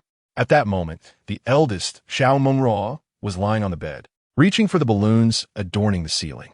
Upon seeing Xiao Yi enter, she suddenly emitted the sounds of BA. B.A.? Xiao Yi was momentarily taken aback. What on earth is happening? He hurriedly scooped up Xiao Mengrua, who continued to utter B.A. Though not entirely clear, it was indeed the word for father. At that instant, her information also unfolded before Xiao Yi's eyes. Name, Xiao Mengrua, 1 month old. Gender, female attractiveness. Incredibly adorable. Rating, 100, future style trajectory. Sophisticated woman. IQ, 141, normal range. 85 to 115, system evaluation. A sparrow poked a bull's behind. Sparrow's findings are remarkable. An IQ of 141? Xiao Yi was astonished. Could it be that the speed of learning to speak correlates with intelligence? Upon contemplating this, Xiao Yi felt a profound sense of truth. Most significantly, his preference gravitated towards the mature and charming lady archetype. Indeed, he found great delight in such a character. Remarkably, the eldest, De Bao, embodied this alluring persona, while the second, Air Bao, was a chiseled young man with an impressive 8-pack, and the third, San Bao, was a sweet girl. Quite an impressive assortment, indeed. At that moment, De Bao in his arms began to vocalize affection. Dad, Dad, Dad, darling, I am here, Xiao Yi replied, and upon hearing the word Dad, a wave of joy surged through him. He swiftly embraced De Bao and exited the bedroom, exclaiming, Wife, come here and see. De Bao just called me Dad. In the living room, Su Ruo and Qin Shueping were left in utter bewilderment upon hearing Xiao Yi's words. Their expressions a mixture of disbelief and confusion. What on earth? De Bao can say Dad now? Chapter 64. The court hearing of the Wang Daohu case, darling. Please do not deceive me. Will De Bao really call me Daddy? Upon hearing this, Xiao Yi nodded and approached Su Ruo, his gaze fixated on the little one in his arms. Xiao Ruo, didn't you just call out Daddy? Could you repeat it for your mother to hear? At that moment, Xiao Mengrua chuckled heartily, her laughter radiating joy, yet she remained silent. Observing the beaming countenance of Xiao Mengrua, Xiao Yi's expression darkened. Could it be that this little one could comprehend their words? After all, she was barely over a month old. It seemed implausible that she could understand. Seeing that Xiao Mengrua continued to be unresponsive, Su Ruo chuckled softly. Darling, you must have misheard just now. It appears I need to enlighten you a bit. Infants, 2 months ago, could only express emotions through crying. It is only at around 2 months that they begin to vocalize, and it typically takes 6 months for them to produce some sounds. If you wish to hear our baby call out Daddy or Mommy, it might not occur until she is about 1 year old. For some late-developing infants, it may take until 1.5 years. Do you understand? As she observed Xiao Yi's bewildered expression, Su Ruo couldn't help but laugh. At that moment, De Bao made another sound. Bababa. Su Ruo? Qin Shueping. Xiao Ming. Xiao Qin Shue. This. Su Ruo suddenly lifted her head to look at Xiao Yi, her eyes filled with disbelief. Darling, this is indeed true. See, when have I ever deceived you? But Mengrua is far too young. How could she possibly produce sound and even call out Daddy? Su Ruo scrutinized Xiao Mengrua, gently caressing her cheek. Ruo, call out Mommy for me to hear. Daddy, Daddy, Daddy. Su Ruo. She recalled that daughters generally tended to be closer to their fathers, while sons were often more attached to their mothers. She glanced at the little Xiao Ming in her arms and said, Baby Xiao Ming, since her sister isn't calling out Mommy, how about you give it a try? Slap. The little one playfully smacked Su Ruo. Su Ruo was left utterly perplexed. Was this the difference between children? Perhaps it was better not to raise this second child. 7 days later, early in the morning, Xiao Yi was roused from his slumber by Su Linjin's voice. Son-in-law, why are you still asleep? Have you forgotten what I told you? Today is the day of the court hearing for that Wang Daohu fellow. Come on, get up quickly. Let us go witness the spectacle together. Xiao Yi, still half awake, opened his eyes. Indeed, Su Linjin had mentioned that today was the trial of Wang Daohu. However, he felt little interest. After all, whether or not he attended, the verdict would still be rendered. Yet, since his father-in-law was so insistent, Xiao Yi decided to go and take a look. I understand, Dad. I'll get up right away. Good. After a simple morning routine of rising and brushing his teeth, Xiao Yi changed his clothes in preparation for departure. At that moment, Su Ruo suddenly approached him, furrowing her brow as she inquired, Dear, I just overheard Dad mentioning something about Wang Daohu. Indeed, Xiao Yi nodded in affirmation. Su Ruo continued. Isn't Wang Daohu Lu Ruo's boyfriend? What's going on? Is he facing trial? Sigh. He got himself into trouble, and coincidentally, it's Dad who is handling it. So he asked me to come along, Xiao Yi replied, deliberately omitting details about the shop to prevent Su Ruo from worrying. Oh, I see. She nodded understandingly. All right, you go ahead, Mom, and I will be at home. So you needn't fret. Okay. Soon, his father-in-law was seated in Xiao Yi's Alpha, and they drove toward the Intermediate People's Court of Kyoto. Today, his father-in-law had taken a day off specifically to witness the proceedings regarding Wang Daohu's case. During the journey, Xiao Yi asked Dad, has Wang Daohu hired a lawyer? I'm not certain. Su Linjin shook his head. He probably has, as having legal representation could lead to a more lenient judgment. And what about Wang Wenjing? As for Wang Wenjing, we have coordinated with the police department to establish a special investigation team. You can rest assured, our criminal police have secured a professional lawyer for her. That's good to hear. In recent days, Xiao Yi had been visiting Wang Wenjing and Feng Beibei daily. Sister Wang maintained a positive attitude. After her surgery, she was recovering rapidly. Aside from being unable to move her left arm, she could now walk unaided. Ultimately, she was capable of self-care. As the saying goes, recovery from injury takes 100 days, and returning to a normal life requires gradual recuperation. During this time, she had also accompanied Xiao Yi to the hospital to visit Feng Beibei, who was particularly saddened upon seeing her mother injured. However, being young, he was easily distracted from his sorrow. After approximately 20 minutes, Xiao Yi and Su Linjin arrived at the Intermediate People's Court of Kyoto. This is it, Su Linjin remarked. Wang Daohu's trial was set for a public court session, meaning that members of the public could observe. However, Xiao Yi was not merely a spectator. He was part of the victim's side. Wang Daohu had engaged in unfair competition that jeopardized his shop, thus the trial would also determine the compensation amount owed. Under Su Linjin's guidance, Xiao Yi entered the courtroom. At that moment, the hall was not overly crowded. In the center, there was a long table with nameplates indicating the presiding judge, the adjudicators, and the jurors. Adjacent to that table were the plaintiff and defendant, along with their respective lawyers and defenders. Su Linjin led Xiao Yi to a random seat. Once seated, Xiao Yi inquired, Dad, when does the court session commence? At 8 o'clock, he glanced at his wristwatch. We have half an hour to wait. Wang Daohu should be arriving shortly. By the way, there is something I forgot to mention. Yes. Xiao Yi displayed a curious expression, and Su Linjin spoke up. Do you recall that moment when you kicked Wang Daohu? Yes, Xiao Yi nodded. He remembered how he had confronted Wang Jie, delivering a forceful kick to his groin. Do you have any idea how hard you struck? How hard? That very night, his 2 prized possessions were rendered useless.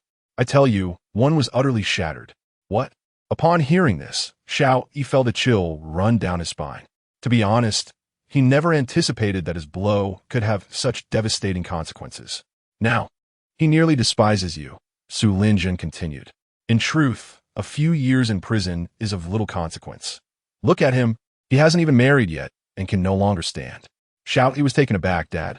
Why are you telling me this? Doesn't that mean he will come after me first once he is released? Even if I gave him 10 times the courage, he wouldn't dare. Chapter 65. The verdict of the Wang Daohu case. Observing Su Linjin's imposing demeanor, Xiao Yi couldn't help but chuckle.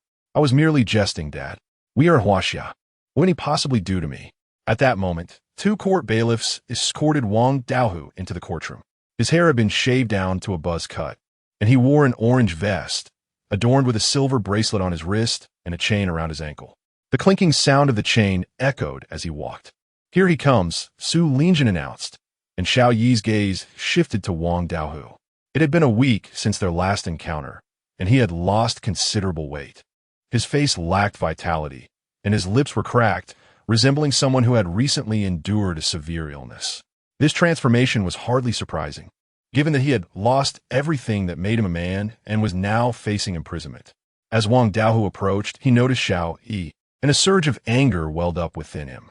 However, bound by the silver bracelet and ankle chain, he was powerless to act.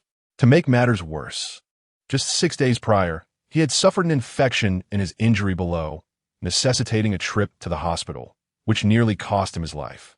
Before long, Wang Daohu was positioned at the defendant's stand. Wang Wenjing had not filed the lawsuit against him. It was the investigative team that had taken action. Meanwhile, the plaintiff and their lawyer arrived at the scene. The lawyer's surname was Luo, though Xiao Yi was unaware of the full name. In any case, he was known as the Outlaw, a title that spoke volumes about his expertise. The presiding judge, along with the court personnel and additional bailiffs, soon took their places.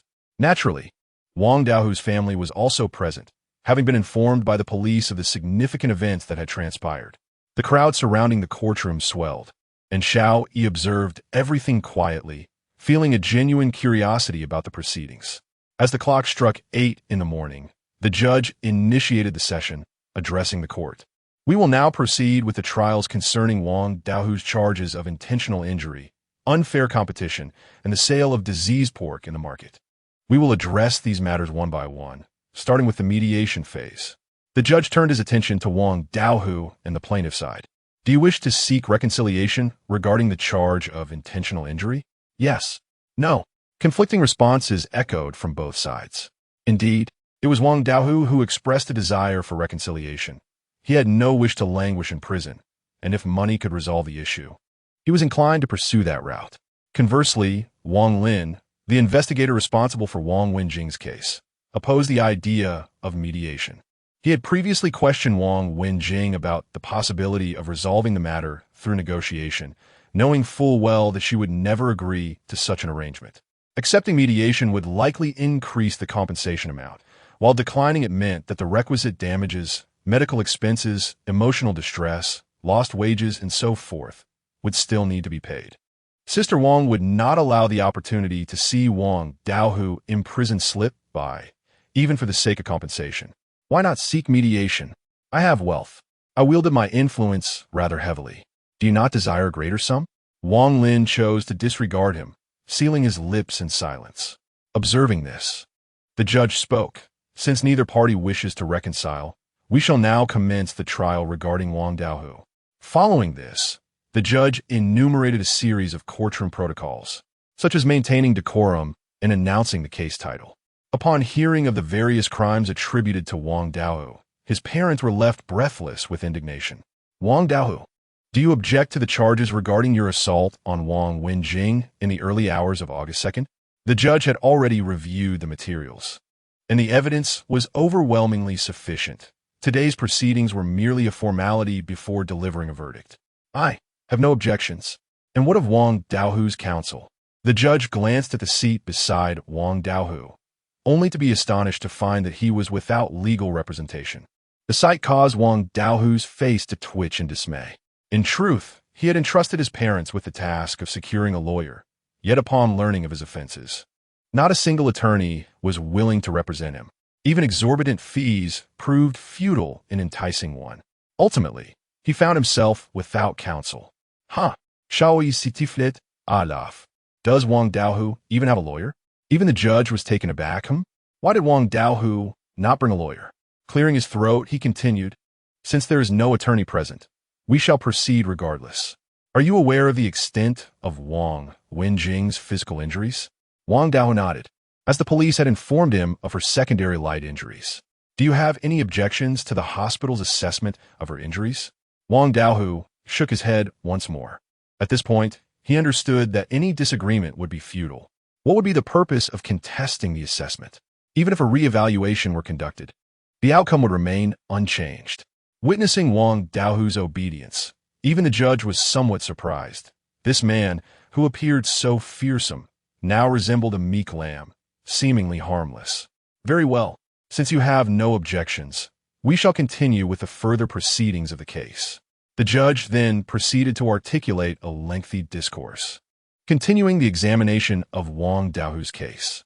The entire trial lasted over an hour, during which Xiao Yi, subjected to the professional jargon, began to feel drowsy. The absence of vigorous debate rendered the session rather tedious. Wang Daohu spoke little. He merely nodded or uttered a brief yes in response to the judge's inquiries. It was exceedingly dull, lacking the stimulating flair of a courtroom drama. Soon, the trial reached the moment of sentencing. Wang Daohu, for your assault on Wang Wenjing in the early hours of August 2nd, resulting in a fractured arm, broken ribs, a perforated eardrum, and a mild concussion. You are hereby sentenced to 2.5 years of imprisonment, along with a 2-year deprivation of political rights. Wang Wenjing is to be compensated for medical expenses amounting to 500,000 yuan, along with 200,000 yuan for mental anguish and 120,000 yuan for lost wages, in addition to a fine of 30,000 yuan. Wang Daohu, on July 25th of this year, sold 193 diseased and deceased pigs in collusion with Wang Debiao, an act of grave nature that had a significant impact, resulting in a sentence of 5 years of imprisonment, 5 years of deprivation of political rights, and a fine of 1,000,000 yuan. On August 1st, Wang Daohu, in conjunction with Carl Property, engaged in unfair competition against Xiao Yi's store, resulting in a compensation of 100,000 yuan to Xiao Lu Coffee and an additional fine of 10,000 yuan. Wang Daohu, do you wish to appeal? Upon hearing this, Wang Daohu's eyes dimmed. His family does not possess such wealth, indicating that the court will auction his family's house, leaving his parents destitute. Chapter 66. Lu Tianshuang has threatened you. Why did you agree so readily? I will appeal. Wang Daohu gritted his teeth, articulating each word with great effort. A glance at his parents revealed their tear-streaked faces, a poignant reminder that he had brought ruin upon his family. Meanwhile, Xiao Yi felt no stirrings of emotion upon hearing his words. What purpose would another appeal serve?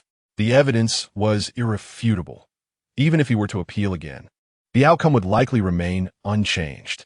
The verdict would either uphold the original decision or result in a slight modification. He feared that there might be undiscovered prior offenses that could lead to a more severe sentence. All right, the date for the second trial is yet to be determined. Thank you all for your attendance. Soon, the crowd began to disperse. However, Wang Daohu and Wang Lin could not leave just yet. They were required to sign various documents. Su Linjin gently patted Xiao Yi on the shoulder and said, I am somewhat satisfied with this outcome. Let us go home, Xiao Yi. Father, when is the second trial scheduled? Within 3 months. Do not worry. Based on my many years of experience, the first and second trials are often similar. Wang Wenjing's medical expenses are being covered by the hospital, so you need not concern yourself with that. All right. After a moment's contemplation, Xiao Yi added, but father, I will first visit Sister Wang at the hospital. After all, today marks the day of Wang Daohu's trial, and I should inform her of the first trial's results as soon as possible. That is fine. Su Linjin did not dwell on it. He had to admit that Xiao Yi was an exemplary boss, treating his employees with great kindness, and one could only imagine how he treated his wife. Well then, I shall take my leave. With that, Xiao Yi swiftly departed. Su Linjin stood frozen, gazing at the retreating figure of his son-in-law, bewildered. Wait, son-in-law, did you forget that you drove me here? How am I to return? Xiao Yi did not hear his words.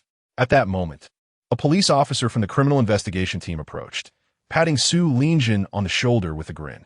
Hey, Captain, how did your son-in-law leave you here? Coincidentally, we have a new case at the station today. Come back with me to work. So Linfin?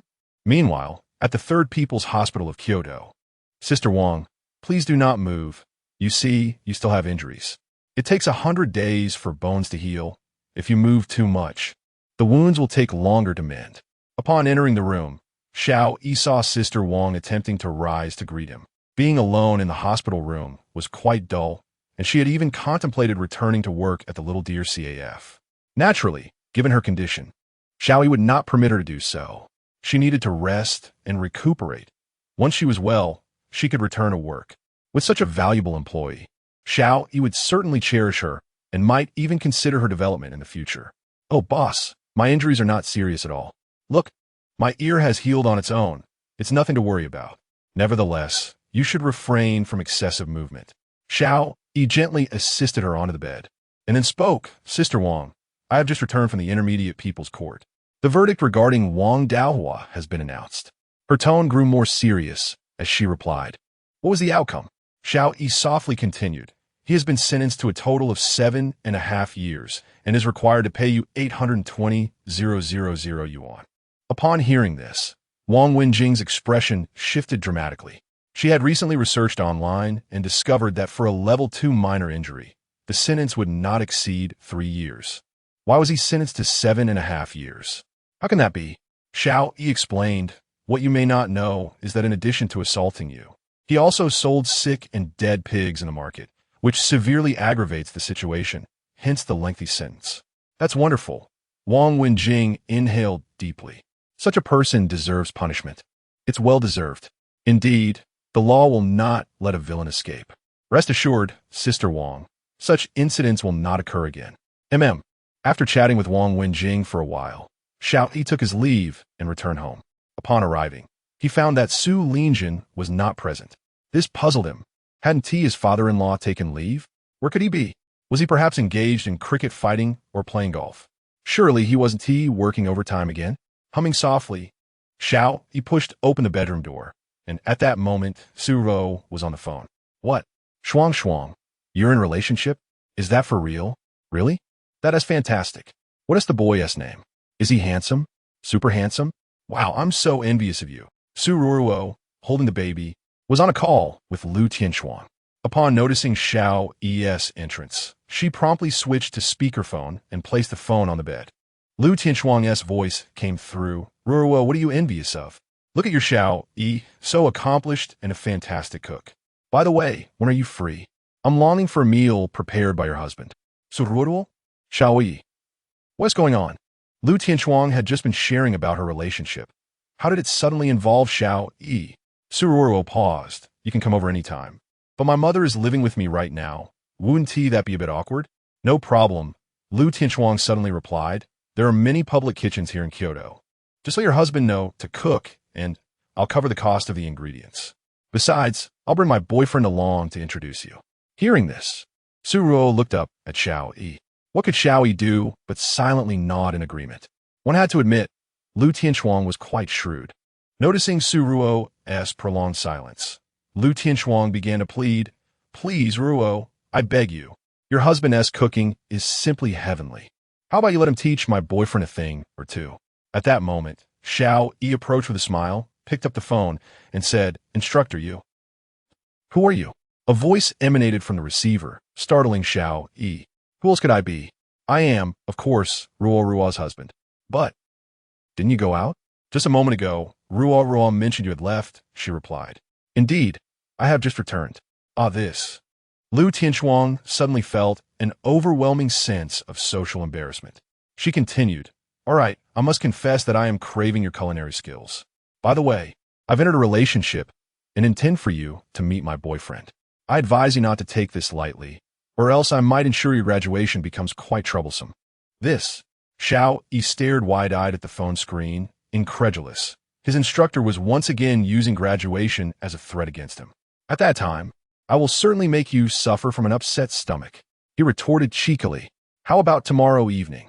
Really? It's a promise. No problem. Xiao Yi promptly ended the call, while Su Ruo looked up at him with curiosity.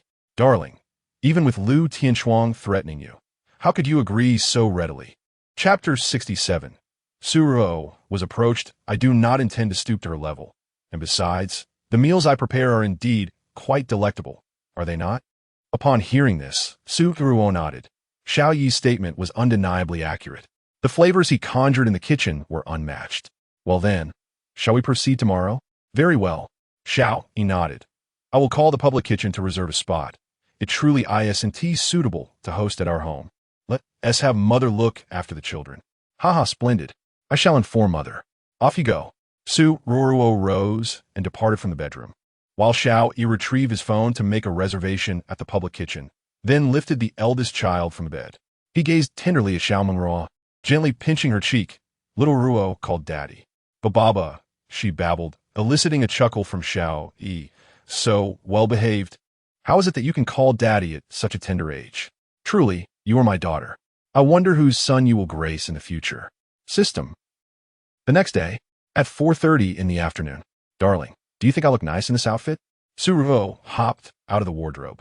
Xiao Yi, cradling the younger child, did not even glance her way and confidently declared, My dear wife, you look absolutely stunning in that ensemble. How can you be so beautiful? It seems as if this outfit was tailor-made for you. You. Suruo furrowed her brows. You didn't even look, yet you say that? Xiao, he turned his head. I recall you wearing that white dress before. Have you forgotten? I was the one who purchased it for you. He assessed Suruo once more. Moreover, the bracelet and hat appear to be carefully selected by your husband. Suruo huffed, rolling her eyes. I merely wish to hear you compliment me a little. Do you possess any emotional intelligence? All right. Xiao Yi approached and planted a kiss on Suruo's forehead. Holding the younger child in one arm, while taking her hand with the other, my wife looks beautiful in anything. And by the way, you are particularly stunning without anything on. Suruo's eyes widened in surprise, staring at Xiao Yi in bewilderment. What are you saying? What kind of talk is this? She playfully punched his chest with her tiny fist, gritting her teeth in mock ferocity. I speak only the truth. Xiao Yi replied with a teasing raise of his eyebrows. Enough of that. Hurry and change. We ought to be on our way soon. Understood. Without hesitation, Xiao Yi handed the younger child to Suruo and entered the wardrobe to change into a fresh outfit. He donned a white t-shirt paired with black shorts, accessorized with metallic jewelry that added a touch of sophistication. His attire was simple, yet exuded youthful charm, reminiscent of a pure-hearted young man. As for Suruo, she embodied innocence as well, clad in a flowing white dress, adorned with a sun hat, and her long hair cascading, resembling a celestial being descending to earth. Upon observing Xiao Yi's simple yet stylish attire, Suruo's eyes sparkled with delight. I must say, darling, your taste in clothing is rather commendable. With that said, let's be on our way. Indeed, he replied. Could you please fetch my bag from the bedroom? I'll ask my mother to hold the baby. Xiao Yi entered the bedroom and retrieved Suruo's LV bag, while she had already entrusted their second child to Qin Shueping. Mother, today Xiao Yi and I are dining with Lu Tianshuang. Please keep an eye on the baby. Very well, you two go ahead. Xiao Yi, drive cautiously, she cautioned. Understood, mother. Before long, Xiao Yi was driving Suruo towards a nearby shopping center, Galaxy Tianjia. As a landmark of Kyoto, the mall boasted an extensive array of offerings, including an open kitchen. An open kitchen, as the name suggests, is a restaurant where guests can prepare their own meals. The concept emerged as a response to the unsatisfactory conditions in some dining establishments. Here, patrons are only charged for the cost of ingredients, which, albeit pricier than those found elsewhere, are assuredly clean, making it a popular choice among the youth. Upon their arrival at Galaxy Tianjia, the couple had a clear objective and headed directly to the open kitchen.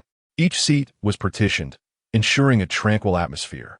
After serving Suruo a glass of water, he inquired, Lu Tianshuang should not have arrived yet, right? She just messaged me, saying she will be here in an hour. She also sent a menu for you to follow, Suruo replied. Xiao Yi raised an eyebrow, perplexed. What? A menu? Is Lu Tianshuang so shameless? Suruo illuminated her phone screen, prompting Xiao Yi to read aloud, sweet and sour fish, Thai lemon chicken, black bean pomfret with oil wheat vegetables, char siu, stir-fried beef ho fun, baked mushrooms with foie gras. What does Lu Tianshuang take me for? A mere tool. Wait a moment. Haven Tea, I also regarded her as a tool in the past. At this realization, Xiao Yi chuckled softly.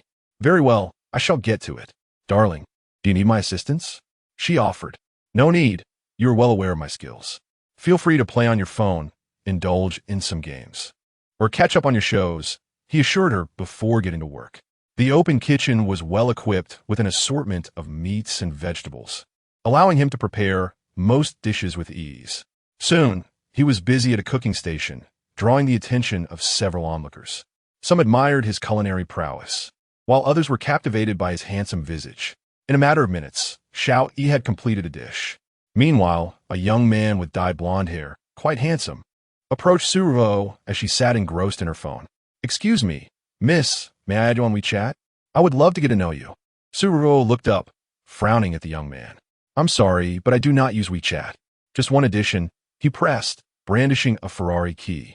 Miss, would you be interested in a joyride in my car? Upon hearing this, Suruo did not even blink. A Ferrari? What significance does that hold? Apologies, but I'm already in a relationship. What if I were to suggest an additional one? No, you. Just as the blonde-haired youth was about to respond, Xiao Yi suddenly patted him on the shoulder. "Brother, what you up to? Flirting, what's it to you?" "Flirting?" Xiao Yi chuckled, directly pushing the blonde aside and taking Su Ruo's hand. "My dear lady, I am also quite taken with you. However, I do not possess a Ferrari. Might I add you on WeChat?" Su Ruo was momentarily taken aback, but she quickly grasped Xiao Yi's intent. She cooperatively replied, "Handsome, adding on WeChat is quite trivial. If you fancy Ferraris, I could gift you one." With that, Su Ruo boldly leaned in and kissed Xiao Yi right on the lips. Indeed, she boldly initiated a kiss before the eyes of the crowd. The blonde youth stood there, dumbfounded. Chapter 68. Lu Tianchuang's boyfriend cannot cook noodles. Indeed, he is yet to realize that Xiao Yi is her boyfriend. Observing the blonde-haired fellow lingering about, Xiao Yi, growing somewhat impatient, remarked, "All right, brother. We already have a child together. Why not pursue someone else?" With that, he waved his hand dismissively, signaling for him to leave. The blonde, incredulous, retorted, "What nonsense is this? You're married and have a child? What else could it be?" Xiao Yi promptly revealed the wallpaper on his phone. The wallpaper depicted a cherished family portrait featuring him, Ruo, and their parents, taken on their wedding day. The blonde was momentarily taken aback upon seeing the picture, then quietly muttered, "Since you're married, my apologies for intruding." He hurriedly departed, prompting a soft chuckle from Su Ruo. She laughed gently, "Darling, I thought you wouldn't disclose our relationship." It was clear that not revealing it would leave him discontented. "Well, next time someone approaches you, simply declare you're married." She added playfully, "I just mentioned that. Didn't you say you had a boyfriend?" Su Ruo scratched her head, momentarily forgetting what she had just said. Looking at her adorably perplexed expression, Xiao Yi couldn't help but ruffle her hair. "All right, I'll continue cooking. It'll be ready soon." Okay. Approximately 40 minutes later, the table was laden with an array of dishes. Xiao Yi was still awaiting the final dish, the sweet and sour fish. "Dear Ruo, we have arrived." At that moment, Lu Tianchuang approached, hand in hand with a young man. He appeared to be around 25 or 26, dressed in a black t-shirt and jeans, adorned with stylish black-rimmed glasses, exuding an air of refined charm. Upon seeing Lu Tianchuang, Su Ruo promptly stood up. Shuang, you look stunning today." Lu Tianchuang donned a professional outfit, complete with a short skirt and black stockings, radiating an alluring elegance. Hearing Su Ruo's compliment, Lu Tianchuang chuckled lightly. "Oh, it's nothing. By the way, Ruo, let me introduce you. This is my boyfriend, Shun Xiaoshua." At her words, Su Ruo turned her attention to Shun Xiaoshua. "Hello, Xiaoshua. This is Su Ruo, my incredibly dear best friend, whom I often speak of." Shun Xiaoshua offered a professional smile and nodded. "Hello, I am Shun Xiaoshua, Lu Tianchuang's boyfriend." After exchanging pleasantries, Lu Tianchuang glanced around. "By the way, Ruo, where is Xiao Yi? Wow, it smells delightful. These dishes must be prepared by Xiao Yi, right?" "Yes, indeed," Su Ruo replied with a smile, nodding. "There's just one last dish, the sweet and sour fish. He should be here shortly, so let us wait for him." "All right then." Lu Tianchuang, excited at the prospect of savoring Xiao Yi's cooking, expressed, "Ruo, ever since your parents moved in with you, I felt too shy to visit. I truly miss his cooking." Upon hearing Lu Tianchuang's words, Shun Xiaoshua rolled his eyes. Ever since he and Lu Tianchuang established their relationship, she had frequently mentioned Xiao Yi, extolling the virtues of his culinary skills, claiming that after savoring his dishes, even Michelin-starred restaurants seemed inferior. Naturally, as a young man, it was difficult for him to feel at ease hearing his girlfriend praise another man. "Haha, then you must eat more later," he quipped. "Of course, absolutely. Hey, instructor, you've arrived." At that moment, Xiao Yi placed the final dish, a sweet and sour fish, onto the table. Upon seeing him approach, Lu Tianchuang hurriedly said, "Here, you needn't call me instructor, just call me Sister Shuang." "All right, Lu Jia," he replied. Hearing herself referred to as Jia made Lu Tianchuang inexplicably feel a decade older. However, she did not dwell on this, instead introducing Xiao Yi. "This is my boyfriend, Shun Xiaoshua." Hello. Xiao extended his hand, while Shun Xiaoshua offered a professional smile and briefly shook Xiao Yi's hand. I hear you're a full-time dad? Ah, Xiao Yi paused, then nodded with a smile. Yes, I suppose you could say that. No wonder you cook so well. Do you plan on becoming a chef? At this point, Xiao Yi found Shun Xiaoshua's comments rather peculiar, sensing an underlying sarcasm. No, I've opened a small coffee shop called Little Deer, and I'm currently managing it. Oh. Shun Xiaoshua rubbed his nose. I've received an offer from a tech company in Singapore. I heard you graduated in computer science from Kyoto University, no less. If you're interested, I could assist you with the application. Xiao Yi was utterly bewildered. He had no desire to relocate to Singapore. How could he care for his wife and child from such a distance? I'm not really interested. Shun Xiaoshua replied. The salaries there are quite high. Your wife seems quite capable of having children. Wasn't it triplets? The cost of raising children is steep nowadays. If you wish to go, just let me know, and I could awkwardly arrange for you to move. All right, thank you. You're truly a kind person. No need for thanks. Shun Xiaoshua served a dish into Lu Tianshuang's bowl, who, lost in her own world, had truly absorbed what he had said, too busy enjoying her meal. Even Su Ruo sensed something amiss in Shun Xiaoshua's words. What did he mean by your wife seems quite capable of having children? If he were anyone else, Su Ruo might have confronted him already. Meanwhile, Lu Tianshuang continued to relish her food. Ruoro, I've discovered your husband's cooking skills have improved. It feels even more delectable than last time. Really? Su Ruo picked up a piece of fish and tasted it, replying, I don't think so. It seems the same to me. Perhaps it is the stark contrast to my boyfriend's culinary ineptitude that elicits such sentiments. With a resounding thud, a blade pierced the heart of Commander Shun. Lu Tianshuang continued, Ruo, you will not find any solace. He cannot even boil instant noodles. On one occasion, when he attempted to prepare noodles for me, can you guess what happened? This remark piqued Su Ruo's curiosity. What transpired? He carelessly tossed cold water and a noodle block into the pot. Lu Tianshuang recounted. Su Ruo responded with disbelief. Xiao Yi echoed the sentiment. What on earth? Is he truly that incompetent? With another swift thrust, another blade found its mark in Commander Shun's heart. Suddenly, Lu Tianshuang turned to Commander Shun and suggested, Commander, Xiao Yi's culinary skills are exceptional. Perhaps you should consider taking him as your mentor to learn the art of cooking. Chapter 69 What? You are going to New Oriental Cooking School? Xiao Yi. Shun Xiaoshui. At this moment, the two of them belonged to the type that could not stand each other, especially Shun Xiaoshui, who had been displeased with Xiao Yi lately due to Lu Tianshuang's incessant praise of Xiao Yi's culinary skills. His earlier remark was made deliberately. Darling, there's no need. Whatever you wish to eat, I can enroll in a class and learn from Michelin chefs. Lu Tianshuang joked, what? Are you really going to the New Oriental Cooking School? Shun Xiaoshui's expression darkened, as if another sword had pierced his heart. Xiao Yi couldn't help but chuckle. Lu Tianshuang's words were indeed quite amusing. Practicing cooking at New Oriental seemed rather appealing. However, upon hearing Lu Tianshuang's comment, Shun Xiaoshui was not angered. He smiled and said, My dear, please do not mock me. Although I am not particularly adept at cooking, I am a graduate of a prestigious polytechnic university.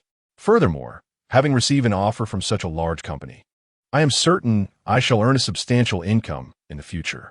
This statement piqued Su Ruo's curiosity, prompting her to inquire, Polytechnic? Which polytechnic university? Kyoto Polytechnic, or Massachusetts Institute of Technology, Shun Xiaoshui replied with pride. Even Su Ruo appeared somewhat taken aback upon hearing MIT. She hadn't expected Shun Xiaoshui to have graduated from such a prestigious institution. He had just mentioned receiving an offer from a Singaporean company, which indeed seemed quite plausible. Reflecting on this, she realized that Lu Tianshuang, being an instructor at Kyoto University, finding a boyfriend from MIT was quite reasonable. Indeed, it was impressive. Of course it is. Shun Xiaoshui continued. Let me tell you, only 6 individuals from across Huaxia have been accepted into the Singaporean company, and I am one of them. Hearing this, Xiao Yi asked, what company is it? I'm quite curious. Zoom, you must know it, the technology company based in Singapore. It only has 100 employees, and the annual salary is a staggering 300,000. Is it really that high? Lu Tianshuang suddenly raised her head. As an instructor at Kyoto University, she earned just over 20,000 a month, while he could earn 300,000 a month in Singapore. The disparity was indeed remarkable. Of course it's true, my dear, otherwise, how could I provide you with a home? But, Xiao Shui, if you go to Singapore, wouldn't we be in a long-distance relationship? I would miss you. No worries. The supervisor there told me that due to my high qualifications, I can become a junior supervisor after 3 months. I will have 10 days off every 2 months, and I will fly back to accompany you each time. MHM. Lu Tianshuang nodded eagerly, not pondering further, like a chick pecking at grains. Xiao Yi did not inquire further, as Shun Xiaoshuai's future endeavors and profession were of no concern to him. As for his character, it mattered even less. He would be living with Lu Tianshuang, not with him. As time passed, Shun Xiaoshuai's words diminished significantly. He began to feign conversation over the phone, weaving in English and occasionally interspersing a few phrases in Malay. Suruo, on the other hand, engaged in lively banter with Lu Tianshuang. Approximately 2 hours later, Xiao Yi's culinary creations had nearly been devoured. Lu Tianshuang had indulged heartily, matching the combined appetites of Xiao Yi and Suruo.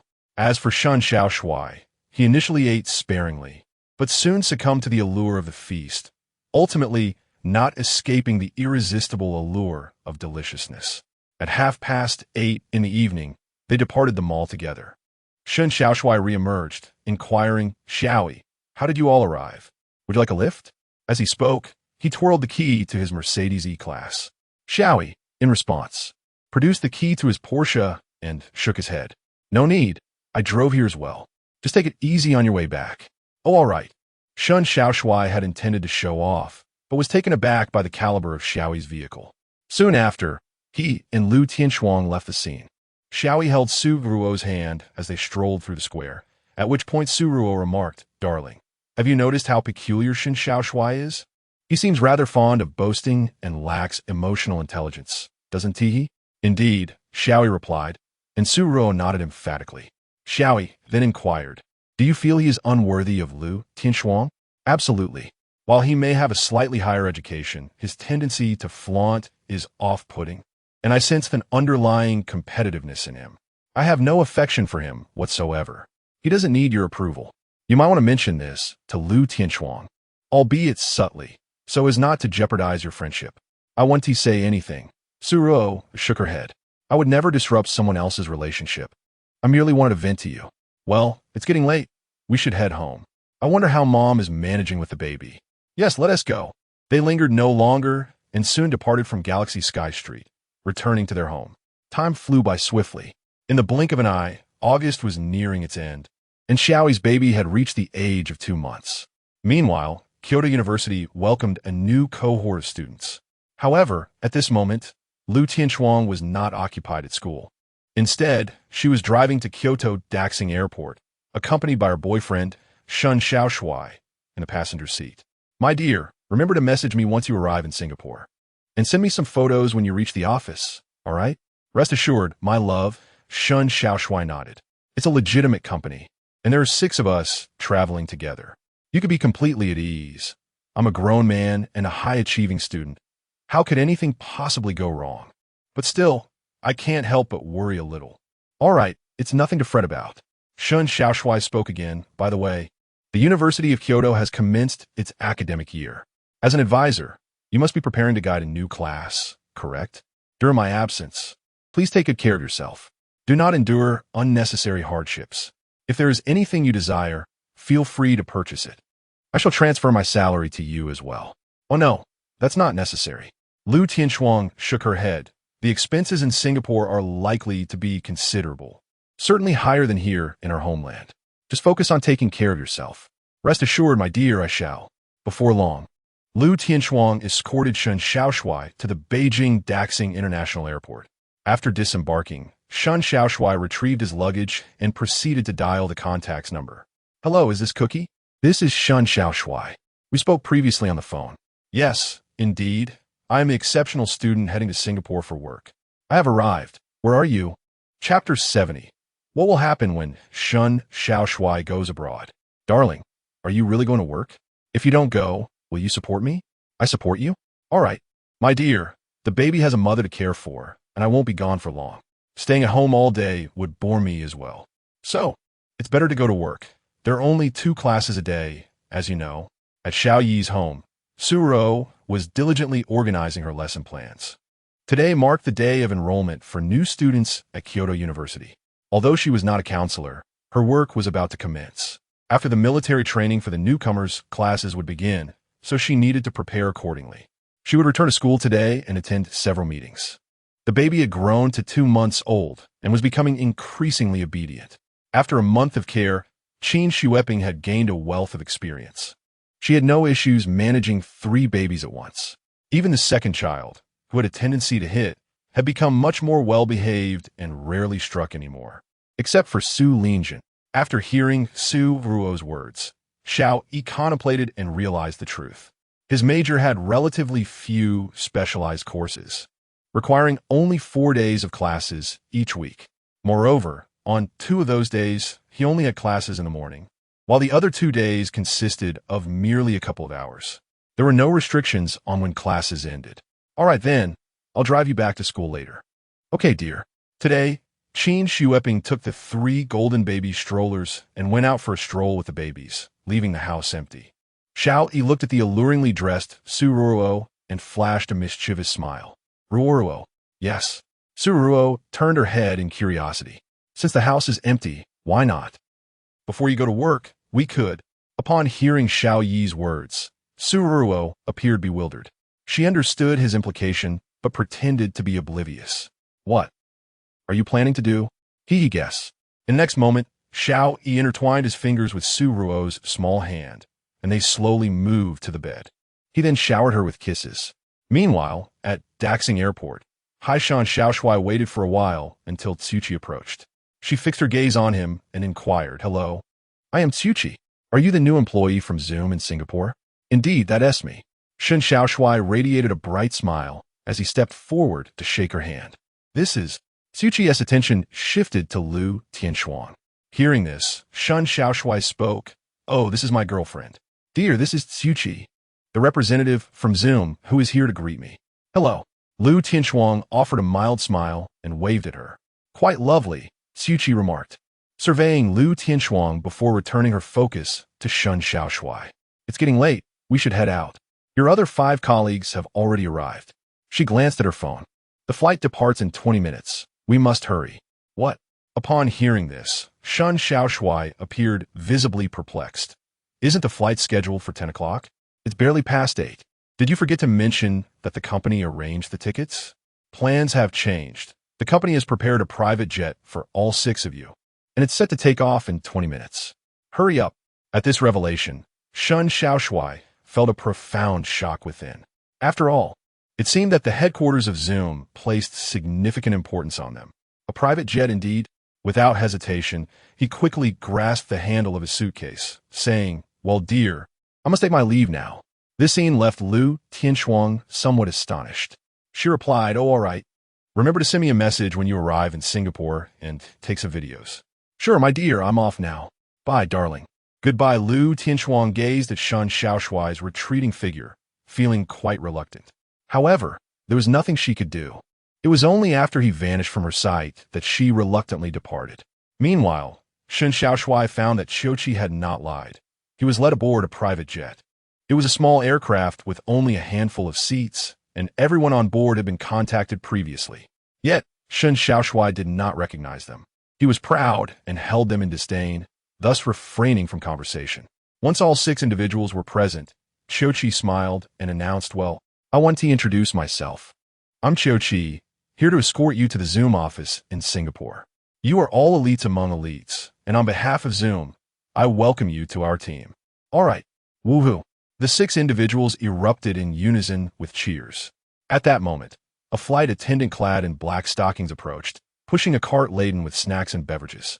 She was strikingly beautiful, though she did not appear to be of Huaxia descent. Nationality mattered little. Her long legs were particularly stunning, her waist slender, and her appearance was notably pleasing. Her attire was considerably more revealing than that of traditional flight attendants. Witnessing this, the 6 men on the plane collectively gasped in awe. One rotund gentleman nearly losing his composure. So alluring, exceedingly alluring, he murmured, especially in her black stockings. Even Shun Xiaoshui felt a rush of adrenaline coursing through him. All right, where are you all looking? Xiao Yi chuckled. This is our flight attendant. Feel free to enjoy the snacks and drinks on board. Our flight will last around 6 to 7 hours, so if anyone feels tired, you may rest for a while. Just then, the portly gentleman spoke up. Brother Qiao, is it possible to rest while embracing the flight attendant? With a chuckle, Xiao Yi replied, such a girl wouldn't even stand out locally. However, since this is your first time at Zoom, why not let me offer you some perks? We can go out and have some fun, enjoy a little adventure. Upon hearing this, everyone grasped Xiao Yi's intention. The chubby man eagerly inquired, Brother Qiao, what kind of fun are we talking about? Certainly, it is something you desire to engage in. Allow me to inform you that the experiences abroad surpass those at home in numerous ways. The landscapes, for instance, are exceptionally breathtaking. He raised an eyebrow, and at that moment, the plump man was already intrigued. Where shall we travel? I trust you are all familiar with the Chinese communities in northern Myanmar. There are many beautiful women there. If you wish to visit, I will be delighted to guide you. By the way, I shall cover all expenses.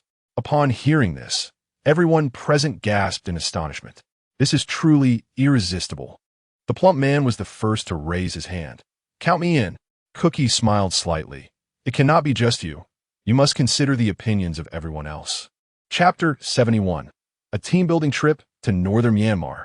Upon hearing Cookie's words, the stout man swiftly turned his gaze toward a scrawny individual with an angular face. Brother, as we are about to enter Zom company, wouldn't it be delightful to unwind a bit beforehand? Your girlfriend is unaware, after all. Besides, I presume you have yet to frolic with a foreign lass? His words had already begun to sway the slender fellow, who, to be candid, was still a novice in such matters. He typically spent his time courting the girl next door and had yet to engage in any practical experience. The prospect of mingling with a foreign beauty was undeniably enticing. Moreover, Cookie was footing the bill. As these thoughts crossed his mind, the angular-faced man immediately raised his hand and declared, Count me in, Cookie. Simultaneously, the other 3 individuals joined in, all raising their hands in eager agreement. I'm in too. Count me in, boss. Me as well. In an instant, only Shun Xiaoshui remained undecided among the 6. Shun Xiaoshui hesitated, feeling reluctant to betray Lu Tianxuan. Yet, upon envisioning the alluring figure of a foreign woman, she pondered, after all, Lu Tianxuan would be none the wiser. All right, I'll join too. Nice. A peculiar smile flickered across Cookie's face, though it vanished almost instantly. I'll speak to the captain. We'll first land in northern Myanmar and then set off for Singapore tomorrow noon. The angular-faced man could not help but inquire, Brother, won't this delay our arrival? If we're late by a day, won't the company penalize us? Fear not, it's all good. I'll simply say we're celebrating our entry into the company and that a team-building exercise is quite reasonable. Wouldn't you agree? Ha ha. Absolutely reasonable. Perfectly so. All right then, you all take a moment to rest. It will take approximately 5 hours to reach Myanmar. If you're tired, feel free to catch some sleep. But do remember to switch your phones to flight mode. I'll go inform the captain about landing in northern Myanmar. With that, Cookie stepped into a compartment. Though he claimed to be notifying the captain, the true destination of this flight was indeed the Wa State in northern Myanmar. Settling into a massage chair, he retrieved another phone and launched the Telegram app, sending several messages in a group chat. At around 2 in the afternoon, 5 piglets are ready for a package of 500,000. Any takers? Quickly, inquiries began to surface in the group. Whereas the transaction happening? What is the method? Direct delivery to the park, secured through Hui Wong. All right. Are there any females? No, it's all males. Among them is a graduate from MIT, a brilliant mind in computer science, adept in coding. Fine, I'll take it, deliver it to KK. Nice. Cookie couldn't help but exclaim, clenching his fist in excitement as he read the messages on his screen. This circle was foolproof. Reservations rarely went awry. Soon enough, that 500,000 would be in his hands. You might wonder why there were 6 individuals, but only 5 for sale. The truth is the stout man was part of his scheme from the very beginning, coaxing everyone into the trap by speaking first. A few minutes later, Xiao Yi exited the private room and addressed everyone. I have communicated with the captain, and we will disembark in Myanmar. Please take a moment to rest and inform your families before we commence our journey. This evening shall be a delightful reunion for you all." A chorus of cheers erupted from the crowd. Simultaneously, Shun Xiaoshui retrieved his phone and sent a message to Lu Tianshuang. "My dear, the plane is about to take off. I will initiate the flight. Tsuchi has mentioned taking us for team-building activities first. I will call you once I reach my destination." Lu Tianshuang, who was driving back to school, noticed Shun Xiaoshui's message and responded with an adorable OK emoji. 5 hours later, in the Wa state of Myanmar, the small passenger plane gradually descended to the airport. This airport was particularly outdated compared to those in their homeland and was situated in a rather remote area. There was even a lack of a designated exit. After disembarking, Tsuchi swiftly guided the 6 individuals out of the airport. Before them lay a maze of streets that lacked the vibrancy of their domestic counterparts. Dust swirled in the air, and towering skyscrapers were conspicuously absent. Local residents were selling various items, including freshly squeezed juice, hand-rolled pancakes, and small stalls set up with bicycles for currency exchange between renminbi and baht. The environment was far from what they had envisioned. It felt too underdeveloped. However, the surroundings of the domestic airport were also rather sparse, so they didn't dwell on it. Come, hand me your identification and passports," Tsuchi suddenly declared. Upon hearing this, Shun Xiaoshui inquired, "Why do you need our IDs and passports?"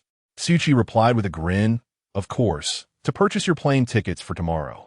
Shun Xiaoshui, puzzled, asked, "But don't we have a private jet?" Tsuchi's eyes sparkled with a hint of mischief. "I just spoke with the owner of Zoom. He mentioned that he would arrange first-class tickets for you. This plane is uncomfortable and slow. Sitting in first class would certainly be a more pleasant experience." "Is that true? I've never been in first class before," Fatty said as he squeezed forward and directly handed over his identification and passport. Seeing this, the others had no choice but to follow suit and submit their documents as well. After collecting the items, Tsuchi smiled. "All right, I have arranged for a vehicle to take you to the Golden Triangle region, where they speak Huaxia and accept renminbi. Myanmar is home to over 135 ethnic groups, making it a multi-ethnic country, including our Han nationality." As he walked, Tsuchi introduced the surroundings, soon arriving at a business vehicle. "Come, everyone, let us board the car. Just place your luggage in the trunk." Following Tsuchi's instructions, they stowed their bags and entered the vehicle. As Shun Xiaoshui powered on his phone, he quickly received a message from Lu Tianshuang. "Darling, where are you now?"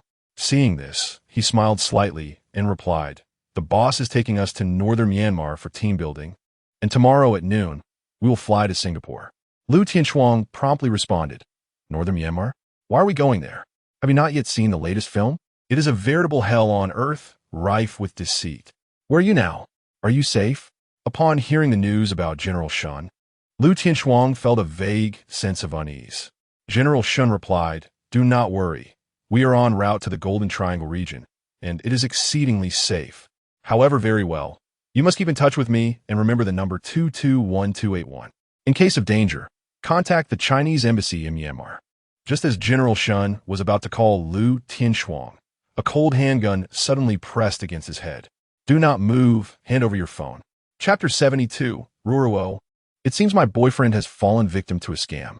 Kyoto University, office. Su Ruo leisurely approached Lu Tianshuang's desk, cradling 2 cups of dear coffee. Observing Lu Tianshuang's troubled demeanor, she couldn't help but inquire, Shuang, why aren't you diligently reviewing the students' files? What are you doing?" As she spoke, she placed the coffee on the desk. Lu Tianshuang, her expression grim, lifted her gaze and replied, "Ruo, I fear something may have happened to my boyfriend." "What?" Su Ruo's expression shifted upon hearing her words. She was already aware that Shun Xiaoshui had departed for Singapore today, a trip that Lu Tianshuang had arranged for him. Look at the chat history. Lu Tianshuang illuminated her phone screen, and upon seeing the messages, Su Ruo felt a tightening in her chest. Recently, scams originating from northern Myanmar had become rampant. Many individuals, lured by high salaries, had been deceived and taken there, including several top students. Everyone believes they are immune to scams, yet by the time they realize their folly, it is often too late. At this moment, Su Ruo hesitated to say much, opting instead to offer reassurance. It should be all right. Isn't your boyfriend working for a company in Singapore? Zoom is a well-known enterprise. Surely the team-building activities are legitimate. I don't know. He hasn't responded to my messages. Then why not give him a call and ask? Okay. Lu Tianshuang dialed Shen Xiaoshuai's number and held the phone to her ear. Sorry, the number you have dialed is currently unavailable, came the automated response. Ruo, it's turned off. This left Su Ruo at a loss, as she had never encountered such a situation before. Lu Tianshuang, panic-stricken, exclaimed, "What should I do?" Ruo, is something unfortunate happening to my boyfriend? We've only been together for just over a month. Oh, don't worry. He is not an ordinary person. Even if he were scammed, he would likely know how to save himself. You needn't fret. Ruo, isn't your father a criminal investigator? Could you call him? At this suggestion, Su Ruo sighed softly. Shuang, you must understand that our Chinese police have no jurisdiction in Myanmar, and the distance is considerable.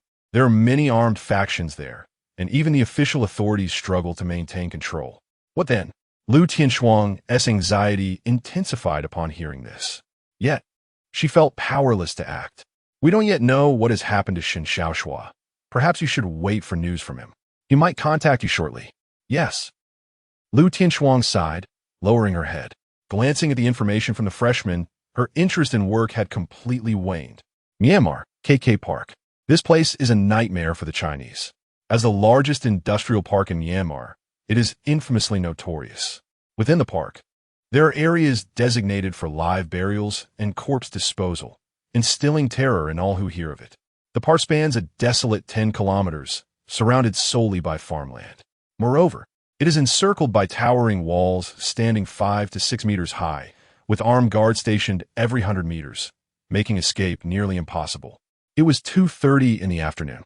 In the morning, the vehicle gradually approached the entrance of the KK Park. At this moment, Shen Xiaoshuai and others had already been hooded and tightly bound. Once the car came to a halt, Xiao Yi and another stout individual arrived at the park's entrance. He held the identification and mobile phones of the 5 individuals and approached a bespectacled man dressed in a green short-sleeve shirt adorned with a maple leaf pattern. This man was Tom, the leader of the KK Park, hailing from the United States. "Hello, buddy," Xiao Yi greeted Tom with a handshake as he exited the vehicle. The two had engaged in multiple transactions, establishing a degree of familiarity. Within the Krenbang region, Tom could provide protection for Xiao Yi. Speaking in Malay, Xiao Yi remarked, "Boss, let's check the goods. This time we have some top graduates. They will perform excellently in the park." Tom signaled to the armed personnel behind him, who were holding AK-47s. And soon, the 5 individuals, led by Shen Xiaoshuai, were dragged from the car. The armed men swiftly removed the hoods from their heads and aimed their guns at them. Upon witnessing this, Shen Xiaoshuai's pupils constricted, and he exclaimed, "Who are you?" "I am a graduate of the Polytechnic University of Marop. I advise you to release me immediately." In response, one of the armed personnel struck him on the head with the butt of his rifle, causing blood to flow down his cheek. "Why are you doing this? You will regret it. You cannot escape," Shen Xiaoshuai shouted, amused by his incessant outcry. Tom squatted down to pat his face and then turned to the soldier who had struck him, saying, "Why did you hit him so hard? He still needs to work for us. What if you damage his brain?" "Sorry, boss," the soldier mumbled, lowering his head. Tom did not delve further into the matter. After transferring 50,000 yuan to Xiao Yi via the Huiwang guarantee software, he softly stated, "We are in need of more personnel, particularly females." "Understood, boss," Xiao Yi replied. "All right, you may go." Soon after, Xiao Yi and the other stout individual departed from the site, while the 5 captives were escorted inside the park by the armed personnel. Minutes later, Shen Xiaoshuai was the first to be taken into a dimly lit room.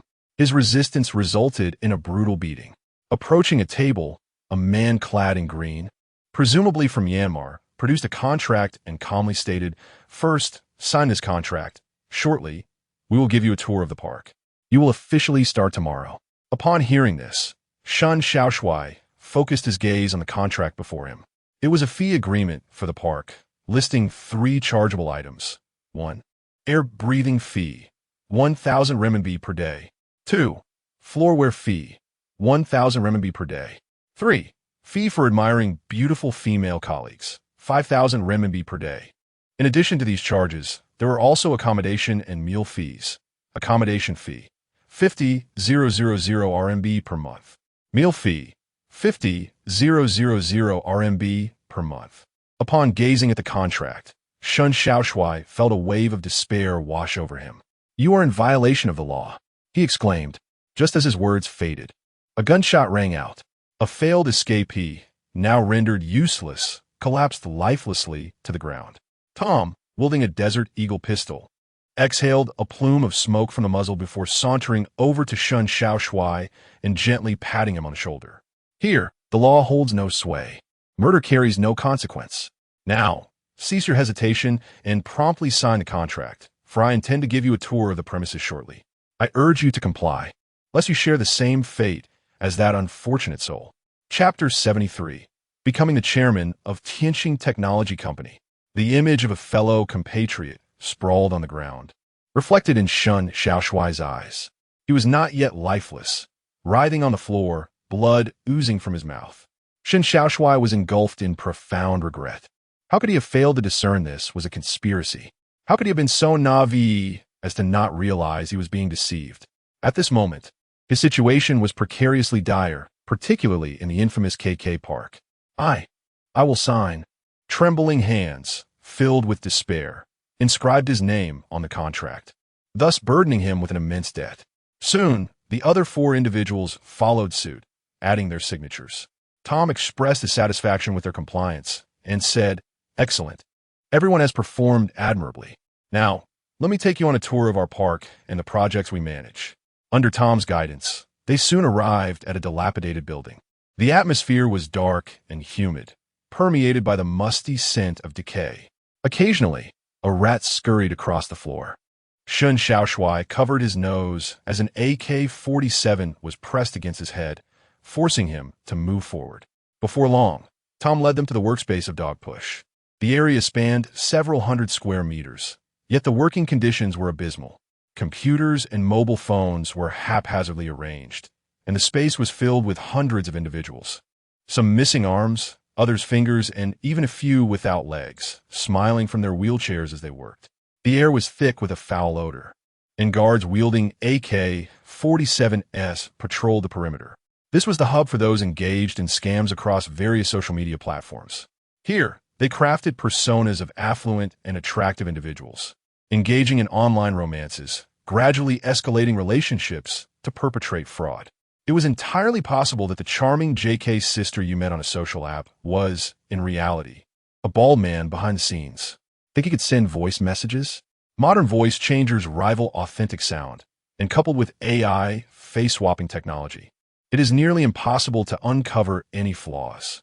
As the dismal working environment of Dog Push came into view, a peculiar smile crept across Tom's face. He slowly addressed them. "Gentlemen, this is where you will be working in the future. Each of you will have a computer and a mobile phone. The tasks are simple. Just chat. The phones can only run specific software, and each person must achieve a monthly target of 1 million. If you fail to meet this target," his gaze suddenly fell upon a person without arms. "The consequences could be dire, much like his fate. Furthermore, the money you just signed for must be repaid. If you cannot repay it, do not worry. A single finger can be exchanged for 100,000, a kidney for 500,000, and a cornea for 200,000. We have professional hospitals, casinos, KTVs, and even cafes here. As long as you perform well, your life will be more comfortable than outside. The salary will be disbursed regularly, amounting to a monthly sum of $3,000, which elicited a noticeable change in the expressions of those present, particularly in the countenance of the esteemed Mr. Shun. Initially, he had been recruited by Zoom, yet he found himself in such an unexpected predicament. At that moment, Tom's gaze shifted toward Mr. Shun. "I've heard you graduated from the Massachusetts Institute of Technology. What are your intentions?" As Tom approached, Mr. Shun's eyes filled with trepidation, prompting him to instinctively step back. Observing Mr. Shun's evident fear, Tom quickly attempted to reassure him, "Do not be anxious. It is said you majored in computer science. Are you familiar with web scraping?" "And no, I am not. Not familiar? Suddenly, a gunshot reverberated across the vast chamber, a bullet whizzing perilously close to Mr. Shun's temple. Do you now possess the knowledge? Yes, I will. I assure you I will work diligently. His legs weakened, and he collapsed onto the floor. Beads of perspiration streamed down his forehead as Tom smiled and said, "Work hard tomorrow. Come, let me continue the tour." He resumed, leading the group through the premises, showcasing the water prison, burial zone, live burial area, as well as the kidney extraction site and facilities such as the casino and KTV. The KK Park boasted an array of attractions, including a cinema and even establishments reminiscent of ancient brothels. Most individuals, upon earning, would squander their earnings on indulgent pursuits. All right, let's escort them to the dormitory. Oh, and do not forget to have them report home for their safety. Understood, boss. In the Kyoto No.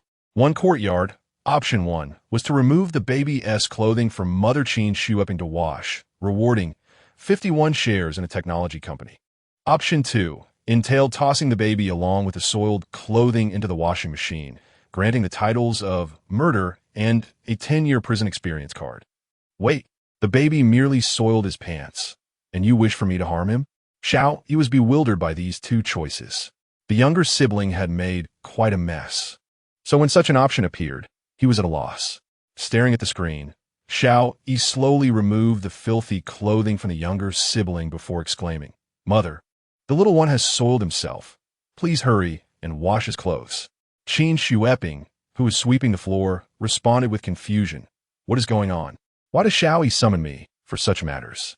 She approached, grumbling, and upon seeing the naked child, she paused in astonishment. "The sofa cover is soiled as well. Quickly, give the little one a bath, and I will wash the sofa cover simultaneously." All right. Xiao Yi carried the younger sibling into the bathroom, first rinsing off the filth with warm water before filling the infant's designated bathtub. Ding! Congratulations, host, on making your selection. You have acquired 51 shares in the technology company and become the chairman of Tianqing Technology Company. Someone will contact you shortly. Tianqing Technology Company? Xiao Yi was utterly bewildered. How had he suddenly become the chairman? He had never even heard of this company. Was it truly significant? Just then, his younger child, nestled in his arms, broke into a smile. Xiao Yi momentarily set aside his thoughts and, after placing a flotation ring on the child, began to bathe him. "Little one, your elder sibling already calls me dad. When will you do the same? Why aren't you as clever as your brother?" Observing the splashing water from his child, Xiao Yi couldn't help but smile. At that very moment, his phone unexpectedly rang. "Grandfather, your grandson is calling you." With one hand supporting his child, he retrieved the phone from his pocket. A strange number flashed on the screen. After pressing to answer, he held the phone to his ear. "Hello, good day." Chapter 74. Do you think I am ignorant of mathematics and binary? May I inquire if you're Mr. Xiao Yi? A melodious female voice resonated through the phone. Upon hearing this, Xiao Yi responded, "Yes, I am Xiao Yi. May I ask who is calling?" "Hello, Chairman. I'm the manager of Tianqing Technology Company. I was informed by the former chairman that a new chairman would soon take his place, so I am reaching out to you."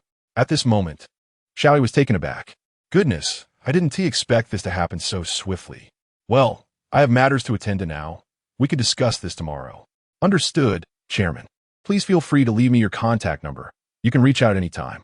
By the way, my surname is Liu." All right. After ending the call, Xiao Yi continued bathing her bow. At 5:30 in the afternoon, Xiao Yi drove into Kyoto University. As a devoted husband to Su Ruo, it was only fitting that he picked her up from work. The campus was vibrant with life, adorned with numerous banners proclaiming, "Welcome new students." Observing this scene, Xiao Yi couldn't help but reflect on how swiftly time had flown. He found himself nostalgic for his university days, though those memories belonged to his previous life. Taking out his phone, he called Su Ruo. The call connected swiftly, and her voice emerged from the receiver. "Hello, darling. Are you here to pick me up?" "Of course. You should be off work by now, right?" Well, there has been a slight issue, and I need to visit my father." Xiao Yi's expression shifted. "What is going on? Is something wrong with Dad?" No. Su Ruo quickly reassured him. "It's Liu Tianxuang's boyfriend. Something has happened, and we need to report it to the police." "Oh, I'm downstairs. Let us go together. Xiao Yi felt no emotional turbulence upon hearing about Shun Xiaoshua's incident. With his previous pretentious demeanor, he deserved whatever misfortune befell him. However, hadn't Lu Tianxuang's boyfriend gone to Singapore? Could it be that he had fallen victim to something sinister? Xiao Yi felt his thoughts spiraling. Reminding himself that the young man was a high achiever, how could he possibly be deceived in such a manner? Soon, Lu Tianxuang and Su Ruo rushed down the stairs. With a blade of grass between his teeth, Xiao Yi spat it out upon seeing Su Ruo. Are we heading to Dad's now? Indeed. Su Ruo opened the passenger door of her Porsche, while Lu Tianxuang drove her Audi. Without hesitation, Xiao Yi steered his vehicle towards the 4th Li Tun Criminal Police Station. Once they left the campus, he accelerated and inquired, what exactly happened? What's wrong with Lu Tianxuang's boyfriend? Well, he may have been lured to northern Myanmar. What? Xiao Yi's expression morphed into a bewildered frown. Wasn't he supposed to be in Singapore? How'd he end up in northern Myanmar? I'm not entirely sure. It seems there was a team-building event, and then his phone went dead. This revelation caused Xiao Yi's lips to twitch. If that's the case, it's quite possible he has indeed fallen into a scam. Sigh. Sururuik salid deeply. Lu Tianxuang had finally managed to start a relationship, only to find herself in such an unfortunate predicament. After approximately half an hour, the vehicles of Xiao Yi and Lu Tianxuang came to a halt in front of the Silly Tun Criminal Police Brigade. Lu Tianxuang was the first to alight, followed promptly by Xiao Yi and Su Ruo as they entered the precinct.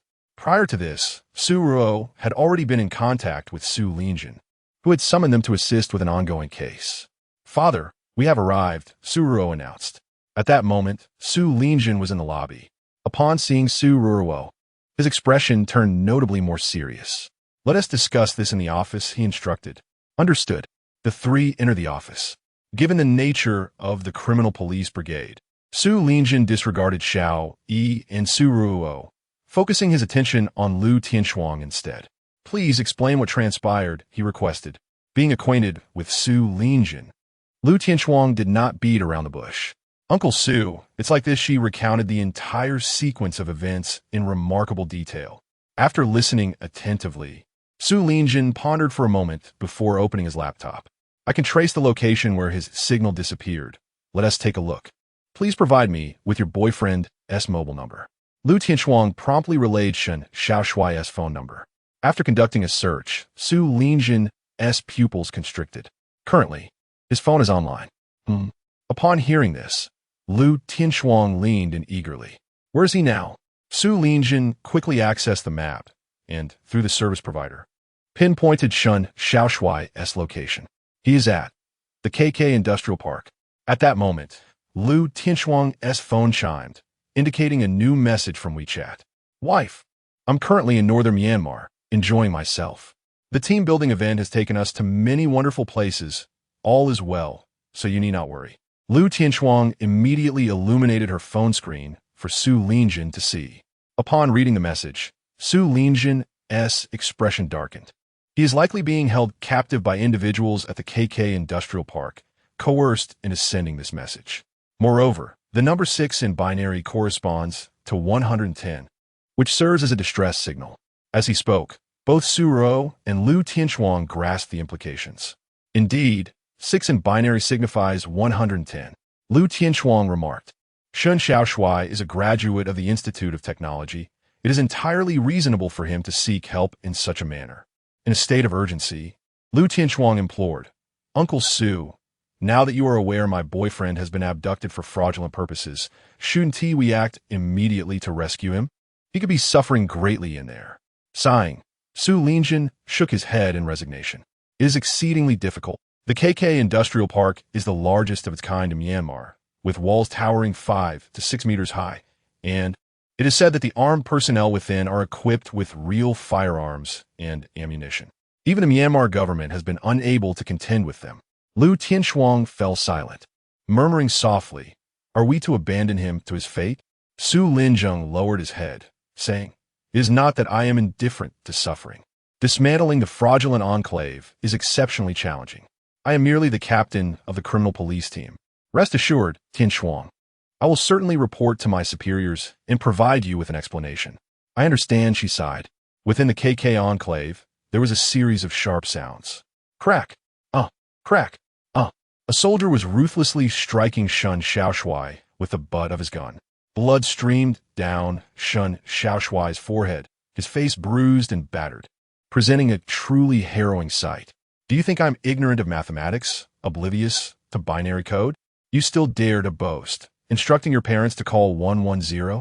Let me tell you, even if you report it, it will be futile. This is Myanmar, not Huaxia. Chapter 75. You resemble a programmer, don't you? Enough already. If you keep hitting, how will you work tomorrow? Tom crouched down and reassured. All right, take a good rest. We will head to the cafeteria at 6 in the morning and be at our stations by 7. Do you understand? Shun Xiaoshua trembled and nodded. Meanwhile, in Kyoto, Liu Tianshuang, Su Ruo, and others did not linger long at the criminal police team. Su Ruo sat in Xiao Yi's car as they drove towards the Kyoto No. 1 courtyard. On the way, Su Ruo's mood was particularly bleak. After all, it was a living person. Although somewhat annoying, it was still a precious life. Her father implied that anyone deceived into such a situation had a 99% chance of not coming out alive. Simultaneously, she worried about Xiao Yi being deceived as well. My dear, you must refrain from being naive about high-paying jobs, understand? Even if you go abroad, avoid Southeast Asia. Xiao Yi couldn't help but chuckle as he drove. Wife, do you think I will be deceived? I feel that Shun Xiaoshua thought the same at the time. People often believe they are exceptionally clever and immune to deception. Yet Shun Xiaoshua is a living example, isn't he? Seeing Su Ruo's serious expression, Xiao Yi nodded. Don't worry, my dear, I understand. By the way, I recently invested in a tech company, so I might be dealing with company matters moving forward. Su Ruo was left utterly bewildered. Investing in a company? What percentage do you hold? Elibir. Xiao Yi replied nonchalantly. What? At that moment, Su Ruo's pupils constricted. She thought she had misheard. 51? Doesn't that make you the chairman? You have absolute decision-making power. Honey, investing in a company must have cost you a considerable sum. What kind of company is it? Xiao Yi responded calmly. It's a tech company, primarily dealing with small appliances, such as robotic vacuum cleaners, fans, and so forth. He had researched online. The company was not large, yet not insignificant either. It produced a variety of small appliances, including lamps, smart locks, tea machines, and vacuum cleaners. Su Ruo was left puzzled. She did not comprehend why Xiao Yi would invest in such a company. Perhaps it had potential? Are you going to check it out tomorrow? Yes. Xiao Yi nodded slightly. Don't worry, I will drop you off at school first. Is today the first day for new students? Are you tired? Exhausted? Su Ruo was safe. With what happened to Shuang's boyfriend, she has lost the will to continue working. I handled most of her tasks today. I estimate she won't recover her state anytime soon. I'll help as much as I can. Thank you for your hard work, my dear. Xiao Yi sikit. He had to admit Liu Tianshuang was a decent person. At least she wasn't like some inconsiderate women who would immediately move on. Su Ruo shook her head. It's all right. I feel very sad for Shuang too. I will comfort her. As Xiao Yi drove home, he found that Qin Shueping had prepared an elaborate feast. Upon seeing him return, she quickly exclaimed, Oh, Xiao Yi, you're back. I don't know why the baby has been crying incessantly. You should go check on him. Crying incessantly? In a flash, Xiao Yi rushed to the bedroom, only to discover that the 3 babies were peacefully lying in their cribs, not crying at all. Wasn't it said that they were crying? Approaching the little ones, a foul odor suddenly assaulted his nostrils. Goodness, what is that awful smell? A quick glance revealed that the second baby had soiled his diaper, and the mess had even seeped through to the outside. It seemed he hadn't secured the diaper properly. After such an incident, it was only natural for the baby to be uncomfortable and thus cry. Second baby, why have you done this again? Did something upset your stomach? As soon as Xiao Yi picked up the second baby, he began to wail. What's wrong, dear? Su Ruo entered the bedroom, inquiring with concern. Nothing serious. The second baby seems to have a bit of diarrhea. He has soiled himself again. My love, could you please remove the bedsheets? I will change him and then wash up. Don't worry, I can handle the washing. You go give the second baby a bath. All right. Su Ruo placed the first and third babies in their stroller and swiftly removed the bedsheets.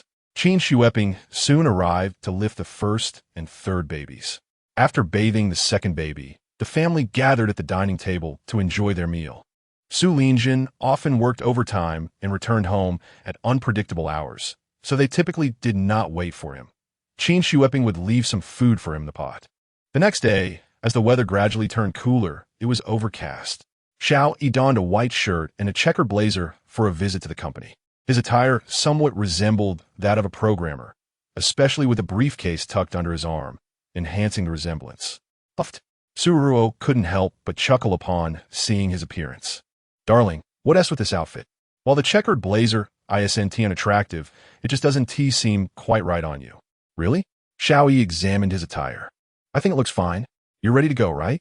I'll drop you off at work and then head to the company. Okay, that works. Suruo didn't say much more. The more unkempt Xiao Yi appeared, the more pleased she felt, as it reduced the chance of temptations from others. After dropping Suruo off at school, Xiao Yi drove to the Deep Blue Center, a commercial district where the nature technology company was located. He owned a 6-story independent office building here, and the company's small appliances were distributed worldwide, establishing a certain presence in the market. However, the company primarily focused on OEM production, with products bearing other brands, resulting in lower brand recognition. Upon arriving, Xiao Yi found that parking spaces were scarce, so he parked a bit farther away and confidently made his way inside. Before the company, there were quite a few people present. He had discovered online that Tianqing Technology Company employed over 500 individuals. Having such a workforce is commendable. As Xiao Yi approached the entrance, an individual suddenly approached him. Calling out, "Xiao Yi!" Turning to look, he noticed a man in a suit striding towards him. Upon recognizing his features, Xiao Yi realized this was his university classmate, Zhou Jian. They shared the same major, though they were not in the same class. Given their common field of study, they were somewhat acquainted during their university days. "What brings you here?" Xiao Yi inquired, gazing at Zhou Jian. "I came over. Regardless of your purpose, I heard you've settled down and started a family. Is that right?" Xiao Yi smiled faintly and nodded yes. "How did you find out?" "I heard it from others." "Indeed, becoming a father at such a young age," Zhou Jian remarked, patting him on the shoulder. "So, are you here for an interview today?" He scrutinized Xiao Yi from head to toe, noticing his checkered jacket, and continued, "I heard from the HR department that the company is currently in need of programmers.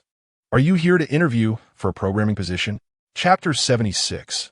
Mastering the Technology of Parallel Worlds, Advancing into the Mobile Industry. Xiao Yi rolled his eyes, not at all surprised. Being misunderstood was simply a commonplace occurrence. In today's society, isn't it all about comparison? As long as someone is doing better than another, it brings joy. "So, which department are you interviewing for?" "Chairman?" At that moment, a slender young lady approached, clad in a crisp white shirt, a brown pencil skirt, and black high heels, her glasses giving her an air reminiscent of an action movie heroine. She scrutinized Xiao Yi from head to toe before inquiring, "Are you the newly appointed chairman?" They had exchanged WeChat contacts the previous night, and she recognized him from the photos he posted. "Indeed, you must be Lin Ronger, correct?" "Yes, Mr. Xiao, it's a pleasure to meet you." Lin Ronger promptly extended her hand for a handshake, while Xiao Yi chose to ignore Zhou Jian beside him, instead addressing Lin Ronger. "Would you kindly guide me through the company?" "Certainly, Mr. Xiao." Lin Ronger nodded and led Xiao Yi into the company. Zhou Jian stood frozen in place. Recently, he had learned that the company's chairman would be replaced, but he never imagined that the new chairman would be Xiao Yi. Just moments ago, he had mocked him, relying on some special connections to enter the company and rising to the position of team leader within a mere 2 months. Although the company was not large, it was gradually developing, and he was confident he could secure a respectable position. Had he offended Xiao Yi? If so, he might be in grave trouble. At that moment, Zhou Jian felt a profound sense of regret. Why did he feel the need to insult him? With a swift motion, he slapped his own handsome face, hoping Xiao Yi would not seek vengeance against him. Inside the company, Lin Ronger gestured toward an office area, saying, "Mr. Xiao, this is our programming department. Although our company primarily engages in contract manufacturing, we currently have our own products in the experimental phase, yet to be launched in the market. Are you venturing into smart home connectivity?" "Precisely." Lin Ronger smiled and nodded, You're correct, Mr. Xiao. However, we are currently facing some technical barriers, such as core controllers, signal transmission for furniture connectivity, and sensing technologies. Xiao Yi was not surprised by this revelation. In the realm of smart connectivity, these technologies indeed posed certain challenges. After all, establishing one's own core terminal, controllers, and signal transmission was essential. Having delved into mobile phone manufacturing in his previous life, with extensive research in smart home technology, Xiao Yi possessed unique insights in this area. He was well-versed in many of the technical aspects, and while he could execute the operations himself, it might require a bit more time. He inquired, perhaps we could consider developing a control terminal that utilizes the home internet for management, employing Wi-Fi for control, which would be more convenient. Lin Ronger sighed, we have considered this as well, but our company's technical personnel are limited and we require some control chips. Mr. Xiao, you are aware that our nation is under sanctions from the United States, and as a small company, we cannot establish contact with giants like TSMC. Therefore, ding, congratulations to the host for acquiring partial patents from your father in the previous parallel world, including lithography technology, which you may utilize in this parallel world. Additionally, the future OS system USB drive has been stored in your system warehouse, and the host may retrieve it for use at any time. Upon hearing the system's voice, Xiao Yi was taken aback. No way, this is possible? He coughed lightly at him. I had considered all of this. Let's proceed by informing each department that we will immediately establish a mobile phone division and commence production. What? At this moment, Lin Ronger was completely stunned. Did Xiao Yi truly understand the market? To venture into the mobile phone industry? Currently, the mobile phone market in our country is dominated by formidable brands like Huawei, Apple, Xiaomi, Vivo, and Oppo. Their technology is lacking. If they were to manufacture phones, they could only produce imitation devices. But would users purchase imitation phones? Clearly not. Lin Ronger hesitantly spoke. Mr. Xiao, are you really sure you want to enter the mobile phone market? Xiao Yi smirked, of course. She still found it hard to believe. Xiao Yi's confident gaze reassured her. Rest assured, I can overcome the technological barriers. The system team currently requires 30 personnel. Please contact the HR department to recruit experienced programmers and establish a future OS system team. Future OS system? Lin Hongya inquired. Boss, the mobile phones on the market currently operate on Android, iOS, or Harmony OS. I have never heard of this future OS system you mentioned. Xiao Yi replied nonchalantly. Using Android as our foundation is feasible. However, iOS and Harmony OS will certainly not grant us authorization. Thus, we must create an entirely new system. Lin Ronger was astonished by Xiao Yi's boundless ambition. Goodness, the boss's aspirations are exceedingly grand. Given the modest scale of their company, how could such achievements be possible? Leave the details to me. Just follow my arrangements. Understood. Lin Ronger nodded and promptly set to work. Moments later, she suddenly returned, saying, by the way, boss, your office is on the 6th floor. Allow me to guide you there. Very well. Soon, Lin Ronger swiped her access card and led Xiao Yi into the elevator, ascending to the designated floor. 5 minutes later, she brought Xiao Yi to the office door. Mr. Xiao, this is your office. If you need anything, feel free to contact me. I will finish the tasks you assigned earlier. Indeed, the company is currently collaborating with over 50 enterprises, manufacturing a diverse array of equipment on their behalf. Detailed records are available on your desk computer for your perusal. Thank you for your efforts. It is no trouble at all, Xiao Zong. This is my duty. Lin Ronger offered a faint smile before promptly departing from the premises. Simultaneously, Xiao Yi opened the door to the office and stepped inside. The office had evidently been tidied, exuding an immaculate cleanliness that could be described as spotless. Spanning over 20 square meters, the room was adorned with mahogany furniture, radiating an air of opulence. At that moment, his gaze fell upon an employee manual before him, and he could not resist flipping open to the first page. It bore the mottos to be chanted daily. To achieve success, one must first embrace madness. Charge forward without reservation. Strive once, and wealth will follow for 3 generations. Only through relentless effort can one avoid failure.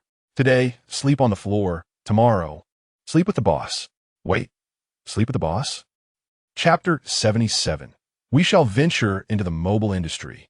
The employees responded with a mix of confusion and curiosity. Xiao Yi raised an eyebrow, pondering whether the previous owner possessed any peculiar inclinations. Perhaps he was gay or had a penchant for fencing. The thought sent a shiver down his spine. It was imperative to abolish this slogan. For Xiao Yi, the act of shouting such a catchphrase before commencing work felt exceedingly juvenile. Some employees even proclaimed it merely to perform for the boss. Such is the nature of the workplace. Xiao Yi conducted a brief tour of the office before settling into his chair. Instead of immediately reaching for his phone, he accessed the so-called system repository. Before him unfolded a space reminiscent of cosmic stars, within which lay a USB drive. He extended his hand, and lo and behold, a USB drive materialized in his grasp. After connecting it to his computer, he perused its contents, which bore an uncanny resemblance to his previous life. No, more accurately, it was akin to an alternate parallel world. The files of the future OS system were intact, and as he gazed at the code, a gentle sigh escaped his lips. These were the accomplishments of his father. Before his transmigration, his father had established a mobile brand named Future, signifying the future in English. The future embodies the forefront of technology, exploration, and the idealized vision of human innovation.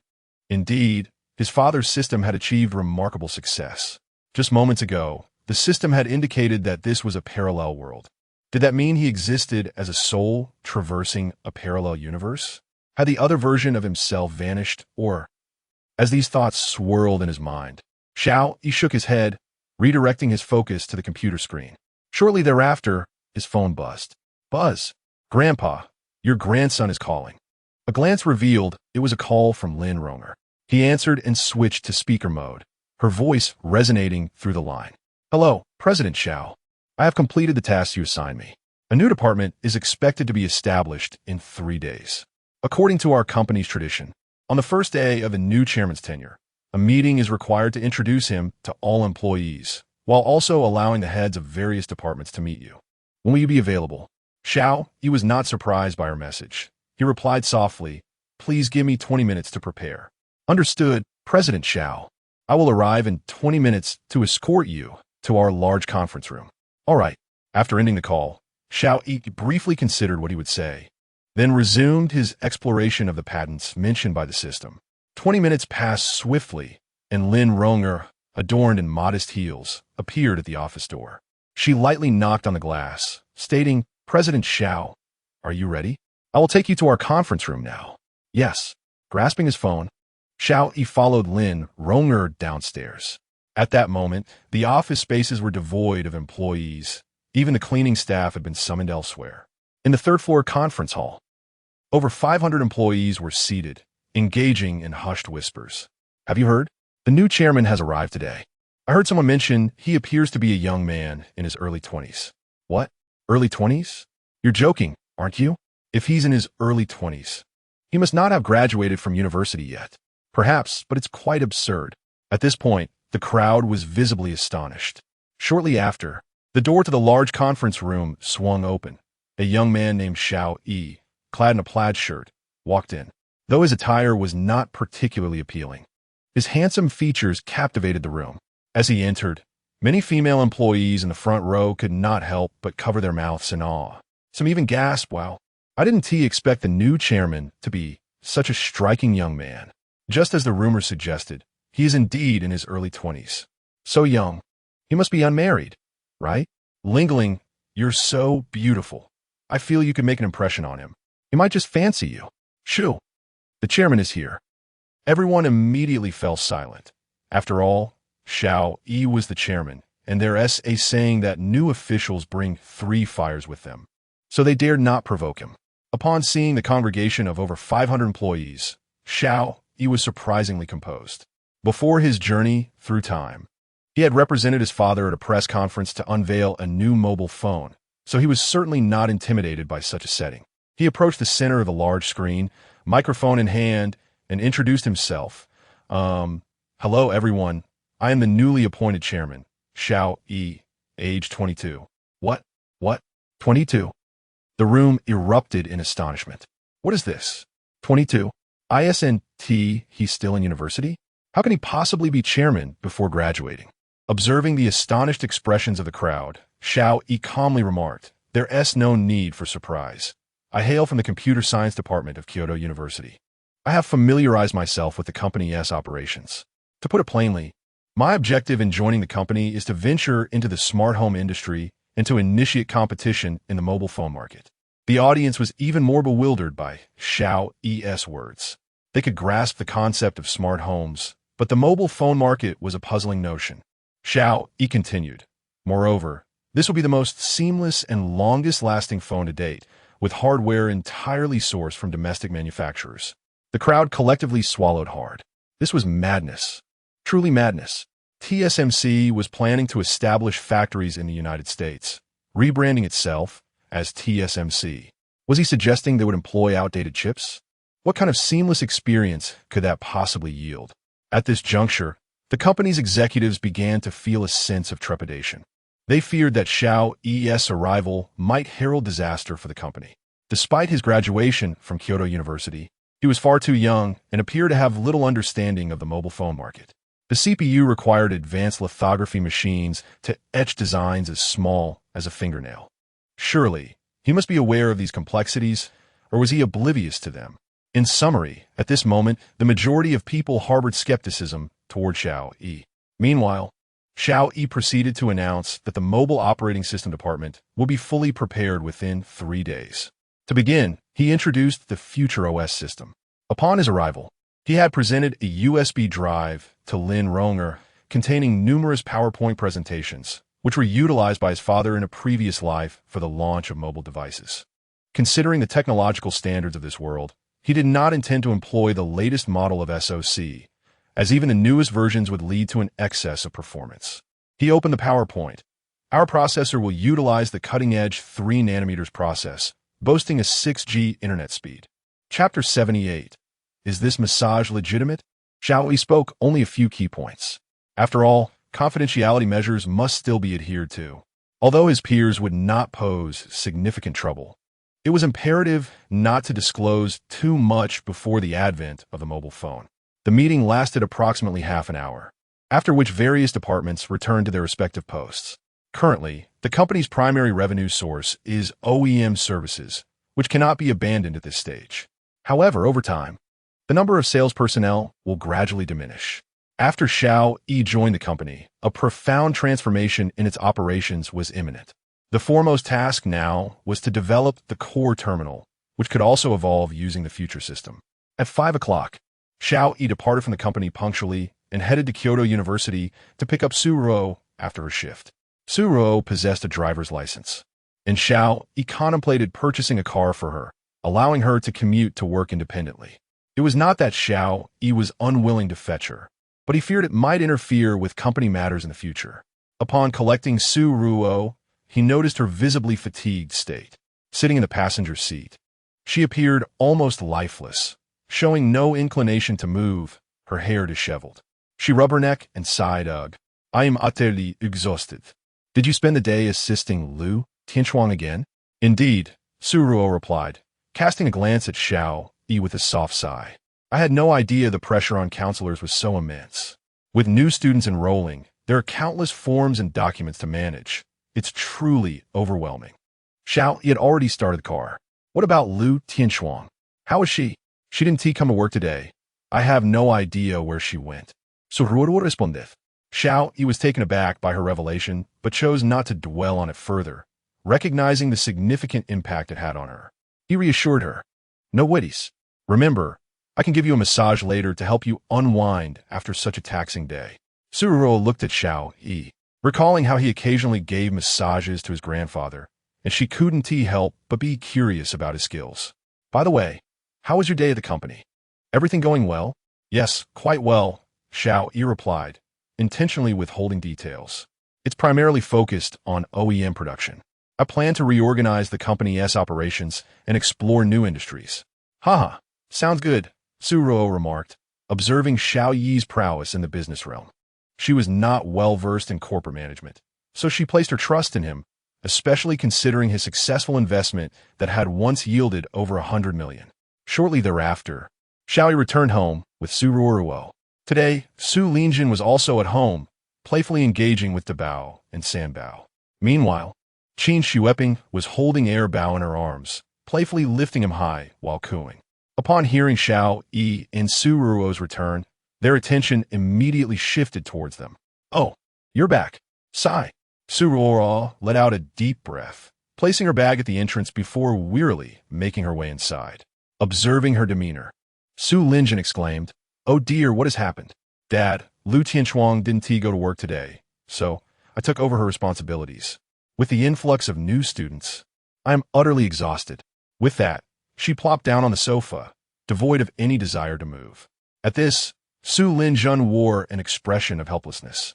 For some inexplicable reason, online scams have been particularly rampant lately. A recent graduate, enamored with the allure of online gambling, was deceived out of over 200,000 yuan. Yet, he showed no signs of stopping, even selling his girlfriend's car to continue indulging in this vice. Online gambling equates to fraud, a scheme birthed from the northern Myanmar region.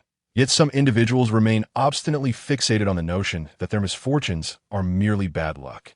He sighed and said, "Daughter, regarding your friend S situation, we have already contacted the embassy in Myanmar, and they are liaising with local authorities.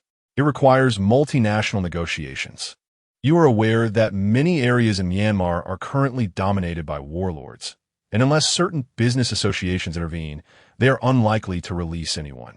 He added, "The KK zone is notorious as the largest scam hub in northern Myanmar." Su Ruo responded with a resigned expression, "Dad, I am aware of this. We can only do our best. Those who were deceived also bear some responsibility, and many have even resorted to illegal immigration." Indeed, Su Linjin nodded in agreement. At that moment, Qin Shueping interjected, "Well then, how about we have dinner first?" Before long, Xiao Yi and Su Ruo had washed their hands and taken their seats at the dining table. The little ones were quite well behaved, so they placed them in their stroller during mealtime. Once seated, Su Linjun picked up a piece of food, but before he could chew, a thought struck him, and he turned his gaze to Xiao Yi. "By the way, Xiao Yi, how is your shop doing lately?" Upon hearing this, Xiao Yi chuckled lightly. "Not too bad. Ever since Wang Daohu was apprehended by you, the property management came to apologize and waive my utility fees for a month. My shop has stabilized since then. Sister Wang is also recovering well." That's good, that's good." Su Linjun chuckled in response, but Xiao Yi continued, "What is going on, Dad? Why the sudden inquiry about my business?" "Well, the criminal investigation team is short-staffed lately, so I wanted to see if you might be interested in joining." Xiao Yi was taken aback, and at that moment, Su Ruo clarified, "Honey, actually, my grandfather was a criminal police officer in his youth, and even fought on the battlefield against the Japanese. Since there are no boys in our family, my dad has turned his attention to you." "Ah, Dad, I recently invested in a company and am now its chairman. I intend to shift the company as primary focus, so I truly may not have much time at the moment." "What?" Upon hearing this, both Su Linjun and Qin Shueping looked utterly bewildered. "Invested in a company? You are the chairman now? Goodness, Xiao, you are quite impressive. What company is it?" "It's a tech company, not very large, with just over 500 employees." Su Linjin raised an eyebrow in disbelief. 500 employees? Not large. That seems a bit extravagant, doesn't it? What's the name of the company?" Xiao Yi did not conceal the information. Tianqing Technology Company. It's quite well known in our local area. "Oh, you know it?" "Yes." Su Linjin nodded. 2 years ago, this company was involved in tax evasion, and the CEO was imprisoned because of it. I was the one who handled the case back then." Upon hearing this, Xiao Yi's mouth twitched in surprise. "What? The CEO evaded taxes? Seriously?" Witnessing Xiao Yi's expression, Su Linjin chuckled heartily. "Haha, I'm just teasing you. That was a long time ago." He then inquired, "I remember that company specializes in smart home products, right? What are your thoughts?" "I'm planning to venture into mobile phones." At that moment, Su Ruo, who had been sipping porridge, suddenly spat it out. Xiao Yi turned his head. "Why such a huge reaction? Darling, what did you just say? You want to make phones?" She looked utterly bewildered. Xiao Yi nodded yes. Although our mobile phones in Huaxia are already quite advanced, there are still numerous areas for improvement. I have some experience in this industry, so I thought I'd give it a try. Have you had any prior exposure to it? Su Ruo tilted her head. Though she was unaware of where Xiao Yi attended high school, She had been closely following his university life for 3 years. The previous Xiao Yi was nothing like the current version, who was a diligent student and an exemplary citizen. Xiao Yi nodded. I have worked in a mobile phone store. That should count, right? The group fell silent. How could Xiao Yi be so lackadaisical? Observing their expressions, he chuckled. Don't worry, Dad. I know what I'm doing. Although I haven't had practical experience, I've learned a great deal. Fair enough. Do you need any funding? Not at all. Xiao Yi shook his head. Starting a business doesn't require money up front. I can secure financing directly. Moreover, developing a mobile phone isn't something that can be accomplished overnight. It takes considerable time, and before the phone is ready, I will utilize existing technologies to create some smart home products. All right, you manage it as you see fit. After dinner, Xiao Yi took a shower and then led Su Ruo into the bedroom. Exhausted from the day, she had no desire to shower. As a caring husband, he naturally prepared a basin of foot soak for her. Dear, here's your foot bath. Seeing this, Su Ruo quickly shook her head. Honey, no need. I plan to shower later. Xiao Yi insisted. No, after soaking your feet, I'll give you a massage. He raised an eyebrow, leaving Su Ruo momentarily stunned. Was he serious about the massage? As this thought crossed her mind, Su Ruo's cheeks flushed, and without hesitation, she extended her petite foot. Xiao Yi too did not hesitate, promptly beginning to wash her foot. After completing the foot washing, he indeed proceeded to massage Su Ruo, but it was more than mere massage. Those who understand will surely comprehend. Once finished, Su Ruo felt drowsy, clad in her sleepwear, preparing to extinguish the lights. At that moment, Xiao Yi unexpectedly interjected. Wait a moment, dear wife. Don't turn off the lights just yet. I still have a few tasks to attend to. Upon hearing Xiao Yi's voice, Su Ruo furrowed her brow. It was nearly midnight, and their little one had already drifted off to sleep. Was he not feeling tired? What do you intend to do, my husband? She inquired, lying directly on the bed. Xiao Yi glanced at the laptop on the nearby table and slowly replied, I suddenly had an idea. You go ahead and sleep. I'll handle some work for a bit. All right then, I shall rest, she responded. Xiao Yi planted akis on sununtai ro esporead, switched off the light, and then seated himself on a chair nearby, opening his laptop and inserting a USB drive. Su Ruo opened her eyes, observing Xiao Yi's silhouette, uncertain of what he was engaged in. At that moment, Xiao Yi had already launched a 3D modeling program, designing a 3D model. Due to the angle, Su Ruo could clearly see what Xiao Yi was doing, and upon witnessing his industriousness, her sleepiness vanished entirely. Husband, what are you working on? She tentatively inquired, peeking her head out. Hearing her, Xiao Yi smiled slightly and said, Currently, the smart home industry is lacking a core controller. I plan to design a touch panel that can be embedded in the wall and also feature voice control capabilities. Su Ruo immediately thought of Xiao AI, or Tmall Genie. They are both terminal devices for core control and can play music, among other functions. Some, like the Xiao AI touchscreen speaker, even allow for watching television shows and scrolling through Douyin. Continuing her inquiries, Su Ruo asked, But dear, aren't there already devices like that on the market? Xiao Yi nodded. Yes, such devices do exist, but their compatibility varies across brands. For instance, our product would certainly not be compatible with Xiao AI. Since we aim to produce our own product, we need our own terminal. Su Ruo nodded thoughtfully, but darling, didn't you mention we should first develop a smartphone? Smartphones are quite complex. I'll first establish a smart industry chain. Oh, Su Ruo expressed her confusion. Although she was a professor of computer science, the realm Xiao Yi referred to had already transcended her expertise. Well then, I'll let you work. I'm going to sleep now. Good night, Xiao Yi replied, continuing to operate his computer. The USB drive contained numerous design blueprints, including circuit diagrams for the motherboard, all readily available. Since their company owned a factory, they could produce directly. Once the blueprints were completed, Xiao Yi promptly sent them to Lin Ronger.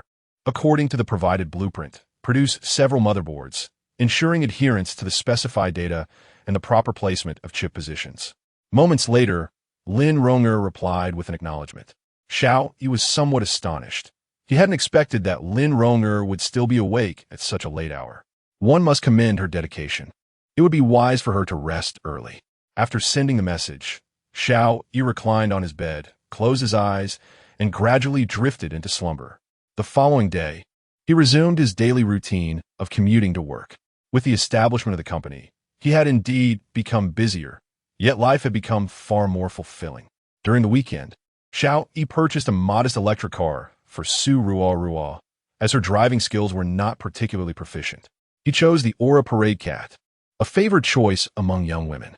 After a few days of rest and the comforting presence of Su Ruo, Lu Tianchuang's mental state had significantly improved.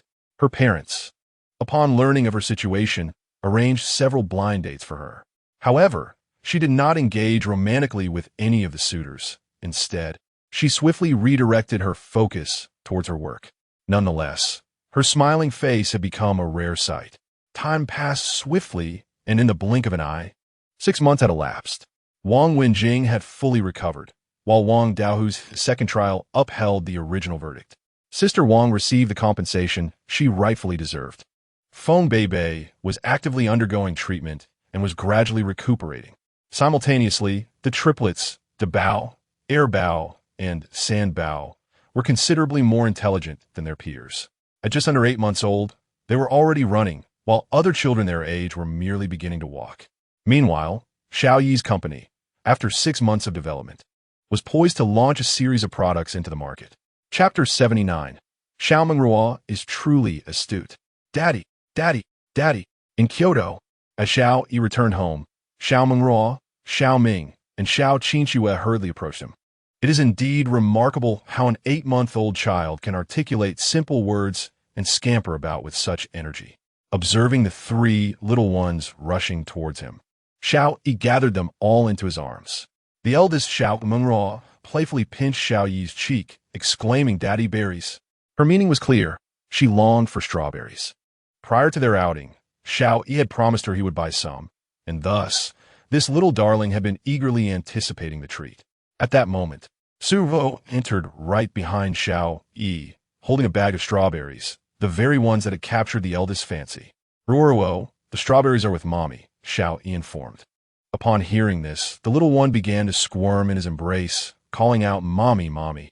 Reluctantly, he set her down, and she scampered to Su Ruo's side. "Berries, berries." Xiao Mengruo continued to murmur, her gaze fixated on the bag in Su Ruo's hand. Su Ruo patiently asked, "Sweetheart, what must we do before eating strawberries?" "Wash them," Xiao Mengruo replied, lifting her tiny head with delight. Xiao Yi and Su Ruo placed great emphasis on early education, likely due to her high intelligence, as she grasped many concepts with ease. The washing she referred to was, of course, the necessary step before indulging. Unable to resist, Su Ruo playfully pinched Xiao Mengruo's chubby cheek, asking, "Shall Mommy wash them?" "Yes." She clapped her tiny hands, eagerly repeating, "Mommy, wash them. Wash them. Come, Mommy will wash them for you." With that, Su Ruo lifted Xiao Mengruo and headed towards the kitchen. Meanwhile, Xiao Ming, nestled in Xiao Yi's arms, chimed in, "Daddy, I want to eat too. Let us go together and snatch some strawberries from your sister," Xiao Yi replied, carrying the second and third children into the living room. Xiao Ming and Xiao Qinxue obediently settled on the sofa, while in the kitchen, Su Ruo had already washed the strawberries. Today, both Su Linjin and Qin Shuiping were away, leaving just their family of 5. "Here come strawberries," Su Ruoduanon said, bringing the basket filled with plump, juicy strawberries. After placing on the coffee table, the little ones leaned in eagerly. "Wow!" Xiao Mengruo was the first to seize a large strawberry, attempting to stuff it into her mouth. However, as their teeth had only just begun to emerge, they typically consumed fruits in a mashed form. Most importantly, their mouths were still too small for such a large berry. "Ruo, perhaps I should mash it for you?" Xiao Yi suggested. At that moment, Xiao Mengruo suddenly spoke up, "Daddy should eat first. The tip of the strawberry is sweet." "So Ruo, Xiao Yi." "What?" Hearing this, Xiao Yi was utterly bewildered. How could Xiao Mengruo, at such a tender age, already know that the tip of the strawberry is sweet, and to suggest that her father eat first? Xiao Yi gazed at his perceptive daughter, De Bao, utterly astonished. He had never anticipated that his child would possess such remarkable intelligence. The system chimed in, "This is all my doing. There is no need for you to worry." Your child's IQ is now equivalent to that of a 2-year-old, with extraordinary learning abilities. Please cultivate her well. Xiao Yi marveled at the system's prowess in his mind. Yet, a tinge of concern crept in. A child of such intellect would undoubtedly mature more rapidly than her peers. Would her physical development follow suit? Indeed, Xiao Yi harbored fears regarding the early maturation of his child. At that moment, the system provided reassurance. Rest assured, host. Only the child's intelligence is heightened. Physical growth will see only slight enhancement, devoid of any significant changes. That was a relief. Besides Xiao Yi, Suruo, in a state of surprise, remarked Ruo, "Did you just offer your father something to eat? Daddy wants to eat. The strawberries are sweet and juicy." She extended her arms, eager to feed Xiao Yi personally. He willingly opened his mouth to savor the strawberry. Suddenly, Xiao Mingru turned her head, gazing intently at Suruo. "Mommy eats strawberry bottom." "Suruo?" Xiao Yi couldn't help but chuckle, exclaiming, "What a clever child. Dabao truly is her father's little treasure. Look at your daughter, Xiao Yi. She's so affectionate with you, while I am left with the strawberry bottom." Suruo laughed heartily. Xiao Yi scooped Xiao Mingru into his arms and declared, "If my daughter isn't affectionate with me, who else could it be? Right, little Ruo?" To his surprise, she vigorously nodded and, in her halting speech, declared, "With Daddy." "Wonderful." Meanwhile, Suruo shifted her attention to the second child, Xiao Ming. "Ming, do you prefer to be close to Mommy or Daddy?" Without hesitation, he replied, "Daddy." Suruo sighed. "Well then, I suppose I shall be close to Mommy." Suddenly, the third child, Xiao Qinxue, chimed in, which brought some comfort to Suruo's heart. Soon, Suruo retrieved a juicer, combining strawberries and milk to create strawberry milk, which she poured into bottles for the children. "All right, my darlings, here are your bottles. Sip slowly." The children eagerly accepted their bottles and began to drink. "Mommy, I want to hear a story." "Me too. I want as well." The second child suddenly suggested a story, prompting the other two to join in the chorus. With a sigh of resignation, Suruo fetched a storybook and began. "Once upon a time, there was a mountain with a temple atop it. Inside the temple, an old monk was telling tales to a young monk. Xiao Yi watched his 3 children, sipping their milk and listening to the story, appearing blissfully carefree. Just then, his phone, resting on the table, suddenly rang. Upon glancing at the screen, he noted the name Lin Rong'er flashing. He picked up the phone, hastening to the balcony, and pressed to answer.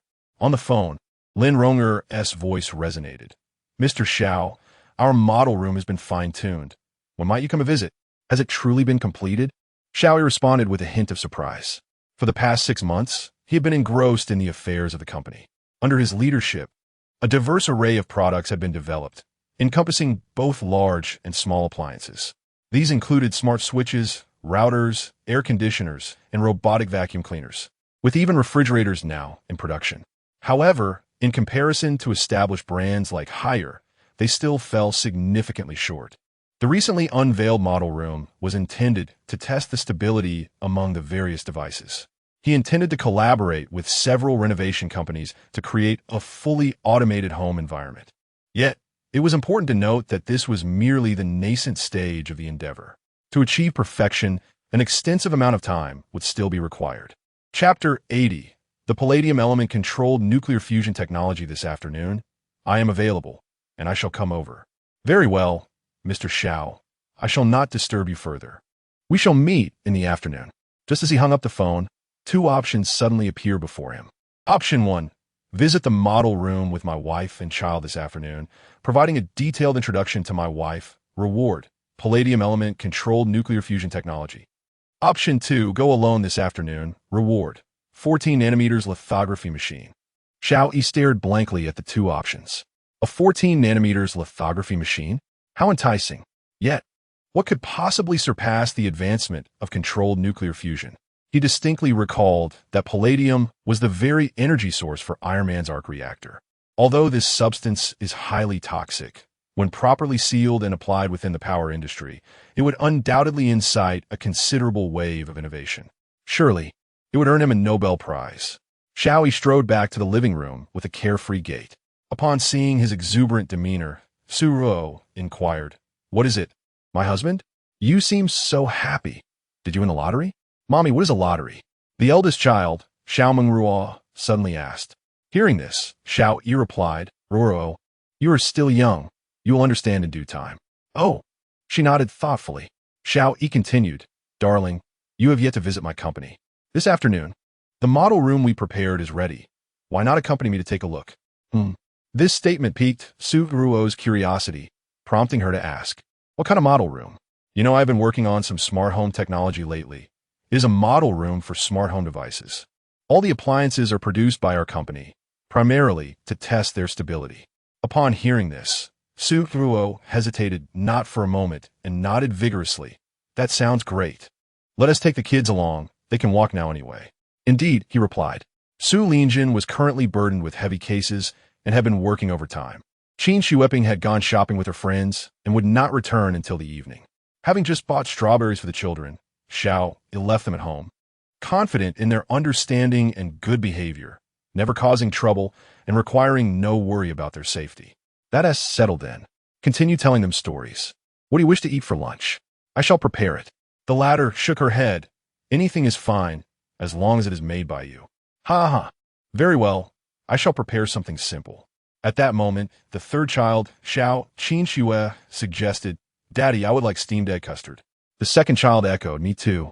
The eldest chimed in, I want some as well. All right, I shall make steamed egg custard. In the afternoon, after finishing lunch, Xiao Yi donned his attire. It was March, and the weather was rather chilly. Especially with the little ones. Though they are intelligent, they are still tender beings. Xiao Yi dressed them in thick clothing, wrapping them in layers upon layers. There was no alternative. Their constitutions were somewhat fragile, and though illness was a minor concern, it was the discomfort it brought that truly troubled them, leading to various cries of distress. Once the down jackets were donned, Xiao Yi cradled the eldest and second child, while Su Ruo held the youngest, and together they descended to the basement. At that moment, Xiao Yi had made slight modifications to Alpha's vehicle, relocating the children's sleeping seats to the third row, while the second row was arranged with standard seats. Given their tender age, they were not yet permitted to occupy child safety seats. Darling, please keep an eye on the little ones in the back. The distance to our destination is not far, merely half an hour away. All right, understood. Once inside the vehicle, she settled the children in the rear. Xiao Yi then drove toward the Phoenix Industrial Park, where the offline assembly line of Tianxing Technology Company was located. Many products were produced there. Half an hour later, the car halted near a sales office within the park. As the children disembarked, they curiously gazed around. Simultaneously, Su Ruo inquired, Honey, weren't you supposed to take me to see smart home technology? Why have we arrived at a sales office? Are you considering purchasing a property? Of course not. Xiao Yi gently shook his head and explained. Our smart furniture is currently installed in the model units at this sales office. Since this community offers fully furnished deliveries, our equipment will be utilized here in the future. Certainly, major appliances cannot be integrated, but there will be attractive package deals. Now I understand. Su Ruo regarded Xiao Yi with newfound admiration. Come, little ones. Let me show you your father's accomplishments. Xiao Yi took the children's hands, leading them into the sales office. Under his guidance, the staff of Tianxing Technology Company had expanded from 500 to 1,500 employees. The company held a respectable position in Kyoto. When Lin Ronger heard that Xiao Yi was coming, she ensured that the staff did not work that afternoon, as a crowd could be overwhelming, and Xiao Yi was indeed a significant figure. Boss, you've arrived. Lin Ronger approached swiftly upon seeing the family. She then turned her gaze towards Su Ruo. Is this the boss lady? Yes, and these are my 3 little ones. Children, greet Andy. Andy, hello. The 3 children chimed in unison. Lin Ronger was taken aback by their response. Previously, she had asked Xiao Yi how old the children were, to which he had simply replied that they were a few months old. Now, seeing them call her Andy, she thought, they can't be even a year old yet. And they already know to say that? Incredible. Moreover, they were all able to walk? Lin Ronger was filled with bewilderment. At that moment, Xiao Yi introduced Su Ruo, saying, Wife, this is the project manager of the company, Lin Ronger. Hello. Su Ruo greeted with a smile.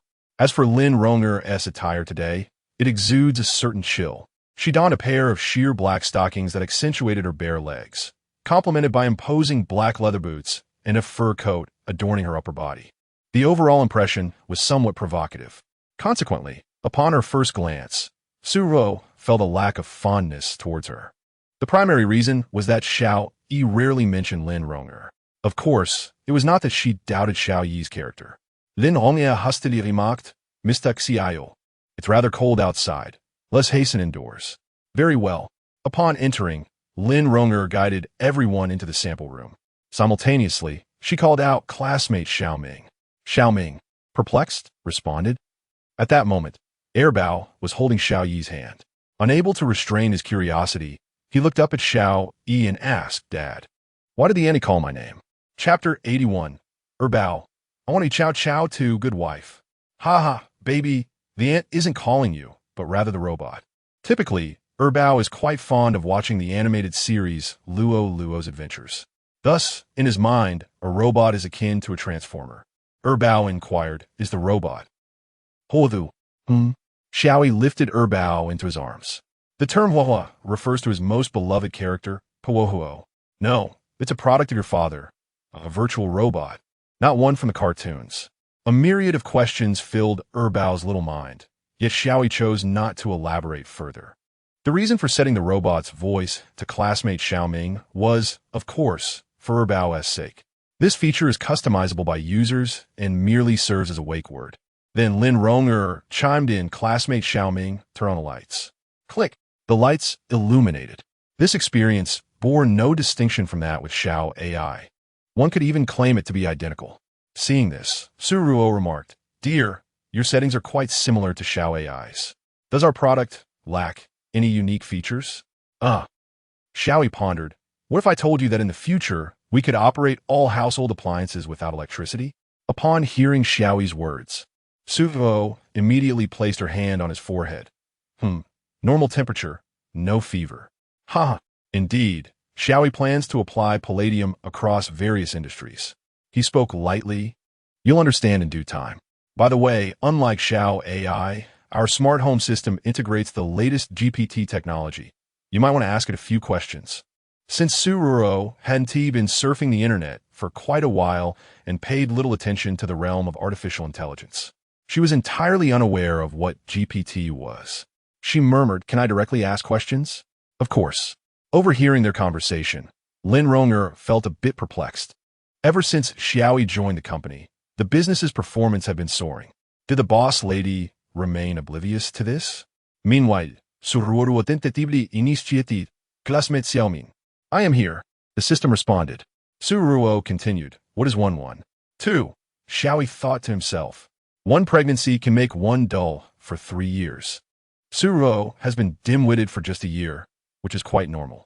He reassured himself. GPT is currently all the rage. And Su-ro had asked such a simple question.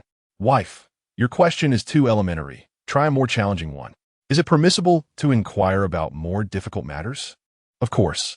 Su-ro then asked, Who was the victor in the Battle of Guandu in the Romance of the Three Kingdoms? The system replied, Cao Cao, the infamous villain. Through deception, misled Yuan Shao to buy time during the Battle of Guandu, and then, upon hearing classmate Xiao Ming's response, Xiao Yi was left utterly bewildered. As the topic of exemplary wives arose, Xiao Yi's second child, Xiao Ming, suddenly spoke up, Daddy, what does exemplary wife mean? When I grow up, I want to be a bandit like Cao Cao, and also be an exemplary wife. Xiao Yi quickly covered the child's mouth, realizing the precociousness of his little one. Dear, was the question about the Romance of the Three Kingdoms also your design? He inquired. Not all. Xiao Yi shook his head. It can connect to the internet and has access to a vast database. It essentially learns and trains itself. The longer you interact with it, the more it will understand your habits and preferences. That's impressive, Su-ro exclaimed, her eyes sparkling. I must admit, this technology is truly remarkable. However, she noted that for the company, this technology posed little challenge, even bordering on being somewhat superfluous. It was the time to ask a robot questions every day. They continued their tour, discovering that all the functionalities that a certain tech company had developed were already realized by Xiao Yi's company, merely awaiting market launch. The voice control features were indeed convenient, albeit somewhat limited in function, highlighting the barriers currently faced by technology. Lin Ronger continued her presentation. Boss, our robotic vacuum still encounters some recognition errors, and the cameras could use some improvement. All right, communicate this with the relevant department and have them enhance the perception components. It would be best to incorporate laser radar as well, Xiao Yi replied. Afterward, Lin Ronger guided Xiao Yi and Su Ruo through the model rooms, showcasing the latest exhibits, even allowing Su Ruo to experience the smart toilet produced by the company. Since her home lacked interconnected devices, she found these innovations particularly fascinating. For instance, the automatic curtain closure was exceedingly useful. If her home were equipped with such curtains, she would have to get out of bed to close them while playing cards with Xiao Yi, which would indeed be a hassle. After a 20-minute tour, Xiao Yi addressed a few issues before they departed. They had conducted similar experiments in the lab, and today's visit was essentially a pre-launch assessment. Soon, Xiao Yi and Su Ruo returned to the Alpha vehicle. As he grasped the steering wheel, a voice resonated in Xiao Yi's mind. Host, you have acquired the controllable nuclear fusion technology of palladium, and a super laboratory X1 has been granted for your use at any time. A super laboratory? What is that? Xiao Yi pondered it. The system promptly provided an answer. The super laboratory is a virtual space equipped with various devices, instruments, and intelligent assistants for conducting experiments. Wow, the system is impressive. Xiao Yi was taken aback, astonished not only by the provision of palladium's controllable nuclear fusion technology, but also by the inclusion of a laboratory. Dear, why are you dazed? Why aren't you driving? Su Ruo, cradling the baby, suddenly interjected, snapping Xiao Yi back to reality. It's nothing. Let's head home, he replied. All right. Xiao Yi drove the vehicle back to the Kyoto No. 1 courtyard. Upon returning home, he was somewhat surprised to find Su Linjin and Qin Shuoping already there. Recently, he had seldom encountered Su Linjin, as the surge in cases and the influx of reports from victims of scams originating in northern Myanmar had kept him preoccupied. For reasons unknown, the prevalence of these scams had reached alarming levels. Moreover, there had been no news of Shun Xiaoshui, who had been apprehended 6 months ago. Initially, he would occasionally reach out to Lu Tianshuang to assure her of his safety, but those communications had ceased. Fortunately, Lu Tianshuang had managed to move on, though she remained single. Dad, why are you home so early today? Su Lintin's gaze flickered. I had a few matters to attend to and didn't work overtime. By the way, there is something I need to discuss with you both. Chapter 82. Is Dad going to northern Myanmar on a mission? Upon hearing this, Su Ruo and Xiao Yi exchanged glances. They set the children down. Mengruo, Xiaoming, Qin Xue, why don't you go and play with your toys for a while? Yay! The three little ones, filled with exuberance, scampered off to their toys. Su Ruo removed her coat and hung it by the entrance. The two then approached each other with serious expressions. Dad, you seem quite grave. Is there something troubling you? Su Linjin let out a deep sigh. Recently, many individuals have fallen victim to online scams, as you both are aware. It is said that a local internet celebrity has been deceived and taken to northern Myanmar to engage in fraud. An internet celebrity? Upon hearing this, Suroro Furuit Hadburuth. Dad, are you referring to? Yes, Yona? Indeed, Su Linjin sighed again. Many have reported her, claiming she has become a beautiful dealer on a gambling platform and is luring others into gambling through social media. Suroro nodded, understanding that this was all part of a scam. The so-called one-on-one approach is designed to entice individuals with small wins, coaxing them into increasing their investments. We have confirmed that she has been deceived and taken to a certain district. Recently, our superiors have placed significant emphasis on this matter, so we have contacted the embassy and local police for coordination. I must travel to northern Myanmar to investigate. What? Sururo and Xiao Yi were taken aback. Is this a mistake? Su Linjin is a criminal police officer. Why must he go to northern Myanmar for an investigation? Dad, are you certain about this? Yes. Su Linjin replied, shaking his head. I have been reassigned to the anti-fraud team in Kyoto as the team leader, so I must go. Su Ruo felt an overwhelming concern for her father. She was well aware of the dangers in northern Myanmar. Dad, you won't come into conflict with the warlords in Mayawati, will you? Dear daughter, you need not worry. Su Linjin reassured her, patting her shoulder. We are merely investigating and will collaborate with local police and embassy personnel, avoiding any confrontations with local warlords. However, as we lack law enforcement authority in that region, the investigation may take some time. Do not fret for my safety. You make it sound easy, but how can I not worry? Her concern palpable even before her father had departed. Rest assured, there will be a total of 50 of us on this mission. Among them is a small tactical police unit of 40, equipped with advanced Type 95 rifles to ensure our safety. The presence of rifles indicated the region's significant turmoil. What will we possibly uncover through this investigation? Is there any way for you not to go, Dad? This is a directive from my superiors. Just then, Xiao Yi spoke up. Dad, when will you be leaving? The tickets have already been purchased. We depart in 7 days. 7 days, understood. Xiao Yi nodded silently. Su Linjin, observing his demeanor, mistakenly assumed that Xiao Yi wished to go. Xiao Yi, let me tell you, you absolutely cannot go. Dad, what are you thinking? I never said I wanted to go. However, prior to any departure, I intend to implant a positioning chip in you, akin to a capsule that you can swallow. Hearing Xiao Yi's words, Su Linjin was momentarily bewildered. A positioning chip? Swallowed? Is there truly such a thing in existence? Xiao Yi, I must have misheard you. Of course not, he replied, shaking his head. The technology at my company has reached advanced stages. But, Su Linjin voiced his inner doubts. Won't I be unable to expel it? Xiao Yi could not help but chuckle at this. Rest assured, Dad, it won't happen. Once swallowed, the device will deploy retractable claws that will firmly adhere to the mucous membrane of your stomach. It will not detach without my control. Then, how will be charged? No need for charging, Dad. In a few days, I will have it ready for you. Just trust me. With a confident demeanor, Xiao Yi left Su Linjin with a sense of cautious belief. With Musk Starlink now operational, he could utilize special methods to hack into Musk satellites to ascertain his location. At that moment, Qin Shuoping called out, "Stop chatting and come eat." Coming. Su Linjin's face brightened with a smile once more. After dinner, Xiao Yi and Su Ro completed their exercise and fed the baby before lying down on the bed. During the night, it was Qin Shuoping who assisted in caring for the baby, and the frequency of feedings had significantly decreased. As the sounds of Su Ro sleeping filled the air, Xiao Yi activated the system and selected the super laboratory. Would the host like to enter the super laboratory? Upon entry, time in the real world will be locked. Although your life will still continue to pass, this space can only be accessed by you alone. Wow, Xiao Yi was taken aback. The ability to freeze real-time was astonishing.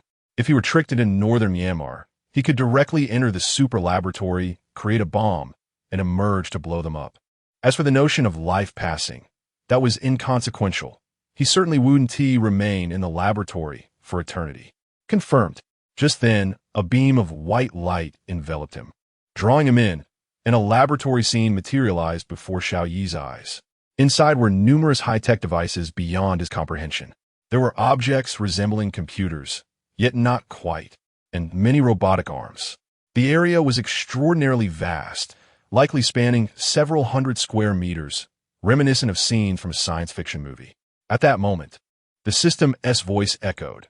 Host, the mechanical arms within the laboratory, along with the 004 system, can assist you in any endeavor. Simply provide the design blueprints, and the laboratory can manufacture and produce them for you. Xiao Yi fell silent once more. It was utterly absurd. He need not engage in the task himself.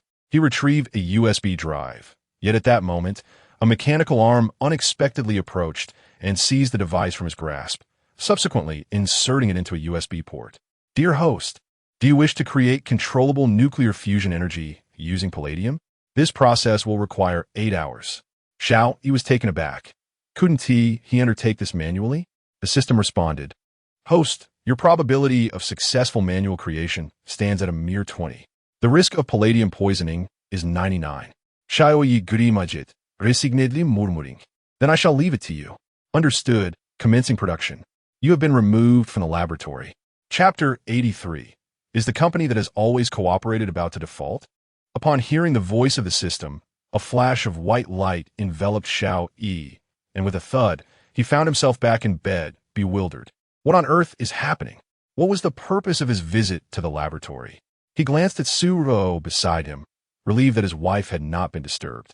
The following morning, as dawn broke, Su Ruo rose punctually. With an early 8 o'clock appointment, she barely had time for breakfast. After dressing, she grabbed her bag and prepared to leave for work. "Darling, I'm heading to work. When we go to the office?"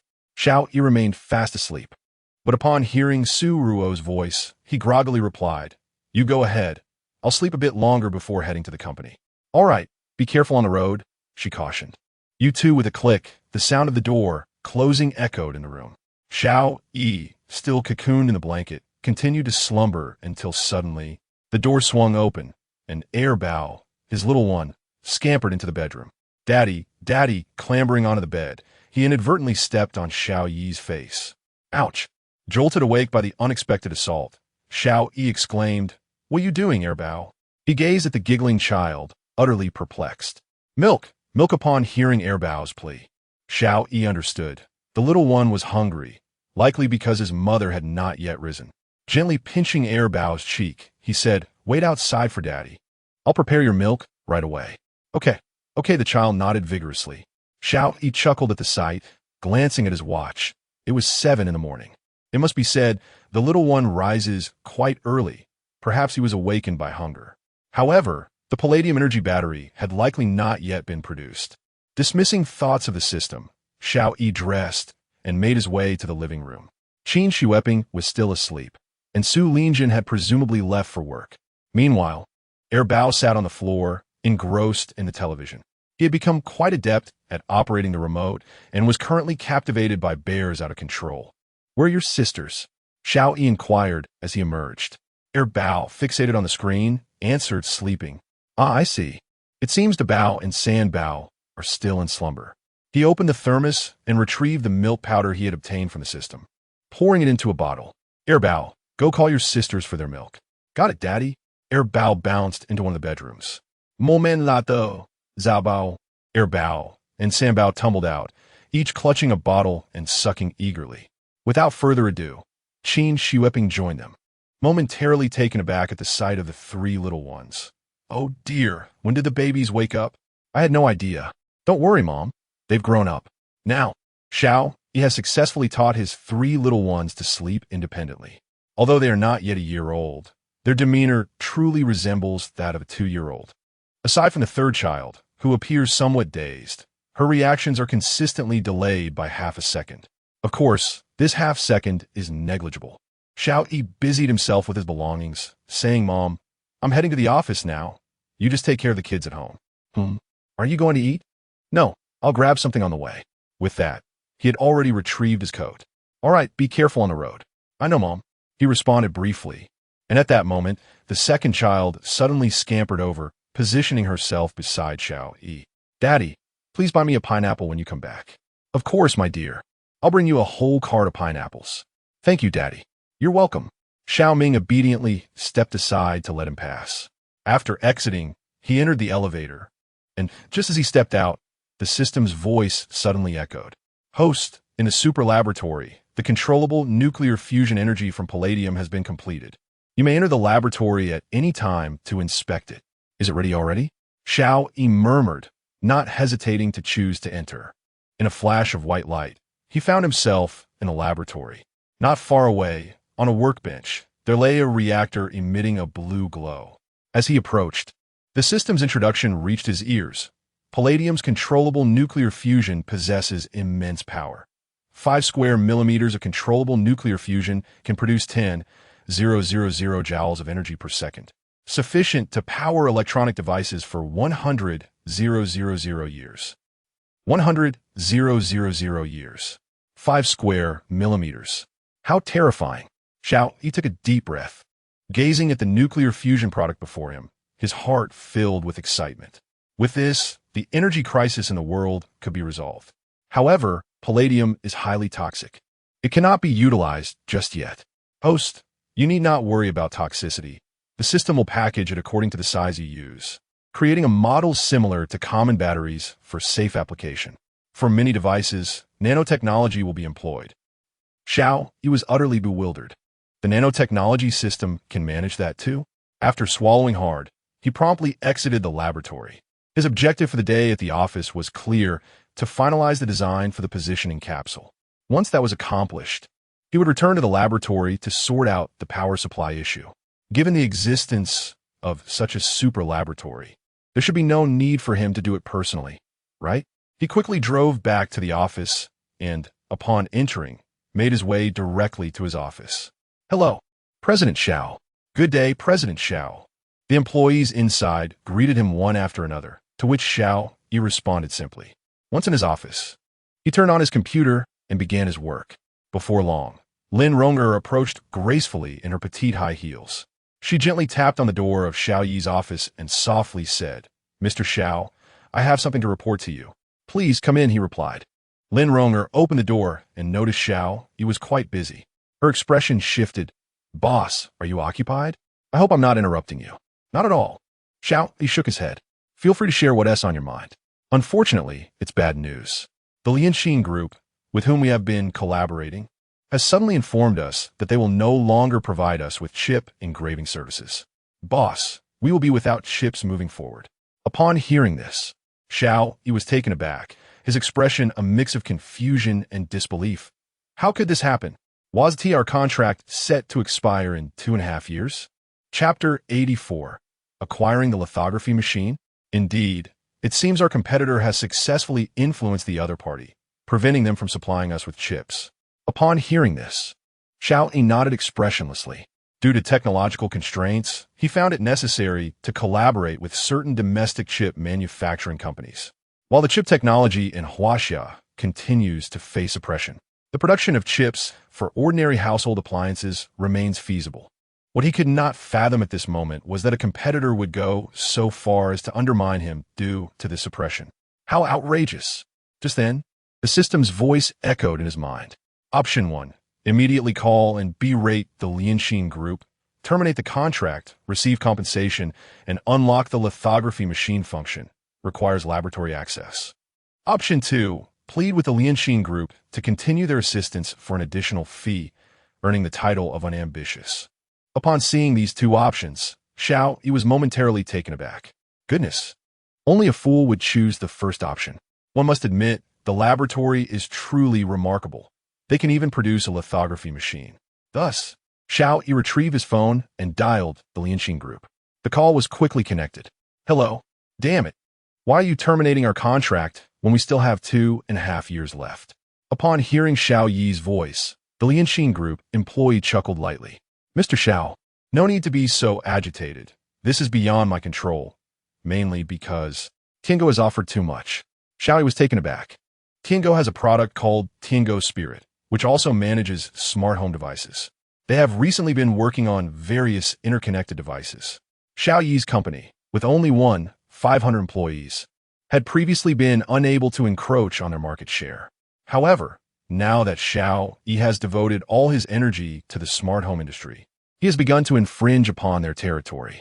Thus, they resorted to such underhanded tactics to limit him. "Indeed, it is Tiango, but we have a contract. You're liable for breach of contract, right? Rest assured, Mr. Xiao, our company has already coordinated with finance. A mere few tens of millions is within our capacity to compensate." "Good." After hanging up, Xiao Yi broke into laughter, genuinely pleased. Even Lin Rong, who was in the room, was taken aback. She never expected Xiao Yi to unleash such fierce words, even resorting to expletives. Currently, there are not many enterprises in Huaxia engaged in chip manufacturing, and even if there are, they would not collaborate with a small company like theirs. They had expended considerable manpower and resources to establish this partnership initially. "Mr. Xiao, what are you laughing about?" "Our company." Noticing Lin Ronger's concerned expression, Xiao Yi discerned her worries. The company's performance had only just begun to improve, and numerous new products were in the pipeline. A disruption like this could jeopardize all their efforts. "Do not worry.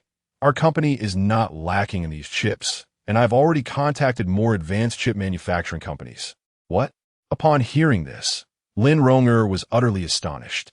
Xiao Yi, with an air of nonchalance, remarked, "The decision of Lianxin not to collaborate with us is indeed their loss, and they shall come to regret it in the future." With the backing of controllable palladium element nuclear fusion, All of my intelligent devices are bound to gain market recognition. Consequently, the product from Tingo's spirit will undoubtedly struggle to find buyers. In time, more enterprises will seek collaboration with him. I refuse to believe that Lian Xin will not experience remorse.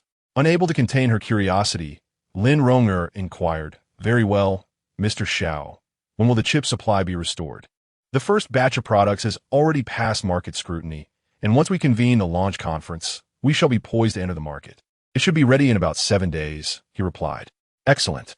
Then, Mr. Xiao, I shall not disturb you further," Lin Ronger said, swiftly departing from the office. Simultaneously, the system's voice echoed in his ears. "Host, the photolithography equipment in the super laboratory is now prepared. You may provide the SoC design blueprint for production, or utilize the values recommended by the system." Upon hearing this, Xiao Yi merely shrugged it off and continued with his tasks. As the clock struck 5 in the afternoon, Xiao Yi completed the design of the positioning capsule and entered the laboratory through the system interface. The scene within the laboratory remained largely unchanged, except for the presence of several high-tech instruments positioned nearby. The devices were as large as small freight boxes, adorned with an array of buttons, leaving Xiao Yi utterly bewildered. Could this be the photolithography machine? He pondered, and just then, the system's voice confirmed, "Indeed, host. This is an upgraded version of the ordinary photolithography machine, the fully intelligent photolithography machine. As the name suggests, it operates entirely without manual intervention. Provided you supply the SoC design blueprint," the system elaborated. Xiao Yi then asked, "What about the raw materials?" "The raw materials are provided by the system." "How extravagant!" Xiao Yi exclaimed, giving a thumbs up. "Not quite, host. It is due to significant limitations that you cannot bring large quantities of raw materials into the laboratory," the system clarified. Indeed, Xiao Yi glanced around at his own attire and personal belongings, realizing they could enter the laboratory. Did this imply that there was also a means to store items here? "Correct, host. You may place your stored items within the laboratory," the system confirmed. "This opens up the possibility of stockpiling resources," Xiao Yi mused. He scratched his head, recalling the recent chaos caused by the reckless disposal of nuclear waste into the ocean, which had ignited a salt-buying frenzy. The availability of table salt might indeed be affected in the future. The prospect of a species mutation would be rather embarrassing. It seems prudent to stockpile supplies here after all. Shaking his head, he reassured himself that due to ocean currents, the nuclear waste would likely not reach the seas of Daxia, alleviating much of his concern. Xiao Yi retrieved the design blueprint for the positioning capsule he had created that day. "Please proceed to manufacture this for me. And remember, it must be completed within 7 days." A mechanical arm received the design blueprint created by Xiao Yi. Moments later, the system responded, "Give me an hour." Goodness! Xiao Yi was taken aback by the astonishing speed. One could not deny the system's capabilities. "The host has been expelled from the laboratory. Please return in 1 hour." A flash of white light enveloped him, and Xiao Yi suddenly felt weightless before landing with a thud on a chair. Ouch! One must admit that the system was indeed remarkable, but could it refrain from so casually ejecting people? It could easily induce a myocardial infarction, for goodness sake. Wiping the sweat from his forehead, he realized it was nearly time to clock out. After heading home for a meal, he would be able to finalize that capsule. With this thought in mind, Xiao Yi rose and departed from the office. Chapter 85. He won't penetrate my stomach, will he? At 6 o'clock in the evening, a notification sounded from the system. "Congratulations, host. The positioning capsule has been successfully produced. Quantity 1. You may view it in the super laboratory."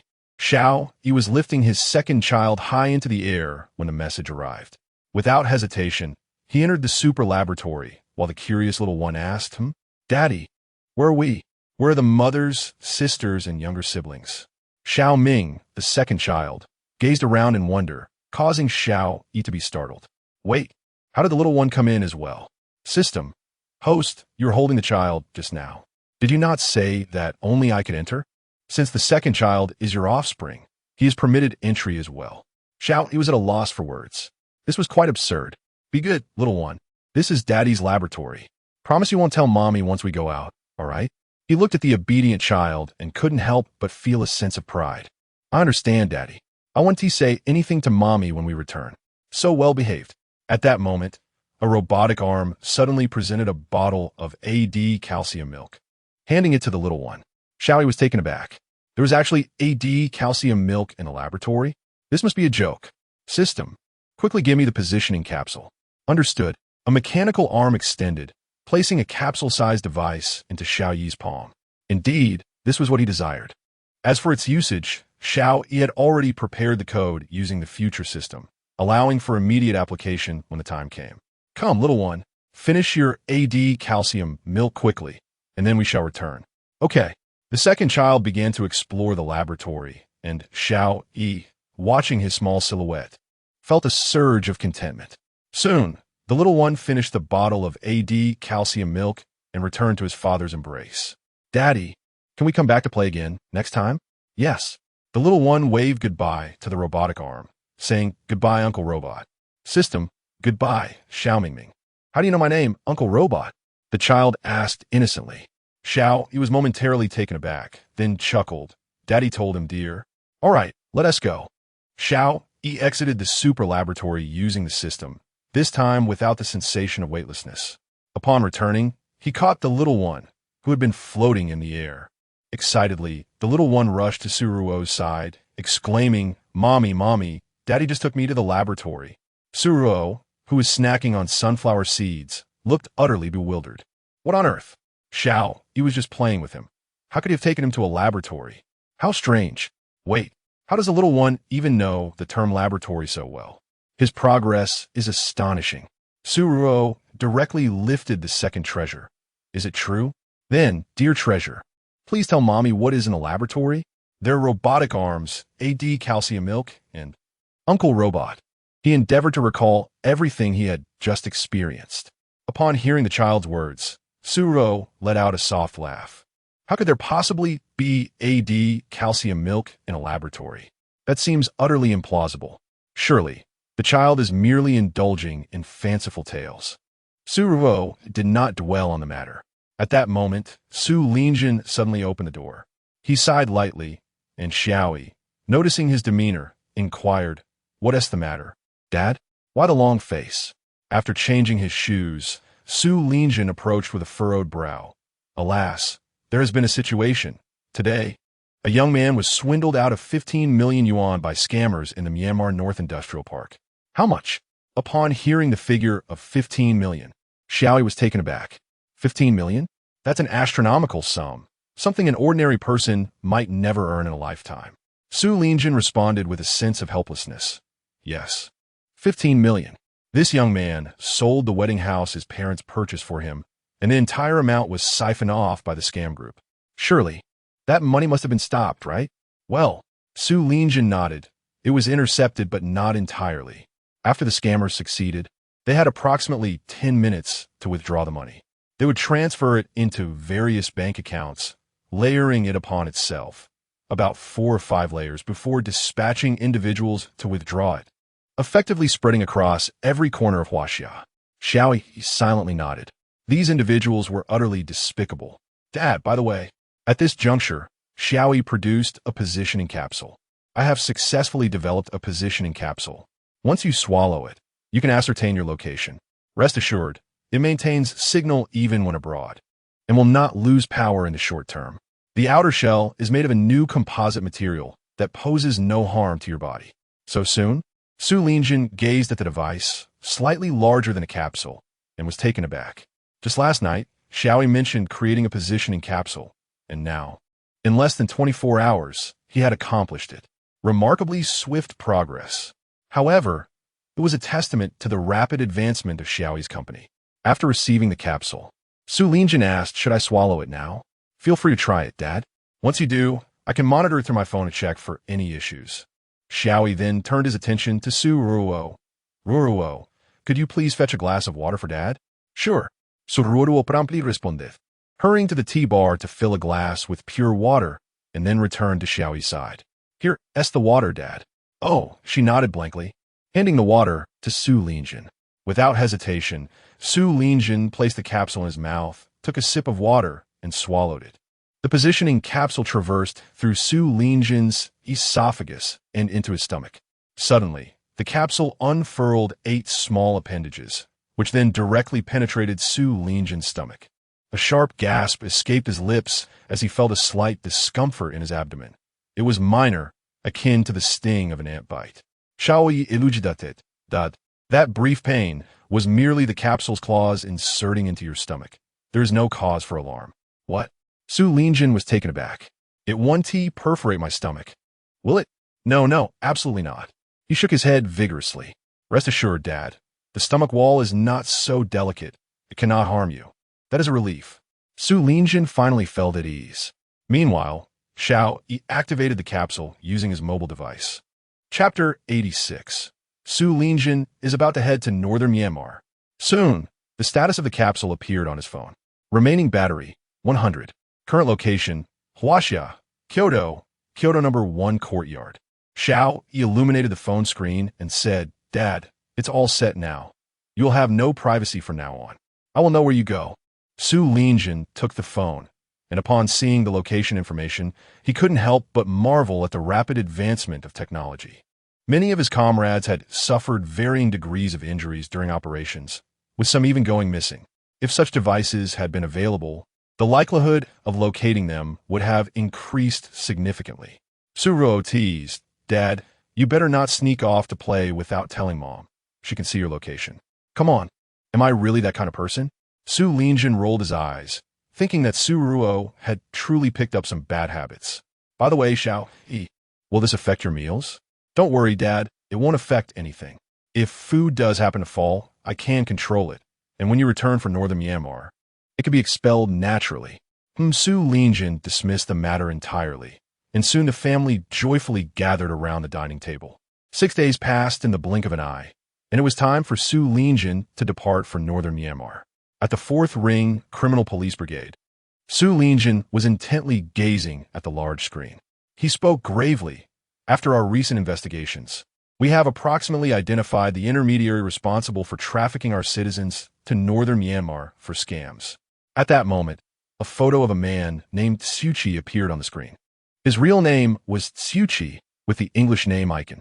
The anti-fraud investigation team had gathered ample evidence proving that he had trafficked individuals such as Shun Xiaoshui, Lu Guanglu, and Chu Liwei 6 months ago.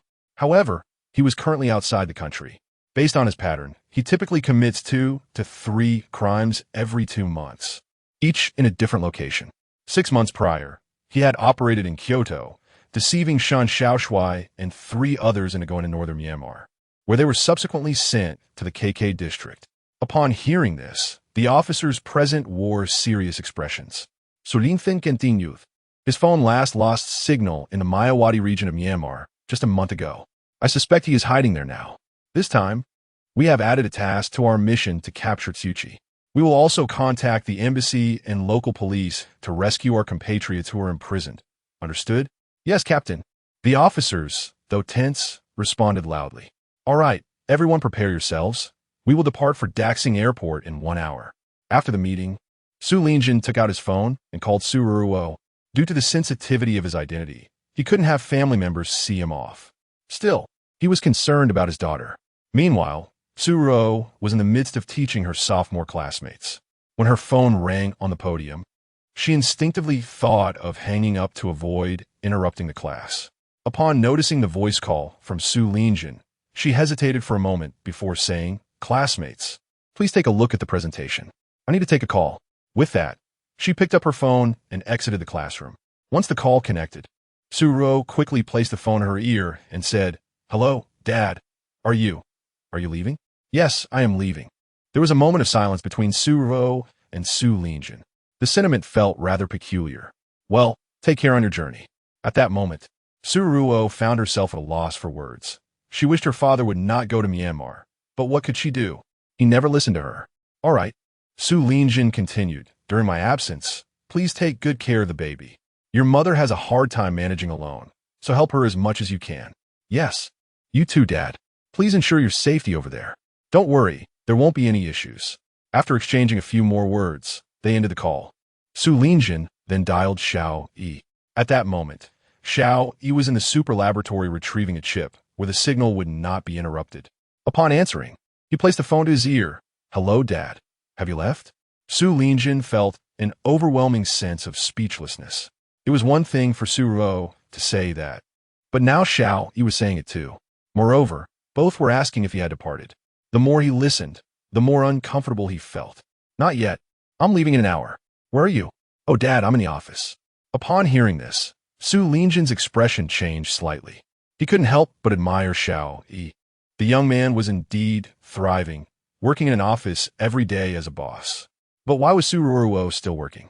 Perhaps she didn't want to spend her days monotonously with the child, or she simply desired a job. All right, Su Lingjin responded during my absence. Please take good care of Ruo and the child. The baby is nearly a year old. It is essential to provide them with a nurturing environment. Don't worry, Dad. I've got this.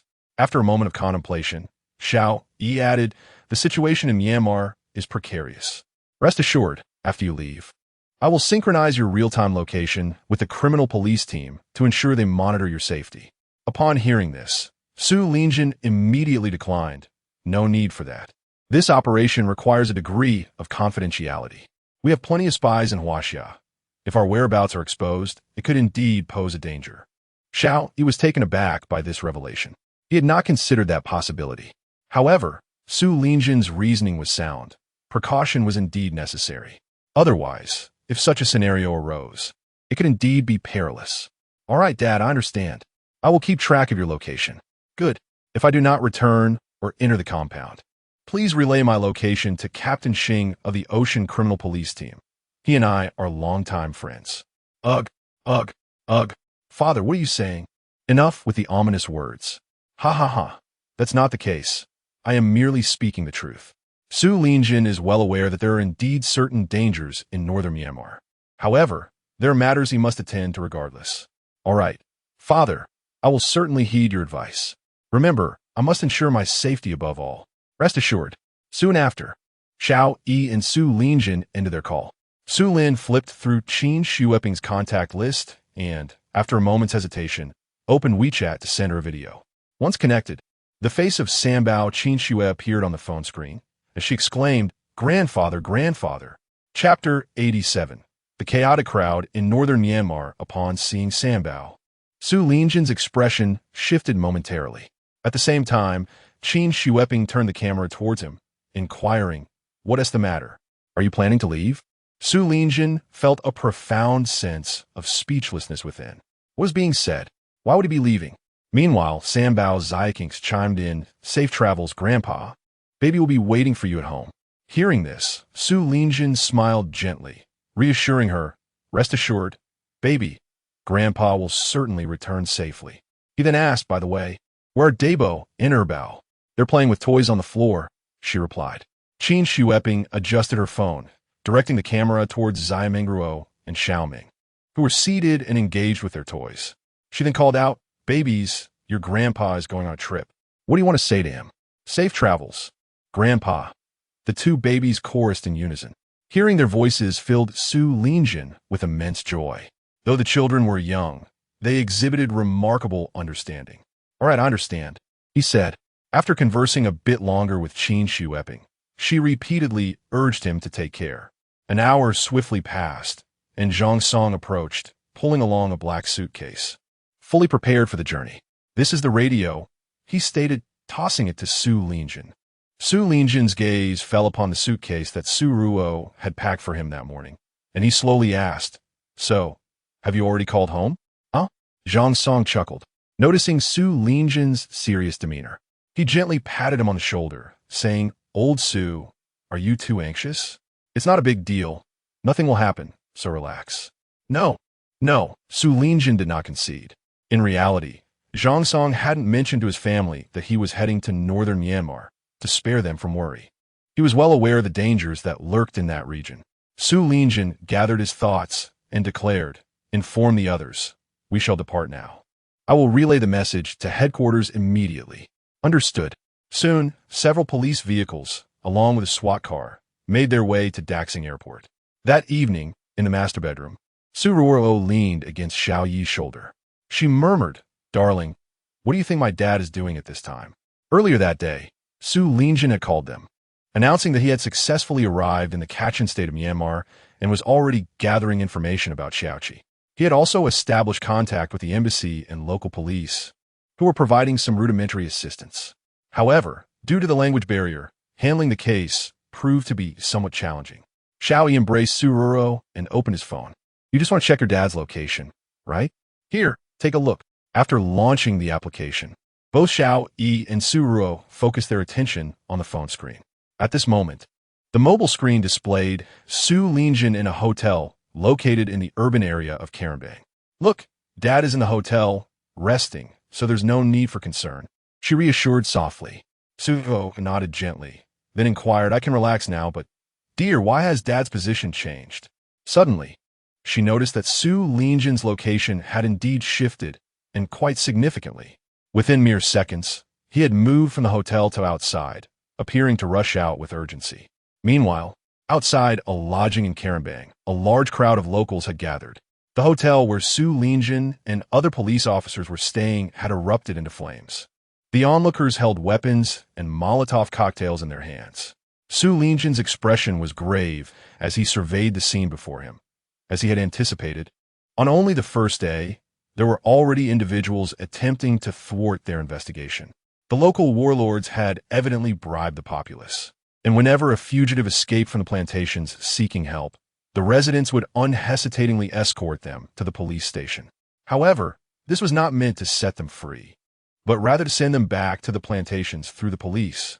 Returning to the plantations was a nightmare for these fugitives. He turned to his companion, Zhang Song, and remarked, "Old Zhang, it seems the people in northern Myanmar were determined to give us a warning from the very start." Indeed, Su Linjin observed the aggressive crowd before him, beads of sweat trickling down his forehead. Zhang Song took a deep breath and cursed under his breath, "Damn it, the local police must have sold us out. Perhaps these protesting citizens are planted by the warlords."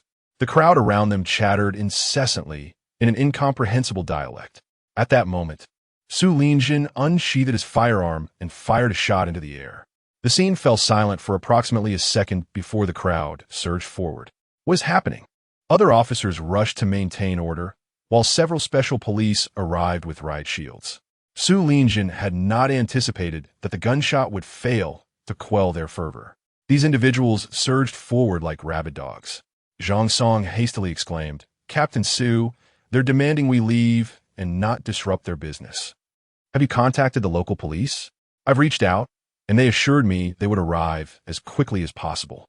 We must contain the situation and refrain from using our firearms unless absolutely necessary." Indeed, as he gazed upon the throng before him, Su Linjin felt a heavy unease in his heart.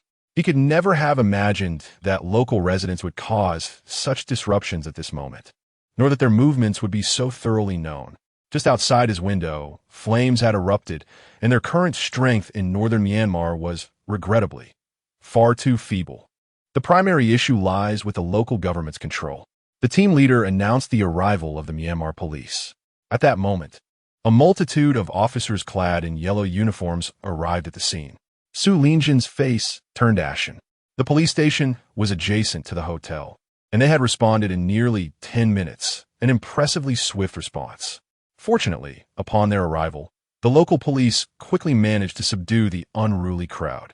Subsequently, the officers escorted Su Linjin and Zhang Song into what they referred to as a safe house.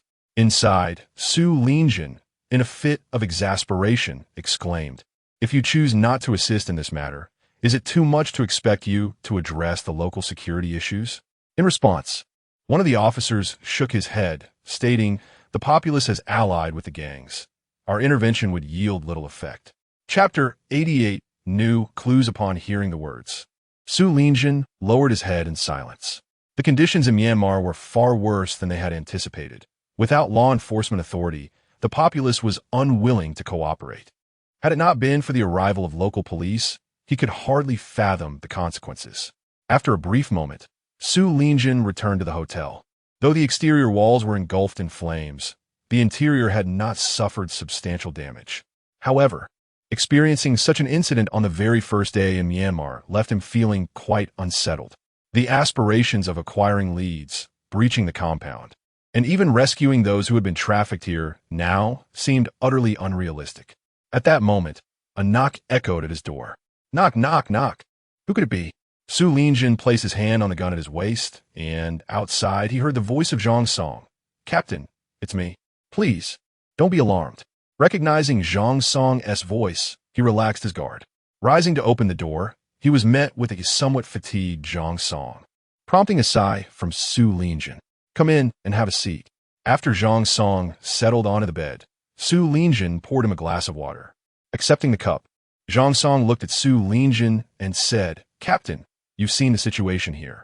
What are your thoughts moving forward? Su Lingjin stood with his hands clasped behind his back, gazing out the window, despite the relative tranquility of the streets outside. His instincts as a detective told him that they were being watched. Encountering such circumstances on our first day has significantly escalated the complexity of our case. However, we cannot simply retreat at this juncture. Indeed, Zhang Song nodded. He spoke softly. Captain, I just received word from headquarters that Cookie's signal has been detected. The location is nearby. What? At this revelation, Su Lingjin's pupils constricted. He inquired, Are you certain it is in our vicinity? Absolutely. Zhang Song confirmed with a slight nod. 15 minutes ago, I received a call from my superior. I reported our situation, and they advised us to keep a close watch on the movements in the nearby compounds, with the hope of apprehending Cookie. Understood. At that moment, Su Lingjin's gaze brimmed with authority. He pondered for a moment before asking, Do you know how many compounds are in the vicinity? Approximately 6, Zhang Song replied, though they are quite spaced apart. The farthest one is over 300 kilometers away from us. Got it. Let us convene in my room at 6 o'clock tomorrow morning. You should rest up now. Yes, Captain. Zhang Song glanced out the window before adding, I have already arranged for personnel to stand guard. You can rest easy. Very well. Soon after, Zhang Song departed the room. Su Lingjin cast a glance at the moon above, letting out a faint sigh. The following day, at 6 o'clock in the morning, 5 detectives gathered in Su Lingjin's room. With his hands clasped behind his back, Su Lingjin withdrew his gaze from the window and began. I believe everyone has heard that Cookie has been spotted in Krenbei. Headquarters suspects he may be transporting a group of individuals to the compound. This morning, I received a call from the captain of the police team, informing me that several university students in Dongshan province had gone missing while searching for work. Moreover, the signal from the suspect appeared in Dongshan province yesterday. The last recorded location of the missing student signal was at the Thai border at 5 o'clock this morning. I have a strong feeling that this incident may be connected to the suspect. The Krenbang area is merely separated from Thailand by a river, and their current location is alarmingly close to the Thai border. Consequently, there is suspicion that the suspect may soon appear in the Krenbang region. Zhang Song nodded slightly. Captain, do you mean to suggest that you suspect the suspect will transport the missing students to the industrial park today? Precisely, replied Su Lingjin as he unfurled a local map. He had already marked the location of the KK Industrial Park on it. This is the infamous KK Industrial Park, and to the east lies the Moai River. Beyond the Moai River is Thailand, while the area where the student signals vanished is near the Moai River. Thus, I believe they will transport these students to the industrial park today. Zhang Song remarked, but there are so many industrial parks nearby. If we wait idly, will we have enough time? Su Lingjin nodded in acknowledgement. I have anticipated this issue. The suspect certainly does not possess a passport. Their only means of crossing over here is through smuggling. I just spoke with a local officer and have confirmed their likely route. My plan is, Captain, what if this officer is colluding with the fraudsters? Before Su Lingjin could finish, a colleague posed this question. Hearing this, Su Lingjin paused. I have considered this possibility as well, but there is little we can do. Let me outline my plan. I intend to stake out 3 nearby industrial parks. The highly dangerous KK Park, along with the adjacent YQ Park, and finally, Paradise Park. Upon hearing this, the group nodded in agreement. Indeed, these are the 3 industrial parks closest to Krenbei. Given that the suspect has surfaced in Thailand, the likelihood of selling the students into one of the nearby parks is exceedingly high. The KK Park is the most perilous, with a sentry stationed every 100 meters. However, there's only one route they must take. We have chosen to set up at a junction 3 kilometers away, a location I have already confirmed. He turned his gaze to Zhang Song. Old Zhang, this park is the most dangerous. You should accompany me. Absolutely, Zhang Song replied with a nod. We will take along 20 special police officers for assistance, while the remaining 30 will be led by Zhang Li and Wu Qian. Remember, ensure your own safety. Understood, Captain. Following this, Su Linjin assigned tasks to everyone and hurriedly set off to carry out the mission. Darling, look at what Dad is doing. In Kyoto, Su Ruo had just awakened and gently shook Xiao Yi. She had just attempted to call Su Linjin, but the call did not go through. Xiao Yi, Gurugi, opened his eyes and sat up. All right, let me check. Upon launching the software, Su Linjin found himself ensconced within a dense forest. A forest? Su Ruo inquired, unable to suppress her curiosity upon noticing his location. Perhaps he is engaged in some task, Xiao Yi mused, though he felt no concern regarding its authenticity. Nevertheless, he recognized that worrying was futile at this juncture. He sought to reassure Su Ruo, saying, Do not fret, Ruo. All will be well. But, she replied, her voice tinged with worry, I just attempted to call Dad, and I couldn't get through. Xiao Yi reassured her. The signal is notoriously poor in Myanmar. It is quite normal. He is now situated far from urban areas, hence the inability to connect. Su Ruo's expression fell. Very well, then. Chapter 89, it appears that their destination is the KK Industrial Park in the Krenbang region, near Shwekabine Mountain. Hurry up, for heaven's sake, stop dawdling. At this moment, four deceived university students were laboriously making their way through the forest, dragging their luggage behind them. The one who just spoke was Chu Chi, leading the way at the forefront. Meanwhile, at the rear of the group, 3 soldiers brandishing AK-47s were menacingly directing their weapons at the students. Due to the necessity of smuggling, they could not travel by vehicle and were compelled to walk along the mountainside for safety reasons. Each student bore varying degrees of injuries. One chubby boy had a bruised and battered face, clearly a victim of mistreatment. Chu Chi clutched a silver handgun, vigilantly scanning their surroundings. I can't go on. Please let me go. My mother has severe diabetes, and I don't know how to use insulin. Please, I beg you, let me go. The chubby boy, utterly exhausted, sank to the ground. Hearing this, Chu Chi crouched down, grasped his collar, and pressed the gun to his head. Get up and move. I told you, I'm taking you to earn money. If you don't comply, do you believe I want to shoot you right now?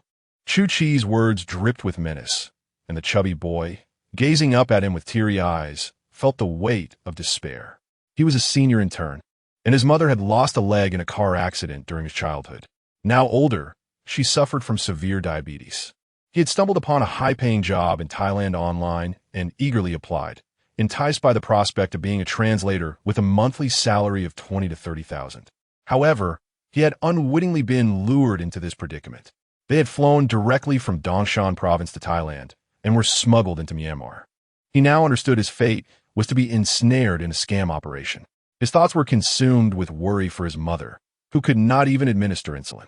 Please, don't hurt me. My mother is waiting for me at home, he continued to plead. Chu Chi's expression grew impatient. He had no compassion left, his eyes solely reflecting a thirst for profit. Stand up and keep moving, and I want to kill you. Now hurry. The chubby boy reluctantly rose to his feet, continuing his arduous trek. Only 5 kilometers to the park. Don't worry, your good days are just around the corner, Chu Chi remarked as they walked. You university students have yet to experience the harshness of society. Let me tell you, the world is treacherous once you enter the workforce. Bosses will exploit you in every conceivable way. But our park is different. Here, as long as you achieve results, you can have everything you desire, be it beauty or wealth. The most crucial aspect is the high salary. He burst into a manic laughter that echoed through the mountain, piercing the stillness of the forest. 2,000 meters away, a team leader inquired, What is that sound? Su Linjin and Zhang Song had concealed themselves within a dense jungle. In the distance, a sinister chuckle echoed, signaling the approach of others, prompting everyone to be on high alert. Su Linjin, armed with a Type 95 rifle, crouched behind a makeshift cover, while over 20 special police officers around him camouflaged themselves as well. They lay quietly in the serene grass, waiting patiently. After approximately half an hour, several figures finally emerged within their line of sight. Maintain vigilance. Sulinthin Kemandith. It appeared that the officer from Myanmar had not deceived him. He turned to Zhang Song beside him and remarked, "Did you see that?" For university students, accompanied by 3 warlords armed with AKs. The leader among them must be Xiao Yi. Zhang Song expressed surprise, stating, "It seems their target is the KK Industrial Park." Su Linjin did not respond, but remained fixated on the shadows more than 100 meters away. Zhang Song then asked, "Captain Su, what should we do? Do we have a strategy?" "Terminate them immediately," Su Linjin replied decisively, aware that the 3 warlords wielded weapons that were lethal. Their position was merely 3 kilometers from the KK Industrial Park. Prolonged gunfire would undoubtedly attract attention from the personnel there. To avoid unnecessary complications, they could not afford to delay. "Understood," Zhang Song communicated through the radio. "Engage at 50 meters, eliminate the 3 Myanmar soldiers, and ensure the safety of the 4 university students." "Received," came the response from the radio. Su Linjin inhaled deeply, continuing to monitor the movements. Moments later, Xiao Yi and his companions drew closer to their ambush site, soon entering effective firing range. Just as Su Linjin was about to give the order to shoot, Zhang Song suddenly exclaimed, "Captain, this is bad. A group of disguised soldiers is approaching us, approximately 10 in number." "What?" Su Linjin's brow furrowed in concern. "Who are they?" "They appear to be Myanmar police," Zhang Song replied. Su Linjin understood the implications. It seemed the sheriff had indeed provided him with accurate information regarding their location. However, it was highly likely that these officers were in league with the people from the KK Industrial Park in this remote mountainous region. Eliminating them might go unnoticed by the embassy. Moreover, there was no embassy in Karen State, and their current position was in Myanmar town. These officers were likely from Myanmar. Realizing this, Su Linjin's expression changed dramatically. "This is bad, Lao Zhang. We have been deceived. The warlords in Myanmar town likely know we have arrived." He pulled out his radio and instructed his comrades, "We must all flee eastward, cross the Moe River, and reach the Thai border. This operation must rescue the 4 university students at all costs, and we must capture Xiao Yi. Let's commence." No sooner had he finished speaking than he had already aimed at the 3 Myanmar special police officers and decisively opened fire, accompanied by the sound of 3 silenced gunshots. The 3 soldiers wielding AKs collapsed to the ground. Before Xiao Yi could react, a bullet struck his knee, incapacitating him. "Let us seize the opportunity, Cookie, and depart with the 4 university students." In an instant, 20 armed SWAT officers surged forth from all directions, while several individuals opened fire on the retreating Myanmar soldiers. Bang! Bang! Bang! Ah! At that moment, Cookie lay on the ground, wailing in agony, as Zhang Song charged forward, clutching a silver bracelet. Just then, the arm that had been pinned beneath him suddenly withdrew, the cold muzzle of a gun, now aimed squarely at Zhang Song.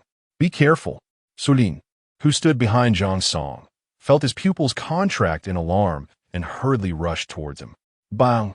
At that moment, a shot rang out, and a splash of crimson erupted into the air. Chapter 90. The disguise of nanotechnology. A bullet struck Su Linjin's calf. Zhang Song, quick-witted and agile, shot at Xiao Yi's hand, causing the pistol to clatter to the ground. Without regard for Xiao Yi's condition, he hurried to Su Linjin's side to assess the injury. "Captain, are you all right?" he asked, panic rising within him as he watched blood continually seep from the wound. "Ugh, I'm fine." Su Linjin gritted his teeth against the pain, inhaling deeply. At that moment, a special police officer rushed over, producing a strip of white gauze to hastily bind Su Linjin's injury. The environment was perilous. The priority was to staunch the bleeding. "Captain, let me help you walk," Zhang Song said, draping Su Linjin's arm across his neck. However, Su Linjin felt as though all strength had drained from him. He shook his head. "It's futile. I fear I cannot walk today.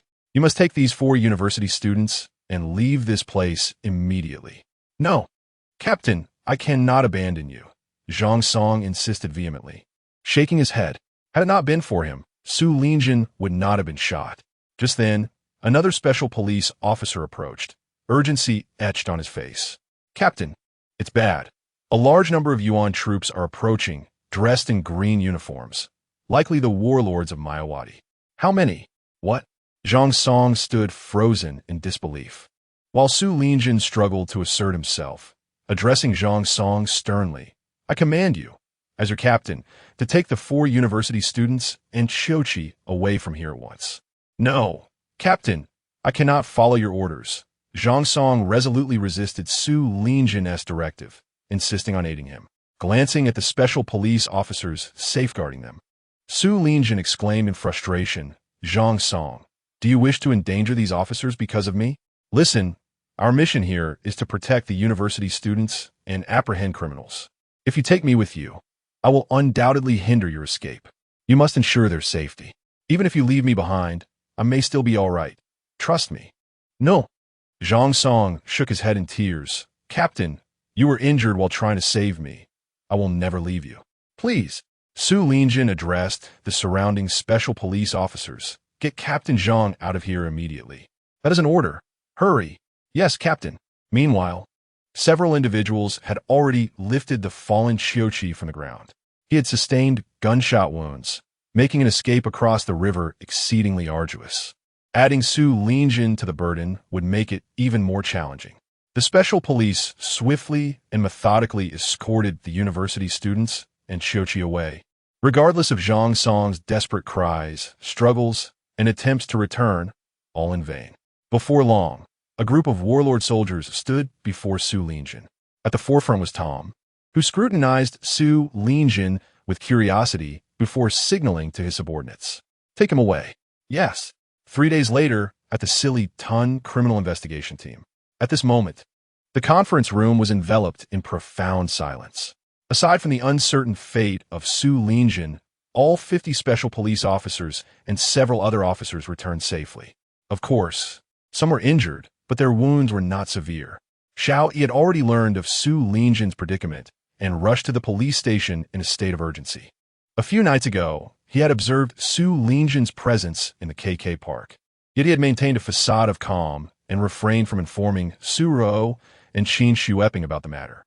Zhang Song had just returned today, and upon their arrival, Xiao Yi hastened back immediately. What had transpired? Having visited the criminal investigation team numerous times, he was well acquainted with the premises, and the officers at the entrance did not impede his entry. Inside the conference room, upon seeing Xiao Yi, Zhang Song let out a weary sigh. An unforeseen incident occurred during the mission. They were surrounded by a Myanmar warlord, and Captain Su was shot in the leg. He instructed them to focus all their efforts on the students. Thus, subsequently, Zhang Song recounted the events of 3 days prior in detail to Xiao Yi. Their current uncertainty regarding Captain Su's fate weighed heavily upon them. Xiao Yi, however, did not exhibit panic. He unlocked his phone and utilized the technology previously provided by the system to project his screen onto the large display in the conference room. The surrounding officers were taken aback. What sort of technology was this? He had directly infiltrated their system. Despite the astonished expressions of the officers, Xiao Yi remained unfazed. He opened a map. Before my father embarked on his journey to Myanmar, I had him swallow a GPS and beta navigation chip. The location you are now observing is where he is currently situated. Furthermore, my father is still alive, so you need not worry. Upon hearing this, Zhang Song's face brightened with hope. Although Su Linjin was located in KK Park, as long as he was alive, there was a chance to rescue him. Xiao Yi continued, I have a plan that requires your approval. It may facilitate my father's rescue. What plan? Zhang Song inquired promptly. Without flinching, Xiao Yi replied, arm me and transport me to KK Park. What? Zhang Song's immediate reaction to Xiao Yi's request was disbelief. Had the young man lost his senses? Was he under some sort of duress? Observing Zhang Song's astonishment, Xiao Yi simply smiled gently. I trust you are all aware that I have been managing a technology company for the past 6 months. Zhang Song nodded. Indeed, Su Linjin had mentioned this matter during work, and it was rumored that Xiao Yi's company was quite substantial. Currently, our company is experimenting with nanotechnology, which means I can disguise firearms using this technology and smuggle them into KK Park. As he spoke, Xiao Yi entered the super laboratory and retrieved a bottle of AD calcium milk. Due to the time being locked within the super laboratory, only a fleeting moment had passed for those outside. Witnessing Xiao Yi suddenly produce a bottle of calcium milk from thin air, the officers present were left utterly bewildered. Can the scenes often witnessed in films truly manifest in reality? This is utterly astonishing. Zhang Song, with a look of disbelief, pondered, is it possible for anything to be disguised? The technology for camouflaging metals and other materials is notably advanced, yet carries the inherent risk of failure. Thus I must employ it personally. Zhang Song hesitated to draw any conclusions, for even if Xiao Yi could smuggle a firearm into the KK park, what would be the significance? Moreover, he is not a police officer. Such matters would undoubtedly require approval from higher authorities. They, too, were reluctant to entrust their weapons to Xiao Yi. Chapter 91. A solo mission to rescue in Myanmar. Xiao Yi, this matter. I fear we cannot acquiesce to your request. Upon hearing this, Xiao Yi was not taken aback. With an icy tone, he inquired, what do you intend to do then? Will you not rescue my father? You are well aware of the conditions in the KK park. Although my father is still alive, he bears gunshot wounds. Will those inside tend to his injuries? Are we to continue waiting for approval at various levels before deploying special forces for rescue? By that time, can we guarantee my father's survival? Xiao Yi's words left the assembled individuals speechless. He continued, I understand the difficulties you face, which is why I earnestly implore you to speak with Chu Chi and facilitate my entry into KK Park. Of course, if that is not possible, I shall go there myself. With that, he prepared to leave the police station. At that moment, Zhang Song suddenly called out to Xiao Yi, wait a moment. Xiao Yi halted his steps, turning slightly. I will take you to meet Chu Chi. After saying this, he brushed past Xiao Yi and led him to the room where Chu Chi was being interrogated. At that moment, Chu Chi's legs and hands were wrapped in white bandages, and he appeared to be in a rather poor state. Chu Chi, do you recognize this person? Upon hearing this, Chu Chi lifted his head. Seeing Xiao Yi, he was genuinely surprised. The last time they met was at an auction, and he never expected to encounter him in such a situation after more than half a year. What brings you here? Chu Chi spoke first, to which Xiao Yi replied with a grin. Su Linjin is my father-in-law. Ah. Upon hearing this, Chu Chi let out a chuckle. He already knew he was doomed, and his mindset had shifted accordingly. Zhang Song, with a serious demeanor, interjected, Chu Chi, you would do well not to jest. This is your opportunity to redeem yourself. Cooperate with our investigation and seek leniency. Ah. Kukuyi shukud again. What good will cooperation do? Do you think you can seize KK Park? Do you have any idea how many soldiers are inside? Over 2,000, equipped with rocket launchers, mortars, and other heavy weaponry. Once individuals are deceived in a KK Park, they never emerge. Abandon this futile endeavor. Who said you must cooperate in that manner? Xiao Yi replied with a faint smile. What I mean is, let you send me inside the park. What? Chu Chi immediately raised his gaze to fixate on Xiao Yi. However, after a moment of contemplation, he understood.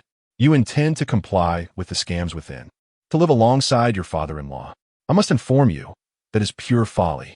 The performance requirements inside are exceedingly stringent. Failure to meet them could result in confinement in a water dungeon.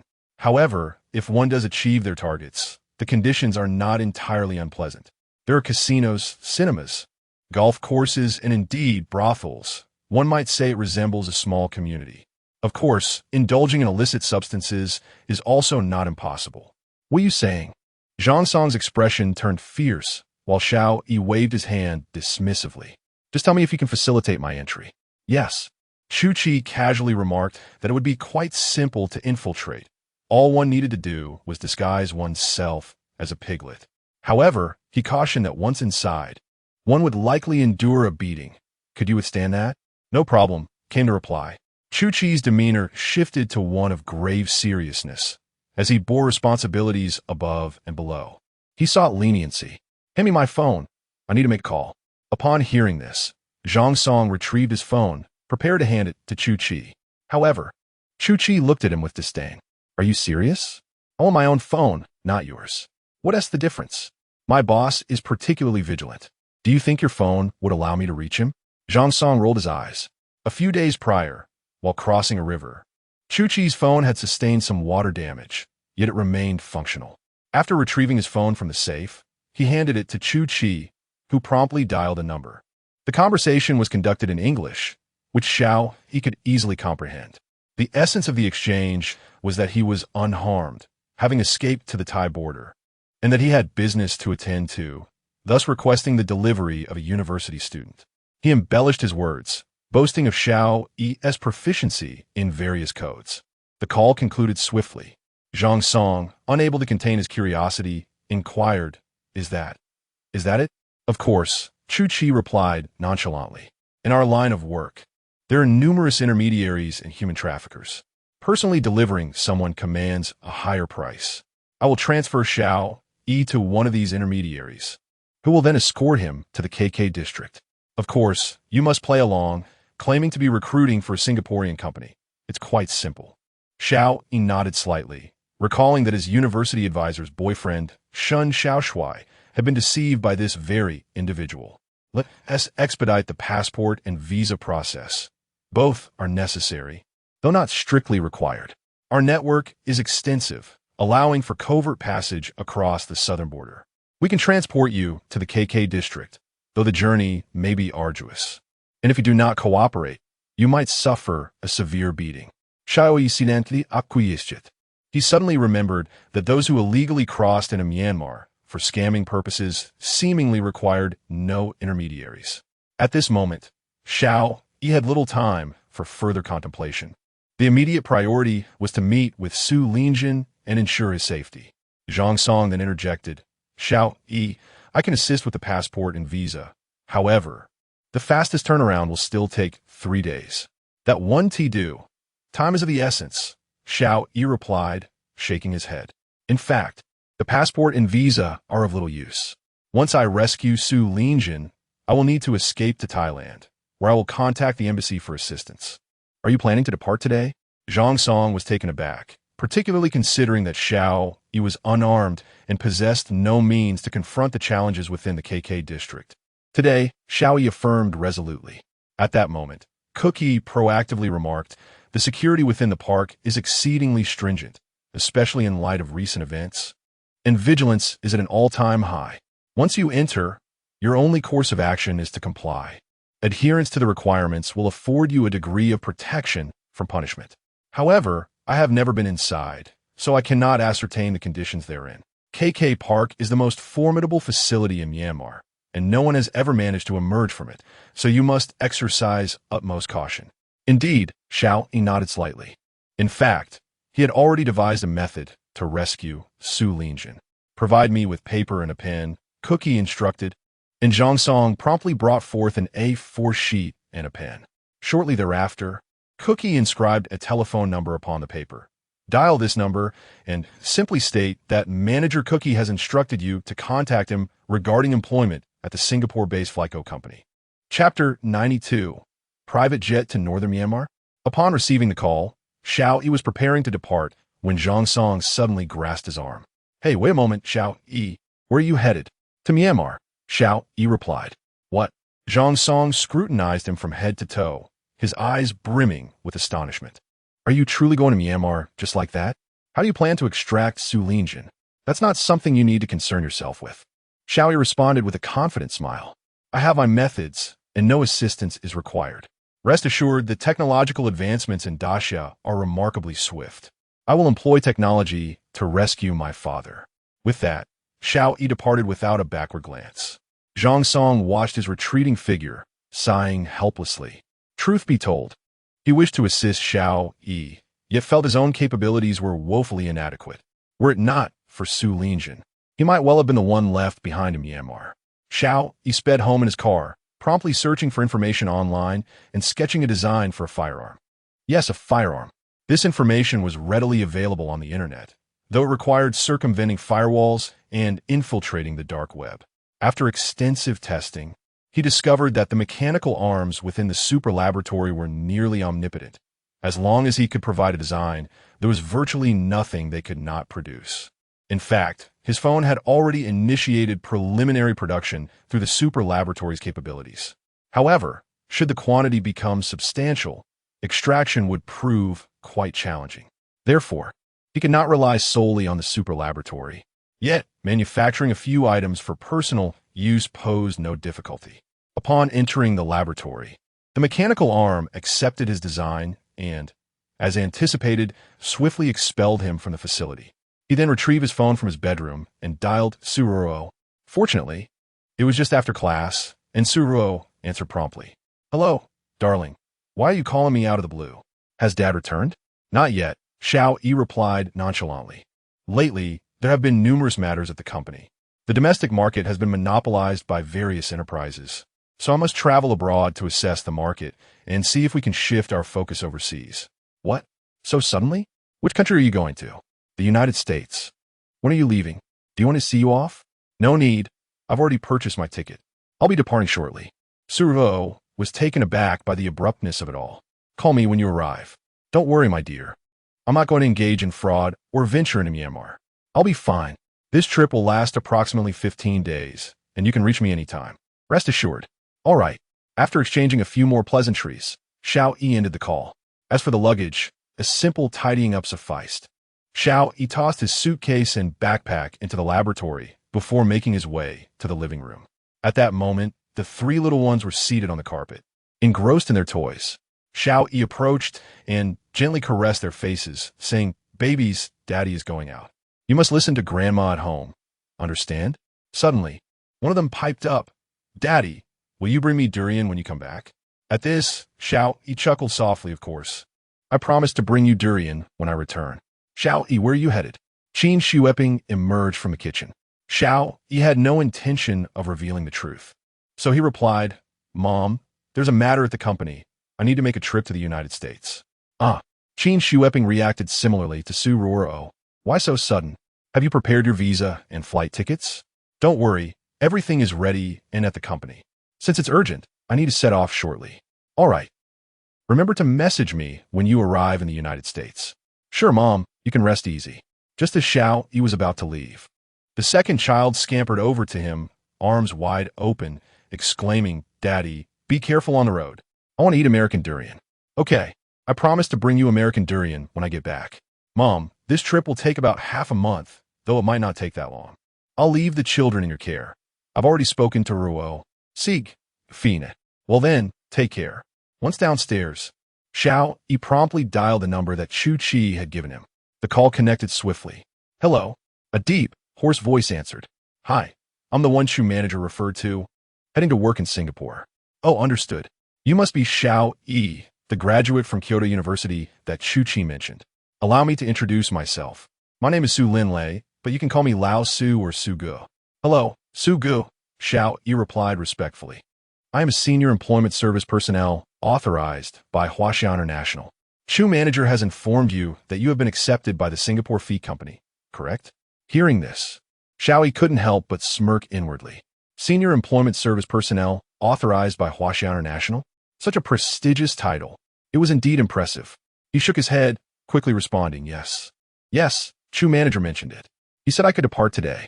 When are we leaving?" "I have arranged a private jet for you, which will fly directly to Singapore." "Are you currently in Kyoto?" "Yes," Xiao Yi confirmed. "I would like to leave as soon as possible." "Is that feasible?" "Absolutely. Please head to Daxing Airport now. We can take off today and arrive in Singapore by evening." "All right." After hanging up, Xiao Yi took a deep breath. He had to admit, Chu Chi's efficiency was remarkable. Arranging a private jet was quite a feat. It seemed they could accomplish anything for the sake of deception. It is evident that a colossal industrial chain lies behind this. Without further contemplation, Xiao Yi hailed a cab outside the community, making his way directly to Daxing Airport. After nearly an hour, he arrived at his destination. Upon informing Su Lin Lei of his location, the latter swiftly approached. Contrary to Xiao Yi's expectations, Su Lin Lei donned a trench coat, styled his hair meticulously, and wore sunglasses. Standing at an impressive height of nearly 6 feet 3 inches, he appeared to be only in his late 20s, exceptionally handsome. The kind of man who would attract attention from young women on the street. "Hello, are you Xiao Yi?" Su Lin Lei inquired as he drew near. Xiao Yi nodded in response. "Hello, Su Gu. So, when shall we depart?" "Shortly. We can leave right now, for others are already waiting for you." "Let's go." Chapter 93. Are there any brothels around here? Could you assist me in arranging something? Upon hearing his words, Xiao Yi was somewhat taken aback. What did he mean by saying that 4 individuals were already awaiting him? Could it be that they managed to deceive people daily? Following Su Linlei, Xiao Yi could not help but inquire, Su Ge, what do you mean by that? Is someone accompanying me? Indeed. Su Linlei, note that, as I am a senior employment service personnel authorized by Huaxia International, many individuals have entrusted me with finding overseas employment. Currently, there are 4 people, and they're all heading to Singapore as well. But rest assured, they're not from the same company as you. Oh, I see. Xiao Yi took a deep breath, realizing that they had deceived a considerable number of individuals. Soon, Su Linlei led him to a secluded location. This was a place where wealthy individuals' private jets landed, accessible with a card and relatively lax in security. Upon entering, Su Linlei escorted him onto a white private jet. As expected, there were indeed 4 other individuals aboard. Among them was a portly man and 3 young women, all strikingly beautiful, with long legs and ample figures. It was truly a pity to see them lured to Myanmar. They would be better suited to cater to the readers of Tomato. After bringing Xiao Yi onto the aircraft, Su Linlei introduced, everyone, let me present to you Xiao Yi, who is also headed to Singapore for work. Once you arrive, feel free to connect and make friends. Great. The 3 young women, clearly fresh university graduates, were filled with anticipation for their jobs in Singapore. Upon seeing Xiao Yi, 2 of the girls' eyes sparkled with interest. This young man was extraordinarily handsome. Among the foreigners in Singapore, having a compatriot from Huaxia might indeed lead to some special connections. You may place your luggage in the overhead compartment and chat with them. I will head to the cockpit with the captain as the flight is about to take off. All right. Xiao Yi nodded slightly, and soon Su Linlei departed. The aircraft had only a few seats, all of which were not fully occupied. After casually taking a seat, Xiao Yi fastened his seatbelt. At that moment, the portly man beside him suddenly struck up a conversation. Brother, which company in Singapore are you with? Fake. Xiao Yi replied succinctly.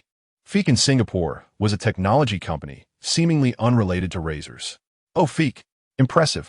I work for Lenovo. If the opportunity arises, we should grab a meal together. Let me tell you, the girls in Singapore are stunning. If you want, I could show you around. By the way, which university did you graduate from? After the plane took off, the portly man chattered incessantly.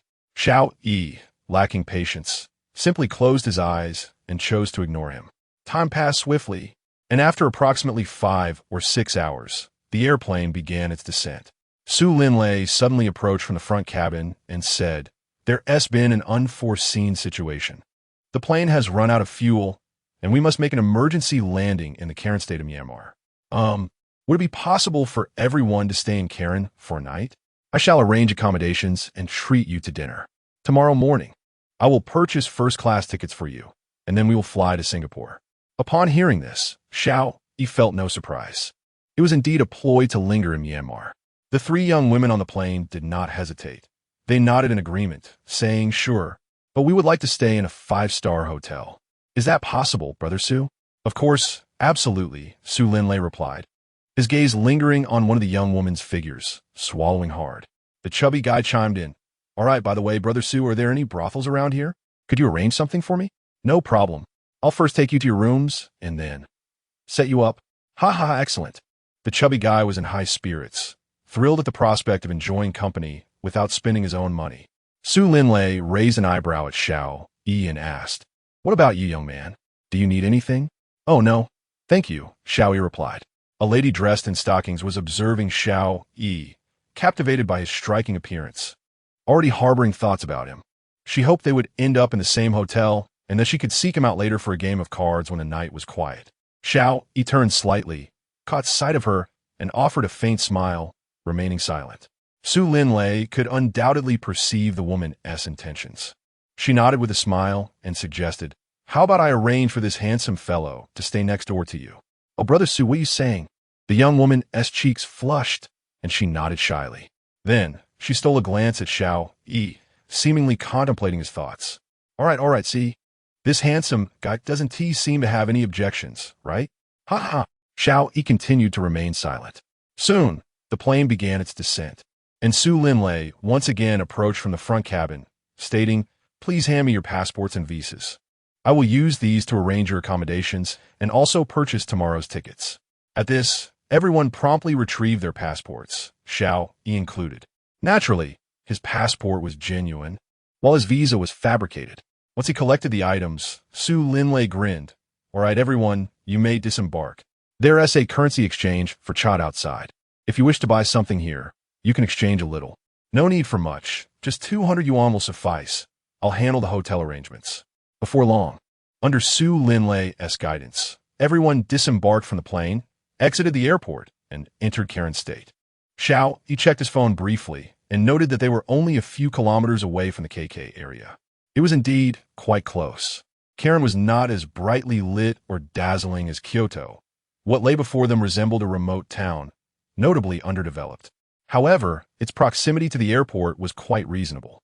After exchanging from Myanmar currency, Su Linlei remarked, "This place is rather remote, and the hotels are located in the city. I've just arranged for a vehicle. Let's ride there." The stout man and the three young women curiously surveyed their surroundings, having lowered their guard early on and not giving it much thought. All right. Meanwhile, Xiao Yi said little, as he was already aware of the impending outcome that awaited them. After a brief interval of around 10 minutes, a dilapidated van arrived at their location. "This is the vehicle. Everyone, please get in," he announced. Without hesitation, the three women and the stout man boarded the vehicle. Subsequently, Xiao Yi also entered. The van was a 7-seater. The three ladies, being slender, took their seats in the last row. Xiao Yi and the stout man occupied the second row near the door, while Su Linlei settled in the passenger seat. The vehicle contained no other occupants. Was it possible that Su Linlei intended to take them directly to the park? Chapter 94. The attempted escape of General Shun with this conjecture in mind. Xiao Yi retrieved his mobile phone, confirming that their trajectory indeed led towards the notorious KK district. The vehicle soon traversed a muddy, unkempt path, prompting the rotund companion to voice his concern. "Hey, Brother Su, why do I feel like we're veering further off course? Are we headed towards the city?" "Oh, not quite," Su Linlei clarified. "There are local delicacies in Mayawati town. I'll procure some snacks for you all before we continue to the city. The main route will take us past there, as it is more accessible." "Oh, I see." The four companions remained oblivious to the deception, their minds untroubled. Only Xiao Yi furrowed his brow in suspicion. After several dozen minutes, the sun began to set, marking the arrival of 6 o'clock. The engine of the car fell silent. Xiao Yi checked his phone's location and realized they had arrived at the infamous KK district. "Get out, everyone! Exit the vehicle!" Su Linlei abruptly shifted his demeanor, flinging open the back door, drawing a handgun from his waist, and pressing it against Xiao Yi's temple. Feigning surprise, Xiao Yi stammered, "Brother Su, what is the meaning of this? Enough with the nonsense. Grab your belongings and step out." At that moment, several armed mercenaries emerged from the gates of KK district. AK-47s aimed squarely at Xiao Yi. "Please don't kill me. I have a gold nugget in my pocket. I beg you, spare my life." Xiao Yi's voice trembled with fear. Su Linlei, hearing this, instantly rummaged through Xiao Yi's pockets. Upon discovering a 1,000 G gold bar, his expression morphed into one of greed. "Brother, you've been duped by Cookie.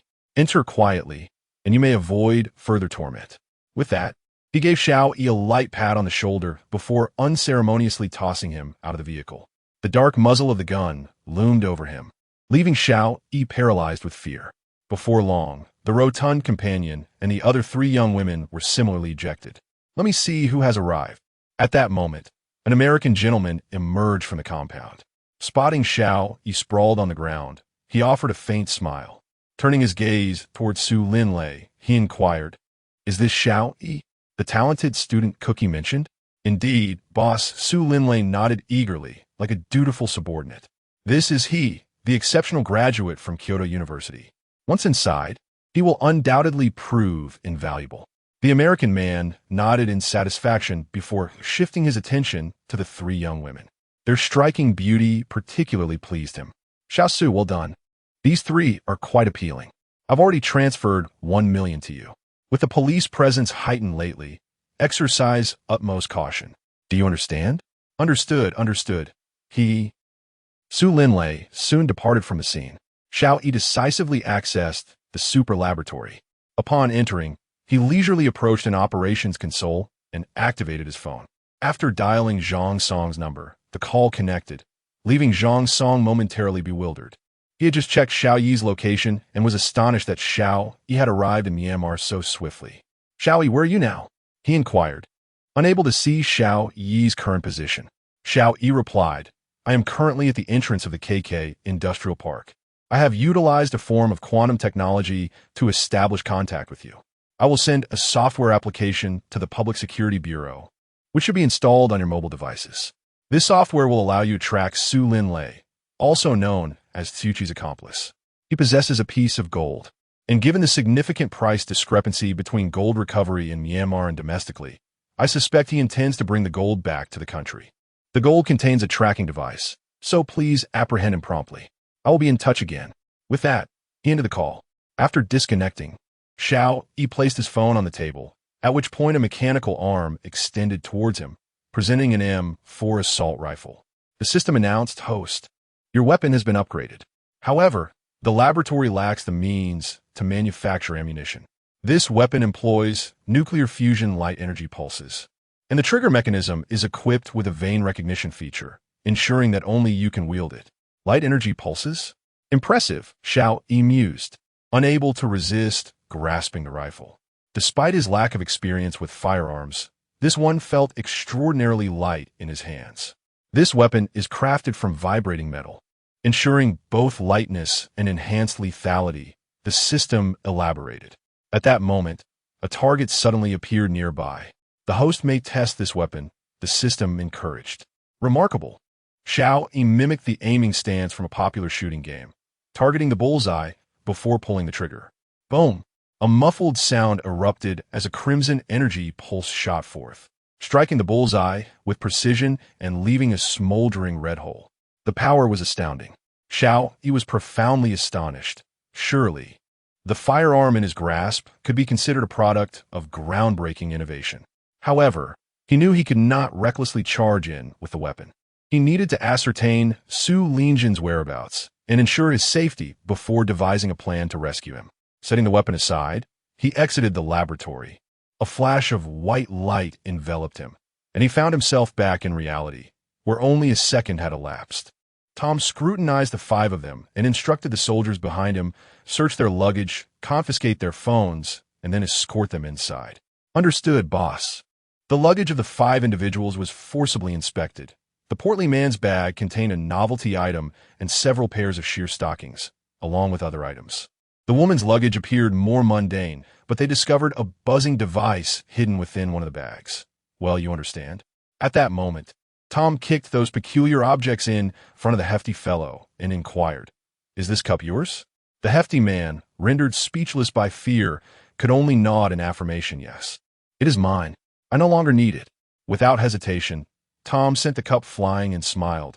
"If you wish to excel in your performance, you may toy with these three individuals at your leisure." Upon hearing this, the three girls instinctively recoiled. They were not foolish and had already grasped the reality of their predicament. However, with the dark muzzle of a gun directed at them, escape was not an option. "Did you hear that?" "Ah, yes, we heard." Before long, the five individuals were forcefully ushered inside. As there was no resistance, the soldiers refrained from using excessive force.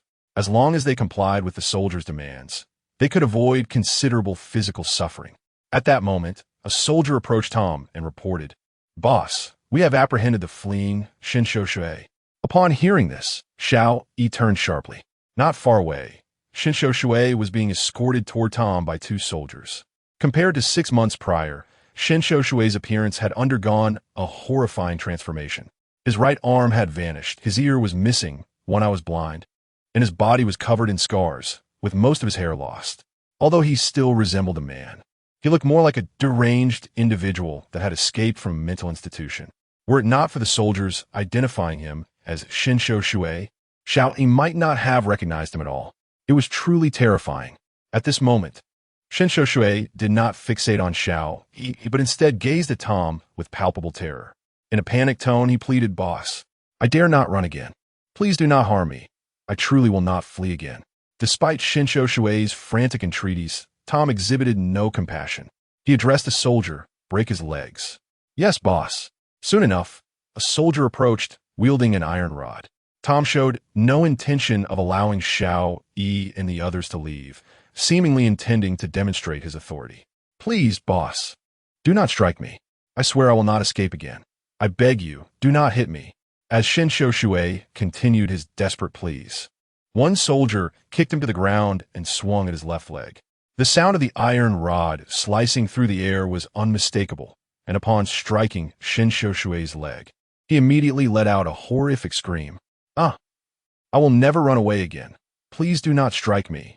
He struggled violently, but having lost his arm, his balance was compromised, rendering him incapable of standing. Soon, blood began to pour from his left leg, and as time went on, the white bone became distinctly visible. All of you watch, Tom suddenly bellowed, causing the hefty fellow and the three girls to shudder. They were utterly terrified by the scene unfolding before them. Before long, Xiao Yi lost consciousness. On the lime-stained ground, there was a pool of blood seeping from his leg. His calf had been shattered, presenting a scene of utter horror. At that moment, Tom placed his arm around Xiao Yi's shoulder and chuckled, "Well, we didn't frighten you, did we? This individual attempted to flee, and we had no choice but to break his leg. Come, since you are here, we shall all be like family. I will assist you with some formalities. Tomorrow, you will undergo training, and the day after, you will officially commence your duties." Tom appeared transformed, as if a new persona had emerged. The group followed him as he guided them through the compound, while Xiao Yi remained vigilant, observing his surroundings. The area was teeming with armed soldiers, and there were numerous dogs and piglets present. Many bore various wounds, and the sight of dismembered limbs was not uncommon. At that moment, Xiao Yi accessed the system directly. He was capable of locating Su Linjin without entering the laboratory. The system afforded him that discretion. Soon, he pinpointed Su Linjin's location, merely over 200 meters away to the southeast, gazing into the distance, although he was unaware of the precise activities conducted there.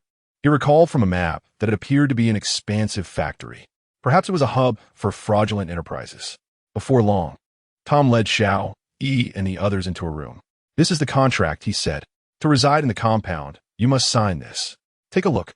Xiao Yi scanned the document. 1. Air breathing fee, 1,000 RMB per day. 2. Floor wear and tier fee, 1,000 RMB per day. 3. Fee for observing attractive female colleagues, 5,000 RMB per day. In addition to these three charges, there were also fees for accommodation and meals. Accommodation fee, 50,000 RMB per month. Meal fee, 50,000 RMB per month. Upon reading the contract, he grimaced. Goodness, on the very first day in the compound, he was already incurring debt. It was rather clever, to say the least. Moreover, the fees were absurdly exorbitant. Tom spoke in a matter-of-fact tone. In the future, these will be deducted from your earnings. Rest assured, if your performance is lacking, your organs could be quite valuable. Xiao Yi hastily affixed his signature to the designated line, after which Tom turned his attention to the three young women. "You may proceed without signing." Thank you, boss." The three young women hurried to stand beside Xiao Yi, prompting the last stout fellow to express his discontent. "Why do they have to sign?" "I won't sign either." Tom responded with a faint smile. "You are not comparable to them. They can sell themselves, but can you?" Upon hearing this, the expressions of the three young women soured. Crack. At that moment, a metal rod struck his leg. "Sign now. If I must, then I shall. But why do you hit me?" The stout fellow burst into tears, snot and tears flowing as he scrawled his name on the contract. Upon witnessing the two complete their names, Tom casually remarked, "Let us proceed. I shall show you around the compound." In no time, under Tom's guidance, they arrived at a small grove. Here, numerous mounds of earth were scattered about. To describe them merely as mounds would be misleading. They were in fact grave markers. Disturbingly, remnants of limbs could be discerned protruding from the soil, and a foul stench of decay permeated the air. This was the active burial site within the compound. Adjacent to this was the water prison. Xiao Yi gazed into the depths of the water prison, where a figure was still present. The individual was bound by ropes, hunched over, with multiple wooden planks pressing down upon his back. The water had risen to his mouth, mere centimeters away from his nose. Upon witnessing this harrowing scene, Xiao Yi drew in a sharp breath. Should he falter, he would likely drown. The water was repugnant, reeking of filth, and its contents were unknown. Enough of this. These are punishments for those who have failed to meet their quotas. Come, I shall show you the dormitory, Tom continued, leading the way. Soon, he brought them to what was termed the dormitory. However, to refer to it as such was a disservice. It resembled a large factory. Within, only a few beds were available, as the majority of individuals were forced to sleep on the floor. At that moment, a chilling scream echoed from a distance. A boy, styled with a middle part and clad in overalls, was mercilessly beating another individual. I told you not to run. Will you run again? He barked. No, boss. I shall never run again, came the tearful reply. Xiao Yi inhaled deeply, and at that instant, his gaze seemed to catch sight of his father-in-law. Chapter 95. Encountering Su Linjin upon activating the system. It indicated that Su Linjin was merely 5 meters away. From his silhouette, Xiao Yi discerned that it was indeed Su Linjin. At this moment, his leg was wrapped in bandages, and Xiao Yi exhaled a sigh of relief. It was a comfort to know he was unscathed. He had genuinely feared that upon entering, Su Linjin would resemble Shun Xiaoshui, missing limbs. At that moment, Tom spoke. This is where you will be residing. Shortly, you will collect your bedding. Tonight, rest well, as training commences promptly at 6 tomorrow morning. Understood? Understood, boss. Xiao Yi replied, intentionally raising his voice. Just then, the dazed Su Linjin turned his head sharply upon hearing the familiar sound.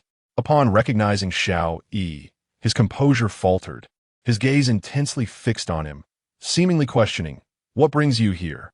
From Su Linjin's expression, Xiao Yi could ascertain his deep concern. He subtly shook his head, signaling him to remain silent. Xiao Yi had confirmed that Su Linjin bore no serious injuries. It appeared that upon his arrival, his father had complied with the demands of the personnel here, which had led to the proper treatment of his wounds. Come, let us retrieve the bedding, Tom beckoned, leading Xiao Yi and the plump companion away. Before long, they returned with rolled-up mats. There is no food this evening.